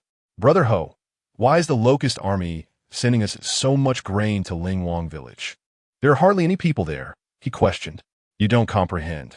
The Locust Army intends to establish a public works project there, though its purpose remains unclear. They are also sending grain to our territory, according to my cousin. Upon hearing this, Liang Chun pondered whether a significant force was approaching or if something nefarious was afoot. Perhaps this was an opportunity to eliminate the Japanese. Upon returning to the inn, he examined maps and ultimately concluded that the area was suitable for large-scale military operations and the construction of an airfield. Beyond Lingwang village lay open plains, extending past the mountain range, making it even more advantageous for the Japanese's mechanized warfare. Whether it was a trap or a secret of the Japanese, he resolved to thwart their plans. Liang Chun resided in Liaoyang City for a month, completing all necessary procurements. He returned to the mountain access road, releasing a truck filled with cotton clothing, shoes, gloves, and sheepskin coats. Upon arriving at Jinfeng Zhai, numerous soldiers emerged to begin unloading the vehicles, retaining only 300 sets of supplies. The remainder was distributed among the warriors, who were instructed to secure their belongings. Commander, have we truly procured an excessive amount this time? We seem well prepared for winter, yet I find myself in a quandary. Deputy Commander Su, you need not fret about these matters. I bring news for us to deliberate. What news? Su Song inquired as he entered the office. Observe, the Japanese are persistently sending provisions to Lingwang village, and the quantities are substantial. Do you not think there is something amiss? Commander, I suspect it resembles a trap. There is nothing of significant value here for them to covet. They aim to lure us out of the mountains, perhaps to ensnare us. However, we shall not be cornered by them. The mountains lie closely behind us. Once we enter, we can retreat. I fear it is not so simple. If the Japanese intend to set a trap, they would dispatch troops to sever our retreat through the mountains. The open plains ahead provide no means of escape. If that is the case, this location is perilous and difficult for withdrawal.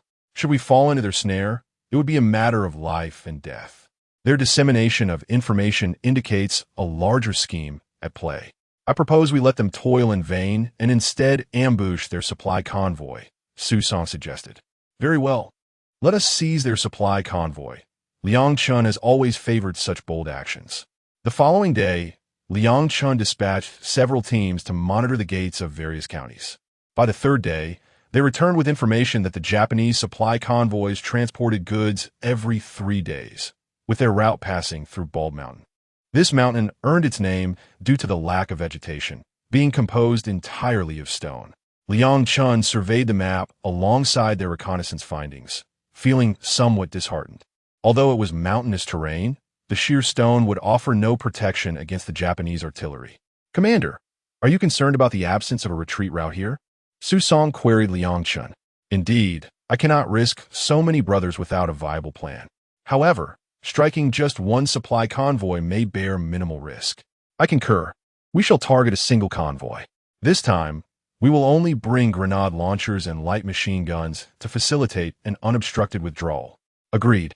We will ambush the Japanese transportation team heading to Liaoyang City. Each brigade will dispatch one regiment. Liang Chun mobilized his troops to the designated Nutugu for the ambush. As preparations were finalized, Liang Chun, using binoculars, could not discern the contents of the trucks due to the tarpaulins concealing them. As the convoy approached, over 30 grenade launchers aimed at their respective trucks, and with a resounding boom, the launchers fired simultaneously. Following this, light machine guns opened fire on the trucks. Although the binoculars provided no clarity, his instincts revealed that the trucks were filled with Japanese soldiers, not a single sack of grain in sight. Thus, a relay of orders ensued to direct fire into the truck compartments. After a relentless exchange, the Japanese suffered severe losses. Liang Chen's submachine gun continued to bombard the interior of the trucks, leaving the Japanese soldiers unable to disembark. As soldiers descended from the truck, they sought refuge behind it to mount a counterattack. Liang Chun, recognizing that his firearm had become ineffective, shouted for grenades. From the depths of the forest, a flurry of grenades cascaded down like snowflakes, overwhelming the enemy troops who found themselves disoriented. Observing the chaos, Liang Chun deemed it the opportune moment to scour the battlefield. A soldier from a nearby company rushed into the throng of fallen foes to commence the grim task. Suddenly, the ground shook with the sound of artillery fire, leaving Liang Chun bewildered. He soon realized that a battalion of tanks was emerging from the cornfields. "Retreat," he bellowed, urging the two commanders and their soldiers to flee into the safety of the woods. One soldier, however, remained hidden beneath the truck. Liang Chun retrieved his Barrett rifle and steadied it on the truck's hood, aiming at the nearest tank. With a single shot, he struck the driver, causing an icy chill to engulf him. Another shot found its mark, eliminating the enemy machine gunner. He swiftly transitioned to a rocket launcher, targeting the next tank. The rocket, trailing a long plume of fire, soared towards its target, resulting in a tremendous explosion that sent the vehicle careening through the air. Reloading and continuing his barrage, he had no time to switch back to the Barrett, constantly shifting his position and unleashing fire. One by one, the enemy tanks fell to his onslaught, yet his own company was reduced to a mere 3 soldiers. Hundreds had perished in this conflict, and Liang Chun lamented his failure to scout the area beforehand. In his haste to cleanse the battlefield, he had inadvertently abandoned valuable equipment and left behind the remains of his comrades. With 2 operational tanks claimed, he supported the 3 remaining soldiers as they retreated into the woods, unaware of the enemy's strategic maneuvering that nearly cost them their lives. Chapter 51, Commander. We have arrived today. Battle resulted in a significant defeat, and upon returning, we were all weighed down by a heavy spirit as we quietly made our way back to Jinfengjai. The soldiers returned to the barracks, while Liang Chun ventured alone to the cemetery. There, he released the bodies of the fallen warriors from his space, counting over 400 in total. With a heavy heart, he took out a military shovel and began to dig graves. One by one, he excavated the pits and sought out sufficiently large stones from the mountains to craft stone coffins, placing them directly into the graves. 3 days later, Su Song was unable to locate Liang Chun for a matter. "Captain Jiang, have you seen the commander?" "No, I haven't seen him since we returned." "I'll call the lady."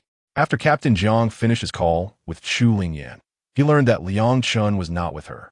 He then inquired with the soldiers who had been on duty these past few days. "Deputy Commander, the commander has definitely not gone out." "Where could he have gone?" Su Song asked, growing anxious. "Could he be at the cemetery, or perhaps sneaking out to seek revenge on the Japanese?" Captain Jiang suggested, "Let us go check the cemetery." A few of them hurried to the cemetery and found Liang Chun gently wiping the faces of each fallen soldier before placing them into their stone coffins. Su Song and the accompanying soldiers were at a loss for words. They felt honored to fight alongside such a commander, even in death. "Commander, we have arrived," Su Song said as he also lent a hand to bury the over 400 soldiers. Each grave was marked with a stone tablet, bearing their likenesses, the locations of their deaths, and their names. Liang Chun had been feeling somewhat repressed these past few days, so he decided to visit his wife and son. He entrusted Jinfengjai to Su Song and set off into the mountains alone, realizing that commanding a large force limited his capabilities. His secrets must remain concealed. This time, he decided to venture away from his hometown to investigate the Japanese supply routes. Disguised in Japanese attire and carrying a Type 38 rifle, he proceeded cautiously. After several days, he finally arrived at a location where Japanese trucks were incessantly transporting supplies. What were these ruffians up to? Finding a concealed spot, he observed the Japanese movements through binoculars. At night, he approached the Japanese encampment. By day, he noted that a significant area of land had been leveled, indicating the construction of a military airport or some other large facility. Numerous laborers had been captured as well. Liang Chun stealthily infiltrated the area where the Japanese were holding the laborers, aware of the vastness of the camp and the multitude of patrols. Singing a Japanese song under his breath, he was driven away by the patrols twice before finally reaching the barracks, where hundreds of Japanese soldiers were housed in a single dormitory. Remembering his 400 fallen brothers, he felt the weight of urgency. Starting from one end, he swiftly dispatched the soldiers, collecting their bodies into his space with astonishing speed, clearing one barrack before moving to the next. By the time he eliminated the sixth barrack, dawn was approaching. Liang Chun felt a sense of urgency. There were still 20 to 30 more barracks to clear. Without hesitation, he retrieved several timed explosives and bundles of dynamite, stacking them together and placing them beneath the beds in the Japanese barracks. He understood that a few explosive packages in each barrack would not suffice to send them all skyward. He sought a vantage point from which to observe.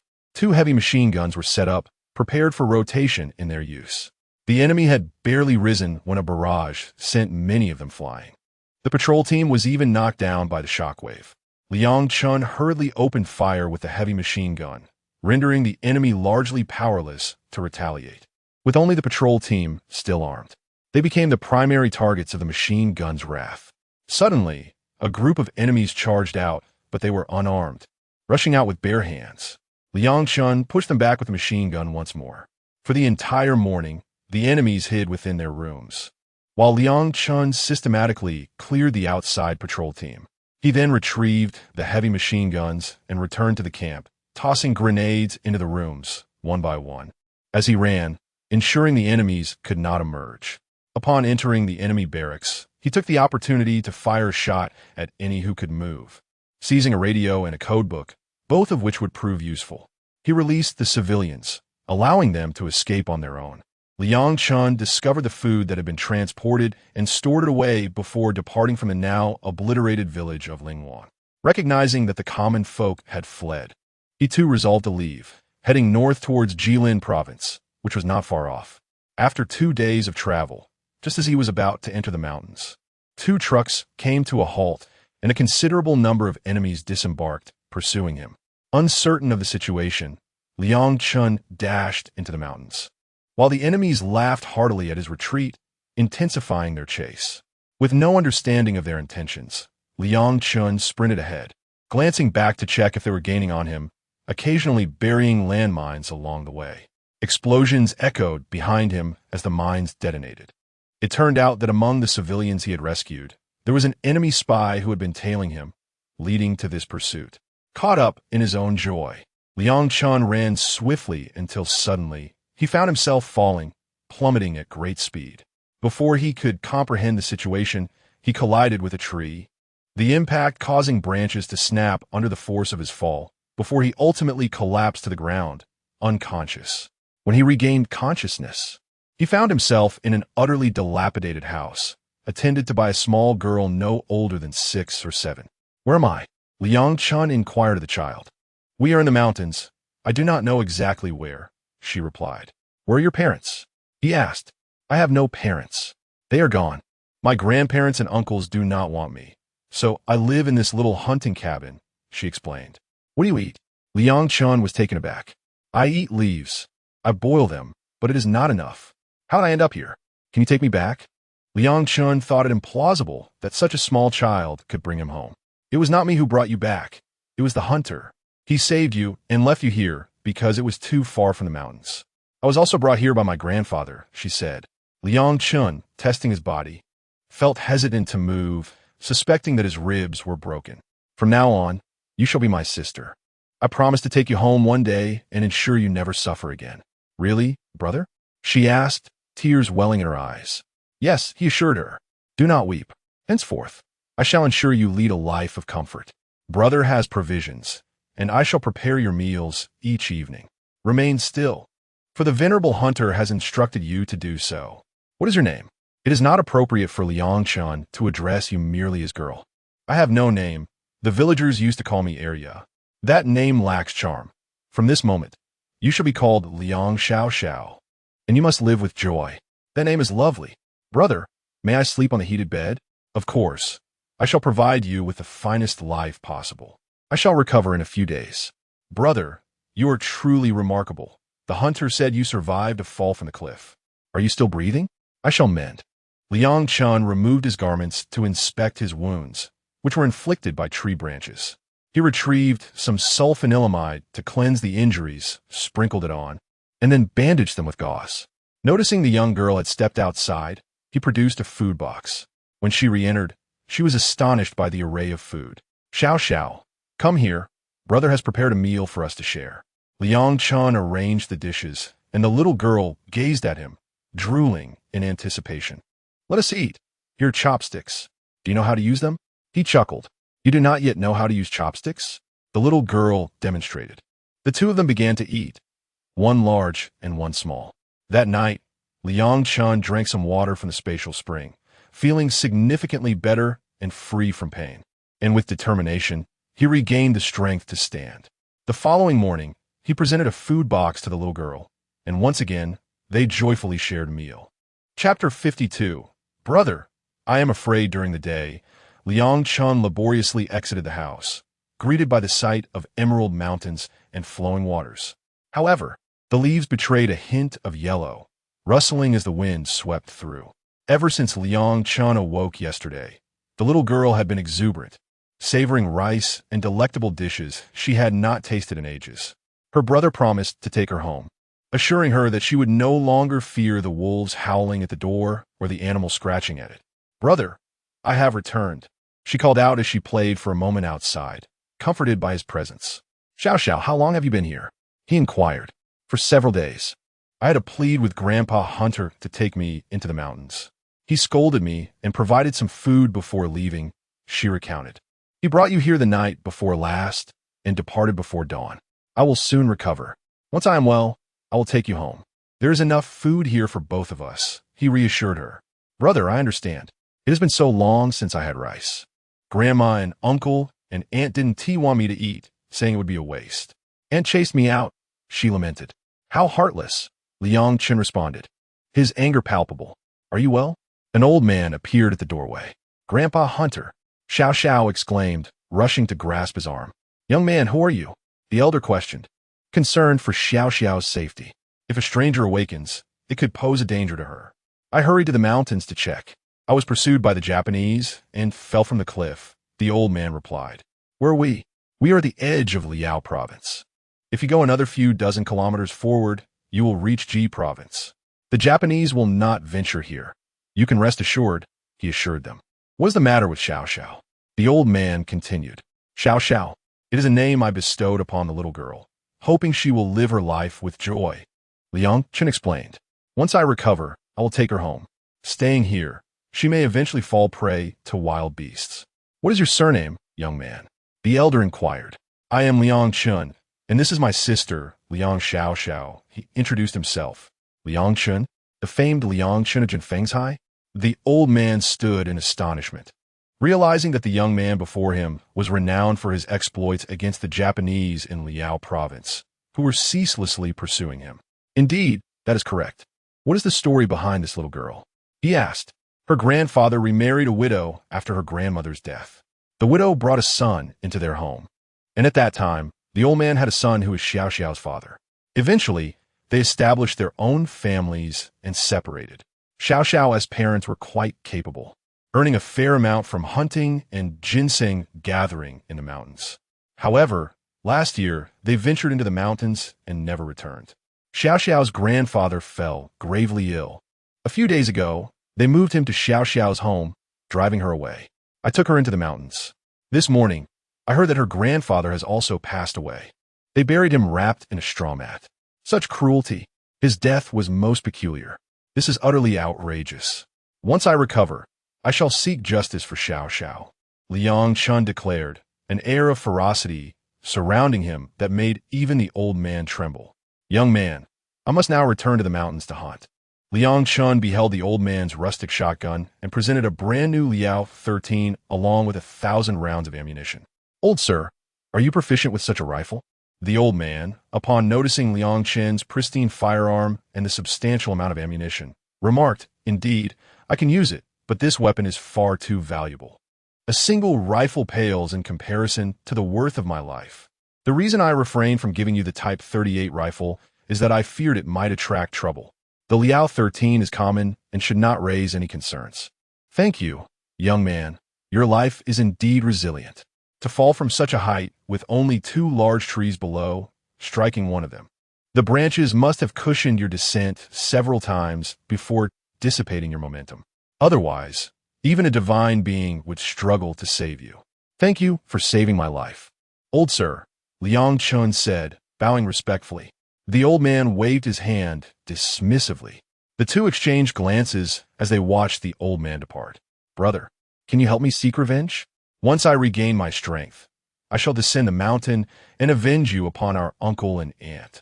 Anyone who has wronged Xiao deserves punishment. You are truly kind, brother. I know where my parents hid their money. When they asked, I did not disclose it. I merely claimed there was none, and they cast me out. Sister, let us eat. I will fetch you some food." Liang Chun entered the room and retrieved a food container. The siblings enjoyed a delightful meal together, and Liang Chun poured a bowl of water for the little girl, who appeared noticeably healthier. Time passed quickly as the little girl chatted with him throughout the day. After dinner, they lay down to sleep, but the night was interrupted by the sound of something scratching at the door. "Brother, I am scared." Liang Xiao clutched Liang Chun tightly, burrowing into his embrace. "If it seeks to enter, let it devour me instead. You must survive to avenge me," she whimpered. "Do not cry. I shall slay it. I will not allow it to harm you. If it dares to enter, I am unafraid," Liang Chun teased, trying to comfort her. "Brother, do not let it eat you." The little girl, summoning unexpected courage, stood up and shouted at the door. "Look at me," Liang Chun said, now armed with 2 handguns, firing repeatedly at the door. He already knew what awaited outside. A fully grown tiger. With bullets peppering its head, the tiger let out a final roar before collapsing to the ground. Liang Chun quietly opened the door and stored the tiger in his spatial realm. "What was that, brother?" Liang Xiao inquired. "Just a tiger, but it is deceased. Let us return to sleep." "All right," she replied, as Liang Chun secured the door. They snuggled up together to sleep, and fortunately, the latter half of the night passed without any troublesome beasts. The following morning, Liang Chun utilized his spatial abilities to skin the tiger with remarkable precision, laying the hide out to dry at the door. He meticulously processed the tiger meat, preserving the bones and discarding the entrails far away. "Brother, you are truly impressive. The great tiger has transformed into both skin and meat. Shall we stew tiger meat today?" "Very well. I shall prepare a tiger meat stew for you." Liang Chun set up a large iron pot filled with spatial spring water, adding generous chunks of tiger meat along with oil, salt, and various seasonings. Within a couple of hours, the enticing aroma wafted far and wide. Liang Chun and the young girl were taken aback by the delightful aroma. As the old man appeared at the door of the wooden cabin, "Have you encountered a tiger?" The old hunter's expression shifted dramatically. Upon noticing the gun holes on the door, he realized it was Liang Chen's doing. Fortunately, they had managed to save one Liang Chun. Otherwise, the young girl might have become a meal for the tiger. Last night, this reckless individual had frightened the girl and met his demise. The old man had come for a feast. Liang Chun beckoned the old man over, and the 3 of them sat down together to enjoy the meat. "Is there anyone else in your family?" Liang Chun inquired. "It's just me," the old man replied. "Being poor and young, I never married. After my parents passed away, I was left all alone. Not wanting to work long hours for a landlord, I survived by hunting. Come with me, old man. Once we arrive at Jinfeng village, I will ensure you are well cared for. You have saved my life." Liang Chun, being wealthy, would not mind the presence of an elderly companion, especially one who had rescued him. The old man indeed wished to go, though he felt a sense of obligation. "You could also look after Xiao. Behind my Jinfeng village, there's another village where ordinary folk reside, safe from the invaders. Each household has its own land, free from landlords. Is such a place truly existent?"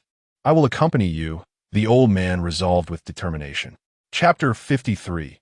It is you, ungrateful ones. The old gentleman decided against returning home, opting instead to create another bed in the room, allowing the young girl to have her own as well. That night, she nestled comfortably between them, feeling a profound sense of security that lulled her into a deep slumber, accompanied by the gentle sounds of her breathing. When Liang Chun awoke the following day, he felt considerably better, though he still had a bit of distance to cover before embarking on his journey. The old gentleman resolved to stay home today. Their supplies were ample, with enough provisions from a single tiger to last several days. It would be a waste to let it go to waste. If they could consume half, it would be commendable. The rest, he decided, will be turned into jerky, and there would be no mountain expedition today. After breakfast, the old gentleman began preparing the jerky. Liang Chun took a large pot to stew the meat, and once it was cooked, he presented it to the old gentleman, who seasoned it before hanging it on the eaves to dry. By midday, their task was complete, with the young girl joyfully bouncing alongside them. The mountain was vast, and Liang Chun felt the urge to venture into the woods to hunt. Old man, please watch over the young girl while I go hunting, he suggested. Shouldn't I go instead? The old gentleman was hesitant, concerned about the youth's inexperience. I have been a hunter since I was a child, raised by my grandfather. What? The old gentleman was taken aback by this revelation. It seemed the young man had a lineage steeped in hunting. Was this his fate intertwined with that of the hunters? He thought of the great tiger, which could yield a substantial catch, and his worries subsided. Not long after entering the woods, Liang Chun stumbled upon a large herd of wild boars. He retrieved his suppressed rifle and aimed for a fatal shot, striving to bring down his quarry with precision. With a series of gunshots, he managed to take down several boars before the rest fled in terror. He approached the fallen beasts, collecting his spoils before making his way back, as he knew he could manage no more than he had already secured. It wasn't that he lacked the strength. Rather, it was the challenge of descending the mountain with such a load. At the wooden cabin, the young girl, named Xiao Xiao, gazed at the grandeur of the mountains. What is wrong, Xiao Xiao? The old gentleman inquired, observing her expression. Alas, does my brother no longer want me? He's been gone for so long. Do not fret. Your brother would never abandon you. He is a good person and treasures you dearly, unlike your grandmother and uncle. He will return, bringing Xiao Xiao back home, she reassured herself. An hour passed, and tears began to well up in her eyes as dusk approached, yet her brother had still not returned. The old gentleman felt a pang of sorrow, his gaze fixed on the direction of the mountains.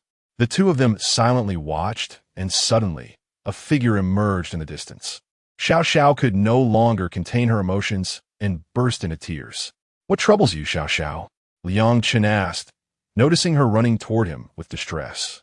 Brother, I thought you had abandoned me. She sobbed. How could I ever forsake my sister? Remember, I will always protect you and will never leave you behind. Nodding fervently, the young girl wiped her tears, and the old gentleman discreetly brushed away his own. The sight of her distress tugged at his heartstrings. Have you returned with such a magnificent catch? The old gentleman marveled, recognizing that the wild boar weighed at least 300 pounds. How did you manage to carry it back with injuries? The man weighed over 300 pounds, and, after accounting for his internal organs, he was left with just over 200. His innards have been offered to the mountain deity. He is indeed a hunter who understands the rules. Just like your grandfather, a seasoned hunter himself. Having spent a lifetime chasing game, he ultimately fell victim to the folly of the wealthy and reckless. Though vengeance has been exacted, it came at the cost of his life. My sister also met a tragic fate. Thus began my path of retribution, and the enemy returned, prompting a renewed campaign against them. You are a true man. In Liaoning province, few are unaware of the illustrious name of Liang Chun. You have slain so many oppressors, bringing solace to the beleaguered populace. I never anticipated that in venturing into these mountains, I would encounter a hero. Old man, I wish to descend the mountain tomorrow, to settle accounts with that ungrateful family and avenge my sister's honor. Then we shall return to Jinfeng village. Indeed, had the old man not spurned her, she and her son would have perished from hunger. Yet, in the end, their true nature was revealed. Such a wretched family deserves a reckoning. The little girl nestled in Liang Chen's embrace listened to their conversation, joyfully realizing she would soon leave this place. Her small arms tightened around Liang Chen's neck. To leave her in this vast wilderness would mean certain death come winter. Who would have thought that these two would find a home after rescuing Liang Chen? That night, the three of them feasted on tiger meat, storing the dried meat in their space, with a hunting rifle slung over their shoulders as they descended the mountain together, cradling the little girl. Upon reaching the village, the girl trembled slightly, her grip tightening. With a resounding crash, Liang Chen kicked open the front door, startling the old man. This fellow was indeed here for revenge, lacking any pretense. Who dares enter my home? Get out! An elderly woman shouted furiously. How brazen to claim someone else's possessions. Today, I shall enlighten you about what actions are permissible and what are not. You have wronged my sister, and for that, you deserve death. Liang Chen strode further into the room, undeterred by the woman's attempts to assert her age. As she approached him, she was suddenly hurled out with a thud. How dare you strike my mother? You seek death. A man charged out, wielding a carrying pole. Liang Chen, with one hand clutching a pistol, fired a shot directly into the man's forehead. A cry of despair erupted from the elderly woman. Had she truly lost the son she painstakingly raised? Who are you? I will report you to the authorities, she demanded, still resisting. It is your family of ungrateful wretches I have come to slay. The old man took you in, and as you grew, you showed no gratitude. Instead, after the son and daughter-in-law faced misfortune, you seized their home, cast out their daughter, and even killed their father. You are nothing but beasts. You shall perish, and none will be spared. Spare me. Do not kill me, nor my daughter-in-law. She is with child. I beg you, allow our lineage to continue. The elderly woman, now terrified, pleaded. What purpose does the progeny of such ungrateful wretches serve? Will they not grow to harm others? If you do not come out, I shall fire without hesitation. A heavily pregnant woman emerged from within, trembling in fear, only to be met with a bullet from Liang Chen. The elderly woman nearly went mad. This man had no intention of allowing them to perpetuate their lineage. Regret flooded her heart, but alas, it was too late. Both son and grandson were lost. With a venomous glare directed at Liang Chen, he remained unfazed. How could he concern himself with a dying individual? Raising his hand, he discharged another shot, bringing a swift end to the elderly woman's life.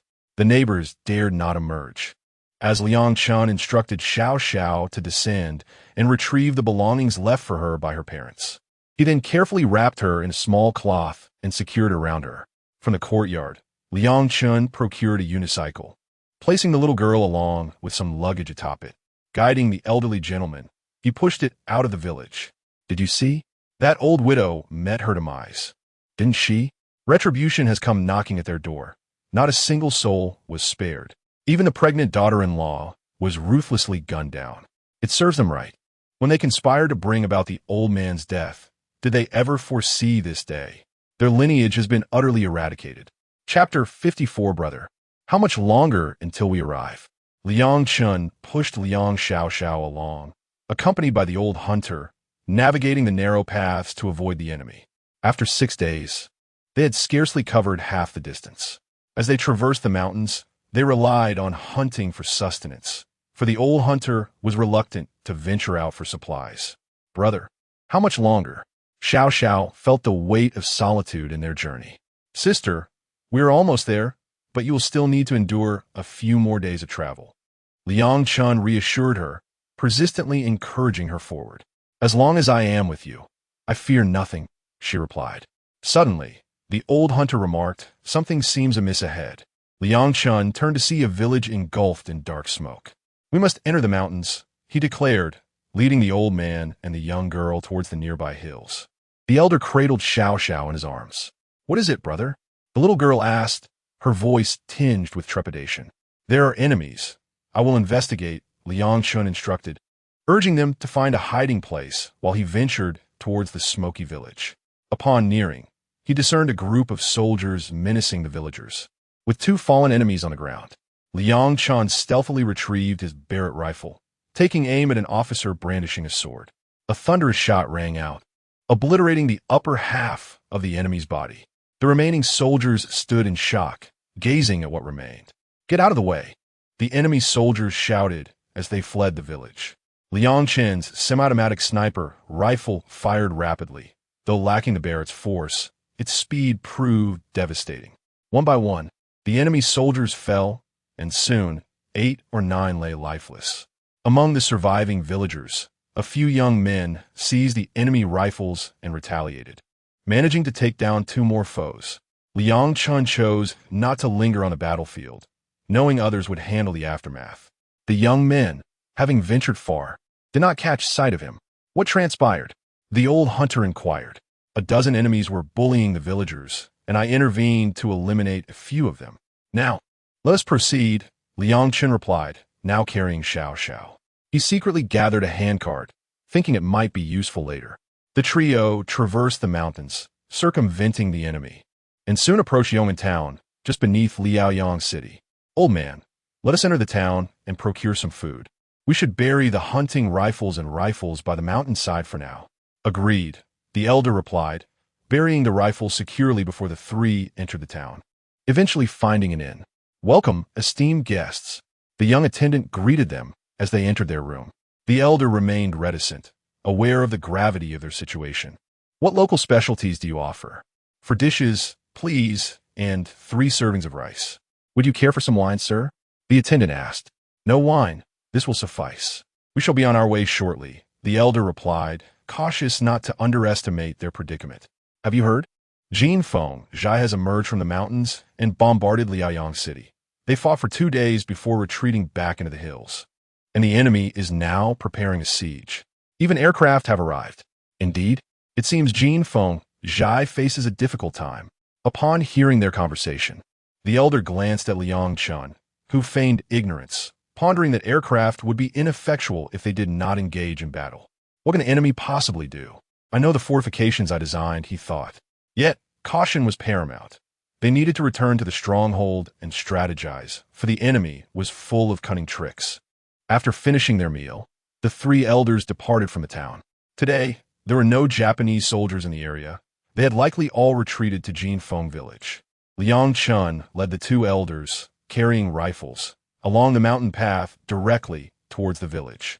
It would take a full day to reach Jinfeng village, as they needed to take a detour to arrive at the new camp.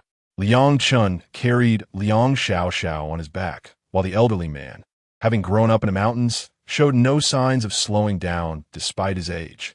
A day later, the 3 arrived at the new camp. Don't move, shouted Dezhu, who had come out with his men to ascertain their identities. Commander, you are alive?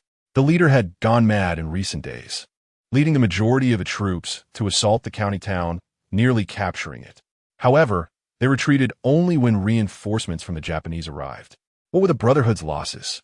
Commander, we suffered over 2,000 casualties, but we brought them back for burial. Now, Vice Commander Su is in charge of Jinfeng village, fearing the leader's impulsiveness. Take me to see Ling Yan.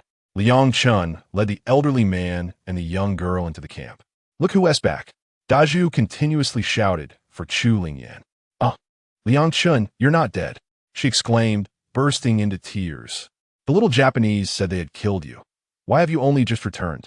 Chu Lingyan was genuinely frightened. The little Japanese had spoken convincingly and even posted notices. I apologize for worrying you.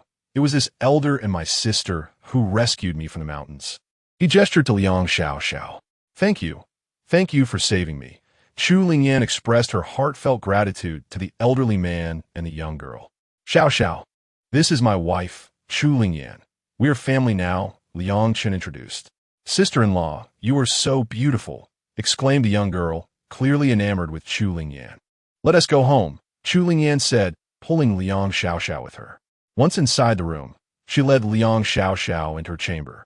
Not long after, she emerged with Liang Xiao looking refreshed and dressed in new clothing. Elder, this is for you, she said, presenting a new outfit. Rest for a while. Dinner will be ready soon. Chu Lingyan felt a surge of joy. Her husband had survived a perilous trap set by the Japanese and returned safely.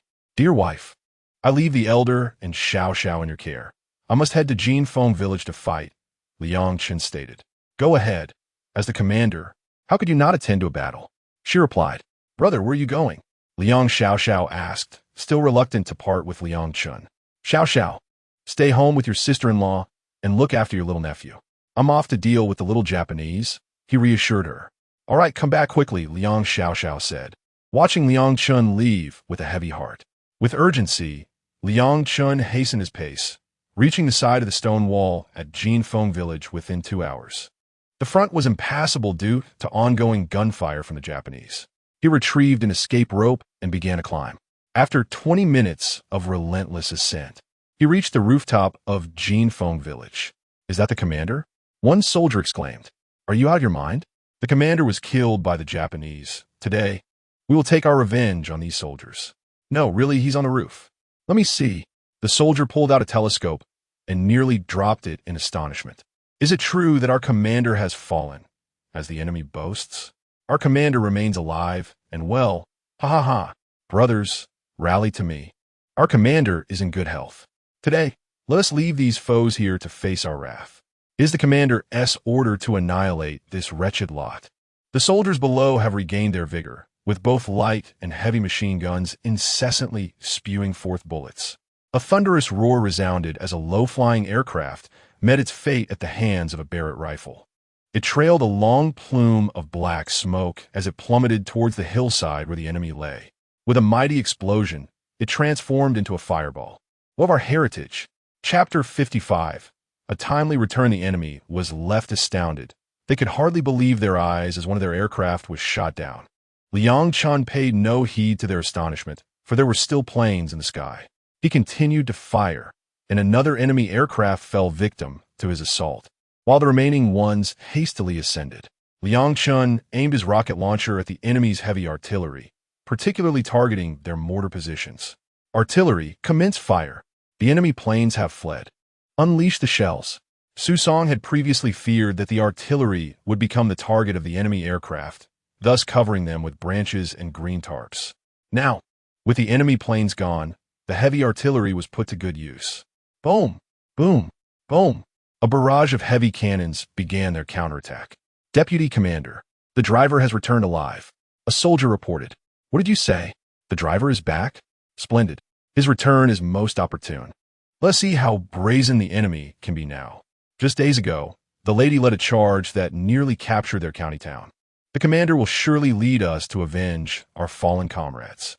At last, we can engage the enemy in a decisive battle. Artillery, do not hold back on the shells. Fire at will. The artillerymen commenced an unrelenting barrage of shells, causing the enemy considerable distress. 2 of their planes have been downed, and the rest retreated, while our side unleashed a relentless hail of gunfire. Baka, call in the air support. We are under heavy artillery fire. We cannot retreat, cursed the enemy commander, his ears ringing with the explosions. His eyes widened in terror as a bullet struck an officer beside him, severing his head, while another shot took off half of the commander's shoulder, leaving him with only one arm. He collapsed unconscious. Retreat! Retreat! The major shouted. The enemy was left with only a few stragglers, carrying the severely wounded commander down the mountainside. Our soldiers emerged to finish the job, clearing the battlefield with practiced efficiency. Commander, are you back? The soldiers shouted as Liang Chun descended from the rooftop, whereupon they surged towards him. The enemy claimed to have killed you, but we did not believe it. The lady led our brothers to attack their county town, infuriating the enemy and prompting them to seek revenge. We did not expect your return. They thought I was dead, but I am here. We shall bide our time before we settle the score with them, Liang Chun reassured, knowing that for a while, the enemy would remain subdued, believing him to be dead. Nighttime raids would now be the preferred method for inflicting losses on the enemy. Commander, have you seen the lady? She is truly fearless. The enemy reinforcements have arrived, and she does not wish to withdraw. She wishes to confront them head-on, and had it not been for the mention of the young master, she might have done so. Deputy Su, regardless of my fate, ensure she does not act rashly. We are responsible for the lives of our brothers. I will speak with her and prohibit any military movements. If I were to perish, only you can command the troops to continue the fight against the enemy. Due to her impulsiveness, we have lost over 2,000 brothers. It pains me deeply. To battle the enemy, mere brute force will not suffice. We must employ strategy to minimize casualties. Commander, we did not suffer losses.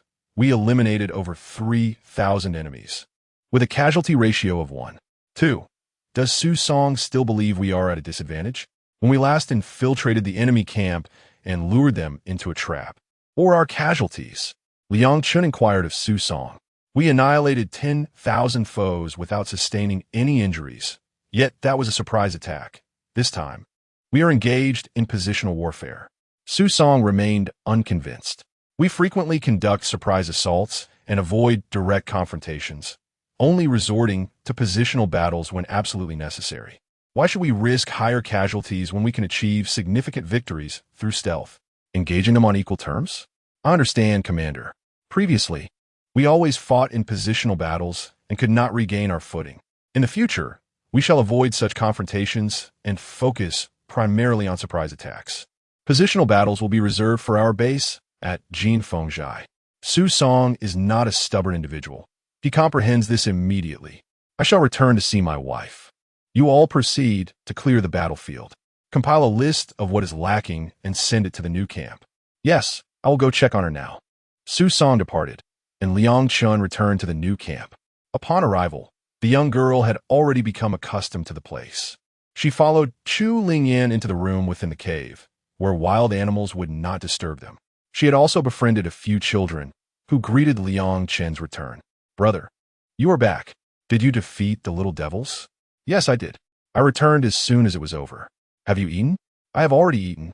Sister-in-law took me to have some. I'm staying with Sister Xiaoqin, while Grandpa and Uncle Du are together. The little girl reported to Liang Chun. Good.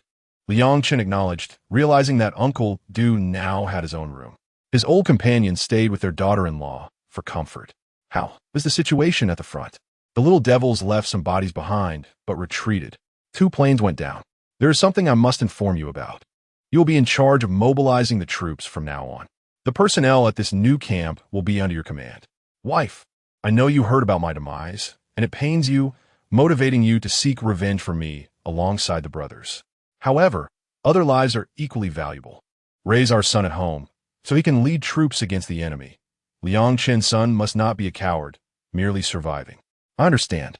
It's hard for me to see so many brought back. I am but a village girl, struggling even to confront a landlord. I will refrain from giving reckless orders in the future. They still have many opportunities to fight the enemy. That day, when I vowed to avenge you, the brothers were even more eager, and thus they launched the attack. It is good that you understand.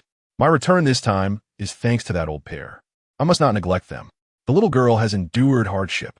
The old man has faced his own trials, yet they saved me. It is fate, and I must alter their destinies as bestowed by heaven. Look at your prowess. You nearly fell victim to the enemies. I merely slipped off the cliff and landed on a large tree, which cushioned my fall. When I hit the ground, I was not dead, but encountered the old man, who carried me to a hunting shelter. The little girl cared for me until I regained consciousness. Regardless of the circumstances, I feel a connection with them. I shall treat them as family. Rest assured, I will show kindness to my saviors. My dear wife, it is time for us to consider having a second child. If we were to have 1,000 sons, they would inevitably form a formidable army. Brothers in arms, a father and son united in battle. How outrageous! You merely seek to gain an advantage. Chu Lingyan pushed Liang Chun away. The following day, having fulfilled his paternal intentions, Liang Chun came to check on Liang Xiao. Brother, this room is so warm. Why are you up so early? I came to see if you were sleeping well. Hee, I am. Sister Qin even told me stories. They are all about you, including the tale of your fight with the black bear. This little girl has divulged all my affairs to Xiao. Chapter 56. The banquet of life must eventually conclude. Liang Chun did not succumb to the allure of comfort. Mere days later, he returned to Jinfeng village. We shall launch an assault on the enemy and avenge our brothers. I will teach you the art of surprise attack, he declared, leading over 1,000 men to the enemy's encampment, carefully selecting their points of approach. The essence of successful ambush lies in patience. The first priority is thorough reconnaissance, understanding the enemy's shift changes and patrol patterns. Only then can one identify a secure path for attack, while also plotting an escape route. striving to execute a silent operation. Commander, we have heard tales of how the brothers from Jinfeng village followed you in night raids against the enemy. Shall we replicate that today? Indeed, when the enemy patrol passes, we will strike. Liang Chun led the main force through the blockade, reaching the next secure location, where they concealed themselves in anticipation of the approaching enemy patrol. Each soldier bore a bayonet clenched between their teeth. As the enemy patrol drew near, over 20 men surged forth, with 2 engaging each enemy soldier, one seizing the enemy's rifle, while the other swiftly delivered a lethal strike to the throat. Their coordination was impeccable. The enemy's bodies were dragged to concealed spots, and several men donned the enemy's uniforms to continue the ruse of patrolling. Liang Chun and his comrades positioned themselves along the inevitable path of the third patrol, eagerly awaiting their arrival. When the enemy patrol approached, the soldiers executed their learned tactics, emerging from the flanks to eliminate them. Disguised in enemy attire, they advanced towards the sentry at the entrance. The sentry, puzzled as to why the patrol had not yet made their shift change, contemplated the situation when suddenly the bayonet struck without hesitation, piercing his neck. Supporting the lifeless body inward, one soldier took the place of the sentry. This was crucial, as there was an enemy soldier manning a rotating searchlight, unaware that the sentry had been replaced. Upon witnessing the interaction, the soldier believed they were allies and permitted their entry.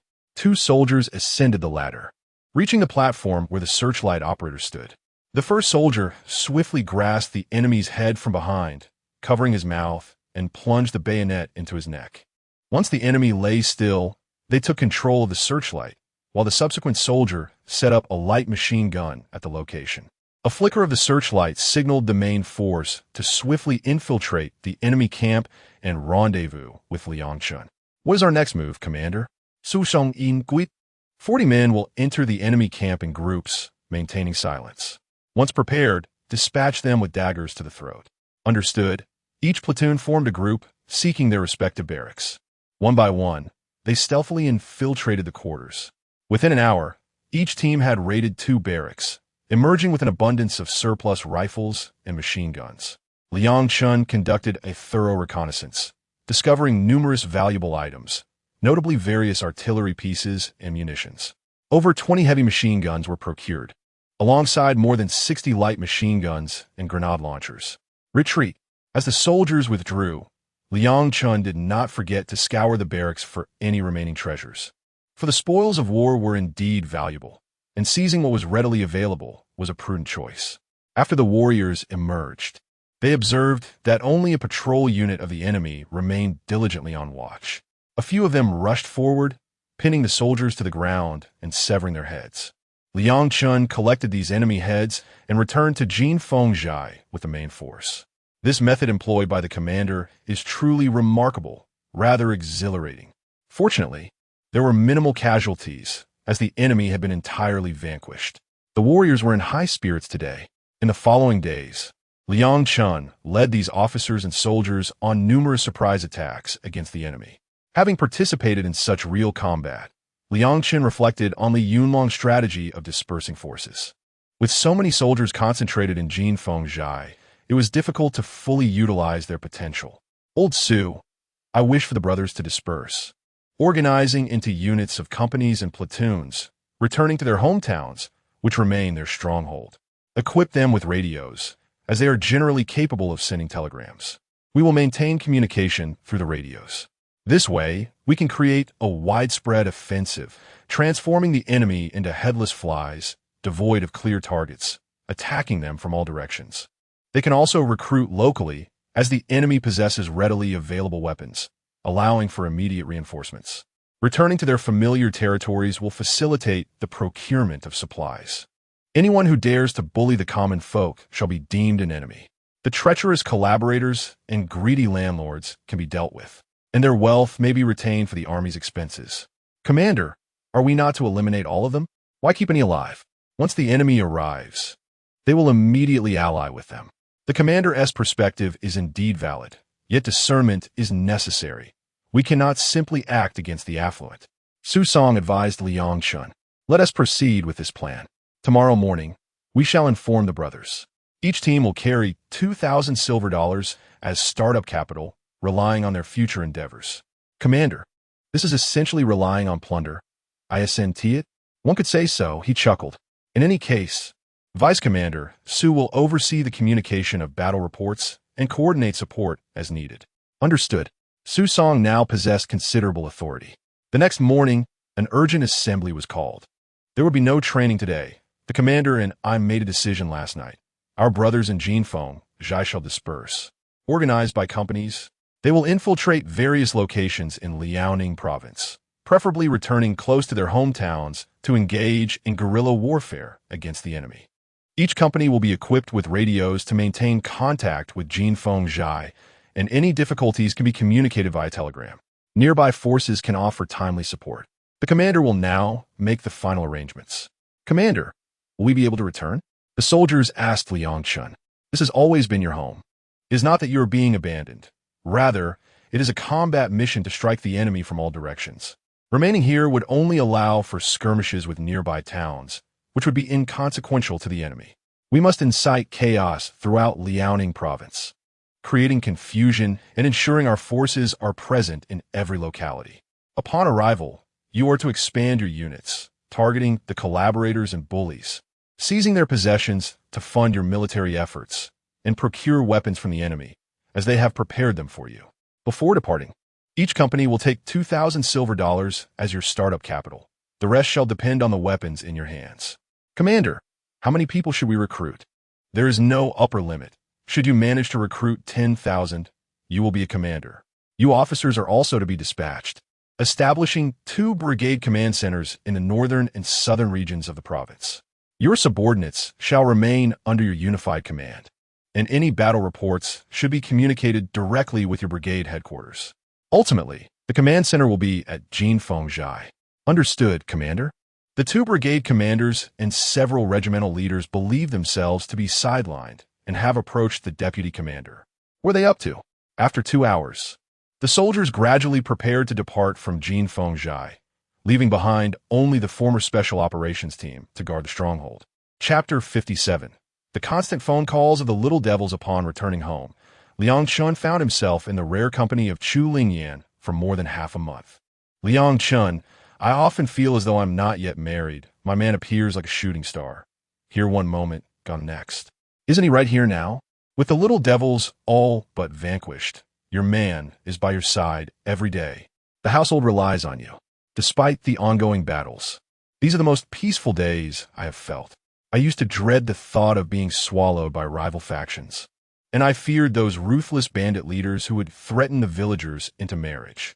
I lived in constant trepidation, but your presence has banished my fears, the man behind me. Chu Lingyan is stronger than any grizzly or tiger. As she spoke, she leaned against Liang Chun.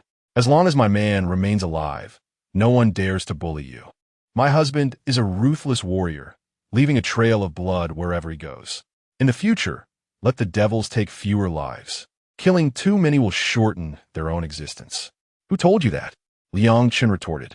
I only eliminate the landlords and tyrants. A few of them have been dispatched, but the common folk can continue to survive. What about that pregnant woman you shot? Are you referring to the so-called aunt of Xiao Xiao? They are the ones who drove Xiao Xiao away. They deserve the title of villains. Whether they become pregnant or elderly, they are irredeemable evildoers. What purpose does leaving them serve? I cannot argue with you.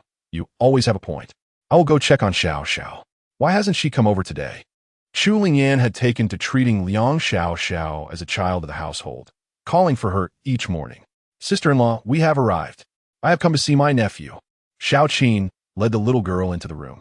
Liang Xiao Xiao was the happiest these days, no longer worrying about food and able to play with the village children, having heard that her brother was a great hero and her sister-in-law a mountain queen.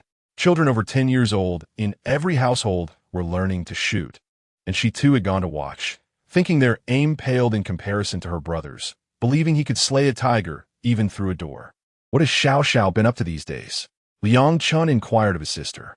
He, brother, I want to watch them shoot. Their aim is poor. They cannot compare to you, who could take down a tiger even through a door. I won't let the tiger eat Xiao Xiao. Is Xiao Xiao recounting her tales of shooting a tiger through the door again? The old hunter, Uncle Du, and several elders lived together with Chu Lingyan's family, sharing meals and lodging. Once everyone was gathered, they began to eat. "Brother, may I learn to shoot as well?" the little girl asked Liang Chun. "Of course. I will teach you the art of marksmanship. Soon, I will give you a pistol." Liang Chun, aware of his modifications to Liang Xiaoxiao's physique, knew she possessed the strength of a boy of 15 or 16 and a high level of intelligence. Isn't that a bit too much for her? Chu Lingyan was reluctant to have Liang Chun train a young girl to become a female assassin. In these times, a young girl must possess means for self-preservation. My sister married into a wealthy family, yet she was ultimately persecuted by a debauched scion. I cannot always be by her side, so she must learn to protect herself. The old hunter nodded in agreement with Liang Chen's words, and the others concurred as well. "Sister-in-law, I too aspire to learn skills like you." And Xiao Qin desires to acquire more abilities, for what she has gleaned from Chu Lingyan is far too meager. One must endure hardship, otherwise little can be learned. Liang Chun articulated his expectations, and both the older and younger girls nodded vigorously in agreement. He fashioned small weighted sandbags for them to wrap around their legs and procured a Browning pistol for the two young girls. "Isn't my sister's pistol exquisite? Do you have any more, brother-in-law?" Xiao Qin expressed her envy for the 2 Glocks owned by Chu Lingyan. "I shall give you one, along with 500 rounds of ammunition. However, be mindful to utilize each bullet judiciously." "I understand. I will practice with my box cannon," Xiao Qin declared. Producing her own firearm, Shi Xiao took pleasure in her Browning, which was a petite version perfectly sized for her, delighting in the sight of her pistol. "Sister, the muzzle must not be pointed at others, as it could accidentally discharge and harm someone. You must also refrain from aiming it at yourself. Do you understand?" "I comprehend, brother," the young girl replied, her joy unclouded by naivety, observing Liang Chun as he meticulously disassembled her small handgun. Liang Chun guided her step by step. She followed suit, dismantling it several times before, under his tutelage, reassembling it. "Hee, brother, am I not impressive?" The young girl beamed with joy after successfully assembling it herself. "Sister is truly clever. Henceforth, daily practice is essential. Today, we shall focus on disassembling and reassembling firearms." "Very well, brother. Shall I also learn this?" The young girl inquired on behalf of Xiao Qin. "We shall all engage in this. A proficient marksman must be well-versed in various weapons to achieve accuracy." "I understand, brother-in-law. I too shall learn to disassemble and reassemble firearms." Xiao Qin began her studies as well, with rifles and shotguns laid out before her. Liang Chun observed her clumsy attempts and offered guidance until she grasped the technique. The two young girls busily practiced, surrounding the table as they honed their skills. Upon returning to the cave, Liang Chun was greeted by Chu Lingyan at the entrance. "You have returned," she remarked, leaving the two young girls to continue their practice. "Fear not the wind, my son. Let us return home," she urged, as they entered the dwelling, for during the day, they refrained from entering the cave. The child regarded Liang Chun, yet he resisted being lifted, persistently glancing back at his mother. Chu Lingyan mused, "Serves you right. My son does not recognize you. What manner of gaze is that?" Liang Chun noted the peculiar look from Chu Lingyan. "I find it fitting. If we do not return home, our son will not know you. Had he been a daughter, she would surely recognize me. This troublesome boy, if he does not recognize you, then so be it. I have never encountered such a stubborn child, unwilling to acknowledge his own father." Chu Lingyan snatched the child and entered the house. Meanwhile, at the Japanese headquarters in Liaoning province, the phones were incessantly ringing with reports of losses.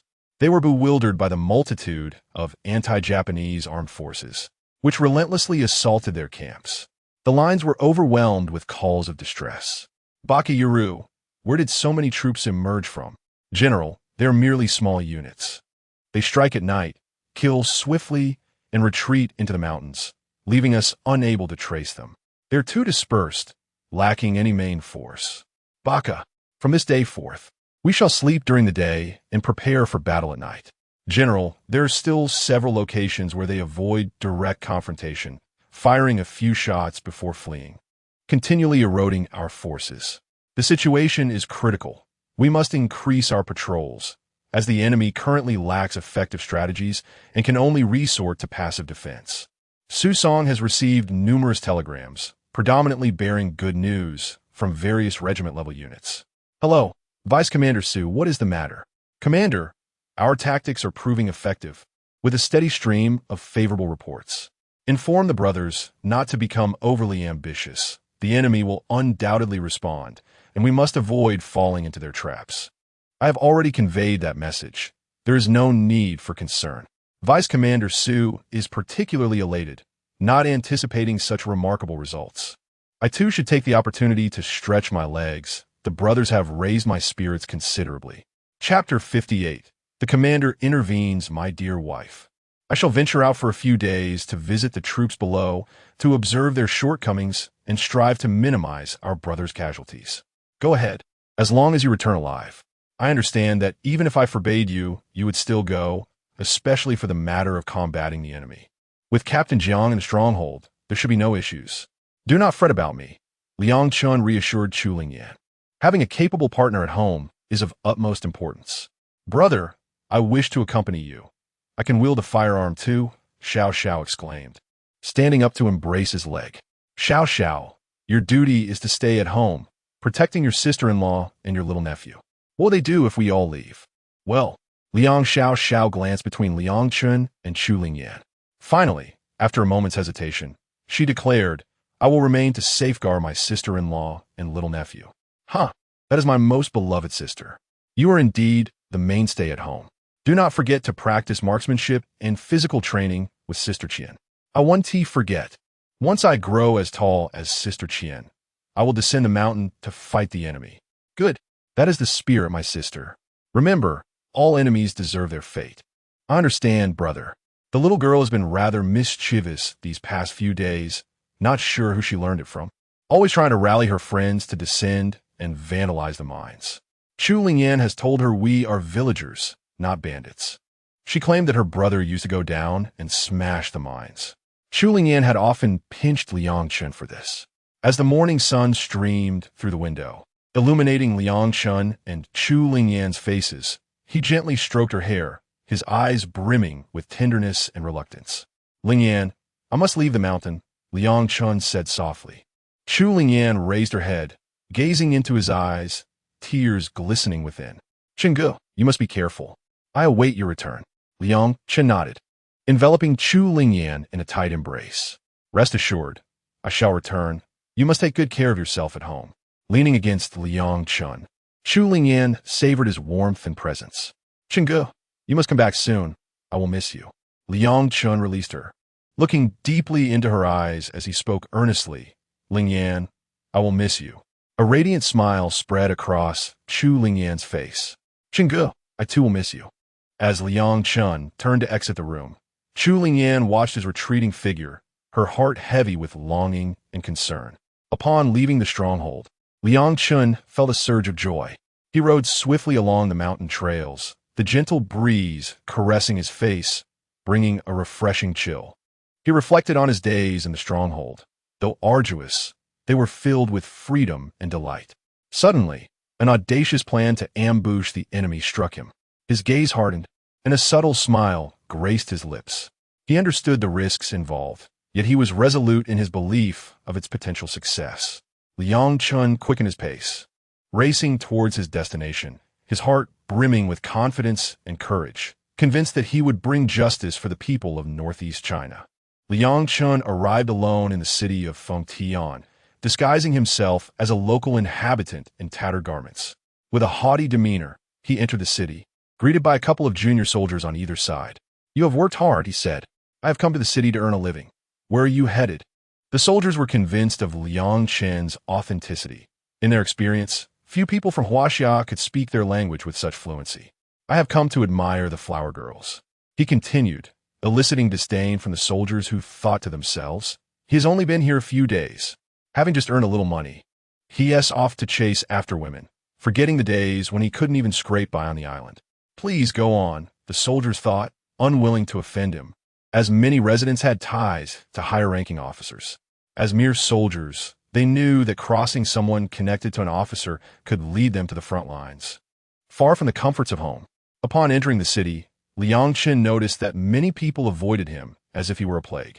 Some glared at him with hostility, while others spat behind his back. Yet there was hope. At least his compatriots were still resisting in various forms, lingering near the command post and constantly changing their identities. His primary concern was the armory. He was on a reconnaissance mission, unaware that a company commander from the 1st Brigade, accompanied by 2 comrades, was also surveying the city. "Boss, is that not the commander?" One of them whispered. "Is he here to intercept our plans? We must proceed with caution and not disrupt his strategy. We are responsible for providing cover at all times." The 3 men then concealed themselves nearby while Liang Chen continuously shifted his position, carefully selecting his route. Though he noted that the presence of enemy soldiers around the ammunition depot was overwhelming, it was uncertain if he could ensure his own safety. Suddenly, he sensed someone approaching and, upon using his spiritual perception, recognized the company commander from the 2nd Regiment of the 1st Brigade. Liang Chen's memory was sharp, and he would not mistake him. "Commander," the newcomer called softly. "Come on, let us retreat." "What brings you here?" asked Liang Chen. "We have been here for a few days, aiming to eliminate a major traitor. We spotted you during our reconnaissance, and, fearing it might interfere with your plans, chose not to act. You arrived just in time. Send someone back to the troops under the 1st Brigade. Tomorrow afternoon, we will launch a coordinated attack on the surrounding gun towers. The greater the force, the better. If we can destroy them, we shall. If not, we must at least draw the enemy out of the city. Take some men and infiltrate the city ahead of time. 1 hour after the garrison departs, you will initiate the assault on the traitor and also strike the hospital." "Understood, Commander." The company commander hurriedly retreated as Liang Chen made his arrangements, preparing for the impending chaos, which would allow him to strike the ammunition depot and the enemy headquarters. He mused about the newly arrived general and wondered if his intellect matched his rank, pondering the need for an appropriate distraction. 2 days later, the gun towers surrounding Fengtian faced a simultaneous and fierce assault, showing signs of potential eradication. The enemy headquarters dispatched numerous troops for support. However, their forces were too dispersed, with one unit split into several smaller groups, and some were insufficient in number. The enemy forces from other locations were too far away, and by the time they arrived at the gun towers, not a single brick would remain. "Damn it! Continue to organize reinforcements," the general commanded. "But sir, there are no patrols left in the city. Only a few remain to guard the gates. Continue to mobilize troops and draw a portion from the granary and armory. Will this leave us as an empty city? A mere 10 valiant warriors of the Grand Empire could conquer a fortress, let alone over 100. The lieutenant colonel of the enemy pondered. If they truly possessed such prowess, they would not have been reduced to a state of disgrace within a mere month, compelled to submit to higher authorities. Thus, he resolved to gather forces for reinforcements. Should any issues arise, he would bear the consequences. The lieutenant colonel mobilized the company, and 3 large trucks rolled out of the city. An hour later, gunfire erupted throughout the city. The enemy general crouched at the window, while some staff members in the command center armed themselves in preparation for the impending confrontation. Chapter 59. A chaotic confluence upon encountering the munitions depot. Liang Chen dispatched additional personnel to bolster the battle efforts within the city. Clad in the uniform of the enemy, he stealthily approached the arsenal. With meticulous attention to his disguise, his visage seamlessly blended into the surroundings, his countenance stern and resolute, a gleaming dagger firmly gripped in his hand. The guard stationed at the depot remained blissfully unaware of the impending threat, continuing their leisurely patrols. Utilizing his adept skills in disguise, Liang Chen deftly evaded their vigilance, swiftly closing the distance between them. As he neared the unsuspecting soldiers, he unleashed a sudden assault.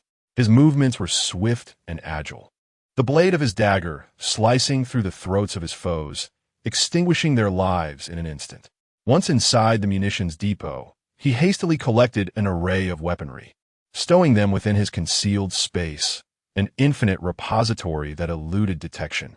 Upon completing his mission, Liang Chen exited the depot with alacrity, vanishing into the streets. His actions executed with precision, leaving no trace behind. The success of this assassination significantly augmented the resources available to his troops. His next objective lay at the enemy's command post, now sparsely manned, with only 4 sentries standing guard. Liang Chun, initially believing there was a need to report to the command center, approached silently, unleashing his blades in a flurry upon them without uttering a single word. Observing the unfolding carnage, the personnel within the command center began to take aim at Liang Chun.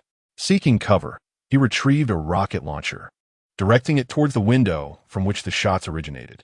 A rocket soared through the air, crashing through the window and detonating against the wall. The explosion decimated the majority of the enemy forces within the room, while others lay moaning in agony, disoriented from the blast. Seizing the opportunity, Liang Chun swiftly infiltrated the command building, brandishing a pistol and grenades. He commenced his assault in rooms occupied by personnel, introducing a grenade into each chamber. In the communications room, he seized over 20 enemy radios before making a discreet exit, noting the grotesque scene where bodies, particularly that of a general and several colonels, lay decapitated. With his mission accomplished, he rushed to assist his comrades, heading towards the hospital, where the sounds of gunfire were most intense. Liang Chun unleashed a barrage from his dual pistols, targeting the exposed backs of the enemy. Several unfortunate souls fell victim to his precise aim, their heads exploding under the force of his fire.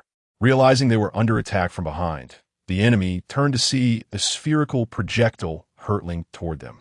With a curse, they attempted to evade the inevitable. Grenades rained down upon the mass of enemy troops. "Reinforcements have arrived," he exclaimed, tossing grenades into the fray. "These scoundrels will meet their demise. Quickly engage them. Do not falter," he commanded, as he and his comrades unleashed relentless fire upon the enemy, determined to secure victory. The enemy now finds themselves trapped with nowhere to flee, flanked by towering walls. With only a few remaining, the battle is drawing to a swift conclusion. As they replenish their ammunition, clear the battlefield, and prepare for withdrawal. In mere minutes, it will all be over. You shall assault the city gate where those few enemies remain, while I go to support Commander Gua. Liang Chun has once again ventured into the lair of the treacherous traitor. There are not many foes left here, and some still lie motionless on the ground. They are crouched against the wall, firing inward. A grenade detonates above their heads, claiming the lives of 4. The rest hastily leap from the parapet, launching an assault against Liang Chun. Liang Chun, concealed in a corner, hurls grenades at them. This band of ruffians converges, fixated on attacking him. In the courtyard, Commander Gua and his men have secured the wall and commenced firing upon the enemy. "We're being flanked. Retreat." The dwindling enemy, now fearful, hastens to withdraw.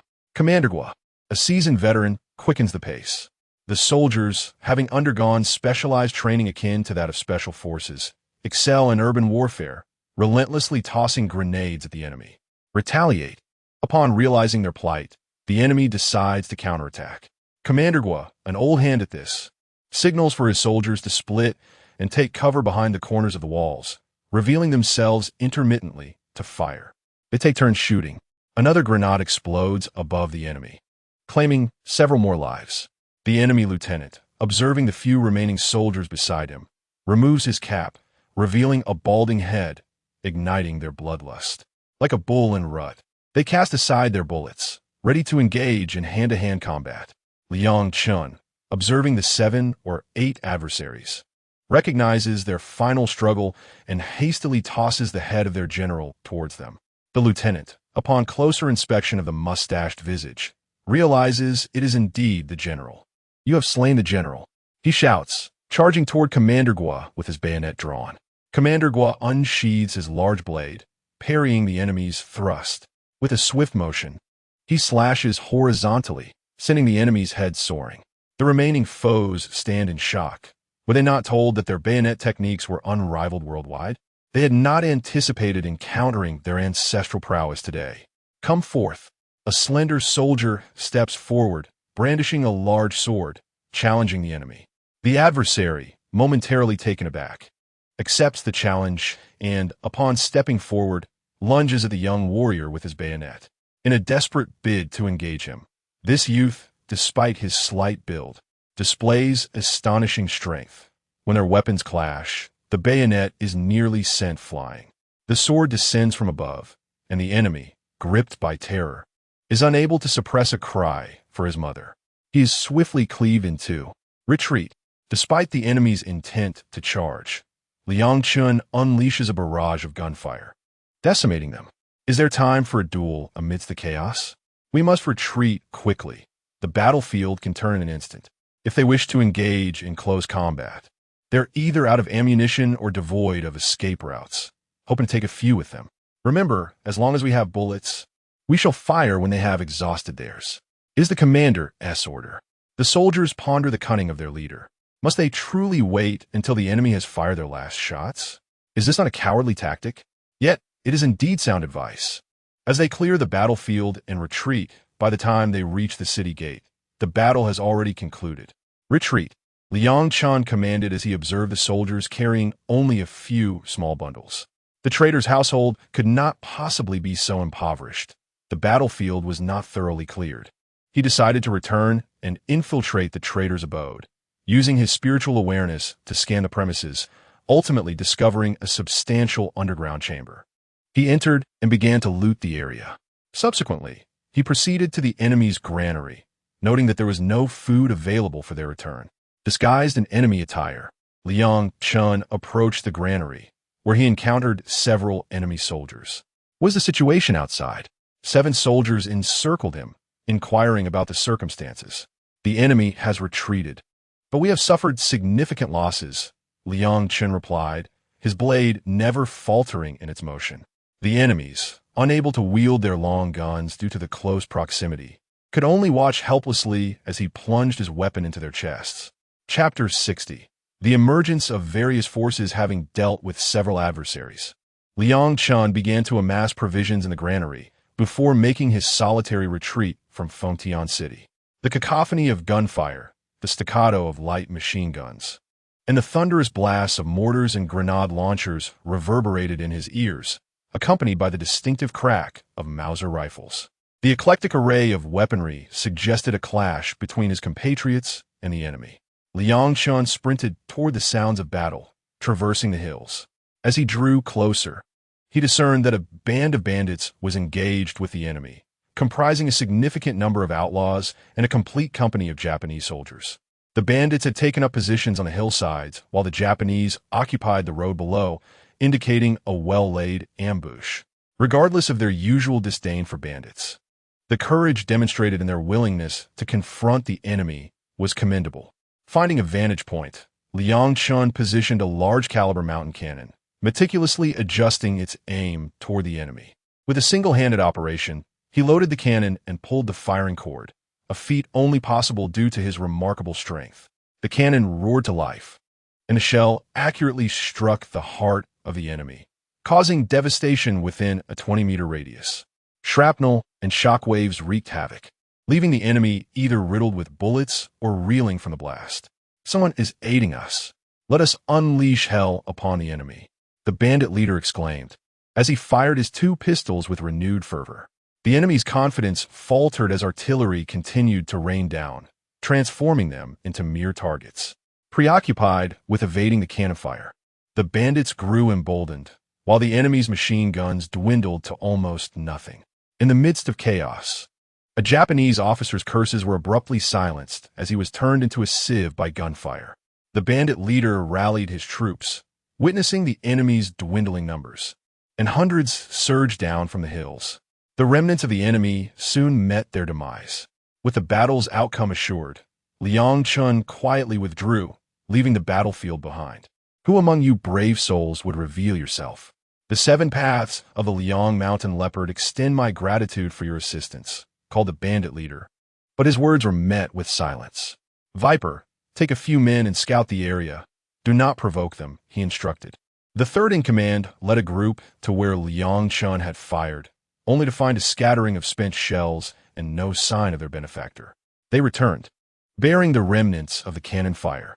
Leader, they have departed, leaving only these spent shells behind. They seemed disinterested in the weapons and chose to retreat, reported the third in command. The leader understood. Their ally preferred anonymity and could not be compelled to reveal themselves. The bandits, bearing their spoils, merrily made their way back to the mountains. Although they had suffered losses, their triumph was resplendent. Liang Chun returned to the Golden Phoenix stronghold, replenishing the granary with provisions. Their stockpile of weapons and ammunition remained ample, eliminating the need for resupply. He then made his way back to the new camp. In recent days, the Japanese had faced considerable adversity. Due to Liang Chen's strategic dispersal of forces, various locations in Liaoning province were besieged, with the detached units continuously expanding. The populace, no longer silent, seized opportunities to ambush the enemy, with assaults ranging from solitary individuals to squads of dozens frequently striking their targets. Bagayalu, why have so many forces suddenly emerged to resist us? Is your intelligence department merely idle? These individuals are elusive and possess formidable combat capabilities. We have discovered that some are bandits, while others are part of the anti-Japanese volunteer army. The anti-Japanese volunteer army? The general is certainly aware of these factions. What he seeks to understand is the most enigmatic group that has been launching surprise attacks on military camps and mines. Your Excellency, the most vehement resistance comes from three armed factions: the Volunteer Army, the Democratic United Army, and Jinfeng Zhai. They are located in various regions, yet they are expanding rapidly. The emergence of numerous bandit groups and spontaneously organized militias is becoming increasingly apparent. Bagayalu, the supreme command of the Electra province, is mobilizing heavy troops for a large-scale sweep. The junior officers of the enemy are overjoyed, finally able to conduct a sweep after being beleaguered by recent assaults. They are sending telegrams, and the communication room of Jinfeng Zhai is also receiving enemy messages. Their radio equipment and cipher books have been seized from the enemy, and deciphering the radio frequencies and codes poses no challenge. Commander, the enemy intends to amass heavy troops to encircle and annihilate us. Inform all regiments to prepare in advance. Additionally, send word to the anti-Japanese factions. Yes, the communication room has commenced sending telegrams, notifying the brigade-level units to be on standby. Unexpectedly, in recent days, they have struck the enemy frequently. Deputy Commander, the enemy forces have entered Liao province. Notify the troops to conceal themselves. 2 days later, the enemy discovered that all anti-Japanese armed forces had vanished. When the enemy swept through, some bandit groups were eliminated, along with several spontaneously organized militias. However, no large armed forces were encountered. They could not even find anyone for close combat. The cost of the sweep was substantial, yet no significant targets were discovered, leading the enemy to suspect that there may be informants within their ranks. Bagayalu, the enemy finds themselves at a loss. Once they settle down, the anti-Japanese forces re-emerge, continually assaulting their station troops. Liang Chun at Jinfeng Zhai cannot remain idle and prepares to venture out once more. This time, he targets the enemy brigade that has crossed provinces, which has yet to experience any assaults and remains unfamiliar with the combat dynamics of Liao province. Under the cover of night, Liang Chun leads a regiment, infiltrating the mountains 1 kilometer from their encampment. Observing their camp through binoculars, he formulates a plan. A direct attack seems impractical, and this regiment is insufficient for a decisive engagement. The optimal strategy is to infiltrate their ranks and steal their weapons, then launch a surprise attack to ensure victory. You shall lie in ambush here, ensuring you remain undetected. I will disguise myself and enter their camp. Commander, may I proceed? The regiment commander grasped Liang Chen's arm. What do you intend to do? Can you speak their language? You would reveal yourself before even entering. Liang Chun donned an enemy uniform and waited for over an hour until a patrol squad, led by an enemy officer, emerged to conduct checks, wary of their sentries falling asleep. Once the inspection concluded, they returned to the barracks.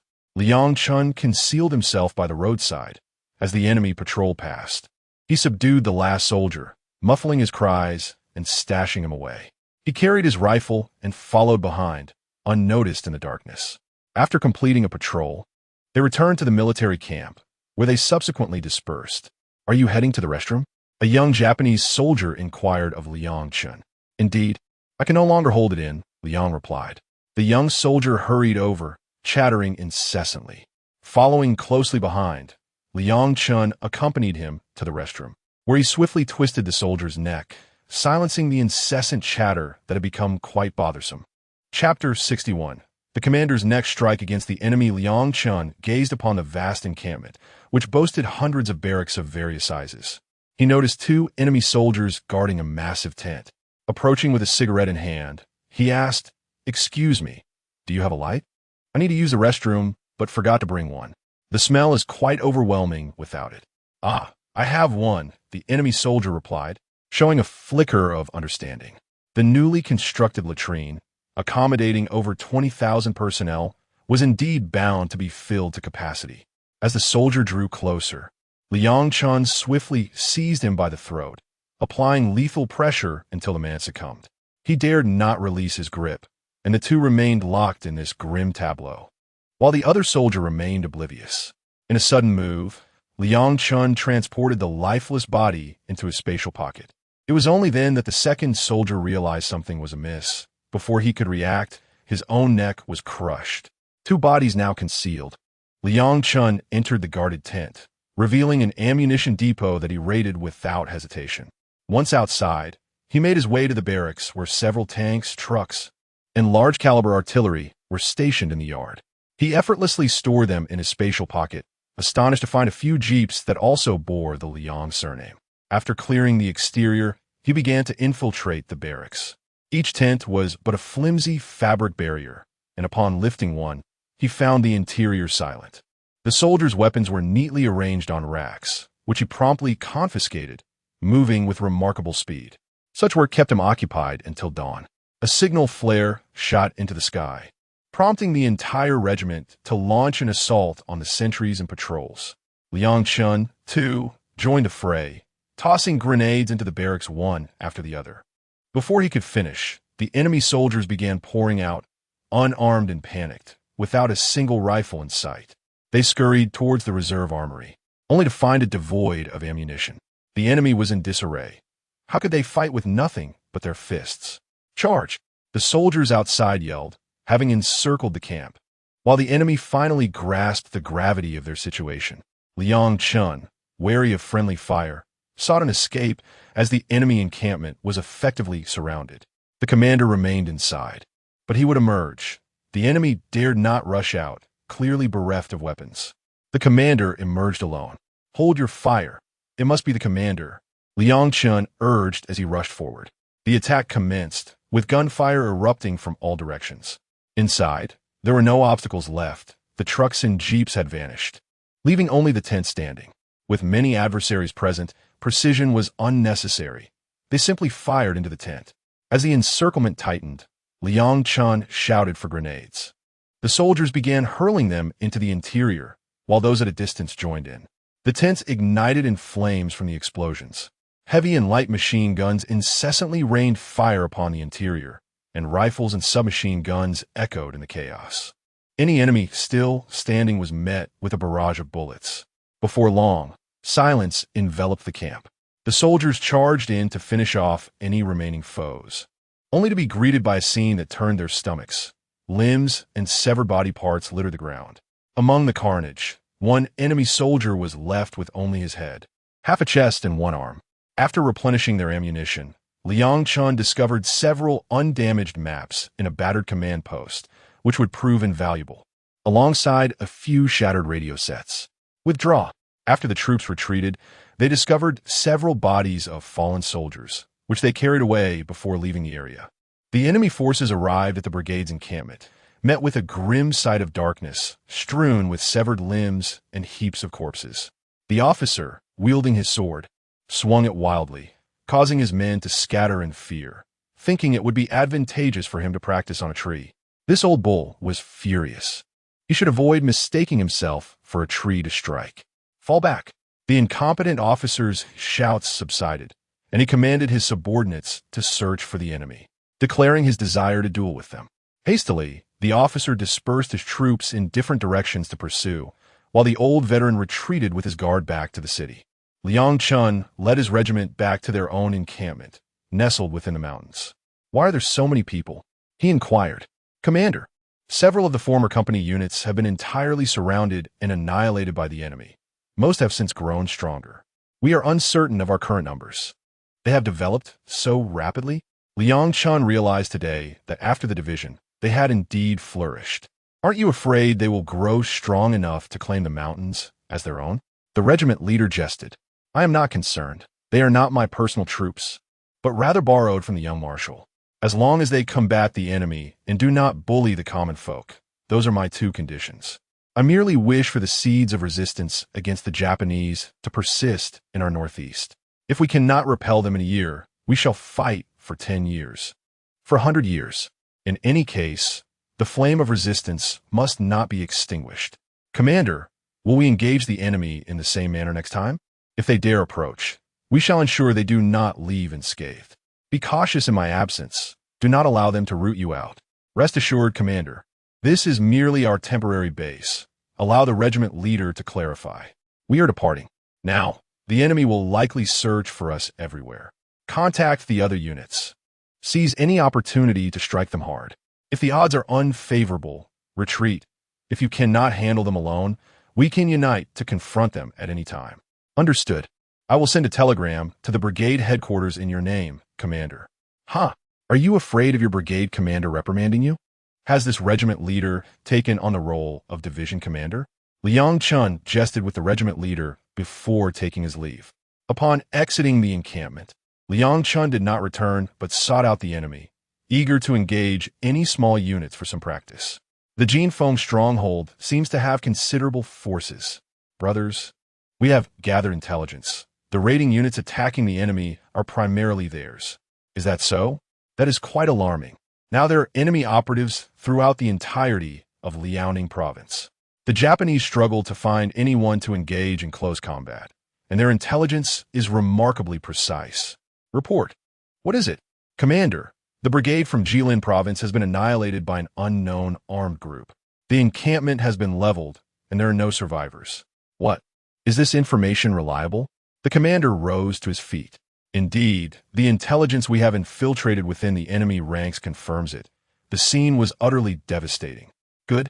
The more brutal, the better. Ha ha ha. Little Japanese, let us see how long you can maintain your arrogance.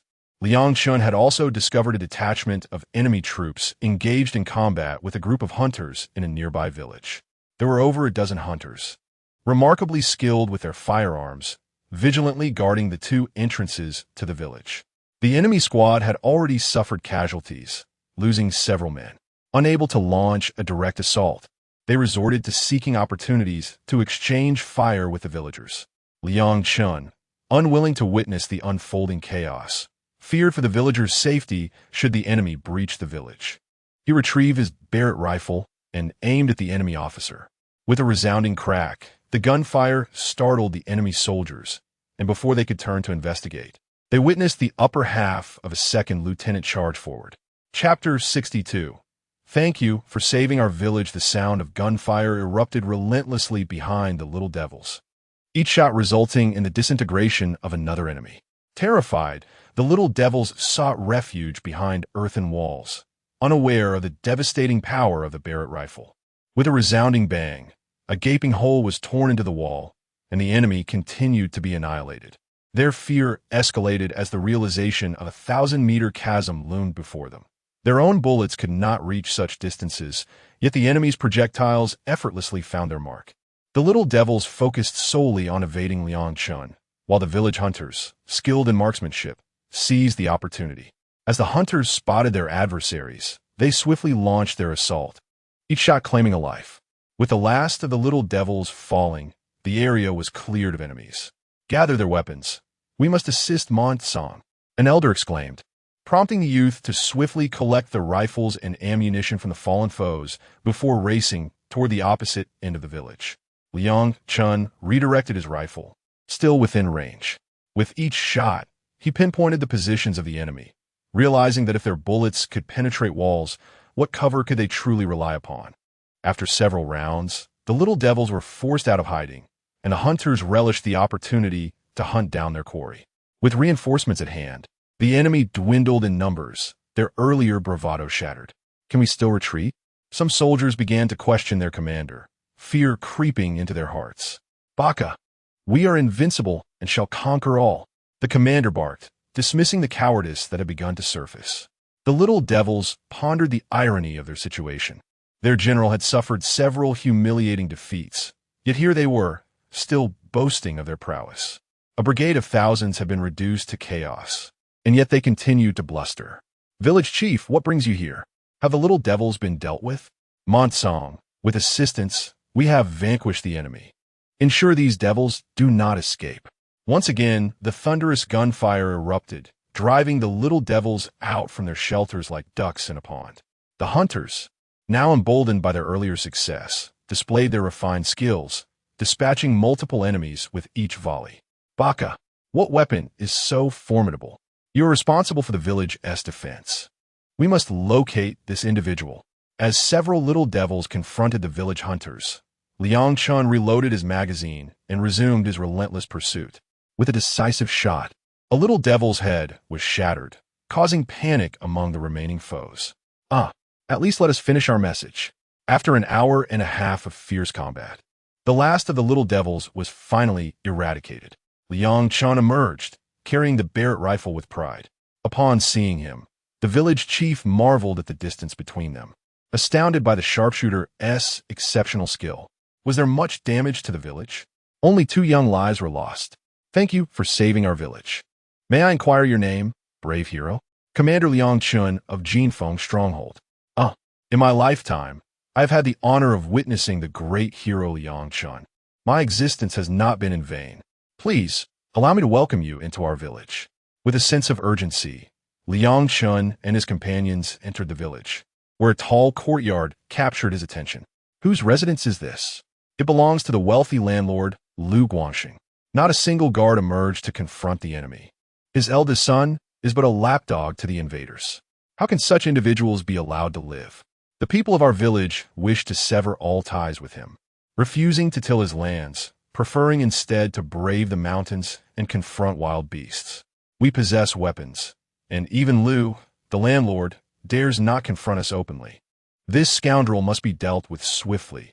Allowing him to persist is a calamity waiting to unfold. Liang Chun recognized that this Lu was akin to a ticking time bomb within the village. Unbeknownst to them, just a wall away, Lu Guangxing seethed with rage at Liang Chen's words, his mustache twitching in indignation. The hunters had triumphed today, and their arsenal had grown. The landlord feared for his own safety and contemplated sending for his son. "Shengzi, go summon the young master and have him return with reinforcements. The villagers are plotting against us." "Yes, my lord, I shall fetch him at once." The young man, named Shengzi, hurried towards the city. As he exited the village, he encountered the hunters who had just buried the invaders. Shengzi had indeed become a mere pawn of the Lu family, utterly oblivious to how his father had met his demise. "Brother Monsong, the old landlord has sent me to call for his eldest son. He will return by evening." Shengzi relayed the news directly to Monsong. "Shengzi, be cautious. I shall inform the village chief." Monsong understood the gravity of the situation. Fortunately, Shengzi's conscience had not entirely deserted him. He had given them a warning, allowing time for preparation. "Chief, we are in grave danger." Monsong rushed to the village leader. "What troubles you so? Has the enemy returned?" "Chief, just now, Shengzi informed me that the landlord sent him to summon his treacherous son. He will be back by evening." "What shall we do? We have yet to rest after our last battle. Is there a place in the mountains where the villagers can take refuge?" "Yes. There is a large cave several miles into the mountains, suitable for habitation." "Then I shall deal with the Lu family. You must guide the villagers to relocate, while the rest of us prepare an ambush." "Agreed. It is the only course of action we can take. I will gather the villagers." After the chief departed, Liang Chun made his way directly to the Lu residence. He employed his spiritual senses to search the premises. The entire family was gathered in the main house, with guards stationed to protect the Lu family. Suddenly, a rocket propelled through the air, trailing a long plume of white smoke toward their abode. The explosion shattered the tranquility as it detonated within the room. The landlord, having never encountered such weaponry, found his family reduced to a mere few, many wounded and crying out for help. "Please, save me. Father, it hurts." The landlord, heart torn with anguish, realized that they were facing imminent annihilation. When will my son arrive? I fear I shall never see him again. With a series of explosions, Liang Chun hurled grenades into the courtyard of the Liu estate. The guards outside were caught in the blast, left with no place to hide. Armed as they were, they had never witnessed such a terrifying display of force. A man discarded his rifle and attempted to flee, but a guard swiftly shot him down. Explosions erupted as several grenades landed before them, this time with even greater precision. Only the captain of the guard remained alive, having possessed a modicum of skill at the moment of the grenade detonation. He had pulled a companion in front of him to serve as a shield. He narrowly escaped, yet one of his arms was likely lost to him. Feeling numb and unresponsive, "I surrender," the guard captain, now gripped by fear, suggested that it would suffice for you to emerge and fire a few shots. But how can we retaliate while you hide and hurl grenades? Chapter 63. You truly are a loyal dog of the Japanese, knowing that the tide had turned against him. Landlord Liu emerged with a pistol, only to witness his guards contemplating surrender. With a swift shot from behind, Liu eliminated one of them. Leaning on a wooden stick, he approached the wall. "Young man, do you not feel utterly devoid of conscience for doing this? Ha ha, how amusing. Your Liu family has committed countless heinous acts. I, Liang Chun, take pride in eliminating tyrannical landlords and treacherous lackeys. I advise you to spare the lives of a few of my family members. Perhaps when my eldest son returns, he might grant you mercy. You truly are a faithful dog of the Japanese. Listen, I am Liang Chun, the commander of Jin Feng's stronghold. Killing the Japanese is no different than slaughtering chickens. Why would I concern myself with your foolish son? They will arrive by dusk, and I have set a minefield to welcome them. You are Liang Chun of Jin Feng's stronghold?" Landlord Liu realized he was responsible for dismantling his family and could only hope that his eldest son would not return. "I beg you, spare the Liu family." The old landlord, now trembling with fear, began to plead. "Let this life be the end of it. In the next life, do not become a traitor," Liang Chun declared, pulling the trigger before the old landlord could raise his weapon. Rolling into the courtyard, he entered the room and observed 3 individuals on the ground, one of whom had already fainted from pain. Do not let them suffer any longer. After 3 shots rang out, this family was reunited. He located the storeroom where the money was hidden and swiftly looted it, emptying the livestock pen in the adjacent courtyard. He took away the food from the granary, intending to distribute it to the villagers later who had already fled the village. Liang Chun left the village, heading towards the county town, where a group of hunters awaited, eager to ambush the Japanese. Leading them through the mountains, their steps were light and agile. Liang Chun's sharp gaze meticulously scanned the terrain, searching for an ideal spot to launch a surprise attack on the enemy. The hunters, drawing from their extensive experience, assisted him in this endeavor. As they traversed the valley, they periodically paused to assess the surrounding landscape. At long last, they discovered an ideal location, a narrow mountain path flanked by steep slopes, with a solitary route leading to the village. Liang Chun and the hunters exchanged knowing smiles. They understood that this was the perfect site to ambush the Japanese. Liang Chun swiftly devised an ambush plan while the hunters concealed themselves in the forests lining the path. They awaited the enemy's arrival, hearts brimming with tension and anticipation. "I will lead a team to place some landmines by the roadside. Let us give them a surprise," Liang declared. "Liang Yingxiong, I shall accompany you." Several voices chimed in unison as a dozen individuals descended the slope together. Following Liang Chun's guidance, they began digging in the spots where he marked with branches, as he carried remote-controlled explosives and bomb packages. Each pit was soon equipped with a set of landmines, and the task was completed swiftly. "You may head back now. I will camouflage the area," Liang instructed. The hunters ascended the slope, while Liang Chun used his spatial abilities to sprinkle some dry soil, naturally concealing the freshly dug spots. Just as Liang Chun returned to his vantage point, he spotted a large contingent of puppet soldiers and a small squad of Japanese soldiers approaching. Holding the remote control, he watched intently as the puppet soldiers passed, knowing the Japanese were mere moments away from entering the minefield. The hunters observed the approaching enemy forces with great urgency, eager to seize the remote control from Liang Chun. Was it possible that the landmines had failed to detonate? As the enemy reached the minefield, The button was finally pressed. The enemy soldiers were propelled several meters into the air before crashing down. Over 50 men were rendered useless.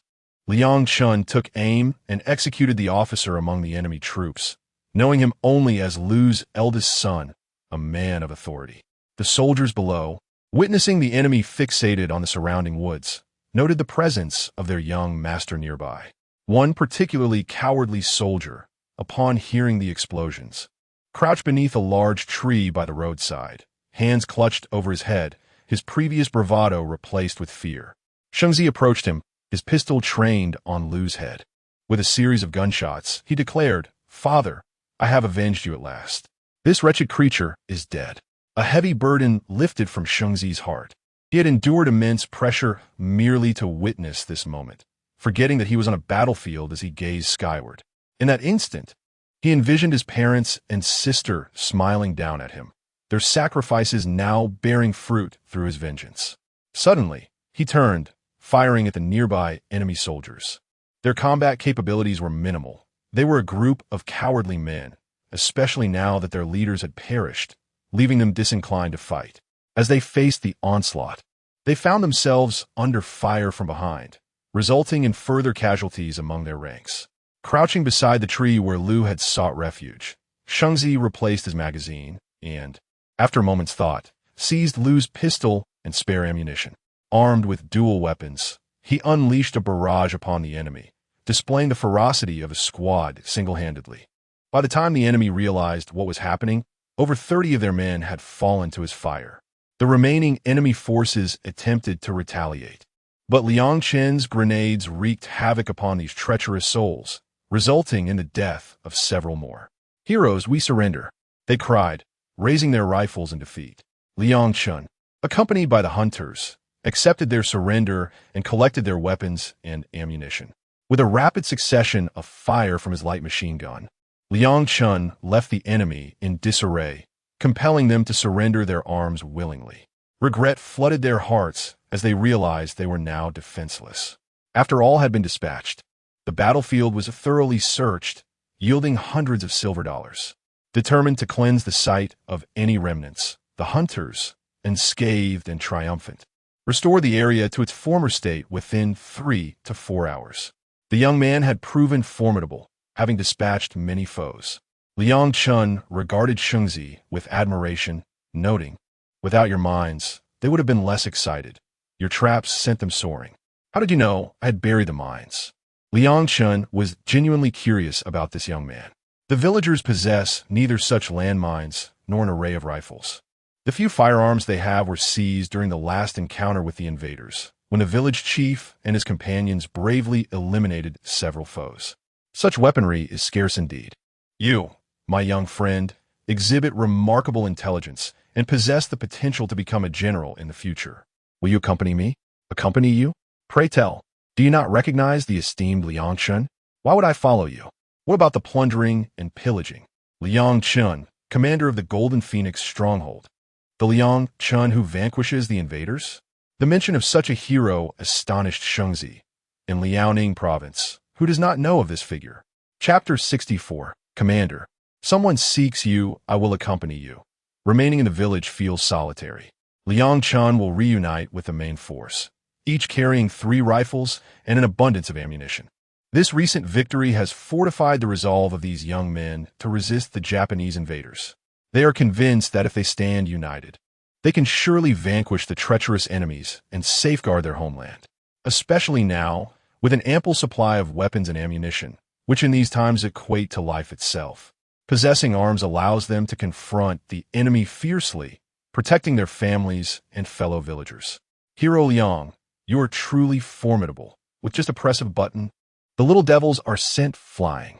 I do not comprehend why you would slay those puppet soldiers. Are they not also our people? They are no longer our kin. From the moment they betrayed their compatriots, they ceased to belong to us.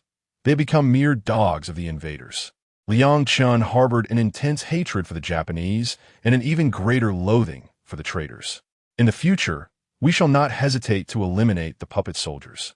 Those who forget their ancestry are no longer our brethren. They are our foes. Brother Mansong, you're correct to think this way. They're even more detestable than the Japanese. Without their betrayal, many more of us could have survived. When the Japanese arrive, they are utterly ignorant. It is these traitors who provide them with information. Understood. Upon encountering puppet soldiers, we shall regard them as enemies.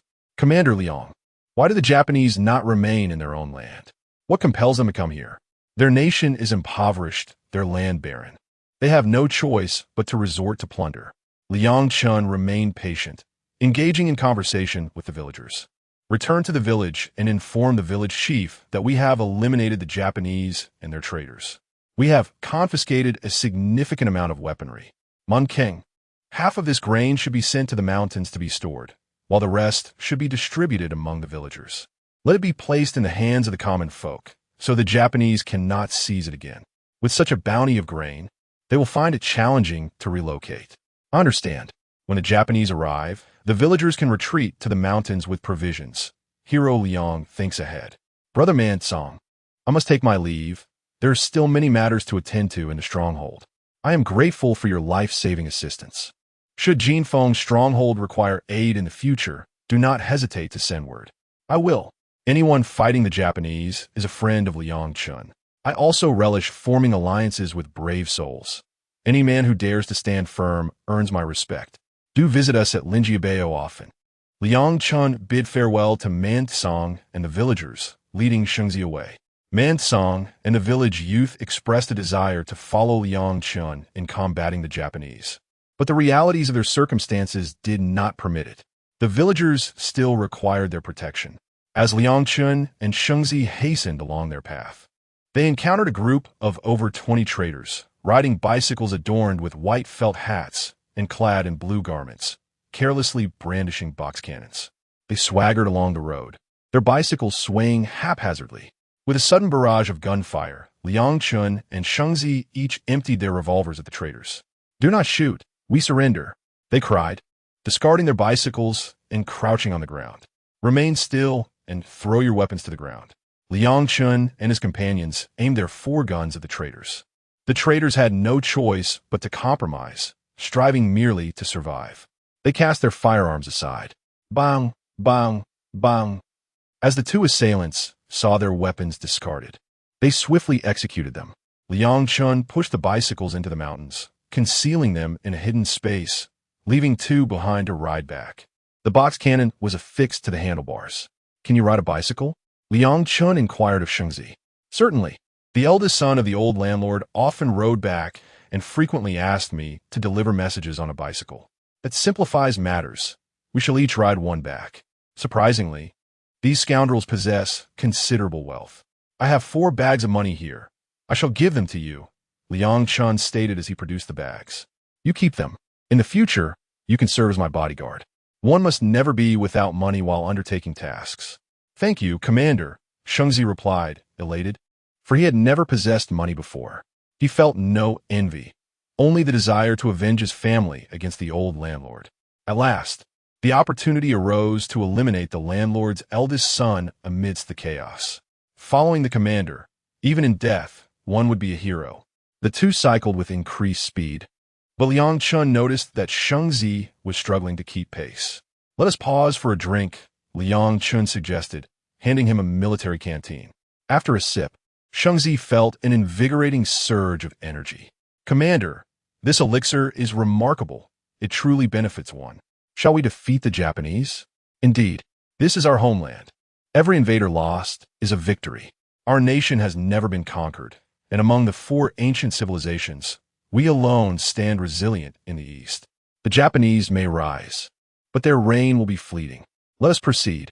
They continued their journey, cycling over 100 kilometers, deftly avoiding detection until they arrived at Jinfeng village. "Commander, the brothers have begun to mobilize again. After the main Japanese forces were decimated, they still dared to divide their troops, resulting in many being annihilated by us. New recruits have increased considerably." "Excellent. At this rate, the Japanese will soon be forced to retreat in shame. By the way, Commander, someone has come to see you." Su Song recalled the visitor from the mountain stronghold. "Oh, let us go and see." Liang Chun followed Su Song to a guest room. Knocking softly, they entered to find a gaunt man, though his spirit was vibrant. "Do we know this gentleman?" Liang Chen asked, uncertain of the man's identity. I am a subordinate of General Y from Jixing, the man replied. Having heard of your esteemed name, I have come to establish a connection. General Y is a renowned commander whom I have long admired, desiring to meet him but lacking the opportunity. I have come to seek your assistance, Commander. There are Japanese forces mining our mountains near Jiliao. Our general wishes to deploy troops to eliminate them, as there is a regiment stationed there. A regiment? I am aware of this matter. When you return, inform your general that we shall certainly engage in battle. The Japanese are plundering our resources, and they cannot be allowed to excavate recklessly on our land. I will go ahead and arrange a meeting place for discussion with your general. Well, we shall meet at Cat Mountain, where there lies a town named Qingyan. Upon arrival, proceed to the Yaoji Goods Station. That is our designated place. Take this with you. It is a token that all will recognize. Very well, Comrade Lao He. You may take your rest for now. Lao He was taken aback. This fellow even knows to address him as comrade. Could he truly be one of their own? Liang Chun pondered for a moment, then decided to first visit his son, daughter-in-law, and younger sister. Accompanied by Shengzi, he arrived at the new camp. Shengzi observed that the area was inhabited by common folk, alongside over 200 male soldiers and more than 150 female soldiers. There also existed a camp here. Perhaps this is the true Jin Feng village. Chapter 65. The first meeting upon returning home, Liang Chun was greeted with immense joy by Chu Lingyan. If you do not come back soon, I shall send someone down the mountain to bring you back forcibly. You're the only prize I have ever claimed in this lifetime. This incident had firmly cemented their reputation as bandits. How absurd. Although we dwell in the mountains, we have never plundered from the common folk. Are we not bandits? You ask. Strong men dominating women. Aren't we bandits in that sense? Liang Chun teased his wife. Brother is back. As Liang Xiao rushed over, she climbed onto him, now a bit heavier than before. No longer that frail little thing. Her cheeks were flushed. Brother, why were you gone for so long? Both Xiao and sister-in-law missed you. She pouted adorably. This was indeed the demeanor befitting a young girl. I went out to vanquish the enemy, and this large parcel is filled with gifts for the family. Each of you has something special. What kind of gifts, brother? Liang Xiao inquired eagerly as Liang Chun opened the package to reveal an assortment of clothing and numerous cans. Wow, so much? What is all this, brother? These are fruit cans, and the clothes and cans were taken from the enemy. The little devils often rob the common people. Now, it is their turn to be robbed by your brother. Liang Xiao's charming antics made Chu Lingyan laugh, prompting her to pull her in for a kiss. Hee, I'm off to see my little nephew. Liang Xiao exclaimed, scampering away. My dear wife, shall we have a daughter tonight? You're such a rogue, but your wish shall not come true. It seems I may be pregnant again. Am I truly that formidable? Liang Chen's hopes were dashed, leaving him in disappointment. Did you not say you wanted a disciple? I must make an effort, after all. Chu Lingyan chuckled at her foolish husband, feeling a sense of satisfaction that he often wandered off. In the early morning, Liang Chun returned to Jin Feng, Zhai, with Shengzi. Mr. He, what brings you here? Commander Liang, I must return as well. There are many matters awaiting me back home, and I cannot linger. In that case, I shall accompany you, for I am eager to meet General Y. My young brother and I will travel with you. Is that so? Marvelous. But what are the plans ahead? There will be no delays, rest assured. Everything has been arranged. Then let us set forth. I am quite concerned about the troops. Off we go. Liang Chun required no preparations. He simply patted his rear and departed. The trio rode on 3 horses, one bearing a wooden crate. After traversing over 60 kilometers, they caught a distant glimpse of a watchtower. Commander Liang, let us take a detour through the mountains. Mr. He wished to pass safely. There is no need. Just a few small devils. I do not fear them. Taking a detour would add an extra 40 kilometers. Not worth it. Liang Chun opened the crate, revealing a rocket launcher equipped with missiles. He aimed at the second level of the watchtower, which housed machine guns. With a swift motion, a rocket soared through the shooting aperture, trailing smoke as it struck the tower with a tremendous explosion, causing it to crack in numerous places. A massive hole emerged, and not a single enemy soldier on the second level survived. The watchtower teetered precariously. Liang Chun, wielding 2 revolvers, galloped forth on horseback, swiftly joined by Shengzi and Mr. He, who followed closely behind. A Browning pistol, while modest in its destructive capacity, served its purpose as a defensive firearm. The duo executed the enemy soldiers and traitorous collaborators with precision, ultimately causing the artillery tower to collapse. The three of them hastily vacated the desolate ruins. "Commander Liang, is it too effortless for you to combat the enemy?" Shengzi remarked. "It often costs us dearly in comrades' lives when we assault an artillery tower. We refrain from such endeavors to minimize casualties. Who would have thought it could be so straightforward?" Mr. He mused. "Rest assured, in the future, we shall dismantle every artillery tower the enemy possesses. This territory belongs to us, and their construction of such edifices was done without my consent. They are all illegal structures, and we will obliterate them," Liang Chun declared with audacious confidence. Mr. He found himself quite fond of Liang Chen's bombastic bravado. "Our commander is indeed formidable. Who in the entire Liaoning province is unaware of his triumph over the enemy?" Shengzi boasted with a hint of pride. "I have heard tales of your prowess. Otherwise, I would not have sought your assistance. We are unable to prevail against them due to our significant disparity in numbers and armaments. It is merely a matter of overwhelming them with sheer force," Mr. He admitted. "Do not worry. In the days to come, we shall acquire all that we need. The enemy is but a nuisance. We only need to inflict enough pain to divert their attention to us, preventing them from oppressing the innocent populace," Liang Chun thought resolutely. "Commander, there is a checkpoint ahead. Let us investigate," he suggested. Utilizing his spatial abilities, Liang Chun secured 50 grenades, each weighing half a kilogram, bundled together to form a total of 25 kilograms. They were tightly bound, rendering them impossible to throw away, with the pull rings meticulously threaded together with fine twine. "You two stay here. When the fighting commences, engage from this position. Mr. He, I bestow upon you these 2 revolvers," Liang Chun said, handing over the weapons along with some spare magazines. Then, mounted upon his steed, he crouched low and leapt over the checkpoint, hurling a bundle of grenades to the base of the artillery tower. The 2 revolvers fired incessantly at the encroaching enemy soldiers and traitors. With a resounding explosion, a shock wave tore a gaping hole in the artillery tower, leaving it precariously connected. The enemy soldiers outside were caught in the blast. As Liang Chen glanced back, he beheld the fallen enemy soldiers strewn across the ground. The artillery tower continued its slow descent, its collapse merely a matter of time. He urged his horse forward, promptly shooting any enemy that emerged. Mr. He and Shengzi were momentarily swept by the shockwave, fortunate to be at a safe distance. At that moment, the artillery tower finally succumbed to its fate. "Another artillery tower has crumbled," Liang Chun exclaimed with laughter. Mr. He observed and learned this alternative method of engagement. Though his troops lacked grenades, they still possessed other weaponry. Approaching the artillery tower, Liang Chun discovered several functional machine guns and ammunition, which he stowed away in his spatial compartment, intending to gift them to General Y, whom he believed would appreciate such armaments. The trio continued their journey, occasionally detonating artillery towers while evading pursuing enemies. After 7 or 8 days, they arrived at Linjiabao in Jilin province.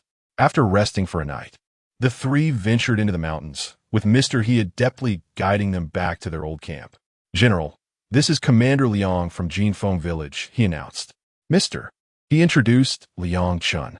"Commander Liang, this is our General Y." Mr. He has concluded his introduction. Upon encountering the legendary figure, Liang Chun felt a surge of excitement.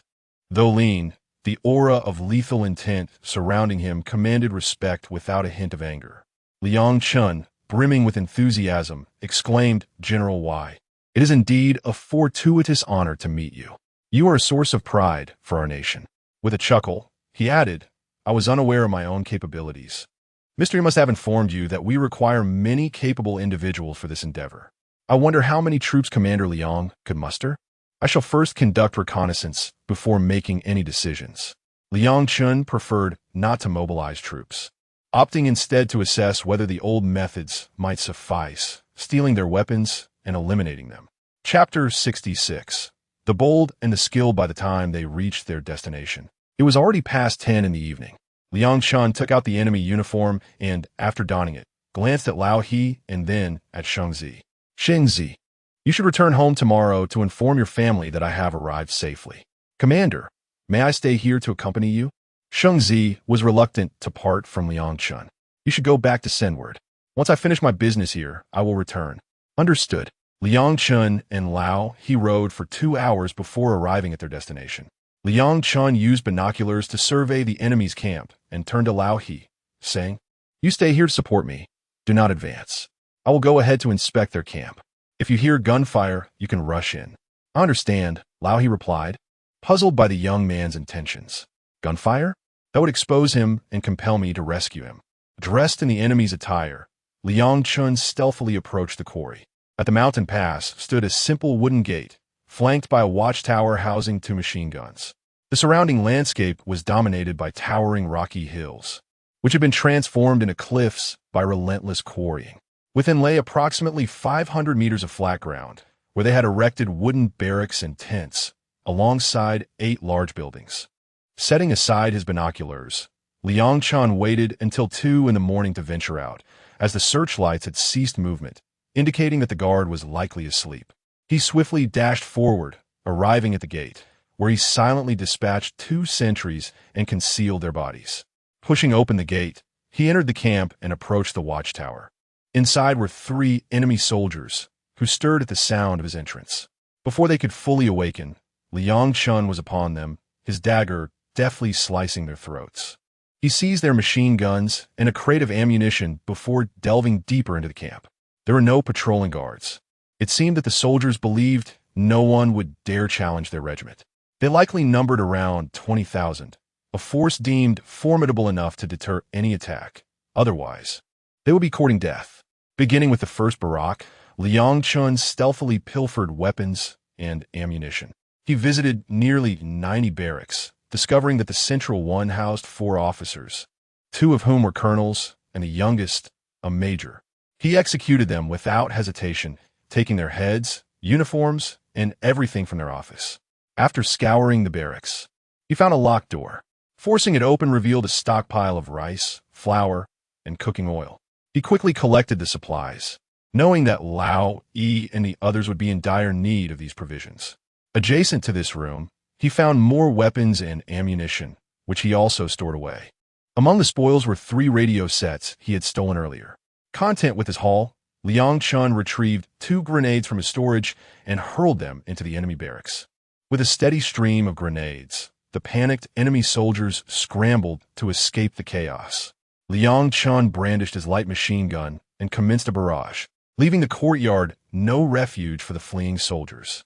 Despite their frantic search for weapons, they found none save for a few sidearms carried by junior officers, who attempted to challenge him with their meager firepower.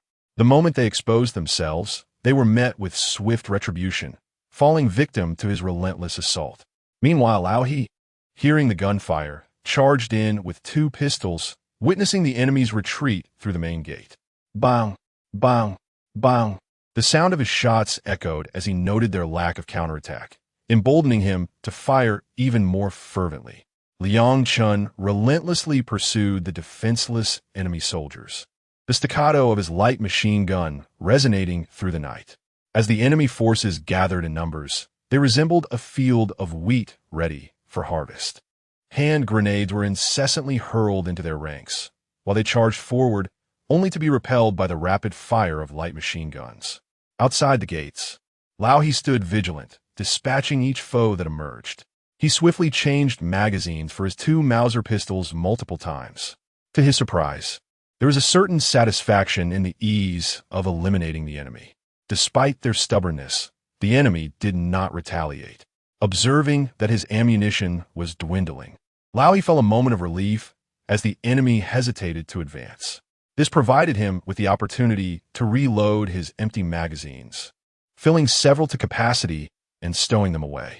The enemy, akin to primitive beings, sought makeshift weapons to charge forth. Lao He efficiently repelled them with his pistols from a mere few dozen meters, where his aim was both swift and precise. The enemy, in a state of despair, realized that the relentless gunfire from behind was decimating their ranks. They knew that once the onslaught ceased, their own fate would be grim. Amidst the chaos, an enemy second lieutenant occasionally fired his Nambu pistol, but Lao He ensured that none escaped his watchful eye. Liang Chun periodically bombarded them with grenades, forcing them into the open, only to be met with the staccato of the light machine gun. As the enemy's numbers dwindled, it felt as if they were being systematically hunted down by a special forces unit. The enemy, thoroughly disoriented, found themselves in a bind, unable to retreat or advance. Soon, the remnants of their ranks had nearly vanished. Liang Chun charged toward the remaining foes, spotting a few trembling with makeshift weapons, unsure whether to flee or wait for their comrades who were out of ammunition. The sound of Liang Chen's machine gun erupted behind them, solidifying their resolve to break free. Pursuing them relentlessly, Liang Chun switched between magazines with remarkable efficiency. The enemy had never encountered a machine gun that seemed to possess boundless ammunition. Meanwhile, Lao He continued to provide cover fire, and together they cleared the area of adversaries before re-entering the camp. Liang Chun gathered the weapons, ammunition, and provisions into a designated corner. "What is this?" Lao He exclaimed, his eyes widening at the sight of such an abundance of arms and supplies, including numerous mortars. "Lao He, you must ride back before dawn to fetch reinforcements to transport these spoils. We cannot afford to wait until sunrise when the enemy may return and destroy everything." "Understood. I shall return promptly." Lao He recognized the urgency of the situation. 2 large trucks would scarcely suffice to carry everything back. By mid-morning, a considerable number of people arrived, including many civilians. Liang Chun pointed out the weapons, ammunition, food, and belongings he had scavenged from the enemy's quarters. The battlefield was not fully cleared. They needed to remove the clothing from the fallen as well. General Y was in high spirits, marveling at how 2 individuals had managed to subdue so many enemies. Who would believe such a feat? Yet here we are. Commander Liang, well done. I never expected just 2 of you would dare confront such a formidable number of foes. I am impressed. It's nothing extraordinary, merely unorthodox methods. Liang Chun mused to himself.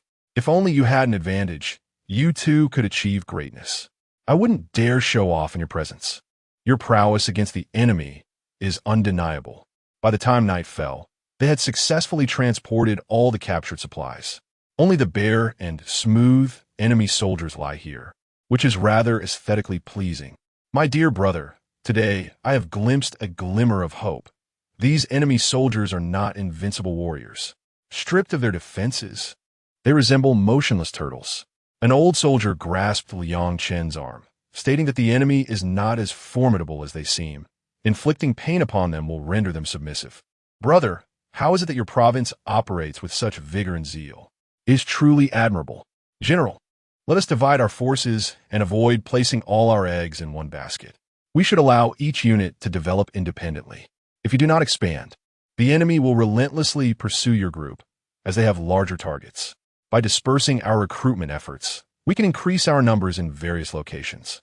Currently, those eager to enlist struggle to find you, and I have heard that your distance is considerable. By spreading out, we can have our troops present everywhere, allowing commanders to hone their skills on the battlefield. Chapter 67. Improvements in Training Methods. Brother Liang, how do you intend to carry away these arms and ammunition? Perhaps I could send someone to assist you? The general inquired of Liang Chun, who shared his fondness for these weapons but did not wish to take advantage. These arms, ammunition, and supplies are all left for you. I have no need for them. I genuinely hope they can aid you in strengthening your forces. As long as the flame against the enemy remains alight, it will continue to blaze fiercely, Liang Chun replied. Thank you. I sincerely wish we could continue to stand side by side against the enemy. These despicable creatures are as bothersome as toads, the general expressed, filled with disdain for the invaders. In all of the Northeast, who does not harbor a hatred for the enemy? The 2 engaged in conversation until dawn, and Liang Chun was awakened by the sound of training. Rising, he observed the soldiers practicing their bayonet skills. After watching for a while, he recognized that while this training was indeed beneficial, their physical conditioning was lacking. He retrieved a large barrel of spatial spring water and brought it to the training ground. Your training methods are insufficient. You must incorporate this medicinal liquid. Each of you should drink a bowl before continuing your practice. This was the only way Liang Chun could assist them. Upon hearing his words, the soldiers pondered, realizing that this was someone who had already slain many enemies. Thus, his methods were likely effective. "Let us give it a try," a burly man said as he took a bowl and drank it down. Before long, he felt an overwhelming surge of strength. "This is marvelous. What kind of potion is this? I feel invigorated." "Really? I shall try it as well." Other soldiers began to partake, and soon one barrel proved insufficient. Liang Chun brought forth 2 more barrels, ensuring ample supply. In total, over 20 barrels of spatial spring water were consumed by the soldiers. "Commander Liang, this potion is truly remarkable. I feel an abundance of strength. It won't diminish in a few days, will it?" "Not at all. This is permanent. After breakfast today, I will teach you the training methods." "Is that so?" "Splendid. I can stab several of the enemy during close combat." The soldiers, eager and excited, could hardly contain their desire to engage the enemy. "Is this your only camp?" Liang Chun asked the general. "We have several camps. Would you like to visit them?" "Not quite. I meant to suggest that you distribute some of these provisions to each camp. The weather is still mild, and we can gather more supplies. Are you not solely reliant on your captures for sustenance?" "Indeed, we do depend on our spoils. Are there any other means?" "The traders and landlords must also be dealt with. They're scarcely better than the enemy. They despise the common folk even more. By targeting the true tyrants, we can seize more resources to better support our troops. If a commoner is wronged, they are executed on the spot, while traitors and tyrants are disposed of at will. Is that permissible?" Old He gazed at Liang Chun. "In our region, as long as the common folk report the truth, those who bully and oppress are executed, and even enemy nationals are not spared. Anyone who steps onto our land is deemed an invader, deserving of death. Does that not seem a bit harsh?" Oldie thought it cruel. "You have not witnessed them slaughter entire villages for the sake of seizing land. Do you believe such individuals deserve to live, even if it means killing women and children?" The others in the room were stunned, unable to fathom the existence of such brutality. The warriors had finished their meals, and Liang Chun arranged for the construction of various training equipment, such as balance beams and flip walls. He demonstrated the exercises for them, and they trained diligently, becoming adept in just one day. Liang Chun stayed in their camp for a month, training with them each morning while carrying a load over 5 kilometers. Throughout the day, they practiced marksmanship and ventured into the mountains for hunting. After a month, they could hit moving targets with remarkable accuracy. Surprisingly, Commander Liang's training methods proved exceptionally effective. The soldiers were now agile and possessed incredible strength. In combat in the mountains, the enemy would surely be overwhelmed. "General, I must return home. My absence has been lengthy," Liang Chun expressed to the general. "I sincerely appreciate your generosity in providing us with weapons and supplies, as well as imparting your training techniques. Anyone who fights against the enemy is my ally, and I am at your service, particularly as I hold you in high regard." Bruta Liang. "I gladly accept you as a friend. I hope for further opportunities to fight alongside you. Unfortunately, we missed the chance to engage in battle this time, but perhaps next time we can join forces. You've already fought, while Old He remained at the gate. Ha ha ha. When do you plan to depart?" The general inquired. "I intend to leave by evening. With so many enemy casualties, they will undoubtedly conduct thorough inspections on the road, making daytime travel inconvenient." "Very well. Let us have an early dinner this afternoon to bid farewell to our instructor." After dinner, Liang Chun mounted his horse and rode out of the mountains. Upon reaching the road, he noticed a small patrol of enemies, only 7 in total. The adversaries spotted Liang Chun and, brandishing their rifles, approached with hostility, treating everyone as a potential threat after suffering significant losses. As they sought to apprehend him, Liang Chun brandished a light machine gun.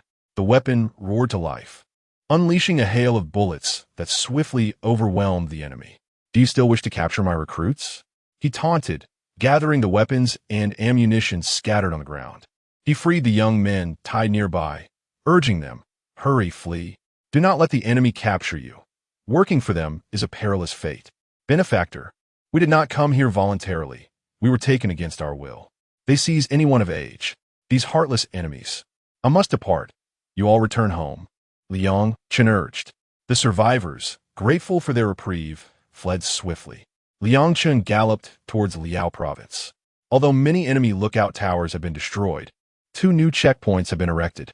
Liang Chen spotted a group of enemies hiding nearby, preparing to fire a large caliber cannon at the enemy's tower. With precise aim, he launched a shell that struck the tower, obliterating a significant portion of it. A second shell followed, reducing the structure to ruins. The traders and enemies nearby hastily retreated towards the sound of the cannon fire.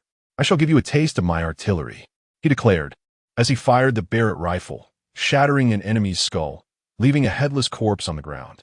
Another shot rang out, claiming yet another enemy. What kind of weapon is this? They exclaimed in panic, scrambling for cover behind the trees. Heh, what use is a great tree, if not for the mighty Barrett rifle? Bang! The tree across was shattered, and the unfortunate soul behind it bore a gaping wound in his chest. What manner of weapon is this? We must flee. The tree can no longer shield us. Baka, do not run. Fleeing will lead to death. The Japanese soldiers aimed their weapons at the puppet troops. Only 2 enemies remained, one of whom was a puppet soldier wielding a sidearm. Everyone returned. The puppet soldier commanded his subordinates. Suddenly, he turned and fired 2 shots, dispatching the Japanese soldiers. Brothers, run. The sergeant of the puppet troops led a few of his men in retreat. This time, Liang Chen refrained from total annihilation, sparing them for having eliminated 2 Japanese soldiers. Chapter 68. Why has the commander arrived? Liang Chen, having confiscated the weapons, contemplated checking on the 2nd Brigade, as it was not far from his location. He chose to dismount, aware of the many enemies in the vicinity. As he ambled along, he soon arrived at Qingyuan County, where 3 characters at the city gate beckoned him to indulge in a meal. Entering the county town, he bore no contraband nor currency of any sort. A man of his stature posed no threat. Thus, he was permitted entry. Upon entering the city, the superficial prosperity was evident. Yet the common folk could not afford to remain idle. Without engaging in small trades or seeking jobs, how could they sustain themselves? The streets bustled with activity. Japanese patrols appeared every hour, yet in this area, he had not witnessed them oppressing anyone. Though there were plenty of street ruffians and some turncoats, Liang Chen paid them little heed as he made his way directly to an inn, intending to dine before continuing his journey. He ordered 2 dishes and a large bowl of rice, and the waiter was prompt in delivering the meal. After tasting the food, Liang Chen acknowledged the chef's commendable skills. Good sir, how may I assist you? Inquired the courteous young waiter. Prepare several more dishes for me. I would like 10 portions of each of your signature dishes, packed in food containers for takeaway, Liang Chen requested. Certainly, sir, the waiter replied before departing. Liang Chen settled down with some tea, waiting for his order to be packaged. Just then, 2 unsavory characters entered, searching for a place to sit. Spotting Liang Chen alone, they sought to intimidate him. Get lost, or you'll regret it, Liang Chen warned, his fierce gaze momentarily freezing the 2 would-be bullies. Hey, is there someone in Qingyuan County daring enough to challenge us? Today is quite an eye-opener. You must be from out of town, they taunted. Leave or face dire consequences, Liang Chen retorted, disdainful of such privileged brats who bullied the common people while lacking the courage to confront the enemy. Feeling brave, are we? You think you can act tough in our territory? Here, if you're a dragon, you must curl up. If you're a tiger, you must lie low. One of them fell silent as Liang Chen pressed a dagger against his brother's throat, holding him down on the table while the other clutched at his neck in panic. Please spare him, the brother pleaded, visibly terrified. His father is the chief of the Qingyuan County Patrol. The innkeeper emerged just then. Even if he has but one son, he should not abuse his power. His father is no paragon of virtue. It is best to cleanse this filth first. With that, the dagger was plunged decisively. The innkeeper, realizing the fate of the 2 sons of the chief, was struck by the gravity of the situation. Had they just become extinct? Would the old man not go mad with grief? Sir, you must leave at once. His father will not rest until he exacts revenge in Qingyuan County. They are a tyrannical family. My meal, is it ready? Liang Chen inquired. Yes, it is all packed in containers, the waiter confirmed, glancing around as the other diners fled in haste. And how much do I owe you? Liang Chun inquired of the shopkeeper, expressing his misfortune today, declaring he would not pay.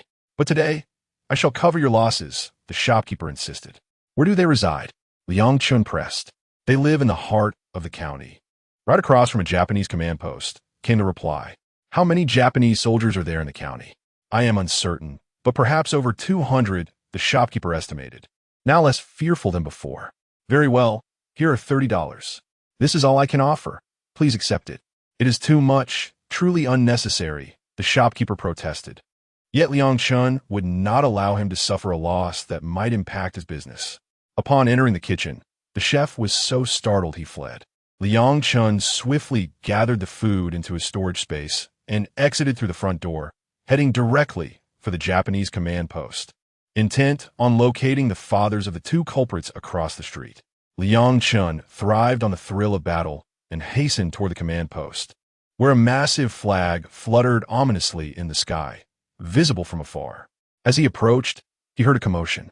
I must see who has the audacity to kill my son. A crowd emerged from a large courtyard. A clattering sound echoed as several individuals noticed the object rolling into their midst. Goodness, a grenade, they exclaimed, quickly dropping to the ground. Upon hearing the noise, Liang Chun deduced these men were indeed the culprits. He quickly concealed himself in a corner and, as they emerged, threw a grenade along the ground. The grenade proved effective, leaving only one man standing, albeit injured. Baka! The Japanese soldiers at the command post heard the explosion and rushed out to investigate, mistakenly believing they were under attack. Liang Chun dismissed their command post as inconsequential, likely manned by a mere lieutenant or even a captain. As the soldiers emerged, Liang Chun unleashed a burst from his light machine gun into the crowd, firing until both guns were emptied before fleeing. The Japanese soldiers, filled with frustration, wondered why they were being targeted. It's just a few traitors who have been killed, they complained, yet over 30 of the 50 soldiers who had emerged were now down by gunfire. A Japanese officer brandished his command sword and pointed down an alley. The soldiers charged in like rabid dogs, rifles in hand. Liang Chun was the first to leap from the alley, tossing 2 grenades into their midst. Upon seeing the grenades, the pursuing soldiers were paralyzed with fear, unsure of where to seek cover. The ensuing explosions left chaos in their wake, with only 6 of the original 24 able to stand and fight afterward. Among the others, 8 were dead, 10 wounded, 6 lightly injured, and 4 gravely so, one requiring an amputation of a blasted leg. The remaining 6 soldiers quickly pressed on, but by the time they burst from the alley, Liang Chun had vanished.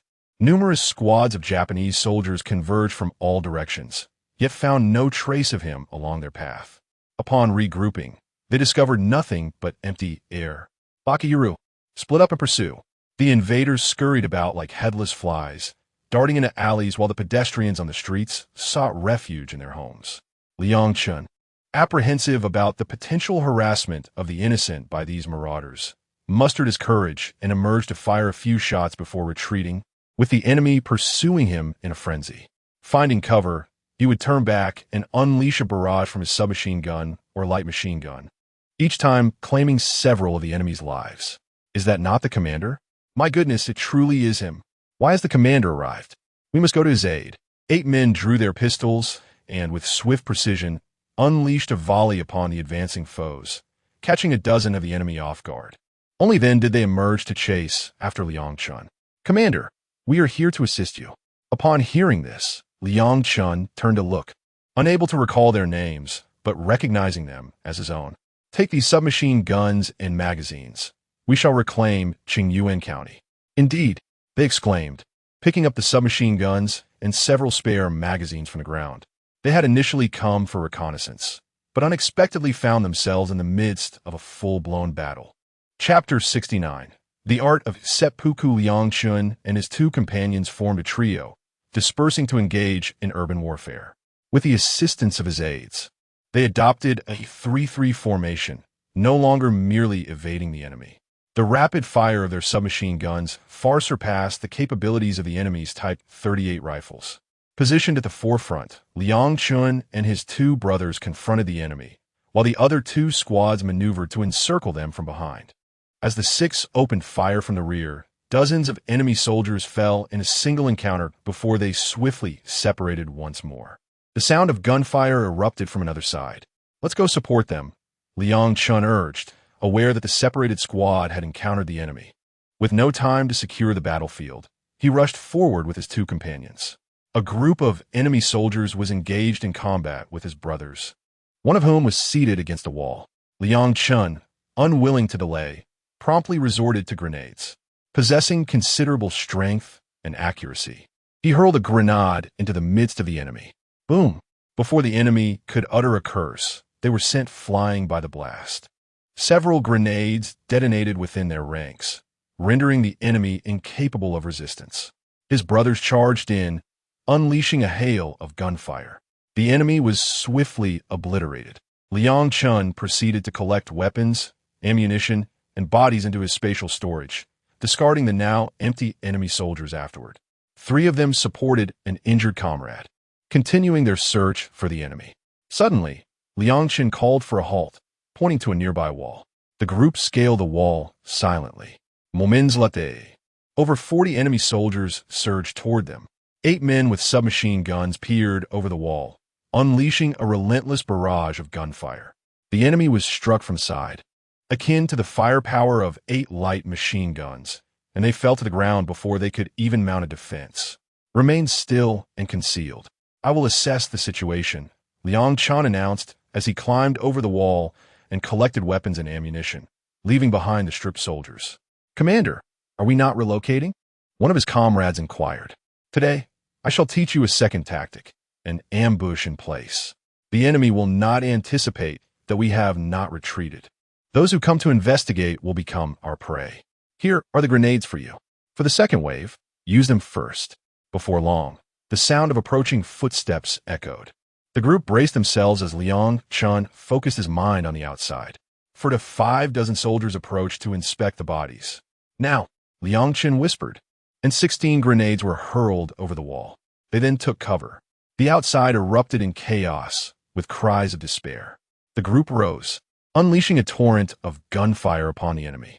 Once the barrage ceased, Liang Chun calculated that no more than 20 enemies remained. Let us hope the storekeeper's assessment is accurate. Liang Chun and his comrades began to secure the battlefield, ultimately carrying their injured brother away. "I will find a place to conceal myself and return later. If I cannot, I shall not leave it for the enemy." With the rifles and ammunition in hand, Liang Chun departed, only to return shortly afterward. They made their way toward the enemy's command post, passing the site of the battle where Liang Chun continued to secure the area. Upon reaching the command post, Liang Chun conducted a thorough mental scan, identifying 5 soldiers inside.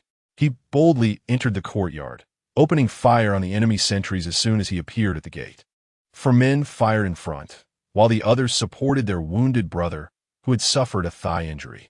Fortunately, the wound was not life-threatening, though it hindered his mobility. Liang Chun tended to him, ensuring he could continue on with assistance. As I entered the office building, I swiftly ascended, only to find 2 enemy soldiers within. They shot me down. Kicking open the heavy door, I discovered one soldier attempting seppuku. "Continue," I urged, "for I have yet to witness such an act. If you hesitate, I shall be your kaishikonin." Liang Chun drew a long blade and stood behind him. The young soldier was infuriated. It was the first time he had heard of an enemy offering to assist in his death. "What ill fortune befalls me?" he fumed, glaring at Liang Chun. "Will you proceed? If you do not, I shall sever your head myself, ensuring it flies as far as a winter snowball."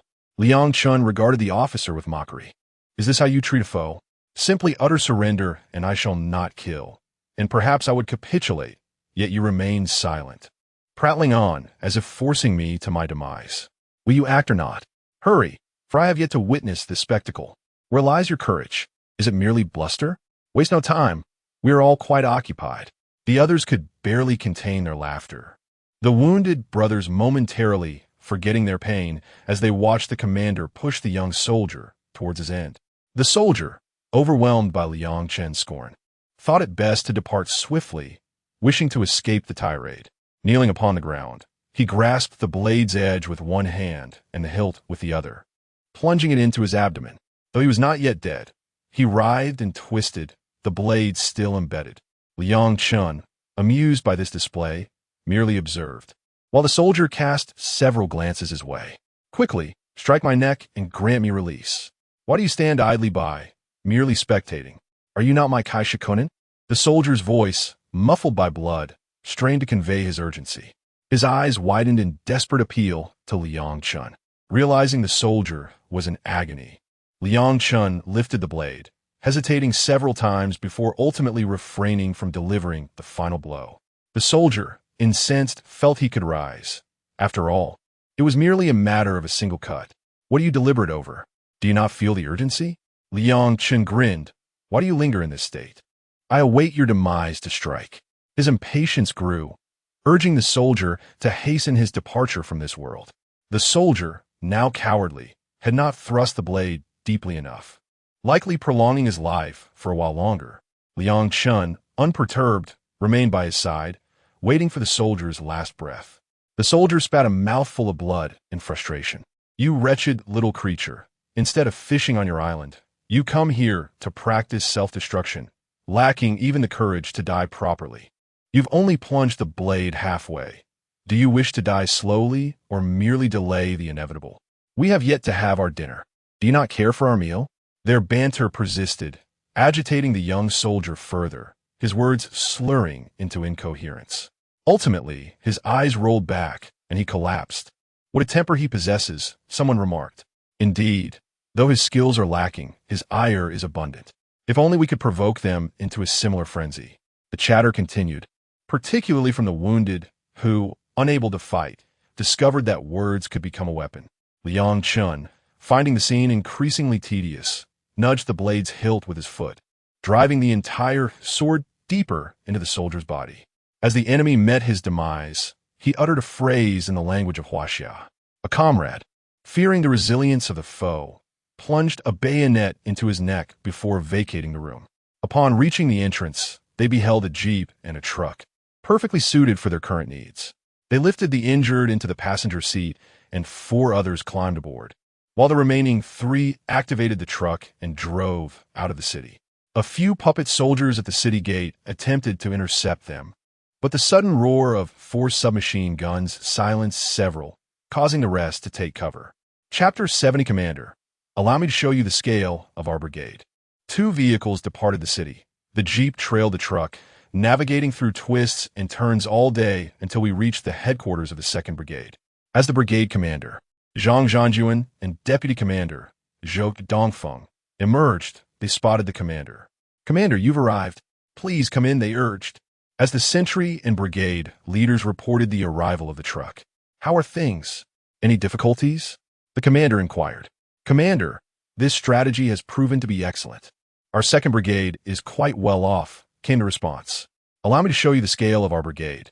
Zhang Zhanjuan continued. No need to do that. I trust that your brigade has certainly surpassed 10,000 now.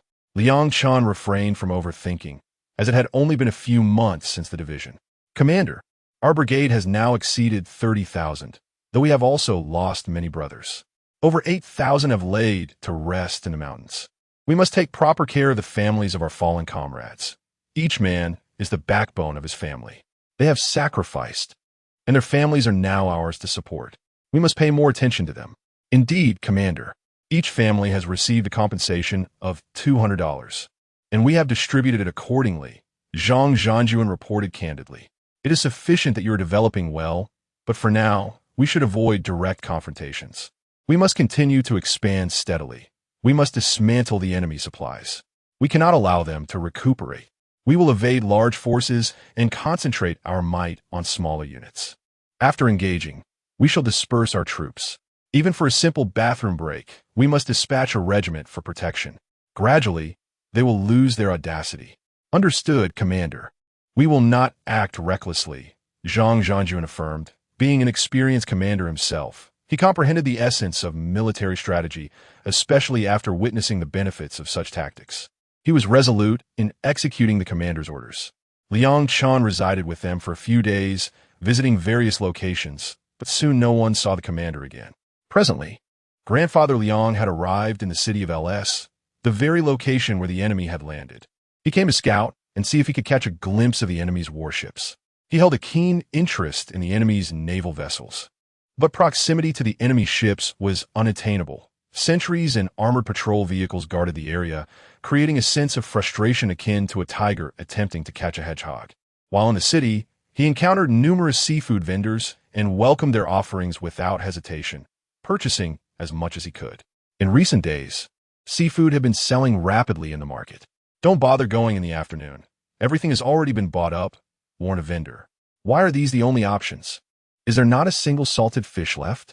"I miss my hometown's salted fish," lamented the enemy's lieutenant colonel, expressing dissatisfaction with the mess. "Sir, all the seafood at the market was purchased early this morning. We did not arrive too late, yet not a single fish was brought back." "What? Send someone to investigate who is behind this. I suspect it may not just be the anti-Japanese forces. Perhaps it is wealthy merchants from other cities. Is it too much to leave me a single salted fish? Are they trying to starve me?" Today, Liang Chun visited the market and was approached by many seafood sellers, all of whom he welcomed.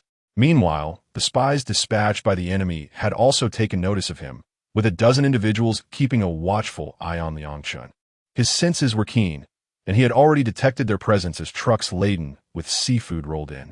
The little devils could no longer endure, so they dispatched someone to follow him.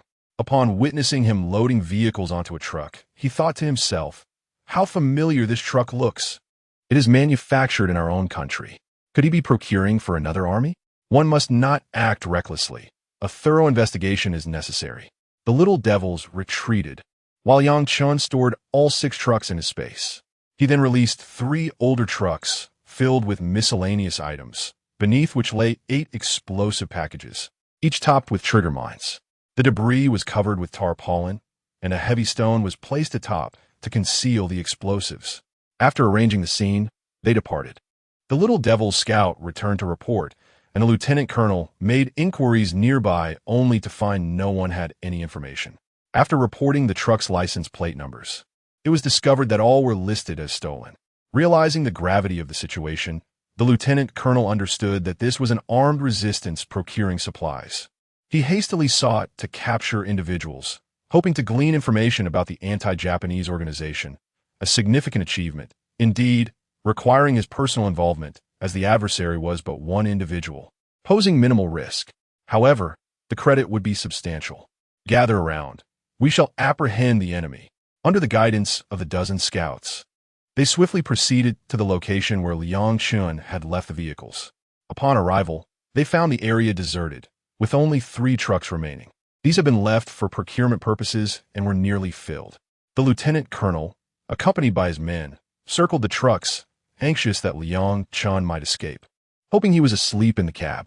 After a thorough inspection revealed no one was inside, the lieutenant colonel approached, eager to discover what was in the cargo. Several men climbed onto the trucks, but the large stone was cumbersome, requiring 2 to displace it. Suddenly, with a resounding explosion, the 3 trucks were obliterated, and the shock wave shattered the nearby little devils. The lieutenant colonel, no longer lost in dreams, found himself without even a complete head left. His curiosity had led him to peer inside. Following the explosion, his command knife remained intact among the debris. Something has gone awry. The devils at the dock mobilized part of their forces for support. The patrol team responsible for city security rushed toward the 3 mushroom clouds. Meanwhile, Liang Chun had stealthily submerged in the sea from a distance, discovering that his pores could breathe, facilitating his stealthy approach towards the warships. As Liang Chun submerged, he cautiously approached a warship where sentries still stood guard. Upon contact with the vessel, a thought crossed his mind, and both the ship and its crew were drawn into his space. He extracted the personnel from the warship, manipulating the confines of his space to suffocate them. He continued with the 2nd, 3rd, and even the 10th ship, expelling the crew into the open sea, naked and adrift. Without waiting for the little devils on shore to notice, Liang Chun retreated several kilometers before surfacing. His heart brimmed with satisfaction, envisioning the future utility of his actions. He donned a naval uniform, blending into the chaos of the little devil's navy, and approached their fuel storage facility. 2 sentries, stretching their necks to peer outside, were oblivious to the calamity that had befallen their fleet. What are you still watching for? The warships are lost. How could a warship possibly be lost? Without hearing the sound of the whistle, it will not depart. You have lied. The little devils do not believe it. If it is truly lost, why not venture outside and take a look? The two adversaries still harbored doubts, but Liang Chun, observing their hesitation, swiftly thrust a bayonet into their chests. Now do you believe? Liang Chun chuckled mildly at their demise. He collected all the fuel, over 1,000 iron barrels of diesel and some maintenance oils.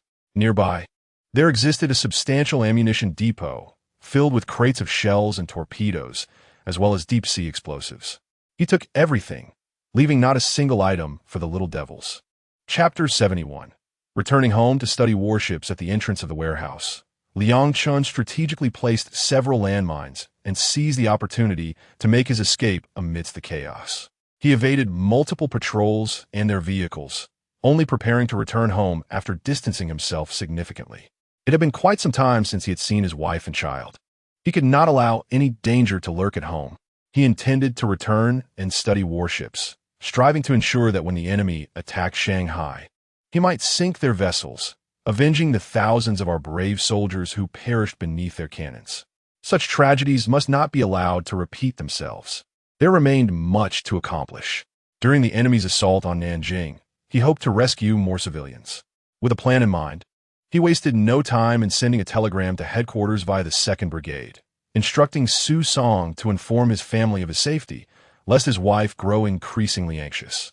In the future, he intended to carry a radio, learning to send telegrams to facilitate communication, particularly when mobile phones became commonplace.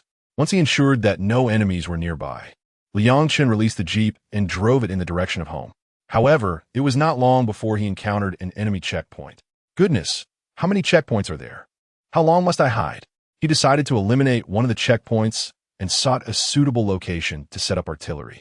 Taking cover behind a large rock, he utilized his binoculars to gauge distance and position. After setting up a large caliber cannon, he aimed at the enemy's watchtower. With a thunderous boom, a shell was fired, striking the watchtower's 2nd floor and creating a substantial breach. The upper half of the tower collapsed, and he followed up with another shot, which arced perfectly and obliterated the remaining structure into fragments. "Damn it," shouted the enemy soldier stationed outside, as 4 small enemy troops and a dozen traitors charged towards Liang Chen's position. Liang Chen retrieved his Barrett sniper rifle and took aim, causing the head of one enemy soldier to explode upon impact. The remaining traitors, sensing fear, recognized that the enemy was not invincible. However, they were aware of their numerical advantage and were reluctant to retreat. "Come on, shout louder," urged a small enemy soldier, attempting to bolster his comrade's courage while charging forward with his head down. The traitors exchanged glances, noting that their enemy was advancing and realizing they could not afford to linger. "Follow me," commanded the traitor captain, summoning his courage to charge as well. Suddenly, a barrage rained down, and 3 enemy soldiers were swiftly taken out. The traitors, upon witnessing the multitude of grenades, were caught off guard and several were blown to pieces before they could decide their course of action. "To hell with this, I'm out," shouted one traitor as he turned to flee. "Wait, old ma," called out another from behind. Old ma turned to see the voice belonged to a fellow villager. The man raised his rifle and executed the mortally wounded traitor, then proceeded to assist Liang Chun in clearing the battlefield, collecting extra ammunition. "Friends, we shall no longer be traitors," old ma proclaimed loudly. Liang Chun observed the 2 men, sensing sincerity in their demeanor, and decided to let them go. After they had fled, he descended to carry away the rifles of the fallen enemies and traitors, realizing that his ammunition was running low and allowing the 2 men to take what they could. These 2 individuals were intriguing. Had they shown any signs of cowardice, Liang Chun would not have spared them. Liang Chun continued his journey back, soon reaching Fengtian. He wished to avoid entering the city to save time and opted to circumvent it instead. Along this route, he encountered no enemy fortifications, as those that had been destroyed could not be rebuilt. Driving his jeep, he returned to Jinfeng village, where he deposited a considerable amount of weapons and ammunition in the armory. "Commander, this time away was quite lengthy," Su Song remarked as he, accompanied by several officers, Approached Liang Chun. We have visited numerous locations. How is the development of the 1st Brigade? The 1st Brigade is faring well. Our total forces now exceed 50,000. Are we prepared for battle? Liang Chun inquired. Engaging in battle would merely return us to square one. We must not rush. We need to gradually erode the enemy's strength. The time for a grand confrontation will inevitably arrive. Everyone is anticipating that decisive moment, hoping to swiftly drive away these wretched foes. They're akin to pesky lice, irksome and bothersome. Yet, we remain insufficiently strong. Without 200,000 or 300,000 troops, we cannot confront the enemy head-on. We cannot afford further losses. We must endure a bit longer. Su Song's enthusiasm waned. Isn't our development progressing swiftly? Let us not be despondent. In 2 to 3 years, we will have sufficient forces. We should elevate some ranks and establish additional brigades. You take charge of the arrangements. I will return to the new camp. Yes, I will notify them to upgrade to 2 divisions and 6 brigades. Commander, you should head back. Your wife has been calling daily to inquire about your return. I am leaving now. I entrust this place to you, Liang Chun said as he departed from Jinfeng village. Deputy Commander, does the commander intend to neglect everything? One officer questioned. Nonsense. The commander has accomplished much. Each time he ventures out, he faces the enemy alone. Do you believe he goes out for leisure? Have a look at the weapons in the warehouse. None are without traces of blood. Do not utter such words again, or I shall have you executed. Yes, Deputy Commander. I spoke out of turn. The squad leader responsible for Jinfeng village quickly acknowledged. Liang Chun excelled in solo endeavors, confident that his secrets remained concealed. And with Su Song guarding Jinfeng village, he felt assured venturing out alone. Upon arriving at the new camp, his spirits lifted and his pace quickened. As he reached the camp, Shengzi, who had returned earlier, greeted him at the entrance. Commander, you have returned. Was your journey to deliver the news smooth? Indeed, it went well, though I nearly fell into their clutches. I recognized the enemy was capturing laborers, so I fled into the mountains and narrowly escaped their grasp. Let us enter. I am eager to see my daughter-in-law. If you hadn't come back to deliver news, your wife would have been even more anxious. On my way back, I even saw the enemy inspecting the fortifications we had bombed. Thankfully, I managed to hide swiftly. The little devils were furious, firing their machine guns everywhere. The 2 men entered the house, chatting merrily. Who is this? She looks familiar, Chu Lingyan remarked as she circled around Liang Chun. Xiao Qin and Shengzi stifled their laughter, while Liang Chun, observing Chu Lingyan's demeanor, felt a pang of helplessness. His wife was clearly displeased. My dear, you have worked hard. You have even acquired some gray hair. Have I really gotten gray hair? Xiao Qin, do I have gray hair? Chu Lingyan et gleam, the head of the household has no gray hair. The son-in-law is merely teasing you. How dare you, Liang Chun? After gallivanting around, you return and still have the audacity to deceive me. Chu Lingyan pounced upon Liang Chun like a fierce tigress. Liang Chun, hesitant to evade her for fear of causing her harm, swiftly approached and steadied her, planting a gentle kiss upon her cheek. Chu Lingyan was momentarily taken aback. Have you forgotten that there are still 2 other people in the room? How could you be so brazen? You rogue, you scoundrel. Her face flushed crimson. It's perfectly acceptable to kiss my own wife. If they envy us, they too can marry and kiss their wives. I assure you, I would never mock them. The young lady, Xiao Qin, discreetly cast a glance at the couple, noting that this young man was rather commendable. Liang Chun sensed Xiao Qin's gaze. An opportunity had presented itself. Chapter 72. Practicing driving the space, Liang Chun patiently waited for Xiao Qin and Shengzi to depart before he began to comfort his wife. My dear, I shall not venture out for a while. I will remain here to accompany you and our child. You say that, but I hardly believe it. 1 telegram and you will be off again, Chu Lingyan replied, feeling quite aggrieved. Liang Chun understood the hardships his wife endured. She nurtured their son daily while bearing the weight of his concerns, and he felt a deep sense of compassion for her. This time, he resolved to take better care of his family. With his wife expecting again, he knew he needed to provide her with comfort and companionship. This time, I truly intend to stay home with you. I want to go out. The team has others to lead them. What if something unexpected occurs with these groups? Chu Lingyan expressed her fears, worried that one day the teams might cease to heed Liang Chen's command. I never intended to completely control these troops. Bringing them back and training them was merely to sow the seeds for combating the enemy in the northeast. As for their future, as long as they do not side with the enemy, I have no desire to take over, he reassured her. Well, without the military, you truly belong to me, she mused. Each time Liang Chen departed, Chu Lingyan felt an overwhelming worry. She feared not that the enemy would trouble him, but rather that Liang Chen would seek trouble with the enemy. The following day, Liang Chen informed Chu Lingyan of his entrance into a cave, where he sought refuge in a secluded spot. From there, he accessed the space and directly boarded a warship floating on a river. After much effort, he located the operating manual and maintenance guide, becoming familiar with each button and screw. Thanks to the enhancements to his mind, he possessed an extraordinary memory. Every function of his ship was etched in his memory as he gradually maneuvered the vessel down the river. From an initial clumsiness, he achieved a level of control that felt instinctive. With the driving aspect well in hand, he turned his attention to familiarizing himself with the artillery and torpedo launch systems. Feeling hungry, he retrieved a few steamed buns and enjoyed them with a bowl of spring water. Once he had grasped everything, he exited the ship, only to realize he still bore the scent of the river. He promptly returned to wash himself clean. Emerging refreshed, he made his way back to Chu Lingyan. My dear, I have completed my tasks and shall come to keep you company now. Where have you been these past 6 or 7 days? I've searched high and low for you. I was in the cave, seeking solitude to avoid disturbance, she replied. Come here, dear son, let your father hold you. As their son began to cry, Liang Chen quickly returned him to Chu Lingyan's embrace.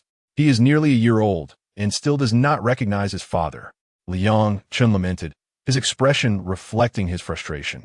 Chu Lingyan, seeing his dismay, could not help but smile inwardly as she joyfully held their son and walked away, Liang Chen trailing behind. Their son peered curiously at Liang Chen from his mother's shoulder. For the past several days, Liang Chen had been diligently attending to the needs of both mother and child. Occasionally, their son would allow him to hold him for a brief moment. Depending on his mood, our son seems to treat his father like a servant, Xiao Qin remarked to Sheng Zi. Is he trying to win the child's favor? He acts like a doting grandparent, Sheng Zi replied with a chuckle. Careful now, Xiao Qin warned, playfully stepping on Sheng Zi's foot. You dare speak that in front of him? He is capable of sending a grizzly bear fleeing. The commander would never strike me, for I speak the truth. Among all the people in the world, only my sister-in-law and children can make him submit. That is more like it. Both the young lady and the son-in-law have saved my life. Do not speak carelessly, understood? Otherwise, my dear aunt's aim is quite precise, you know. Dear aunt, do not always point that old gun at me. I am your fiancé. How shameless. Get lost. I have not yet agreed. Quickly, Xiao Qin, hide away. What's wrong, my brother? Has Xiao Qin not accepted you? Dazhu embraced Sheng Zi's shoulders. Do not mention it. She might agree now, but later deny it when she is unhappy. Sheng Zi has been particularly close to Xiao Qin these days. A woman needs to be taught a lesson. Otherwise, she will never be obedient. How can you marry her if you do not discipline her? Dazhu offered him a solution. Oh dear, Dazhu's ear was seized. Are you still going to hit your wife? Dazhu recognized this as his wife Xiao Min's adept technique. Spare me, my dear wife. Sheng Zi looked on in bewilderment. Did you not just say a beating would suffice? Brother Zhuzi, did you not say a beating would make her obedient? Brother, I'm dealing with my own wife here. Mine is not rented, after all. Sister-in-law. He even mentioned that women outside are quite nice. Sheng Zi added some fuel to the fire. Oh dear wife, do not hit me. I never said that. Sheng Zi, you have gone astray. Dazhu realized his wife was not angry and decided to play along. Sheng Zi, you're the most honest. Let me show you what I can do. Xiao Min chased after Dazhu. Hee, why are you so wicked? Xiao Qin emerged from behind a large tree. She had just left, but noticed Sheng Zi did not follow, so she returned and overheard the conversation between Sheng Zi and Dazhu. She was quite pleased with Sheng Zi's performance, knowing he was protective of his wife. Ugh, wait, she is not yet his wife. Dazhu ran home, and his wife followed him. My dear wife, I truly did not speak of women outside. I was merely teasing Sheng Zi. I know. I've been behind you all along. Shengzi also wore a deceiving facade. He appeared quite honest, yet harbored a strong sense of vengeance. Anyway, it was all in good fun, just like a duet for you both. Liang Chen returned home and prepared a meal. The whole family came back. After dinner, he and Shengzi ventured into the mountains, discovering a particularly large wild lake.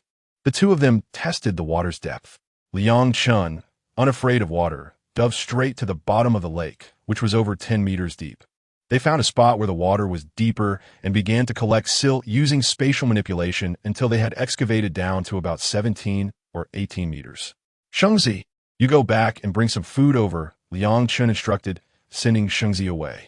He then gathered some large stones along the bank to construct a platform, serving as a dock. When Shengzi returned, he was astonished to see the completed dock. The commander was truly impressive, having gathered so many stones and built a dock in less than an hour. The next day, Liang Chen came alone, placing a warship into the lake. A few days later, he called over some brothers from Jinfeng village. He began to transform into a professor, teaching over 200 people to master naval operations and artillery. A few months later, as the ice began to form, Liang Chen finally retrieved the warship and returned home to accompany his crawling son. Why are you not busy again? Chu Lingyan gazed at Liang Chen with a hint of resentment, as her belly had grown larger, making her movements rather cumbersome. Fortunately, with Xiao Qin at home and 2 elderly aunts to assist, she had the necessary care. There was no need to go out anymore, as the river had already frozen over. I shall remain here to witness the birth of your child.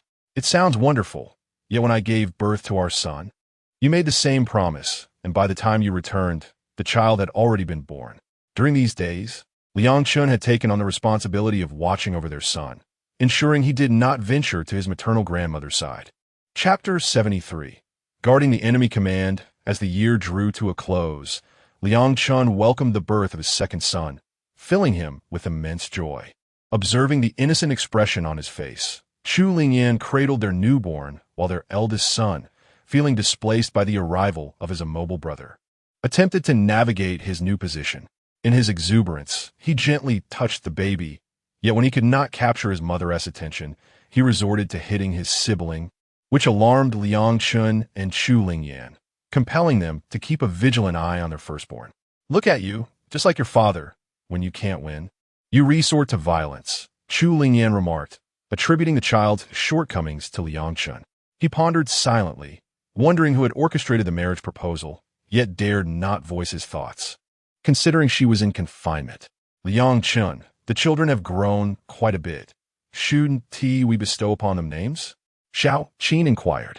Look at me, busy as I am. My son is nearly a year old and still lacks a proper name. I shall name him Liang Haoren and the second son, Liang Haowen. Children, did you hear that? Your silly father has named you, Chu Lingyan said, affectionately stroking their eldest while cradling the younger. Hey, why am I a silly father? Liang Chen demanded, seeking clarification. With a swift motion, their eldest son playfully slapped Liang Chen's face. Delighted, Liang Chen scooped him up and planted a kiss on his cheek. The little one giggled uncontrollably and joined in the playful antics with Liang Chen for a while.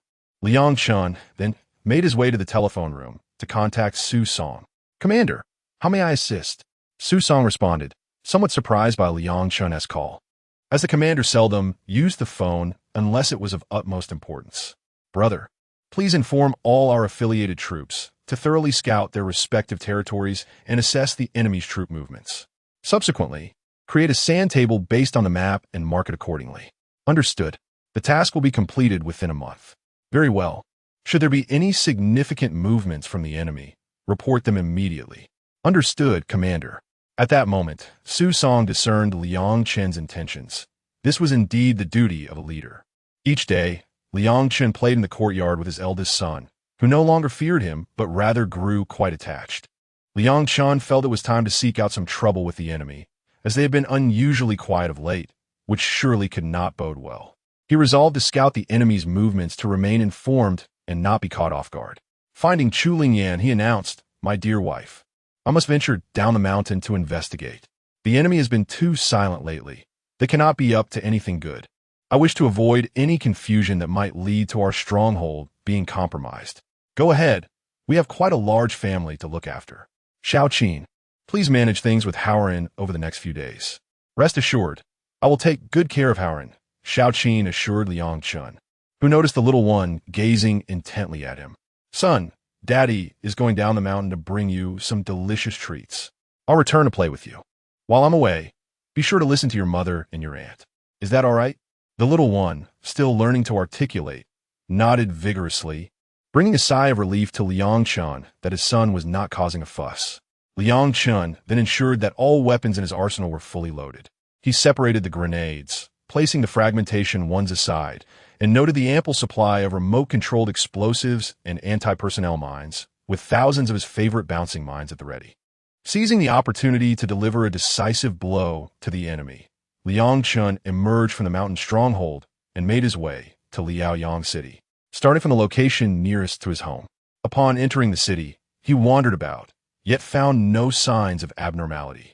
After 2 days of reconnaissance yielded no results, Liang Chun hastily departed for Fengtian, where the atmosphere was equally serene. It struck him as peculiar that the enemy was not oppressing the common folk, as they were known for their arrogance and tyranny. Under the cover of night, Liang Chun infiltrated the enemy's command headquarters to conduct surveillance. To his astonishment, he encountered very few soldiers within. It seemed that whenever trouble arose, generals were executed, and by closing time, they vacated the premises.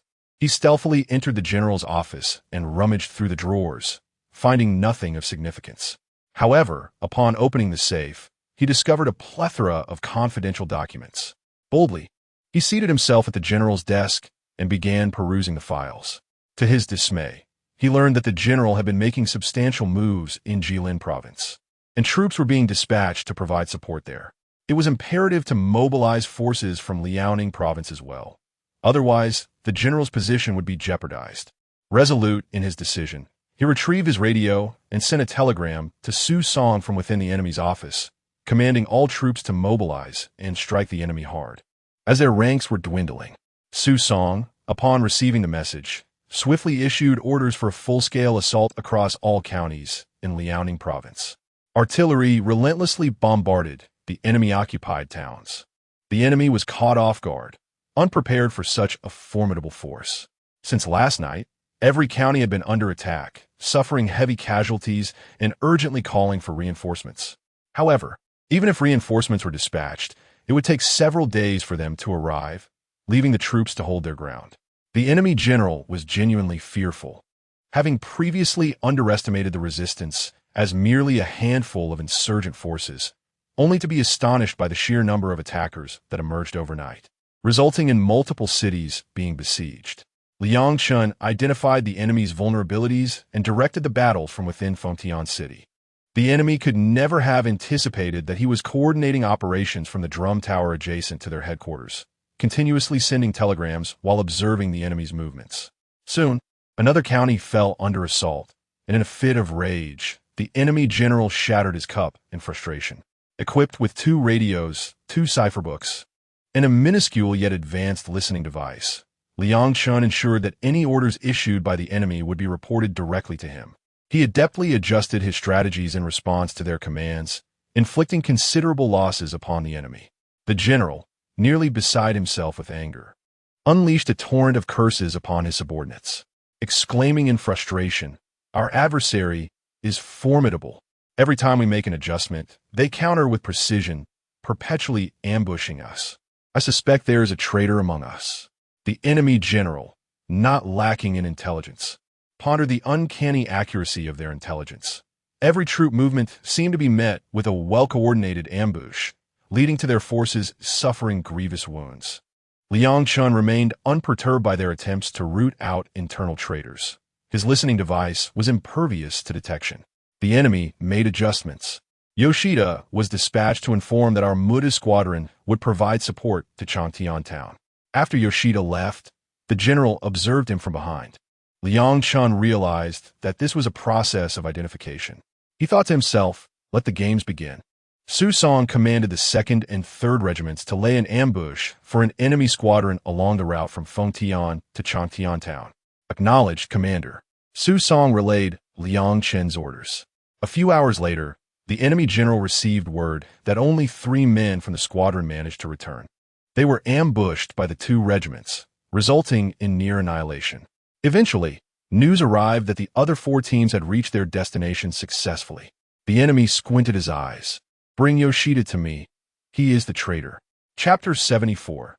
The dog-walking tactic. Upon hearing the orders from the Japanese soldiers, Liang Chun chuckled to himself as he sipped a cup of hot tea extracted from his space. "I shall not let you off so easily, my little adversaries." The Japanese forces in Jilin province had been engaged in a sweeping operation, yet a telegram abruptly thwarted their efforts, compelling them to redirect their troops back to Liaoning province, where several counties had already succumbed to capture. The Japanese, sensing the gravity of the situation, could not afford to be complacent. Liang Chun had been eavesdropping on the communications, noting the mobilization of Japanese generals from Jilin province, and continued to monitor the situation until the enemy troops entered Liaoning. As the forces advanced into the mountains, Liang Chun sent a telegram to Su Song, instructing that all units should enter the mountains within a day, with a portion of them stealthily lying in wait. Suddenly, all units vanished from sight. The Japanese army, after 2 months of tumultuous activity in Liaoning, had achieved nothing. Meanwhile, news from Jilin province ignited a vigorous campaign against the Japanese. Bakayuru, it was a classic tactic of drawing the tiger from its lair.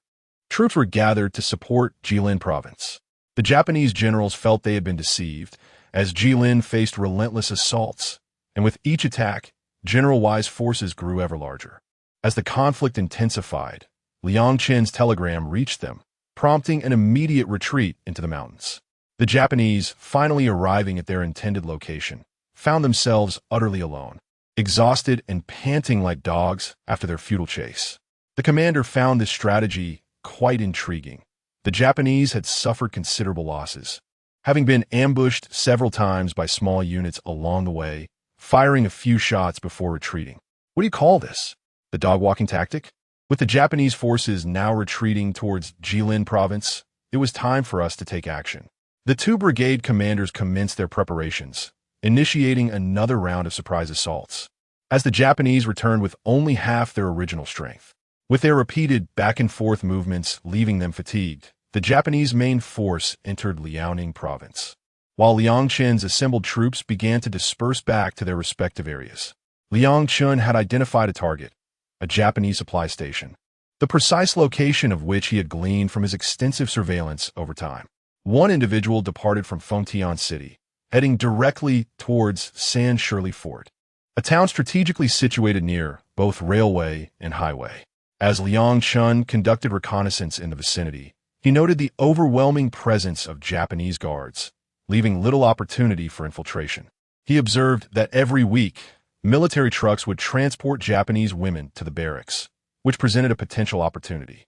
Quickly, he returned to his space to retrieve clothing from the Japanese women he had previously collected during his encounters with the local populace. Selecting an appealing outfit, he utilized the rearview mirror of a truck stationed in his space to apply makeup. He had amassed a considerable collection of cosmetics confiscated from Japanese shops. Having been a special forces operative in his past life, he was adept at applying various forms of makeup, particularly since he was regarded as quite handsome in this life. With little effort, a delicate Japanese woman emerged in the mirror. Fully prepared, he awaited the Japanese truck along their usual route, positioning a large stone on the ground. At last, the truck approached, and before reaching the stone, the Japanese soldiers in the vehicle noticed it. The truck came to a halt, and several soldiers disembarked. Several women emerged from the back of a truck. "What are you doing?" inquired a soldier. "I need to use the restroom," one of the women replied hastily. The soldier impatiently awaited her return. Liang Chun could not let such an opportunity slip by. He approached and swiftly rendered the woman unconscious, concealing her in his space before taking her place. He had witnessed her disembark from a last truck. He made his way directly to that vehicle, and the soldier paid no heed. After all, a woman had left and a woman had returned. They were not short on numbers. Upon boarding the truck, Liang Chun was momentarily taken aback to hear the women conversing in his native tongue. "Who are you?" he whispered. "Brother, please help us. We have been captured by them and do not know where they intend to take us." Anger surged within him. He could not remain indifferent to their plight. Without hesitation, he incapacitated the group of young women and secured them in his space before following suit. Placing the women in a safe location, Liang Chun awaited the arrival of the enemy truck. When the vehicle finally reached its destination, he stealthily emerged. The truck underwent inspection and entered the enemy's military camp, which housed 13 empty rooms, each with numerous small doors, one leading in and another leading out. The truck came to a halt before these rooms, and the soldiers began to pull back the curtain at the rear of the truck, only to discover that the last captured Chinese woman was missing. Have they all escaped? Chaos ensued as the soldiers panicked, and the sergeant in charge was left battered and bruised. With over 1,000 soldiers and only 18 captured women, they had no choice but to proceed with the meager number they had. Liang Chun, having emerged from his space, cautiously observed the outside. There were 18 long lines forming, while the soldiers nearest the door were busy disrobing. Suddenly, one soldier spotted Liang Chun and stealthily approached, lifting him and running into one of the vacant rooms. The other soldiers, upon seeing Liang Chun's appearance, quickly lined up at the door. Liang Chun was nearly driven to fury. How could he, a commander of stature, be reduced to the role of a comfort woman, serving an entire squad? Once inside the room, he seized the soldier by the neck, swiftly ending his life and disposing of the body in his space. He noticed a thin rope at the door. Tugging it summoned another soldier. Liang Chun repeated his actions, swiftly dispatching him as well. This cycle continued until dawn approached, with soldiers still queuing outside. As word spread of a particularly beautiful woman, more soldiers converged at Liang Chun's door, leaving the others unattended. As noon neared, an officer sensed something was amiss. The camp was growing increasingly desolate. Realizing that very few personnel remained, he was alarmed to see a small squad still in line. Liang Chun, ever vigilant, sensed the officer's approach and understood that trouble was brewing. Emerging from the confines of the space, she donned the attire of a man, quietly easing the door open. Before her stood a Japanese officer engaged in inquiry with his compatriots. Liang Chun could not afford to wait any longer. Seizing the moment when the soldiers were unarmed, she swiftly took aim and dispatched them. Brandishing a submachine gun, she stepped forth, eliciting a complex blend of admiration and resentment from the soldiers. They were captivated by her striking beauty, yet filled with animosity due to the weapon she wielded. Rapid gunfire erupted as Liang Chun's first target was none other than the officer, who bore a sidearm at his waist. Chapter 75. The Grand Procurement in the National Government Zone. Amidst a relentless barrage of gunfire, Liang Chun continued to shoot, the enemy soldiers collapsing like wheat being harvested. Particularly striking were those few who had lost their trousers. Once he had dealt with these adversaries, Liang Chun hastily discarded the bodies into the space and rushed towards the warehouse, his primary objective for this excursion. Upon reaching the warehouse, Liang Chun spotted 2 enemy soldiers from a distance. They caught sight of a woman before they could even salivate. However, upon noticing the submachine gun in her hands, they realized that even lust was no match for the peril of death. Just as one began to unstrap his rifle, Liang Chun's submachine gun turned him into a mere sieve. Upon entering the warehouse, Liang Chun discovered it brimming with supplies, which he swiftly began to collect into his space. Regardless of the nature of the items, room after room was systematically emptied. All 12 warehouses fell victim to his thorough search. Just as he prepared to depart, a squad of enemy soldiers entered. Liang Chun hurled grenades one after another towards them, with the human-shaped mortar serving a significant role, consistently raining down fire on the enemies. After several rounds, Liang Chun, armed with a submachine gun, commenced a final sweep, gathering weapons and ammunition. He then proceeded to the enemy barracks, raiding their rifles, ammunition, and several radio sets, taking everything that caught his eye. Once he concluded his collection, he withdrew, leaving behind several enemy women who were on the brink of death. Liang Chun felt no pity for them. He swiftly dispatched them, believing that their survival would only bring further calamity to his own kind. Having left the area, he chose not to return home, but instead headed towards Beiping. This time, he did not seek out the young general, but rather journeyed southward to procure various fruit trees, grain seeds, and cotton seeds. Liang Chun successfully traversed northeast China and arrived in Beiping City, for where he boarded a train directly to Shandong. Upon reaching the train station, the conductor inspected the tickets, and Liang Chun proceeded to locate his seat, carrying minimal luggage. Once seated, he prepared to rest, acting as a temporary comfort woman for himself. He glanced at his space, which was now devoid of any presents. The women he had encountered had been returned before his departure. The fruit trees in northeast China were scarce, limited to only a few varieties. Liang Chun pondered the fruits of the south, aware that they were nearing ripeness and that he could procure some this time. "Sir, are you heading to Shandong?" inquired a lady of noble status. "Indeed," Liang Chun replied succinctly, not wishing to engage in further conversation. The woman attempted to continue the dialogue, but, upon sensing Liang Chun's disinterest, refrained from asking more questions. After a long and arduous journey, they finally arrived at their destination. Exiting the train station, Liang Chun summoned a rickshaw and found a hotel to stay at. "Sir, how long do you intend to stay?" the attendant inquired. In a thick northeast dialect, Liang Chun's response amused the young attendant. "I will stay for 3 days. $6, the attendant stated, to which Liang Chun promptly handed over the currency. Entering his room, he noted its cleanliness before locking the door and stepping out once more. "Excuse me, I would like to inquire about purchasing some fruit trees." "Well, might I go for that?" "You've come to the right person. I have seedlings for sale. If you have the time, I can take you to see them." "That would be splendid. I wonder what varieties are available." Liang Chun inquired. "If all varieties are available, it would save me the trouble of running around." The city of Liling boasts an impressive variety of fruits, including winter jujubes, strawberries, large dates, grapes, watermelon seeds, Liang pears, cherries, persimmons, apples, and Qingzhou silver melons. Indeed, it seems that every type native to the province is available. Such a comprehensive selection? I require 100 of each variety. Liang Chun joyfully informed the old man of his desired quantity. "That is quite a substantial order. Come with me," the old man replied, leading Liang Chun to his expansive orchard, indicative of his status as a significant landowner. "Dear sir, might I inquire how much I must pay to acquire these saplings?" Liang Chun asked. "You wish to know the price?" "For such a large order, I will not overcharge you. Just 40 taels of silver will suffice for all these saplings," the old man responded. Liang Chun, not one to quibble over such an amount, promptly handed over 40 taels of silver. He'd rather not be given foreign currency. He has never even seen it. Offering him foreign currency would be less valuable than giving him silver coins, he mused. It took an entire day for the old man to excavate the saplings for Liang Chun. Afterward, Liang Chun instructed the old man to have his workers deliver them to the roadside, where he subsequently stored them in his space.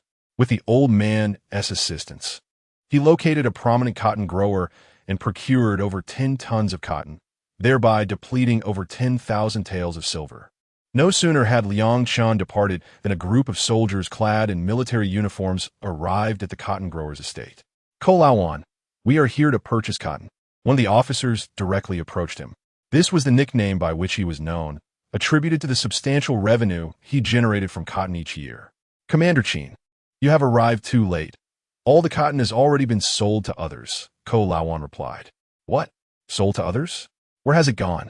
the officer inquired, pressing for answers. He pointed to the cotton he had purchased, hoping to profit from it, only to discover that someone had beaten him to it. "That young man has already left. He should still be in the city," Ko Laowan added. "What? Describe his appearance and tell me his name," the officer demanded. "His name is Liang Chun, and he hails from the northeast," Ko Laowan quickly responded. "From the northeast? Liang Chun? I have indeed heard of him. He is among the most formidable factions combating the enemy in that region," the officer reflected. He recognized that Liang Chun's acquisition of cotton served a purpose, and his hesitation grew. Liang Chun was a local warlord with a formidable army at his disposal, making it questionable whether he could afford to provoke him. Liang Chun discovered that the cotton he purchased contained a considerable amount of unprocessed cotton seeds, which he meticulously extracted into an entire sack. With the seeds in hand, he no longer needed to make additional purchases. He entered his space and planted all the fruit trees, irrigating them with spiritual spring water, resulting in their rapid growth. After exiting his space, he relinquished his lodging and made his way directly to the train station, where he purchased a ticket to depart from Shandong. On the train, he encountered two children who persistently bowed to solicit money. Observing their gaunt frames, it was evident that no one was inclined to offer them assistance. Just as they approached Liang Chun to bow, he gently halted them. "You two cannot continue like this. Why not come with me? I will provide for your meals and clothing." "Really?" The young boy looked up at Liang Chun with hope in his eyes. "Indeed, if you persist in this manner, you may not survive to grow up. How did you manage to board the train in such a state of hunger?" "There's a kind-hearted aunt who secretly brought us here. Encountering such a benevolent individual allows one to travel a portion of the journey by train. If unable to ascend, one must seek sustenance elsewhere." "Ah, you all can sit here. I shall procure a ticket and also fetch you some food." "Thank you, brother." The children gazed at Liang Chun with admiration, relieved that they no longer had to fret over their daily meals. Liang Chun, molded by the military education of his previous life, believed that serving the people was not merely a matter of words. With his capabilities, he extended a helping hand, for in these tumultuous times, the duration of their survival remained uncertain. Chapter 76. The joy of returning home when Liang Chun returned from his outing.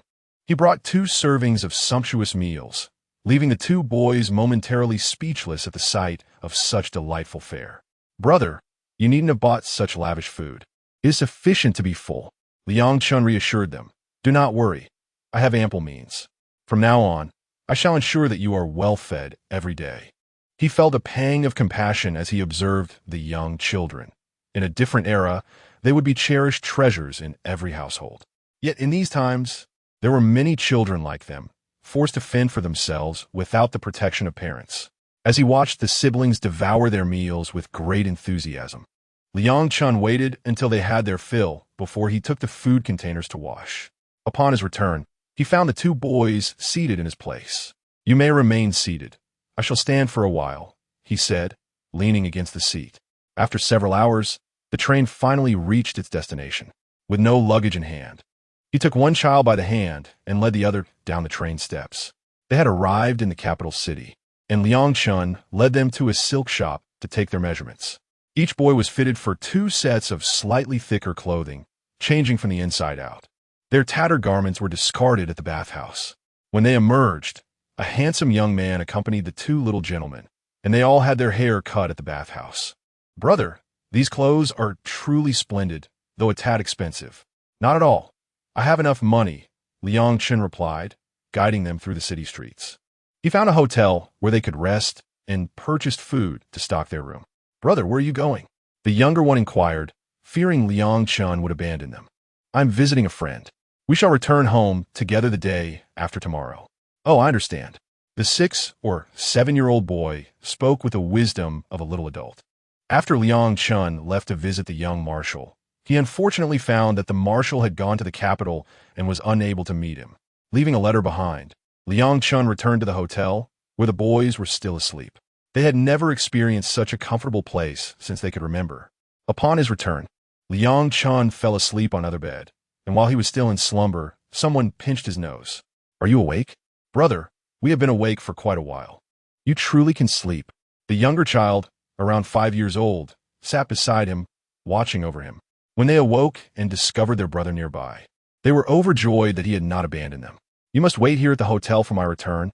I have to step out again." "Go ahead, brother. We have food here and will wait for you in the room." The younger one nodded simply. As Liang Chun departed, he was not visiting friends, but rather heading to a roast duck restaurant. Upon arrival, he sought out the proprietor. "Sir, I would like to purchase 100 roast ducks. Is that feasible?" 100 is quite a large order and will require some time. You'll need to provide a deposit, and they will be ready for you to collect tomorrow morning." Liang Chun agreed, leaving a deposit of 10 silver dollars before heading back to the silk shop. "Owner, how much do you have in silk fabric altogether?" Approximately 360 silver dollars." The owner was taken aback as Liang Chun did not haggle. He purchased it outright and then proceeded to the salt merchants, acquiring enough salt from several shops to amass over 10,000 pounds. He even bought up the coarse salt available. Coarse salt can be refined once more. After 2 days of procurement, his storage space flourished. He successfully acquired the scarce supplies, including some prepared foods and several thousand meat buns, before leading the 2 children on their journey home. Along the way, they encountered merely 2 checkpoints, which Liang Chun chose to ignore. Having passed through without issue, they entered the city of Fengtian, where they lingered for several days without receiving any valuable intelligence. The enemy was perpetually engaged in defensive measures, fearful of sudden attacks from an ever-present adversary. Thoughts of extermination were abandoned, as they lacked the energy to pursue such endeavors, having endured numerous ambushes without sighting the opposing forces. After several skirmishes, when the enemy forces attempted to give chase, their ranks scattered, leaving them uncertain of which unit to pursue. Even the prospect of engaging in close combat became elusive, necessitating a strategy of relentless defense. Brother, how much longer until we reach our destination? Liang Chun had procured a horse-drawn cart, hastening towards Jinfeng village. Soon, just 1 more hour, and we shall be at the foot of the mountain. Liang Chun had been away for quite some time. By the time of his return, snow had begun to fall, and the 2 little ones were clad in cotton garments for their first winter. They yearned to converse with their brother at every moment, yet struggled to articulate their heartfelt gratitude. Upon their arrival at Jinfeng village, Su Song spotted Liang Chun through his binoculars. The cart was laden with numerous sacks, upon which sat 2 children. Go greet the commander. What? The commander has returned? Splendid. The soldiers rushed out, causing the 2 little ones to shrink behind Liang Chun in fright. Do not be afraid. They are all your brother's men. Are they soldiers? Dabao inquired of Liang Chun. Indeed, they are your brother's subordinates. Is brother a warlord? Dabao asked again. No, brother is not a warlord. He leads his men to fight the enemy. Ah, brother is a great hero. He can defeat the little devils. Dabao exclaimed with delight. He had traversed many places with his younger sibling, and though young, he had seen much. Each day brought news of the enemy's incursions into the 3 eastern provinces, and he was elated to learn that his brother was a hero battling the invaders. The 2 boys proudly raised their little heads, prompting Liang Chun to chuckle as he affectionately ruffled their hair. In the days spent with Liang Chun, they had enjoyed sumptuous meals, and their complexions had greatly improved. Greetings, brothers. How fare things at home? Commander, all is well at home. Ever since you took command and engaged in battle for several months, the enemy has been much more subdued. They no longer dare to venture outside the city, and transporting supplies requires a significant detachment of soldiers. Any shortfall would result in repercussions. The enemy had occupied the 3 eastern provinces, restricting their movement. Are there still any expansion troops from the enemy? No, they have been eliminated. The expansion forces in Jilin province have all been vanquished. Now, remnants of such forces are only present in Heilongjiang province. In due time, I will lead a contingent to Heilongjiang. We must not allow the enemy to stir trouble there. Suddenly, Liang Chun contemplated the biochemical weapons, the demonic troops of the enemy that had caused untold suffering. They must be obliterated. Commander, the madam has been seeking you for these past few days. Will you not return to see her? And these 2 children? I rescued them and plan to escort them to the new camp. I shall not linger in the village. First, I must return home to see my family. In a few days, I shall return, bringing back some supplies. Very well, the lady is quite anxious. Susong also shares Liang Chun's concern. Upon returning home, it remains uncertain whether the lady will reprimand the commander, for he is notoriously under the thumb of his wife. Liang Chun, accompanied by the 2 little ones, arrived back at the new camp, and as the cart came to a halt, he gazed upon his home. How delightful it is to be home. Children, we have arrived. Did you remember to come back? What do you have on the cart? Just salt. I procured it from the south this time. Were you not raiding the Japanese? Chu Lingyan inquired of Liang Chun. No, these 2 children were found on the train. If you possess such capability, why not raise a few more? Otherwise, in times of chaos, how will they survive? Our family is not lacking in their presence. Greetings, little brothers, Chu Lingyan remarked as they addressed Liang Chun as brother. Then let us call them little brothers. Greetings, sister-in-law. Greetings, elder sister. The 2 children met Liang Xiao, while Liang Haoran also approached to greet them. Liang Haohua, still quite young, has just begun to crawl. Chapter 77. 6 years of struggle. Liang Chun and Chu Lingyan returned home with their large family, suddenly feeling that their house seemed rather small. As they gazed at the grand tree in front of their abode, Liang envisioned designing and constructing new rooms, allowing the children to reside separately, boys apart from girls. He frequently ventured out and returned with abundant supplies, and his troop had rapidly expanded to around 80,000, albeit with the uncertainty of frequent casualties and the arrival of new recruits. They were scattered across various locations in the province, and he could only ascertain vague positions. How long have we been fighting the enemy? When will it finally end? Liang Chen pondered. Chu Lingyan was anxious to lead their sons down the mountain. Their eldest son, aged 8, and the 12-year-old Xiao Xiao and Debeo had yet to attend school, with only an elderly tutor from the private academy teaching them to recognize some characters. Soon, if we fight a few more years, we will exhaust them. The children are still young. It's better here. At the very least, they're safe. You have not witnessed the devastation of towns and villages under bombardment, where orphans are strewn about. We will take them in whenever we can. As long as we have food to spare, they shall not go hungry. Chu Lingyan, compassionate and unwilling to see children perish in war, understood the gravity of their situation. I know that our large village is home to over 1,000 residents, and we must find a safer location. We need to summon some troops to guard Jinfeng village. Captain Jiang and his team will be responsible for the village's safety. We must also find a new place to settle. Chu Lingyan questioned, perplexed. Liang Chen was aware that the enemy was preparing to launch a full-scale war, with countless troops gathering and reinforcements being sent to stabilize northeast China as their backyard. As the saying goes, a cunning rabbit has 3 burrows. It would not be easy for so many civilians to relocate when the enemy searched the mountains. Thus, it was prudent to prepare in advance. Very well, I shall heed your advice. Let Uncle Yao take some men to search for a new camp in the coming days. Chu Lingyan recognized her husband's fear of their village falling into enemy hands. With over 1,000 female soldiers now, they could defend the village. However, Liang Chen understood that the enemy's aircraft still posed a threat. The next day, Liang Chen personally accompanied Uncle Yao into the mountains to the last site with a water source. Upon inspection, he discovered it was indeed an excellent location. 3 peaks stood in a triangular formation on either side and directly in front of the mountain path. The large stone hills on the sides had been eroded by previous floods, creating a natural shelter. Liang Chen procured some large stone bricks and summoned workers to begin constructing the walls, leaving spaces for windows and doors. The natural caves allowed sunlight to stream in, and the windows could serve as shooting holes. They built artillery positions in the open areas, while other spots were practically impenetrable. Machine gun positions could be established on the peaks, providing a commanding view that would make it difficult for any intruder to approach. 2 months later, families of all ages relocated to this new haven. Troops were reassigned to use the cliff-bottom village as a center, constructing hundreds of defensive bunkers. Only then was Liang Chen able to leave the cliff-bottom village with peace of mind. The male soldiers from Jinfeng village were withdrawn to the new camp, with 1 battalion stationed at the command center. Liang Chen finally organized his home before departing the mountain, this time leading over 400 individuals away. They ventured directly to the vicinity of the magical city, for it was here that the full-scale war against the Japanese commenced.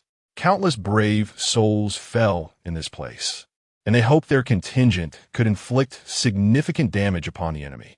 Commander, we have been here for over 2 months. What is our purpose? We cannot simply fish by the river every day. In due time, you'll understand. When the battle with the Japanese ensues, do not falter. For now, take the opportunity to relax, Liang Chen said, leading his comrades to fish along the riverbank outside the city, while also scouting for suitable locations for launching their warships. The men he brought were adept swimmers and skilled in operating military vessels. He envisioned engaging the Japanese in a naval confrontation, utilizing their ships to alleviate the pressure on the ground forces. The destructive power of the enemy's naval artillery was immense. Many had perished under its bombardment. By colliding with them using his own fleet, he aimed to prevent them from bombarding at will. He hoped to avoid a repeat of his previous life's humiliating defeats. Though this was a different world, the essence of the enemy remained unchanged.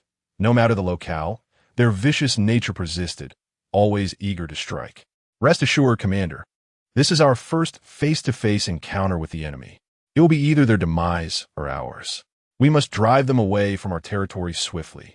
Liang Chun chuckled, suggesting they convey their message in their native dialect, urging the enemy to depart. He gazed at the river, uncertain whether the brothers he brought would return safely. Should he, as a time traveler, fall in battle, no one would return alive. Thankfully, he had ensured his family and villagers were provided with several years' worth of supplies. There was no need for concern. As long as the Japanese could not find them or penetrate their defenses in the coming years, his sons would grow up. What the fourth child? Would it be a boy or a girl? Liang Chen's mind was filled with thoughts while his brothers continued to enjoy their time by the river. During this period, he had taken them in groups to the city to indulge their curiosities and experience the wonders of urban life. Today, they returned home and would remain indoors for the next few days. Liang Chun led them back to their accommodations, a spacious warehouse rented from a local gang. If not for his near annihilation of this gang, they would not have offered him refuge. Their arrival had drawn the attention of numerous factions, over 400 warriors. Each valiant and fierce would surely not go unnoticed. Commander, several members of the Woohoo gang have come to pay their respects, reported a sentry. Let us see what they want, Liang Chun replied, leading his brothers into the camp. Who seeks me? Upon entering the camp office, Liang Chun found 4 individuals adorned in felt hats, pistols tucked into their waistbands. We are from the Woohoo gang. We notice your brothers seem to be at leisure. Our leader wishes for you to join our ranks, one of the men, a burly figure, stated with confidence. You lot? You want us to join you? Liang Chun scoffed, not even bothering to meet their gaze. You are overstepping. The burly man's demeanor shifted, visibly displeased, as one of his subordinates reached for a gun. However, daggers were swiftly drawn against their throats. Brothers, wait. This is a misunderstanding. The burly man had not anticipated their swift movements. How many members does your gang have that would warrant my joining you? With an army of tens of thousands at my command, do I still need to pay homage to Emir Hillock? My origins are rooted in banditry, seizing treasures from treacherous collaborators and foes. Dispatch someone to summon your leader forth to claim his men. Otherwise, I shall consign them all to the depths of the river. Is this truly advisable? The mightiest dragon cannot overshadow the local serpent. You must deliberate carefully. This very night, launch an assault on their so-called Five Lakes gang, and by dawn, let us reunite. Liang Chun has bound these individuals, and I shall not permit even one to escape. Chapter 78. The banquet at the bailman at this moment. A sense of trepidation enveloped this group, for Liang Chun and his companions had opened the armory. To their astonishment, they discovered an arsenal containing not merely a few light machine guns, but dozens of them. The collection also boasted submachine guns and a handful of rifles, primarily sniper rifles. Each individual was armed with a box gun, a privilege typically reserved for minor leaders within their gang, as most members relied on machetes for their endeavors. That night, every establishment belonging to the Woohoo gang was besieged, resulting in a brutal massacre where every victim succumbed to fatal wounds. The following day, all officers from the precinct converged upon the territory of the Woohoo gang, with detectives meticulously surveying each crime scene. What do you make of this? The chief inspector glared with piercing green eyes at his counterpart from Huaxia. Chief, the execution was remarkably clean.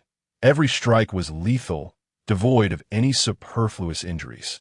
There are no traces left behind.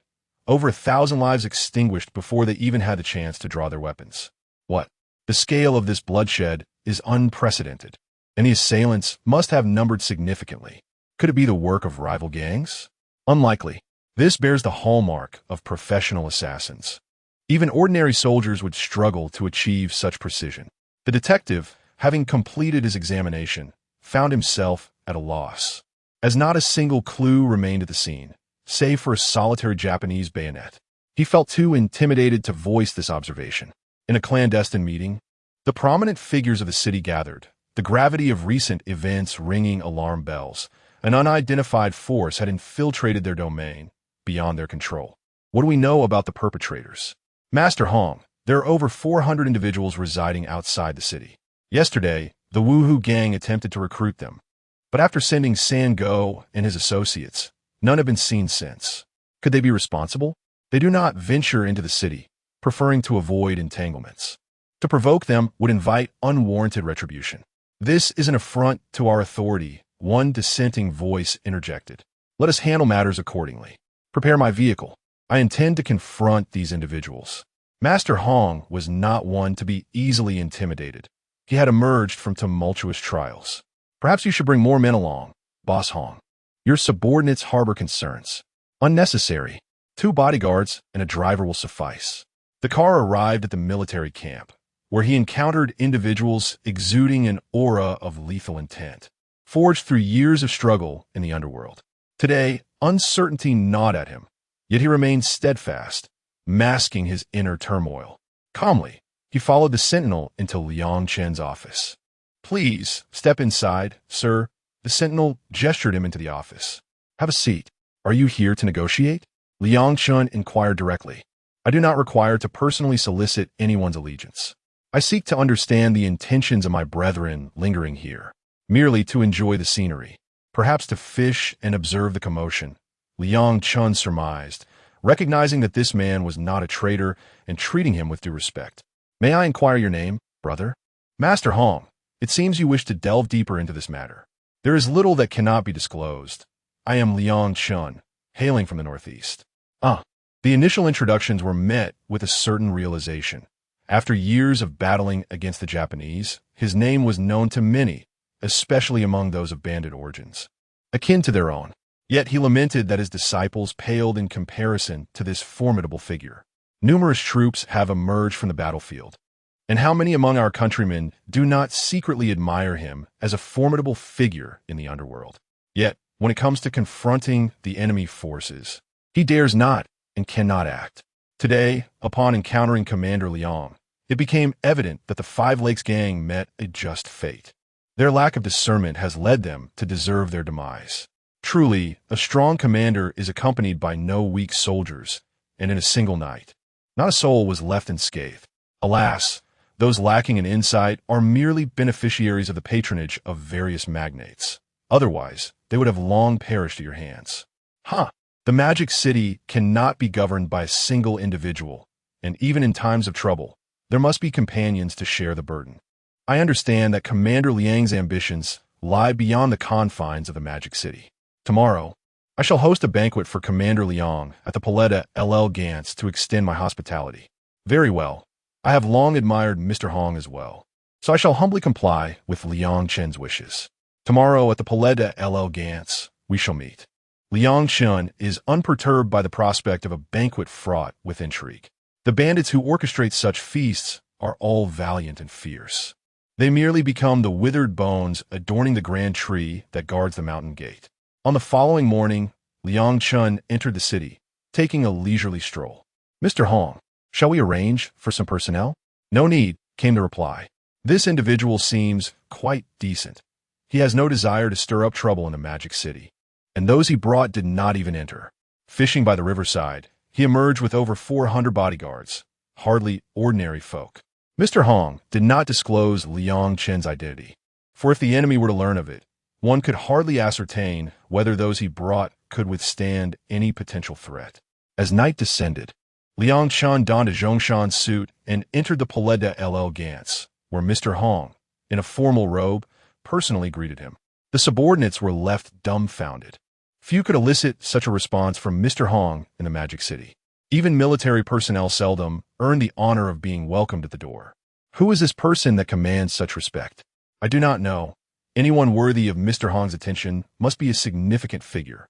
Before long, an extraordinarily handsome young man appeared before Mr. Hong. After exchanging pleasantries, the two entered the banquet hall, which Mr. Hong had reserved exclusively for the occasion, leaving little room for outsiders. A few young men, though silent, felt a twinge of resentment. As a young heir, they had never received such accolades, while this stranger, unknown to all, enjoyed such treatment. How could they reconcile with this? Even young ladies of high society were filled with curiosity, some pondering the prospect of marriage, having never encountered such a dashing figure, clad in a well-fitted Zhongshan suit, with neatly cropped hair that lent him an air of vigor. Brother Liang, this way please, Mr. Hong gestured with utmost courtesy. Once seated, they engaged in lively conversation. Who is this young man? I do not recognize him. He appears quite unfamiliar. Could he be from a prominent family in the Northeast? Unlikely. I heard him speak with a hint of a Northeast accent. A Northeasterner with the surname Liang? Mr. Hong's warm demeanor must mean he is. The one notorious for hanging heads in the mountains? Several young men finally deduced Liang Chen's identity, exchanging glances of astonishment. He is indeed a formidable character, having stood against the enemy for many years, never allowing for respite since their incursion into the Northeast. Even at night, one must keep an eye open. Who would have thought that upon arriving in the bustling metropolis, one would still need to bow one's head? A young man scoffed. Bow to whom? The Woohoo gang? Retorted another, displaying a modicum of intelligence. What? Is the Woohoo gang connected to him? The young man hailed from a family equally entrenched in local power, though not dissimilar to the Woohoo gang. Finally, with his intellect engaged for a brief moment, he glanced at the group of young aristocrats, observing their nods before nervously turning his gaze towards Liang Chen. Chapter 79. Borrowing money in a state of intoxication, Master Hong introduced Liang to several prominent figures. Mr. Liu, who engages in dock trade, Mr. Zhou, a magnate in the entertainment industry, and Boss Xiao, who operates within the water transport sector. There was also Big Brother Zhang from the Axe Gang and Detective Zhang, a Chinese investigator from the French concession. Liang felt fortunate to make the acquaintance of such influential personalities in Shanghai. However, he did not respond to each introduction individually. Instead, he merely clasped his hands in greeting to the surrounding dignitaries. Some in the crowd felt slighted, as Master Hong had yet to disclose Liang's surname. Only two individuals fixed their gaze intently upon him, Detective Zhang and Big Brother Zhang. Their scrutiny was not unfounded, for Master Hong had indeed contributed significantly to the nation. And these two figures represented a pillar of support for the Chinese people and the embodiment of lethal prowess, respectively. Liang nodded in acknowledgement, and an unspoken understanding passed among the three. They had surmised Liang's true identity, a commander engaged in the relentless struggle against the Japanese for territorial control in the Northeast. Despite the formidable might of their adversaries, Commander Liang had never bowed in submission, maintaining his stance throughout the years. The Japanese, even for their most mundane needs, required a cohort of men. The camaraderie in the underworld did not preclude a keen awareness of national affairs. What brings you to our city, Boss Liang? Inquired Boss Qiao, breaking the silence. Primarily, I seek leisure in Shanghai, but I also wish to procure some green fabric. If there are textile equipment available, that would be even better. Liang replied. Acquiring such materials was not overly challenging. If trust could be established, collaboration might ensue. You have indeed come to the right person, Brother Liang, Boss Qiao interjected, with Master Hong lending his support. That sounds splendid. I will take as much as you have, with no color preferences, Liang responded eagerly. Let us settle this. I currently have a stock of fabric valued at $120,000. I shall contribute $100,000 to the cause. Boss Qiao offered. Agreed. We shall finalize the transaction in 4 days, Liang stated, setting a date. The others looked on with envy. Boss Qiao was poised to make a substantial profit, as the surplus fabric had all but vanished, outclassed by the superior machines of the Japanese textile factories. Little did he anticipate selling $100,000 worth of fabric. Boss Qiao, I am interested in all your fabric now and in the future. We could establish a long-term partnership, Liang asserted. That is splendid news. Allow me to raise a glass to you, Boss Liang, Boss Qiao exclaimed, rising to toast. The other businessmen looked on with a tinge of envy towards Boss Qiao. The gathering had unexpectedly yielded a lucrative deal, marking a delightful occasion. Everyone raised a glass in celebration, with Master Hong particularly jovial. The revelry continued, with toasts exchanged left and right, until all had indulged to a state of inebriation, embodying the spirit of no return without drunkenness. The eyes of the young men and women never strayed from Liang, who, at the tender age of 22, stood shoulder to shoulder with their fathers, if not in a position of higher esteem, commanding tens of thousands. As the banquet drew to a close, Liang had imbibed a fair amount, but remained steady on his feet, unlike others who required assistance from their drivers. The only exception was Big Brother Zhang from the Axe Gang, who had maintained his composure throughout the evening. Do you have business with me? Liang Chen inquired after coming to a halt. In the corner of the back wall, Zhang Laoda appeared. Can I call you Commander Liang? Certainly. Do you have something to discuss with me? Yes, I wonder if Commander Liang could sell me some weapons. How many? Liang Chun surmised that his need for arms was likely to confront the Japanese and certain treacherous bullies. He was willing to assist him. 200 rifles, each with 500 rounds of ammunition, split evenly between short and long. Forget the gold bars. I require 200 Japanese scalps as payment for the firearms. Agreed, with 1 month as the limit. Zhang Laoda was straightforward. No restrictions on time or numbers. If you need weapons, send someone to find me. I will only be in the Magic City for 6 months. And the weapons? In a moment, you'll find me a warehouse. You can collect the arms tomorrow. Liang Chun possessed a vast arsenal in his space, but preferred not to foster reliance on his team.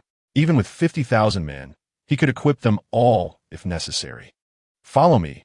Zhang Laoda led Liang Chun to a small courtyard. Only I know of this place is one of my safe havens. Here, that's the key. Keep it for yourself. You'll have a place to stay when you visit the Magic City. Liang Chun accepted, thinking it wise to have a refuge in the French concession. Zhang Laoda naturally had a key. As he departed, Liang Chun released several Czech light machine guns, 50 submachine guns, and 50 carbines, each submachine gun furnished with 1,000 rounds and 5 spare magazines. Each light machine gun was equipped with 2,000 rounds and 5 spare magazines, while 50 Type 38 rifles came with 500 rounds each, in addition to 3 crates of grenades. Afterward, Liang Chun left, taking in the night scenery of the Magic City. Unbeknownst to him, he wandered to the intersection of the French concession and the Japanese concession. A Japanese soldier sought to inspect Liang Chun, but he had no means to evade scrutiny. The soldier patted him down, causing Liang Chun great discomfort. Fueled by liquor, he contemplated creating trouble for the soldier, but soon stumbled upon a location that caught his eye: the Japanese bank. Damn it, robbing a bank in the future is suicide. But now, robbing a bank is akin to safeguarding national assets. Let us do it. What kind of bandit wouldn't he rob? He glanced at his watch. It was already past 10 at night. Stealthily, he approached the Japanese bank, noting the patrolling guards and the electric fence atop the perimeter wall. Do they think this fence can deter me? He retrieved insulated gloves and a ladder from his space. Finding a blind spot in the patrol, he set up the foldable ladder, climbed to the top, and jumped into the courtyard, swiftly retracting the ladder into his space. Liang Chun evaded detection, concealing himself in the shadows as a patrol unit passed by. He attempted to draw them into his space, but succeeded with ease. The Japanese soldiers found themselves firing in vain within the confines of his space, unable to escape to other areas. Let them struggle inside. He quickly sought another location and ensnared the remaining 2 patrols.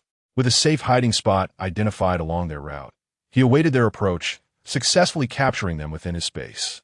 When the first group of enemies arrived, the preceding ones were engaged in target practice, resulting in the demise of several. They then positioned themselves along the patrol route of the final squad, successfully apprehending them. The sentry at the main entrance remained undisturbed, and with the absence of guard, the patrolling squad on the street was bound to notice. Liang Chun entered the bank, finding it devoid of personnel. He meticulously searched with his spiritual awareness and eventually discovered their quarters. Hurrying over, he pushed the door open and swiftly gathered them into his space. These adversaries were on duty rotation, and Liang Chun understood that he needed to intensify his efforts, as a shift change would likely occur in the dead of night. Chapter 80. Transactions cannot be made with stolen money. Liang Chun discovered that there was no sound of breathing within the building, prompting him to investigate the vault he had located.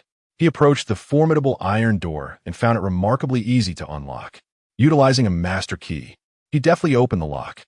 Upon entering the vault, he realized how impoverished he had been in the past. For anyone raised amidst the wealth of a bank vault, those before him would appear as paupers. With a mere wave of his hand, all the gold bars and silver coins were drawn into Liang Chun's spatial realm, alongside a substantial amount of U.S. dollars, British pounds, and French currency, with an abundance of Japanese yen as well. Alas, none of it was desired in the market. It lay dormant in the warehouse. To his astonishment, he also discovered numerous weapons and ammunition, presumably intended for use in battle, ready to be donned when the time came. He immediately gathered them, refusing to leave anything for the Japanese. Upon exiting the spatial realm, Liang Chun noted the pitiful state of the Japanese vault. He swiftly departed the office building, retracing his steps to exit the bank, and hastily left the Japanese concession. Returning to the residence that Boss Zhang had bequeathed to him, he indulged in a long slumber until Boss Zhang came to visit. So soon? Zhang exclaimed upon seeing the room filled with weapons, each one more appealing than the last. I never anticipated Commander Liang would provide me with such an arsenal. I shall transport them tonight. Liang Chun felt somewhat fatigued. You may proceed at your convenience. I overindulged last night, he replied. After Zhang's departure, Liang Chun succumbed to sleep once more. Upon awakening, he entered his spatial realm, recalling the events of the previous night. It dawned on him that it was no mere dream. He had indeed robbed the Japanese bank. As he inspected the gold bars, he noticed inscriptions in Japanese. Payment for textiles, he mused, realizing these bars would only bring trouble to Boss Chiu. Liang Chun resolved to utilize the funds acquired from the trader's household instead. The entire city of Shanghai was abuzz with gossip. The streets were alive with chatter. It was rumored that the Japanese bank had been plundered the previous night, leaving them with not a single dime. The Japanese commander was likely weeping in the restroom at that very moment. How could this happen? Who could possibly steal from the Japanese bank? Not who could, but who has already done so. The patrols have yet to report any findings. Is that so? Then, this is quite fortunate. The Japanese concessions depositors are in for a rough time. At that moment, outside the Japanese bank, depositors were clamoring for their money. The Japanese were claiming they were bringing funds from other banks. But if they're moving money from other banks to this one, those banks are also in dire straits. Such turmoil would only exacerbate their losses. Regardless, where's that great hole in their finances? If you ask me, any surplus should be deposited in our money house. Indeed, I shall go withdraw some funds. I shall join you. Wait for me. Groups of patrons departed the tavern. At the Hong residence, the master had just arisen. The Japanese were robbed last night, losing a significant sum. Now, they have scoured the Japanese concession without finding a single clue. How intriguing. Who would dare to tug at the whiskers of the Japanese? Master Hong, having washed his face and pondered, speculated, could it be that Brother Liang is behind this? But he was too inebriated to undertake such an endeavor. Were it not for him, no one in the entire metropolis would possess such capabilities. Was it the work of his subordinates? Did they arrive without funds to purchase textiles, seeking a loan from the Japanese? Lord Hong was nearing the truth in his musings. Unbeknownst to him that the nausea he felt during the Japanese soldiers' search for Liang Chun had spurred him to retaliate by robbing their bank. Prepare the vehicle. I am heading to Xianfang to arrange a meeting over tea, he instructed, while the steward contacted other influential figures. Upon arriving at Xianfang, one of his enterprises, he entered his exclusive banquet hall. Just as he settled in, the other business magnates arrived, marking one of their swiftest gatherings yet. Lord Hong, are you aware of last night's events? One inquired. Could it possibly be? They hesitated, recalling how much wine they had consumed the previous night. What could one expect at such levels of intoxication? Lord Hong wished for them to refrain from associating the matter with Liang Chun. I can assure you it was not Brother Liang, spoke Big Zhang, taking a sip of tea. Indeed, he spent the night at one of my residences and did not step out at all. Is that so? This adds an intriguing twist. Another formidable figure has emerged in the metropolis, which seems to be a tumultuous season indeed. The dragons crossing the river have revealed themselves. Yet, such talents remain unattainable for our purposes. What a pity. Do not harbor such dreams. Individuals of their caliber never deign to submit to others. Seeking them out could spell catastrophe, akin to the Wuhu gang, which vanished overnight into obscurity. Lord Hong was reluctant to embroil his longtime friends in trouble. Indeed, even if we locate them, we might find ourselves on equal footing, perhaps even beholden to them, as with Brother Liang, Old Chiu remarked. Old Chiu, when it comes time to settle accounts in 3 days, scrutinize the money closely to avoid complications, Liu reminded Chiu Jishan. It cannot be Brother Liang's doing. If he were to bring his troops, it might be feasible, but such a large sum of money is not something 1 or 2 individuals could transport, Old Chiu asserted. Right you are, we overlooked that detail. It is certainly not Brother Liang, Liu concurred with Chiu Jishan. Then we must ascertain the identity of this individual. While it may not be prudent to provoke them, we must remain informed about occurrences in the metropolis, Lord Hong declared. Let us dispatch someone to investigate. We must ensure this individual's information reaches our table. The prominent figures unanimously instructed their subordinates to begin inquiries. Simultaneously, another faction, comprised of government officials, was also seeking answers, pressured by the Japanese to verify the situation. They feared the Japanese might exploit this incident as a pretext for conflict.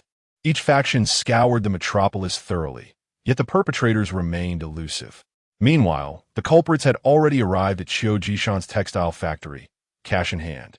After completing the transaction, Qiu Jishan arranged for the delivery of textiles from 11 warehouses to Liang Chun's courtyard, all of which were secured in the storage by nightfall. Having concluded the business, Boss Qiu engaged in a significant procurement of cotton, preparing for an ambitious venture. The Japanese, with their noses to the ground, wondered how a nearly bankrupt factory had suddenly revived. Upon learning that someone had cleared out his inventory, they hurriedly dispatched agents to locate this merchant. Desiring to engage in commerce with him, I find myself with an excess of fabric in my factory. Master Hong, the little devils are seeking Brother Liang. Wishing to establish a business relationship with him, they have come to me for assistance. They are not to be trifled with. So I shall first consult Brother Liang to gauge his thoughts. Master Hong personally ventured outside the city to seek out Liang Chun. Why have you come in person? Master Hong, if there is a matter at hand, you need only send someone to inform me. Our interactions have been frequent of late. There is no need for such formality. Brother Liang, the proprietor of the Little Devil's Fabric Factory, wishes to conduct business with you. What are your thoughts? Very well. Let us arrange a time for me to visit. I shall acquire whatever stock they possess. Liang Chen's eyes sparkled with excitement. After all, purchasing goods with money is far less enticing than acquiring them at no cost. Chapter 81. A no-cost transaction. 2 days later, Liang Chun once again entered the city, where he encountered the Japanese merchant at the Shinla Pavilion. Mr. Liang, it is an honor to meet you. The merchant greeted him with unexpected courtesy. Let's be straightforward. As we are both businessmen, I purchase fabrics to sell to those in need for profit. I simply wish to know the price of your fabrics, Liang Chun replied, aiming to avoid arousing suspicion while assessing the worth of the goods he had acquired. Since you are so forthright, I shall not prolong this. 50,000 rolls of exquisite printed fabric for 700,000 taels, the merchant stated. I shall settle on 600,000 taels. Payment and delivery will occur the day after tomorrow. In the future, I will require as much as you can supply, Liang Chun proposed, demonstrating his willingness to engage in significant transactions while allowing the merchant some room for negotiation. However, Mr. Hong felt a twinge of discomfort. Brother Liang, your assistance to Boss Qiu is commendable, but by accommodating the Japanese merchant, are you not inadvertently aiding them? Though he was reluctant to voice his concerns since the merchant was invited by him, he could only watch as they finalized the deal. Despite his inner turmoil, he maintained a facade of composure, deciding to limit his future interactions with Liang Chun. Such was the nature of warlords. Now that the price has been agreed upon, shall we inspect the quality? Liang Chun suggested. The merchant was more than eager to comply, confident in the superiority of his goods compared to those of Qiu Jishan. Accompanied by the merchant, Liang Chun visited his textile factory. The establishment was sizable, and he scrutinized every inch with his spiritual perception. He observed the fabrics as well as the various machines in the spinning workshop, ultimately reaching the dyeing area. After inspecting the goods, they departed together for the Belle Epoque. Unexpectedly, the youth and socialites present reacted coldly upon seeing Liang Chun in the company of the Japanese. They shunned him, exchanging glances filled with disdain. In a private room, Mr. Hong had followed them from the Shinla Pavilion to the Belle Epoque, where he met with several prominent figures. He was taken aback that Liang Chun would align himself with the Japanese.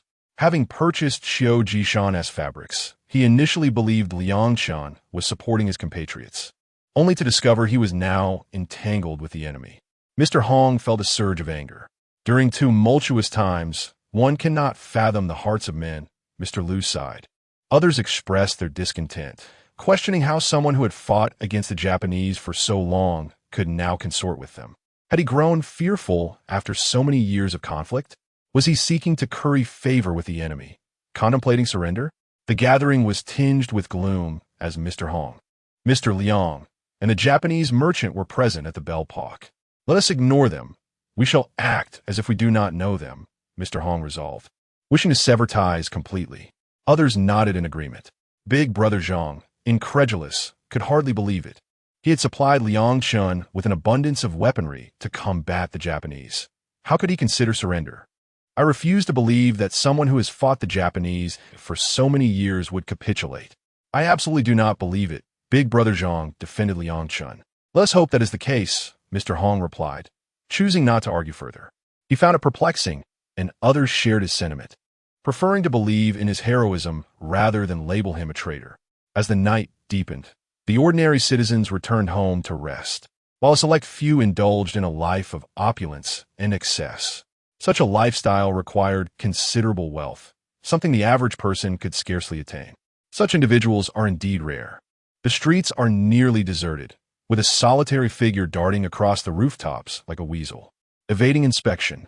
He enters the enemy's concession and arrives at the textile factory owned by the notorious wild young master. The moonlight is as dark as ink. Dressed in a nocturnal garb, Liang Chun moves with agility through the shadowy alleys, his target, the factory, now within sight. Approaching the factory with utmost caution, he skillfully avoids the patrolling soldiers. Stealthily, he infiltrates the premises. Utilizing his nimble prowess, he swiftly locates the warehouse and workshop where the fabrics and spinning machines are stored. Expertly, he unties the ropes and enters the warehouse, stowing bolts of fabric into a spatial storage before laboriously dismantling the spinning machines, loosening the large screws anchored to the ground. He then proceeds to secure the machines within his space. Suddenly, the stillness of a night is shattered by the blaring of an alarm. A jolt of anxiety grips Liang Chun. He realizes he has been discovered. There is no time for contemplation. He immediately retreats into his spatial realm. The soldiers, alerted by the alarm, swarm towards the factory, weapons drawn, searching for any sign of intrusion. Observing from his concealed vantage point, Liang Chun hears gunfire erupting outside. Exiting his space, he extends his senses and discovers that the gunfire is not directed at him, but rather a skirmish between the soldiers and a few members of the Axe Gang. He can no longer remain hidden. Seizing several grenades, he hurls them into the fray. The resulting explosions send the soldiers and officers reeling, as the limited number of adversaries is overwhelmed by the blasts. Meanwhile, Boss Zhang and his comrades hastily retreat, realizing that others have infiltrated as well. Liang Chun retrieves a long-unused automatic assault rifle and opens fire on the remaining soldiers and officers, swiftly eliminating the few left standing. Assessing the aftermath, he finds little left of value and decides to withdraw. No sooner does he exit than a large contingent of soldiers and officers encircles the factory. The wild young master arrives, surveying the ruins of his enterprise, his despair palpable, wishing he could weep for days. In a fit of rage, he spews blood, overwhelmed by the calamity that has befallen him overnight. Returning to the small courtyard provided by Boss Zhang, Liang Chun sheds his attire and collapses into slumber. The following morning, he is greeted with the news. Master Hong, last night the enemy's concession was embroiled in chaos. It is said that the wild young master's factory has been lost, with several officers and soldiers dead, and the machines and fabrics vanished without a trace. How intriguing, Master Hong muses. Yesterday, a deal was struck, and by nightfall, it was lost. The fabrics from Qiu Jishan had been negotiated in daylight, only for the enemy's bank to be robbed at night. How amusing indeed. It seems Master Hong has grasped the situation. Liang Chun shows no hesitation in taking what he deems necessary, as the funds of old Qiu come from the enemy's coffers. Setting out for tea, Master Hong feels a sense of delight, realizing he has not misjudged this individual. Liang Chun shows no mercy towards the enemy. Arriving at the Xinla Pavilion, although it remains closed for business, Master Hong, as the proprietor, has access to his exclusive private room, where he is attended to at all times. Seated within are influential figures, and today, Master Hong is in high spirits. Have you heard? The wild young master's factory has collapsed. A lucrative deal finalized yesterday, only to be undone by nightfall.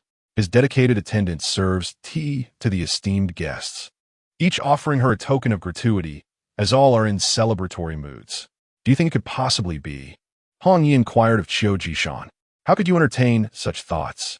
The others chimed in, look, the very night I struck a deal with the foreigner, the bank was thoroughly cleaned out. Just yesterday, I made a deal with Yezhong Sailang, and his factory collapsed that very night. What an uncanny coincidence. A chorus of laughter followed. Suddenly, Zhang Laoda recalled the individual from the previous night. Their formidable prowess suggested it was indeed him. Chapter 82. Brother Liang's intervention is truly satisfying. The Japanese have finally met their reckoning after decades of bullying our former government, arrogantly establishing their own concessions. Today, at last, someone has avenged the grievances of our nation. This evening, I shall host a feast at the Palais de Danse for 3 days to celebrate the rebirth of our textile factory. Boss Qiu, with a grand gesture, proposed to hold a banquet under a clever pretext. I believe this is an excellent idea. From now on, you, Boss Qiu, shall be our most capable ally. I shall certainly attend tonight. Until then, one by one, they departed from the Xianfang. Master Hong ventured directly out of the city to Brother Liang's residence. Master Hong, our boss has yet to return. Big Brother Zhang should know his whereabouts. One of his companions informed him. Since that is the case, I shall take my leave. Should he return, please relay my message. Boss Qiu is hosting a banquet at the Palais de Danse tonight to express gratitude to Brother Liang. Certainly, absolutely, the companion assured as he saw off Master Hong. The commander must have undertaken some significant undertaking last night. One wonders when we shall confront the Japanese again. Do not fret. An opportunity will arise. Brother Wang, we all remember your family's grievances. When the time comes, the commander will ensure you have your fill of retribution. I have a feeling the commander brought us here for a grand purpose. Have you been making progress? We are all individuals trained to operate warships alongside him. Indeed, could it be that we are to engage the Japanese in naval combat? Have the warships not yet arrived? The brothers began to piece together a semblance of clarity, their excitement palpable. Brother, are you still not awake? Was last night's battle too intense? Big Brother Zhang inquired cautiously. Last night, you led the charge, did you not? There are rumors swirling that you have become allied with the Japanese. I would hate for you to tarnish your reputation. I intended to incinerate their warehouses to thwart your dealings, yet you decisively cleared them out instead. Brother Liang's actions were immensely gratifying. To deal with the Japanese, one must ensure they feel the pain. These scoundrels are adept at everything except treating people with decency. Brother, tonight Master Hong has extended an invitation. Boss Qiu wishes to express his gratitude for your assistance. The Palais de Danse is reserved exclusively for 3 days, and all attendees will be treated free of charge. It should be quite the lively affair. In that case, I must certainly show my support. Brother Liang was aware that the Japanese would undoubtedly send troublemakers to disrupt their festivities. He relished the excitement. After freshening up, Liang Chun donned his Zhongshan suit and accompanied Big Brother Zhang into the Palais de Danse. The year 1937 saw the Palais de Danse become a haven of opulence and revelry. As nightfall descended, the vibrant lights illuminated the night sky, casting a kaleidoscope of colors throughout the city. Luxury vehicles continuously arrived at the entrance, as elegantly dressed gentlemen and ladies flowed into the venue. Inside the grand hall, melodious music filled the air, and couples twirled gracefully on the dance floor, their figures enchanting. The DCOR exuded extravagance, golden chandeliers, crimson carpets, and exquisite murals all showcased an air of nobility and luxury. Attentive waitstaff, clad in immaculate uniforms, navigated the crowd, providing exceptional service to the guests. Within the private rooms of the Palais de Danse, an entirely different realm awaited. Lavish sofas, exquisite tableware, and the finest wines transported one to a palace-like experience. The guests here indulge in delightful cuisine and fine wine, engaging in lively conversations and laughter, enveloped in sheer pleasure. However, beneath this extravagant facade lies the stark reality of societal wealth disparity and injustice. The opulent lifestyle of the Palais de Danse is merely a privilege for the few, while the majority toil for their daily sustenance. This lavish way of life provokes contemplation regarding societal values. Today, the Paletta dance radiates vibrancy, with even the neon lights playfully winking, as laughter and merriment fill the air. Several prominent figures are also visibly elated, their joy emanating from within. For witnessing the misfortunes of their adversaries brings them great satisfaction.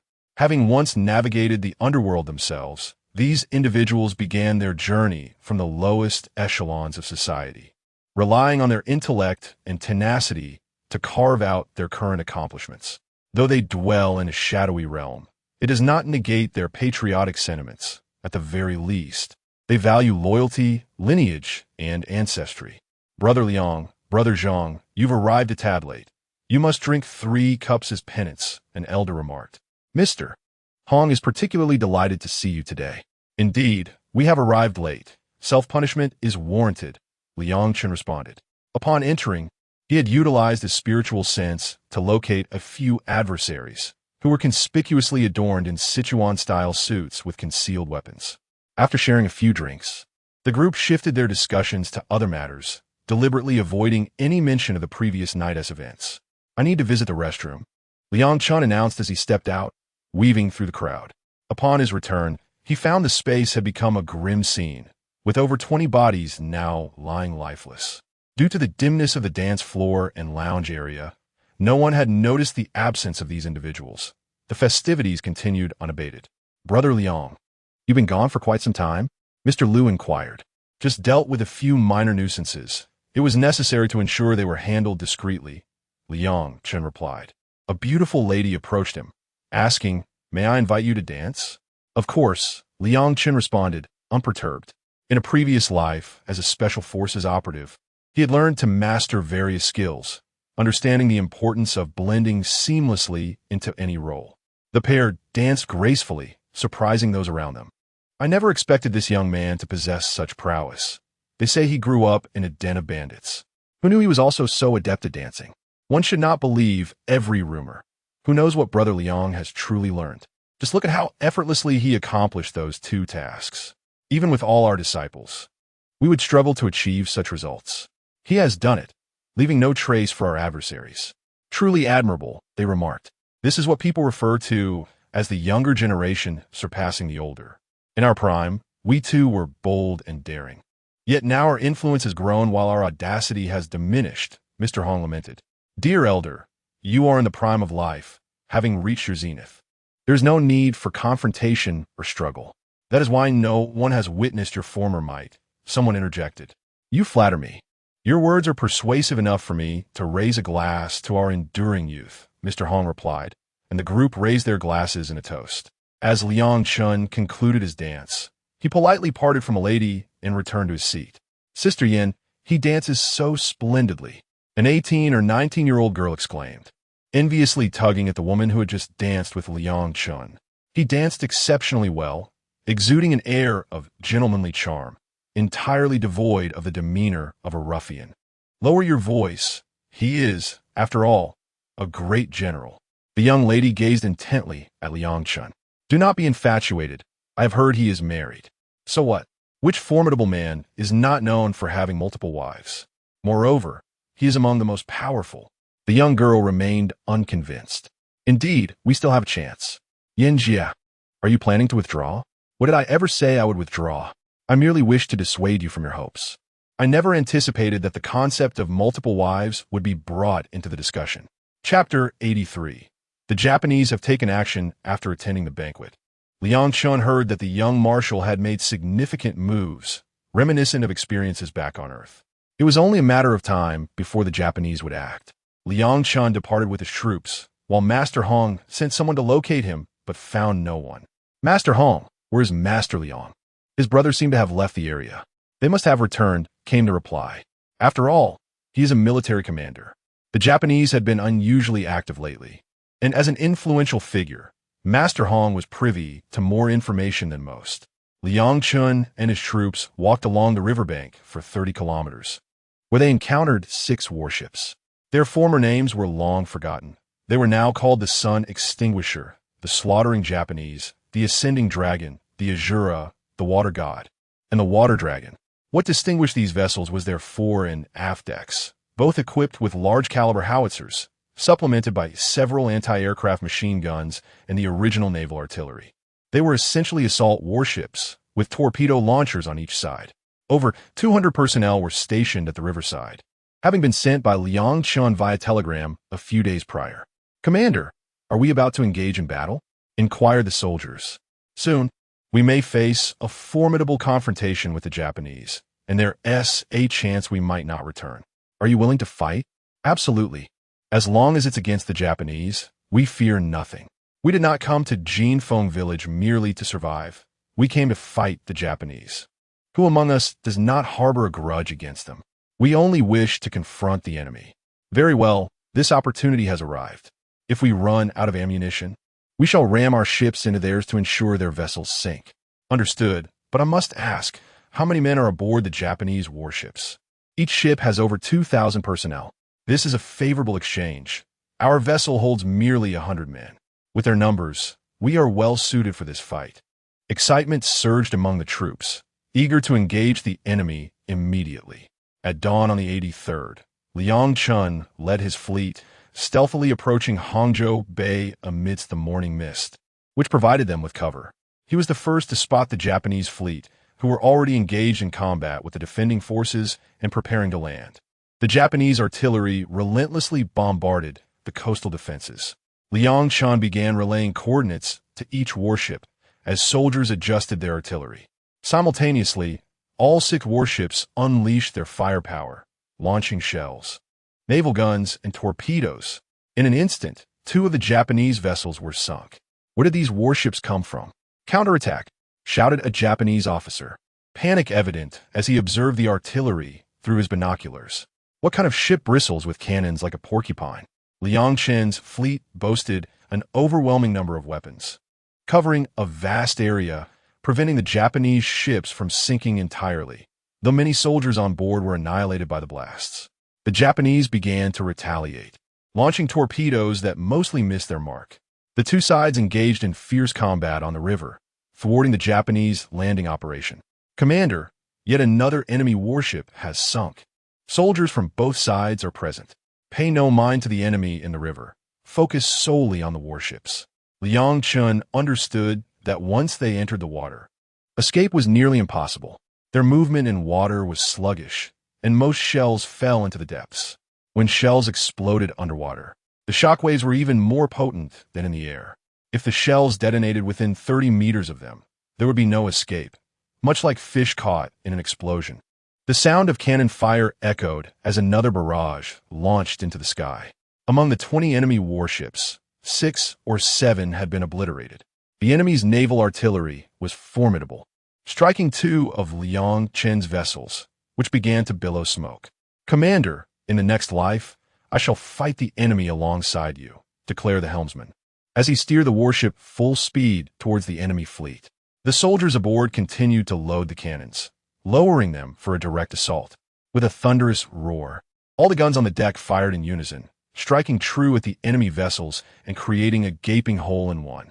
The helmsman showed no sign of slowing, ramming directly into the enemy's position. The warship was split in half upon impact, and the explosives aboard detonated, taking down the enemy soldiers who had leapt into the water, leaving them to float lifelessly like dead fish. The Sun Extinguisher warship was also sinking, prompting the water dragon to hasten its approach. All shipborne artillery targeted the nearby enemy vessels, forcing them to flee. The water dragon drew near the Sun Extinguisher, and the surviving soldiers climbed aboard via the gangway. The water dragon continued its relentless assault on the enemy ships, leaving no refuge for the enemy soldiers on board. To economize on space, the enemy had filled every available spot with their troops, resulting in dozens being launched into the air with each shell. The density of enemy soldiers on deck was overwhelming. "Commander, are the warships in the sea ours?" inquired a soldier from the government forces on the shore. "Our vessels are not here. None of these ships belong to us. Our navy has only a handful of ships, and none bear these names. Regardless of ownership, as long as they bear the characters of our great nation and strike against the enemy, they represent our national defense. Prepare yourselves. The enemy has no time to retaliate, and our brothers may yet survive. Drive back their landing forces. Yes, Commander. The soldiers felt a newfound sense of ease. With 6 of their warships against the enemy's 20 or more, the odds were favorable. Several enemy vessels were smoking from direct hits, while they had lost one ship and another was damaged. The Navy had performed admirably. As long as they remained afloat, they would continue to charge at the enemy. Fortunately, the surviving soldiers were rescued. The Chief of Staff had been observing the water battle through his binoculars. "Commander, look, that smoking warship has collided." "I see it," replied the commander, as those with binoculars turned their gaze to the river. The morning mist had lifted, but the smoke of battle still lingered in the air. "Well done." All the soldiers stood upright, striving to gain a clearer view. This time, our destroyer suffered a setback, merely inflicting a significant breach on the enemy's warship without splitting it in two. Nevertheless, it did not prevent water from flooding into the vessel. All the soldiers aboard the destroyer perished, leaving Liang Chen's heart heavy with sorrow. "Attack with all your might," he commanded, personally operating a howitzer, continuously adjusting the angle. He discerned the location of the enemy's ammunition depot through the telescope. He loaded a shell into the chamber. With a resounding boom, a vengeful projectile struck the enemy warship's ammunition storehouse. Chapter 84. The sole warship, the munitions depot aboard the enemy warship, detonated in a catastrophic explosion, tearing the vessel asunder and splitting it into 2 halves. On shore, the government troops erupted in exultation at this turn of fate. 5-2, the soldiers, who had recently been engulfed in sorrow, now felt a surge of vindication. The enemy warships had scattered, encircling the remaining 4 vessels commanded by Liang Chen. The cannons on Liang Chen's warship bristled like a porcupine, unperturbed by the encirclement as they engaged in independent combat. As ammunition aboard the water dragon dwindled, Liang Chen replenished the munitions on his ship, the Water God, before drawing closer to the water dragon. He swiftly boarded the latter, supplying it with additional shells, 50 rounds for each cannon. Gradually, he extended the same courtesy to the other warships. Several enemy vessels were struck, as Liang Chen resolved to exhaust the enemy's ammunition, despite the relentless exchanges of fire. The 4 warships maneuvered tirelessly, firing continuously, while the enemy retaliated, damaging 3 of their ships. "Commander, we carved out a passage for you. Your vessel remains unscathed. You must break through. Jinfeng Fortress cannot afford to lose you. Dezhu, take the commander back. I will lead the way." It became apparent that more enemy reinforcements were approaching. Delay would lead to their entrapment. The other warships drew closer to the water dragon. "Brothers, board this vessel. We shall depart together," Liang Chen commanded, recognizing that further conflict would yield no victory. Soon, 3 warships converged. Most of the crew had boarded, though a few remained reluctant. The 3 vessels formed a protective triangle around the water dragon. "Commander, thank you for leading us against the enemy and avenging our families. I shall depart first." The Tunglong and Shilao began to accelerate, heading straight for the 2 enemy ships ahead. "These lunatics are at it again. Take cover." The enemy, disregarding all protocol, scrambled to evade. On the Tunglong, several crew members tirelessly adjusted the cannons to target the enemy vessels. The brothers at the helm increased their speed while the enemy desperately fled, suffering hits from several torpedoes, causing their ships to take on water. At last, the Tunglong caught up, ramming full speed into the enemy's stern. Both vessels nearly capsized as the helmsman swiftly maneuvered, positioning their ship at a perpendicular angle to another enemy vessel, charging fiercely toward it. This time, the impact was not in vain. The enemy warship was overturned, gradually succumbing to the depths of the river. Meanwhile, aboard the water dragon, Dezhu hastened the vessel's speed, prompting the enemy to evade. The cannons on the water dragon relentlessly fired upon the enemy's ship, creating a substantial breach. Emerging from the smoke, Liang Chen reached the stern and observed the remaining water god and Shilao. They had not kept pace, navigating through the enemy fleet. The crew gathered at the stern to salute their fallen brothers. "Commander, one ship has escaped, the rest have sunk." 11-5. That vessel likely carried significant figures. "These 3 have forged a path for him. Well done, everyone." Now, reinforcements are within our grasp. Our chances of victory have substantially increased. The brigade commander surveyed the 3 artillery positions behind him, instilling him with a sense of confidence. Liang Chun gazed at his 600 comrades, now reduced to just over 300, his heart heavy with the weight of their losses. "Commander, how many of the enemy have we slain?" he inquired. "I calculated that with 2,000 men aboard each of our warships, that amounts to over 10,000 in total. Not to mention, our 3 vessels will sink the enemy's ships. Those heavily damaged vessels are bound to succumb as well." A chorus of murmurs arose among the brothers. Despite some sacrifices, it did not deter their calculations of the enemy's casualties. Upon arriving at the previous dock, the warships came to a halt. Liang Chun was reluctant to linger in the river, awaiting the enemy's bombers. "Make your retreat. I shall follow shortly," he instructed after ensuring their departure. Once they had left, he stowed the warship in a spatial pocket and set off, driving a truck towards the northeast, departing from the bustling metropolis. Days later, he found himself near Fengtian, circumventing the city on foot, eventually arriving at the foothills of Jinfengzhai. Fortuitously, a road constructed by the enemy lay ahead. Along the way, he encountered 2 children making their way out of the mountains. He immediately recognized the elder, Liang Haoren, leading his younger brother, Liang Haoshuan. "Where are you going?" Liang Chen inquired. "Daddy, you're back," the older boy exclaimed, tears streaming down their faces. Liang Chun gathered the 2 children into the passenger seat of the truck. "What are you doing out here?"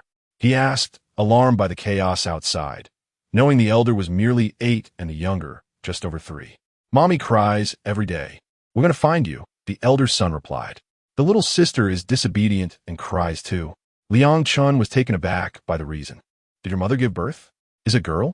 he asked his eldest son. "Yes, a sister. She is very pretty but loves to cry. Girls tend to cry, but they grow out of it," he replied. Liang Chun hastened his pace, eager to return to his wife and daughter. Upon reaching Jinfengzhai, he did not stop but drove straight to Yaodi village. The road ended, and they could proceed no further by vehicle, necessitating a trek to the new camp. He, along with a handful of others, including Dejuji, returned to Yaodi village. "You finally returned, Liang Chun. This time you're gone the longest," they exclaimed. Everyone spoke of the grandeur of the metropolis, a paradise for the wealthy, filled with indulgence, easily capable of corrupting the heart. Chu Lingyan had considered seeking Liang Chun multiple times. The longer he was away, the more uncertain she felt, and tears had become her daily companion. "Wife, I'm back. I missed home so dearly. How could I think of home amidst all that glitz?" Liang Chun responded. Chu Lingyan felt a pang in her heart. There is no warmth in that world of excess. Here, I have a beautiful wife and a daughter I have yet to meet, along with 3 sons and a sister, and the rest of our family. "Why were you gone for so long?" she asked. "The enemy launched a massive invasion. I led 600 brothers into a naval battle against them, and half of our number has perished." The thought of his fallen comrades darkened Liang Chun's mood. How could so many have sacrificed themselves? There were simply too many of them. "We sunk a considerable number of their warships. Conservatively, they must have lost at least 15,000 men. Such a toll? It was worth it," he concluded as Uncle Du arrived at Liang Chen's home, accompanied by the old hunter, both men of similar age residing nearby. "Today, I heard that Liang Chun has returned, so everyone came to take a look. Sister Binfen, this lad has managed to eliminate so many enemies. Is everything all right? Let me first embrace my daughter." Liang Chun lifted his little girl into his arms. At 4 or 5 months old, she is indeed quite lovely. Others were somewhat apprehensive, as this little girl was known for her propensity to cry. Yet to their surprise, she smiled upon seeing Liang Chun. His heart melted. In his embrace, his daughter was exceptionally well behaved, not a single tear to be seen. Chapter 85. The merchants of the capital Liang Chun gazed fondly at his daughter nestled in his arms, while Chu Lingyan watched in astonishment. Could this little girl be something extraordinary? It seemed impossible for her to recognize Liang Chun at such a tender age. Yet upon being held by him, she ceased her cries and wore a blissful expression. Their 3 sons, seated on the ground, observed Liang Chun and their sister in wonder. "Mom, why isn't sister crying?" Liang Haoren inquired, bewildered. Dad, I want to hold her too. The youngest son confirmed that this was indeed his father, now unafraid and eager for a chance to be embraced. Let him hold her, while I prepare a warm meal for your father, Chu Lingyan said, leading Xiao Qin to the kitchen. Shengzi had ceased to follow Liang Chun, having wed Xiao Qin and assumed the duty of guarding the village at the cliff's base. Dad, take me with you next time you go out, Liang Howard implored, his gaze fixed on Liang Chun, yearning to see the world beyond. My son, while I am away. You, as the eldest, must protect your mother and younger siblings, Liang Chun replied. I understand, Liang Howard declared, raising his small arm in a promise to his father. Commander. Su Song entered Liang Chen's home with urgency. What troubles old Su? Liang Chen inquired of Su Song. The 2nd Division has betrayed us. Aligning themselves with General Yi from Jisheng, Su Song anticipated Liang Chen's anger. Very well, the 1st Division shall join them as well. Inform General Yi accordingly, Liang Chen commanded. Why is this, Commander? Su Song questioned, perplexed by the situation. The young marshal has been stripped of his military authority. I harbor no great ambitions. My sole desire is to defeat the invaders and secure a clear sky for the common folk. General Yi's army is dedicated to combating the enemy and serves the people wholeheartedly. I trust him with the troops. I will send a telegram to convey your intentions. Su Song acquiesced, recognizing Liang Chen's keen judgment regarding military matters. The proximity of the 2nd Division to Jisheng and their interactions with General Yi's forces could indeed sway their loyalties. Liang Chun had never aspired to be a warlord. Hoarding power, if this can pave a broad path for my brothers, it is indeed a commendable endeavor. Why not embrace it? He mused. As he prepared to embark on yet another journey, he contemplated his destination, the capital, hoping to rescue some of its people. Otherwise, their plight would mirror that of the Earth's, an unbearably tragic fate. After spending half a month at home, Liang Chun set out with over 30 companions. Chu Lingyan, cradling their daughter, followed him for quite a distance. Liang Chun looked back repeatedly at his family, standing at the village entrance, especially pained by the sound of his little girl's cries. Yet, with the impending slaughter the enemy would unleash upon the capital, he steeled himself to depart, resolutely taking along 20 of his brothers. Throughout the journey, Liang Chen's heart was heavy. He thought of his family, the sound of his daughter's sobs filling him with guilt. Nevertheless, he understood that his departure was for the survival of many, for the safety of the people. He silently vowed that he would ensure the enemy paid for their transgressions. After several days of arduous travel, Liang Chun finally arrived at the capital, only to find that the enemy had not yet infiltrated the city, which had already begun its preparations. Liang Chun and his brothers entered the capital, engaging in small trade to conceal their identities. As he embarked on his first venture as a merchant, Liang Chun felt an undeniable sense of apprehension. He stood on the bustling street, 2 baskets of pears in hand, continually calling out, "Pears for sale, fresh, sweet, and juicy pears." His voice was somewhat unfamiliar to him, yet he endeavored to project it with greater volume. Passers-by cast curious glances in his direction, but few paused to purchase his wares. Liang Chun remained unperturbed. His intention was not merely to attract more customers, but rather to survey every street. He observed the nearby vendors, who skillfully entice customers and appear to be thriving in their endeavors. Yet, he pondered how many would survive when the city fell. Learning from them, Liang Chun watched intently and noted how they greeted customers warmly, introduced their products, and offered small discounts. Mimicking their approach, he smiled and greeted every passerby, extolling the virtues of his delicious pears. He even sliced a pear into small pieces for customers to sample. Gradually, his business began to flourish. An increasing number of individuals stopped to buy his pears, and soon, both baskets were emptied. It was then that Liang Chun realized he had taken on the role of a vendor too convincingly, and after selling his goods, he felt a pang of regret. He still needed to restock. He intended to become a mere street vendor. Nearby, his fellow vendors noticed his growing enthusiasm for selling and hurriedly offered him their own baskets of pears. For several days, Liang Chun and his companions changed locations constantly, familiarizing themselves with every street. Other brothers had also identified suitable places for their operations, while Liang Chun had chosen to locate himself near the government's 2 largest arms depots. when the enemy invaded the city. The personnel responsible for the armory fled with the army, leaving behind an abundance of weapons and ammunition, which could not reach the front lines, ultimately allowing the enemy to breach the city. Every day, Liang Chun busied himself preparing, purchasing cooked food from various grand restaurants, ranging from steamed buns and dumplings to a variety of exquisite dishes. Many were the favorites of his wife and children, particularly Liang Xiao, who had been scarred by hunger in her childhood and now eagerly welcomed any food in sight. In recent days, he had ceased selling pears, focusing instead on monitoring the evolving situation. Have you heard? The enemy is coming our way. I'm all set. Tomorrow I will move across the river. Those fiends are not human. How can the common folk hope to endure their onslaught? Fear not. We have over 1 million troops, came the response. Didn't the city of Mo also have 70 or 80,000? They were defeated as well. If you cross to the southern bank when the enemy attacks again, where will you find refuge? He sensed the helplessness in their voices. Perhaps hiding for a time is prudent. The enemy might claim such a vast territory in the north and cease their pursuit of the south.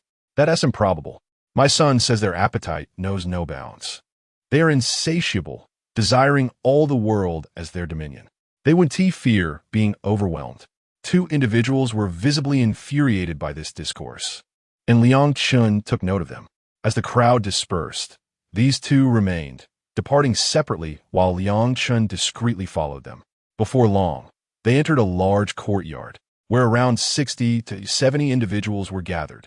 Inside the building lay a considerable stock of weapons and ammunition. In the dead of night, Liang Chun stealthily entered their courtyard, clandestinely capturing a few individuals. By dawn, the courtyard was stripped bare, leaving only these bare-bodied beings swathed in diapers. Liang Chun then ensnared another group, along with a small notebook containing a list of names. Unbeknownst to anyone, he discreetly handed this list over to a high-ranking officer guarding the city. The following day, the entire city commenced a sweeping arrest, and numerous officers found themselves apprehended. Chapter 86. The siege approaches. Liang Chun was acutely aware that, despite his efforts, he had not successfully apprehended all the traitors and spies, a reality that left him feeling powerless.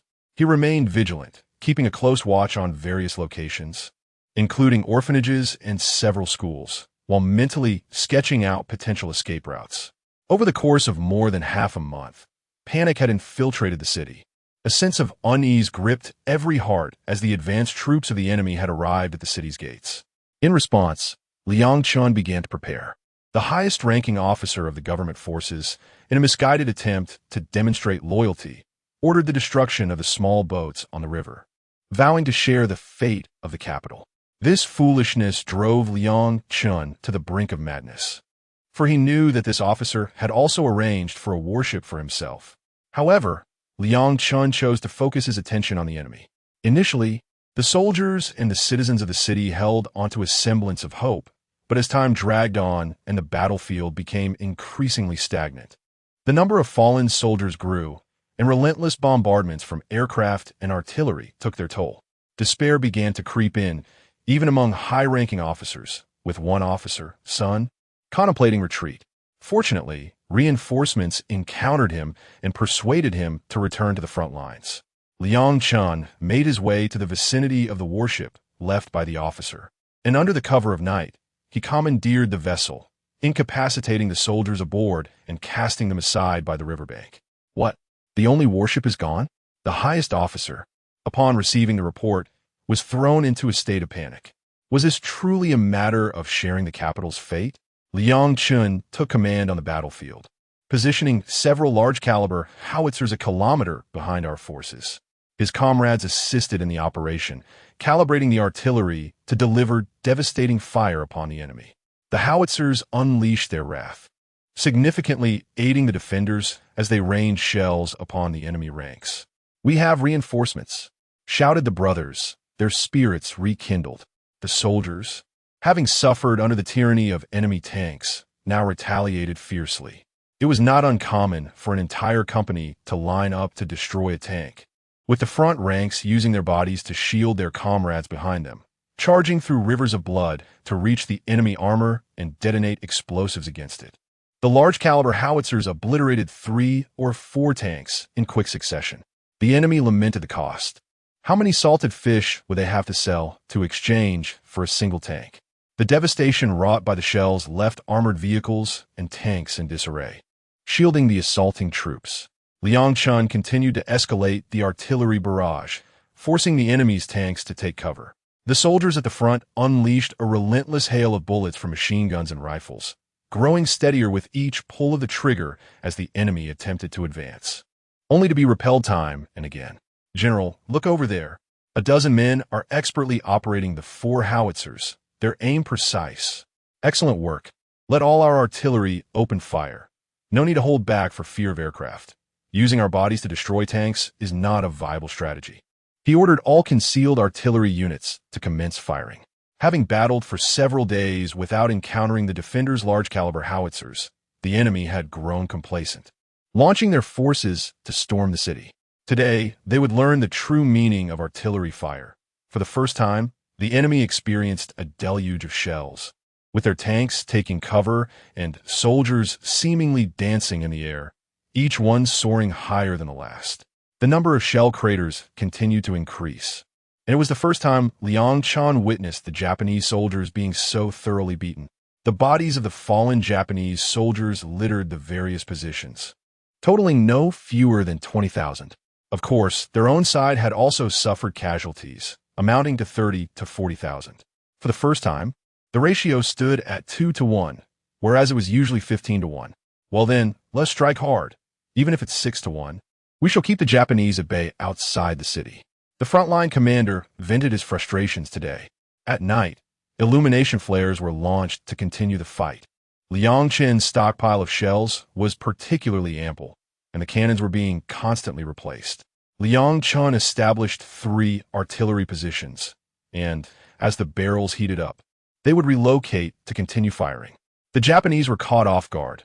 Although they had few howitzers here, the bombardment had not ceased for a day and a night. The Japanese had not crossed a single step beyond the minefield. The soldiers were elated, having successfully bombarded the enemy's artillery positions twice. Their own side was considerably more at ease, while the following day, the Japanese replaced their siege troops, the previous day as forces having suffered devastating losses. "Young man, which unit are you from?" During a brief moment of respite, an officer approached Liang Chun. "We hail from the northeast," Liang Chun replied. "Which unit of the Northeast Army?" The officer seemed puzzled, as it was true that Northeast troops were participating, but not in this location. "We are from Jin Feng's High," Liang Chun stated, feeling unafraid of their inquiry. Were they truly in a position to trouble him amidst the chaos? Jin Feng's High? Liang Chun? The officer suddenly recalled. The area near Fengtian had become widely known in recent years. "I am but a humble soldier, Liang Chun," he admitted without reservation, realizing there was little to fear at this point. "Ah, Commandant Yang. It is an honor to meet you on the battlefield." The officer understood that this was not the time for detaining individuals for merit, and he harbored no such intentions. "Standing in the trench as a comrade. With so few of you, are you managing? Shall I send over a few artillerymen?" Liang Chun welcomed the offer, stating, "That would be splendid. We hardly have time to eat." He regretted having brought too few men. He had initially intended to bring a few who could operate naval vessels to rescue some civilians, but once the guns roared, he found himself unable to sit idly by and had directly engaged in combat. The Japanese forces continued to swell, and the government troops were frequently rotated. Japanese aircraft bombed one of Liang Chen's artillery positions. Fortunately, 2 others remained concealed and undetected. With over 30 men and 8 howitzers, they maintained their morale at the front lines as the Japanese charged repeatedly, leaving many of their own dead in retreat. It was not until the early hours of the 12th that a small contingent of troops breached the city, disrupting the balance. Upon hearing this, Liang Chun promptly gathered the artillery and returned to the city with his comrades. Each soldier wielded a semi-automatic assault rifle, engaging in urban warfare against the Japanese. Thanks to the uniforms provided by that officer, which spared them from being mistakenly fired upon by their own, the Japanese made a beeline for the government's armory, the coordinates having long been relayed by spies. Liang Chun was also heading to this destination when the general encountered Liang Chun and his small group equipped with semi-automatic rifles. They capitalized on their advantage, forcing the Japanese special forces into a hasty retreat. "Do not pursue them," Liang Chun instructed as he arrived at the armory, where a few soldiers had been killed by the Japanese, while the rest had fled. Liang Chun entered the armory, which was brimming with weaponry that was too precious to be bestowed upon the so-called ragtag army. He promptly stored the arms within his spatial realm and proceeded with his team to the next armory. The city harbored not just one, but at least 4 or 5 armories. Upon their arrival at the next site, they discovered that it was already guarded by the enemy. Contemplating the situation, Liang Chun resolved that if he could not possess these arms, neither would they benefit from them. He retrieved a Barrett rifle, sought out a vantage point, and loaded it with 2 armor-piercing incendiary rounds. With the armory's entrance in his sights, he fired. The resounding crack of the gun echoed as the round shattered the door and struck an ammunition crate inside, igniting a conflagration that detonated the explosives and shells within. A mushroom cloud ascended into the sky, obliterating the enemy forces stationed inside. After taking the shot, Liang Chun retreated into his spatial realm, confident that his comrades in the distance would remain unharmed. Following the shockwave, nearby residences crumbled to the ground. Liang Chun rejoined his brothers and rushed towards the next armory, directing anyone they encountered towards an escape route leading to the riverbank. He led his team into an orphanage, where the eldest sister guided the children to the riverside, where boats awaited to ferry them across. The enemy, upon entering the city, would show no mercy. Aware of this, several women enlisted the help of older children to carry the younger ones as they hurriedly evacuated with supplies in tow. Proceeding to the next armory, they found it still engaged in conflict. Liang Chun, accompanied by a dozen brothers, launched a surprise attack from behind, catching the enemy off guard. The beleaguered soldiers, realizing their precarious situation, abandoned their intention to seize the armory and instead sought to destroy it. With only a handful of defenders remaining, they charged out to intercept the enemy's desperate assault, leading to mutual annihilation. Liang Chun entered the armory and swiftly collected the weaponry and ammunition, which were predominantly German in origin. Sensing that time was of the essence, he led his brothers to the riverside, where throngs of people looked despondently at the water. Just as despair began to settle in, 3 warships appeared on the horizon, eliciting joyous exclamations from the crowd. Liang Chun organized the boarding of the vessels, facilitating the evacuation of thousands at a time. For the warships, each round trip took merely half an hour. As news of the evacuation spread throughout the city, Liang Chun tirelessly transported people across the river, successfully ferrying over 100,000 individuals in just a few days. Only then did the enemy begin their large-scale incursion into the city, with some retreating soldiers attempting to commandeer the warships.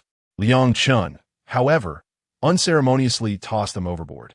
The greedy officers found themselves swimming in the river. Realizing that the civilian population had dwindled significantly, Liang Chun commanded the warships to depart from that stretch of the river, leaving behind a few bewildered officers who had initially conspired to seize the vessels, hoping to mitigate their culpability. Unbeknownst to them, they were cast adrift in the middle of the river, while the pursuing enemy closed in on their position. Chapter 87.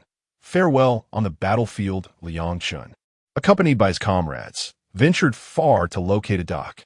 After dispersing his brothers, he concealed the warship within a spatial realm before rejoining them for their departure. The river's surface no longer bore its former hue, now tinged with a slight crimson. Liang Chun understood that at least half of their number had perished, and he had done all he could. He was merely a traveler from another realm, not a deity, possessing only an external aid devoid of magical powers. The group encountered several Japanese soldiers. When faced with a smaller contingent, they executed a surprise attack. When confronted with larger forces, they took refuge. After traversing several dozen kilometers, they were drawn by the thunderous sounds of gunfire. They hurried toward the source of the commotion. Through his binoculars, Liang Chun observed a ragtag group of soldiers armed with rudimentary rifles, valiantly battling against a contingent of 400 to 500 Japanese troops. The enemy relentlessly bombarded them, while the beleaguered defenders clung to a dirt embankment, numbering over 1,000. Liang Chun felt the urgency of the situation and quickly organized a dozen brothers and several mortars, carefully calibrating their aim. Each mortar was loaded with 20 shells, with orders to fire and retreat upon depletion. The mortars roared to life, their shells accurately raining down upon the enemy's ranks. Explosions erupted, drowning out the sounds of battle, as the Japanese, initially reveling in their artillery's effectiveness, were suddenly caught in a devastating counterstrike.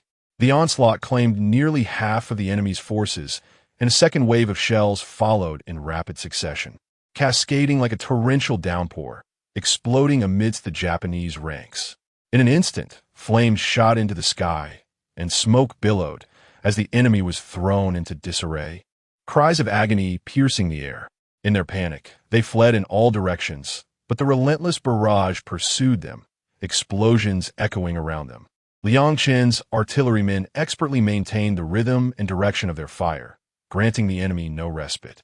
Vehicles and equipment were obliterated, plunging the Japanese into chaos. Following the artillery assault, Liang Chen led his soldiers into the encampment, engaging in fierce close-quarters combat. They fought valiantly, showing no mercy as they methodically eliminated the enemy. After a fierce battle, the Japanese forces were completely eradicated, leaving behind only a few stragglers. An officer emerged from the trenches, accompanied by his men, and directly addressed Liang Chen. "We are from Jinfeng Zhai in northeast China. You are the Sichuan army, correct?" "Indeed," Liang Chen replied. "Thank you for your assistance." The officer expressed his gratitude, and several soldiers began scavenging for usable weapons and ammunition. At the mountain summit, a cache of new weaponry awaited, prompting Liang Chen to ascend the slope. There, he uncovered a trove of German weapons. "Such an abundance of arms and ammunition. Thank you," he exclaimed, noting the numerous bags nearby. A few soldiers opened them to discover they were filled with steam buns. "What is this?" the officer inquired. "Your comrades must be famished, yes? These are for you," Liang Chen replied. Thank you. The Sichuan soldiers were profoundly moved. Their initial mission had been to combat the Japanese, yet they found themselves feeling like orphans upon leaving their homeland. "Today is the happiest day," one soldier declared. "I apologize for not joining you earlier in the fight against the Japanese. We were hesitant, fearing it was a trap, and we were also out of ammunition, waiting for the enemy to exhaust their supplies before engaging in close combat. We never anticipated your timely arrival. Provide them with artillery cover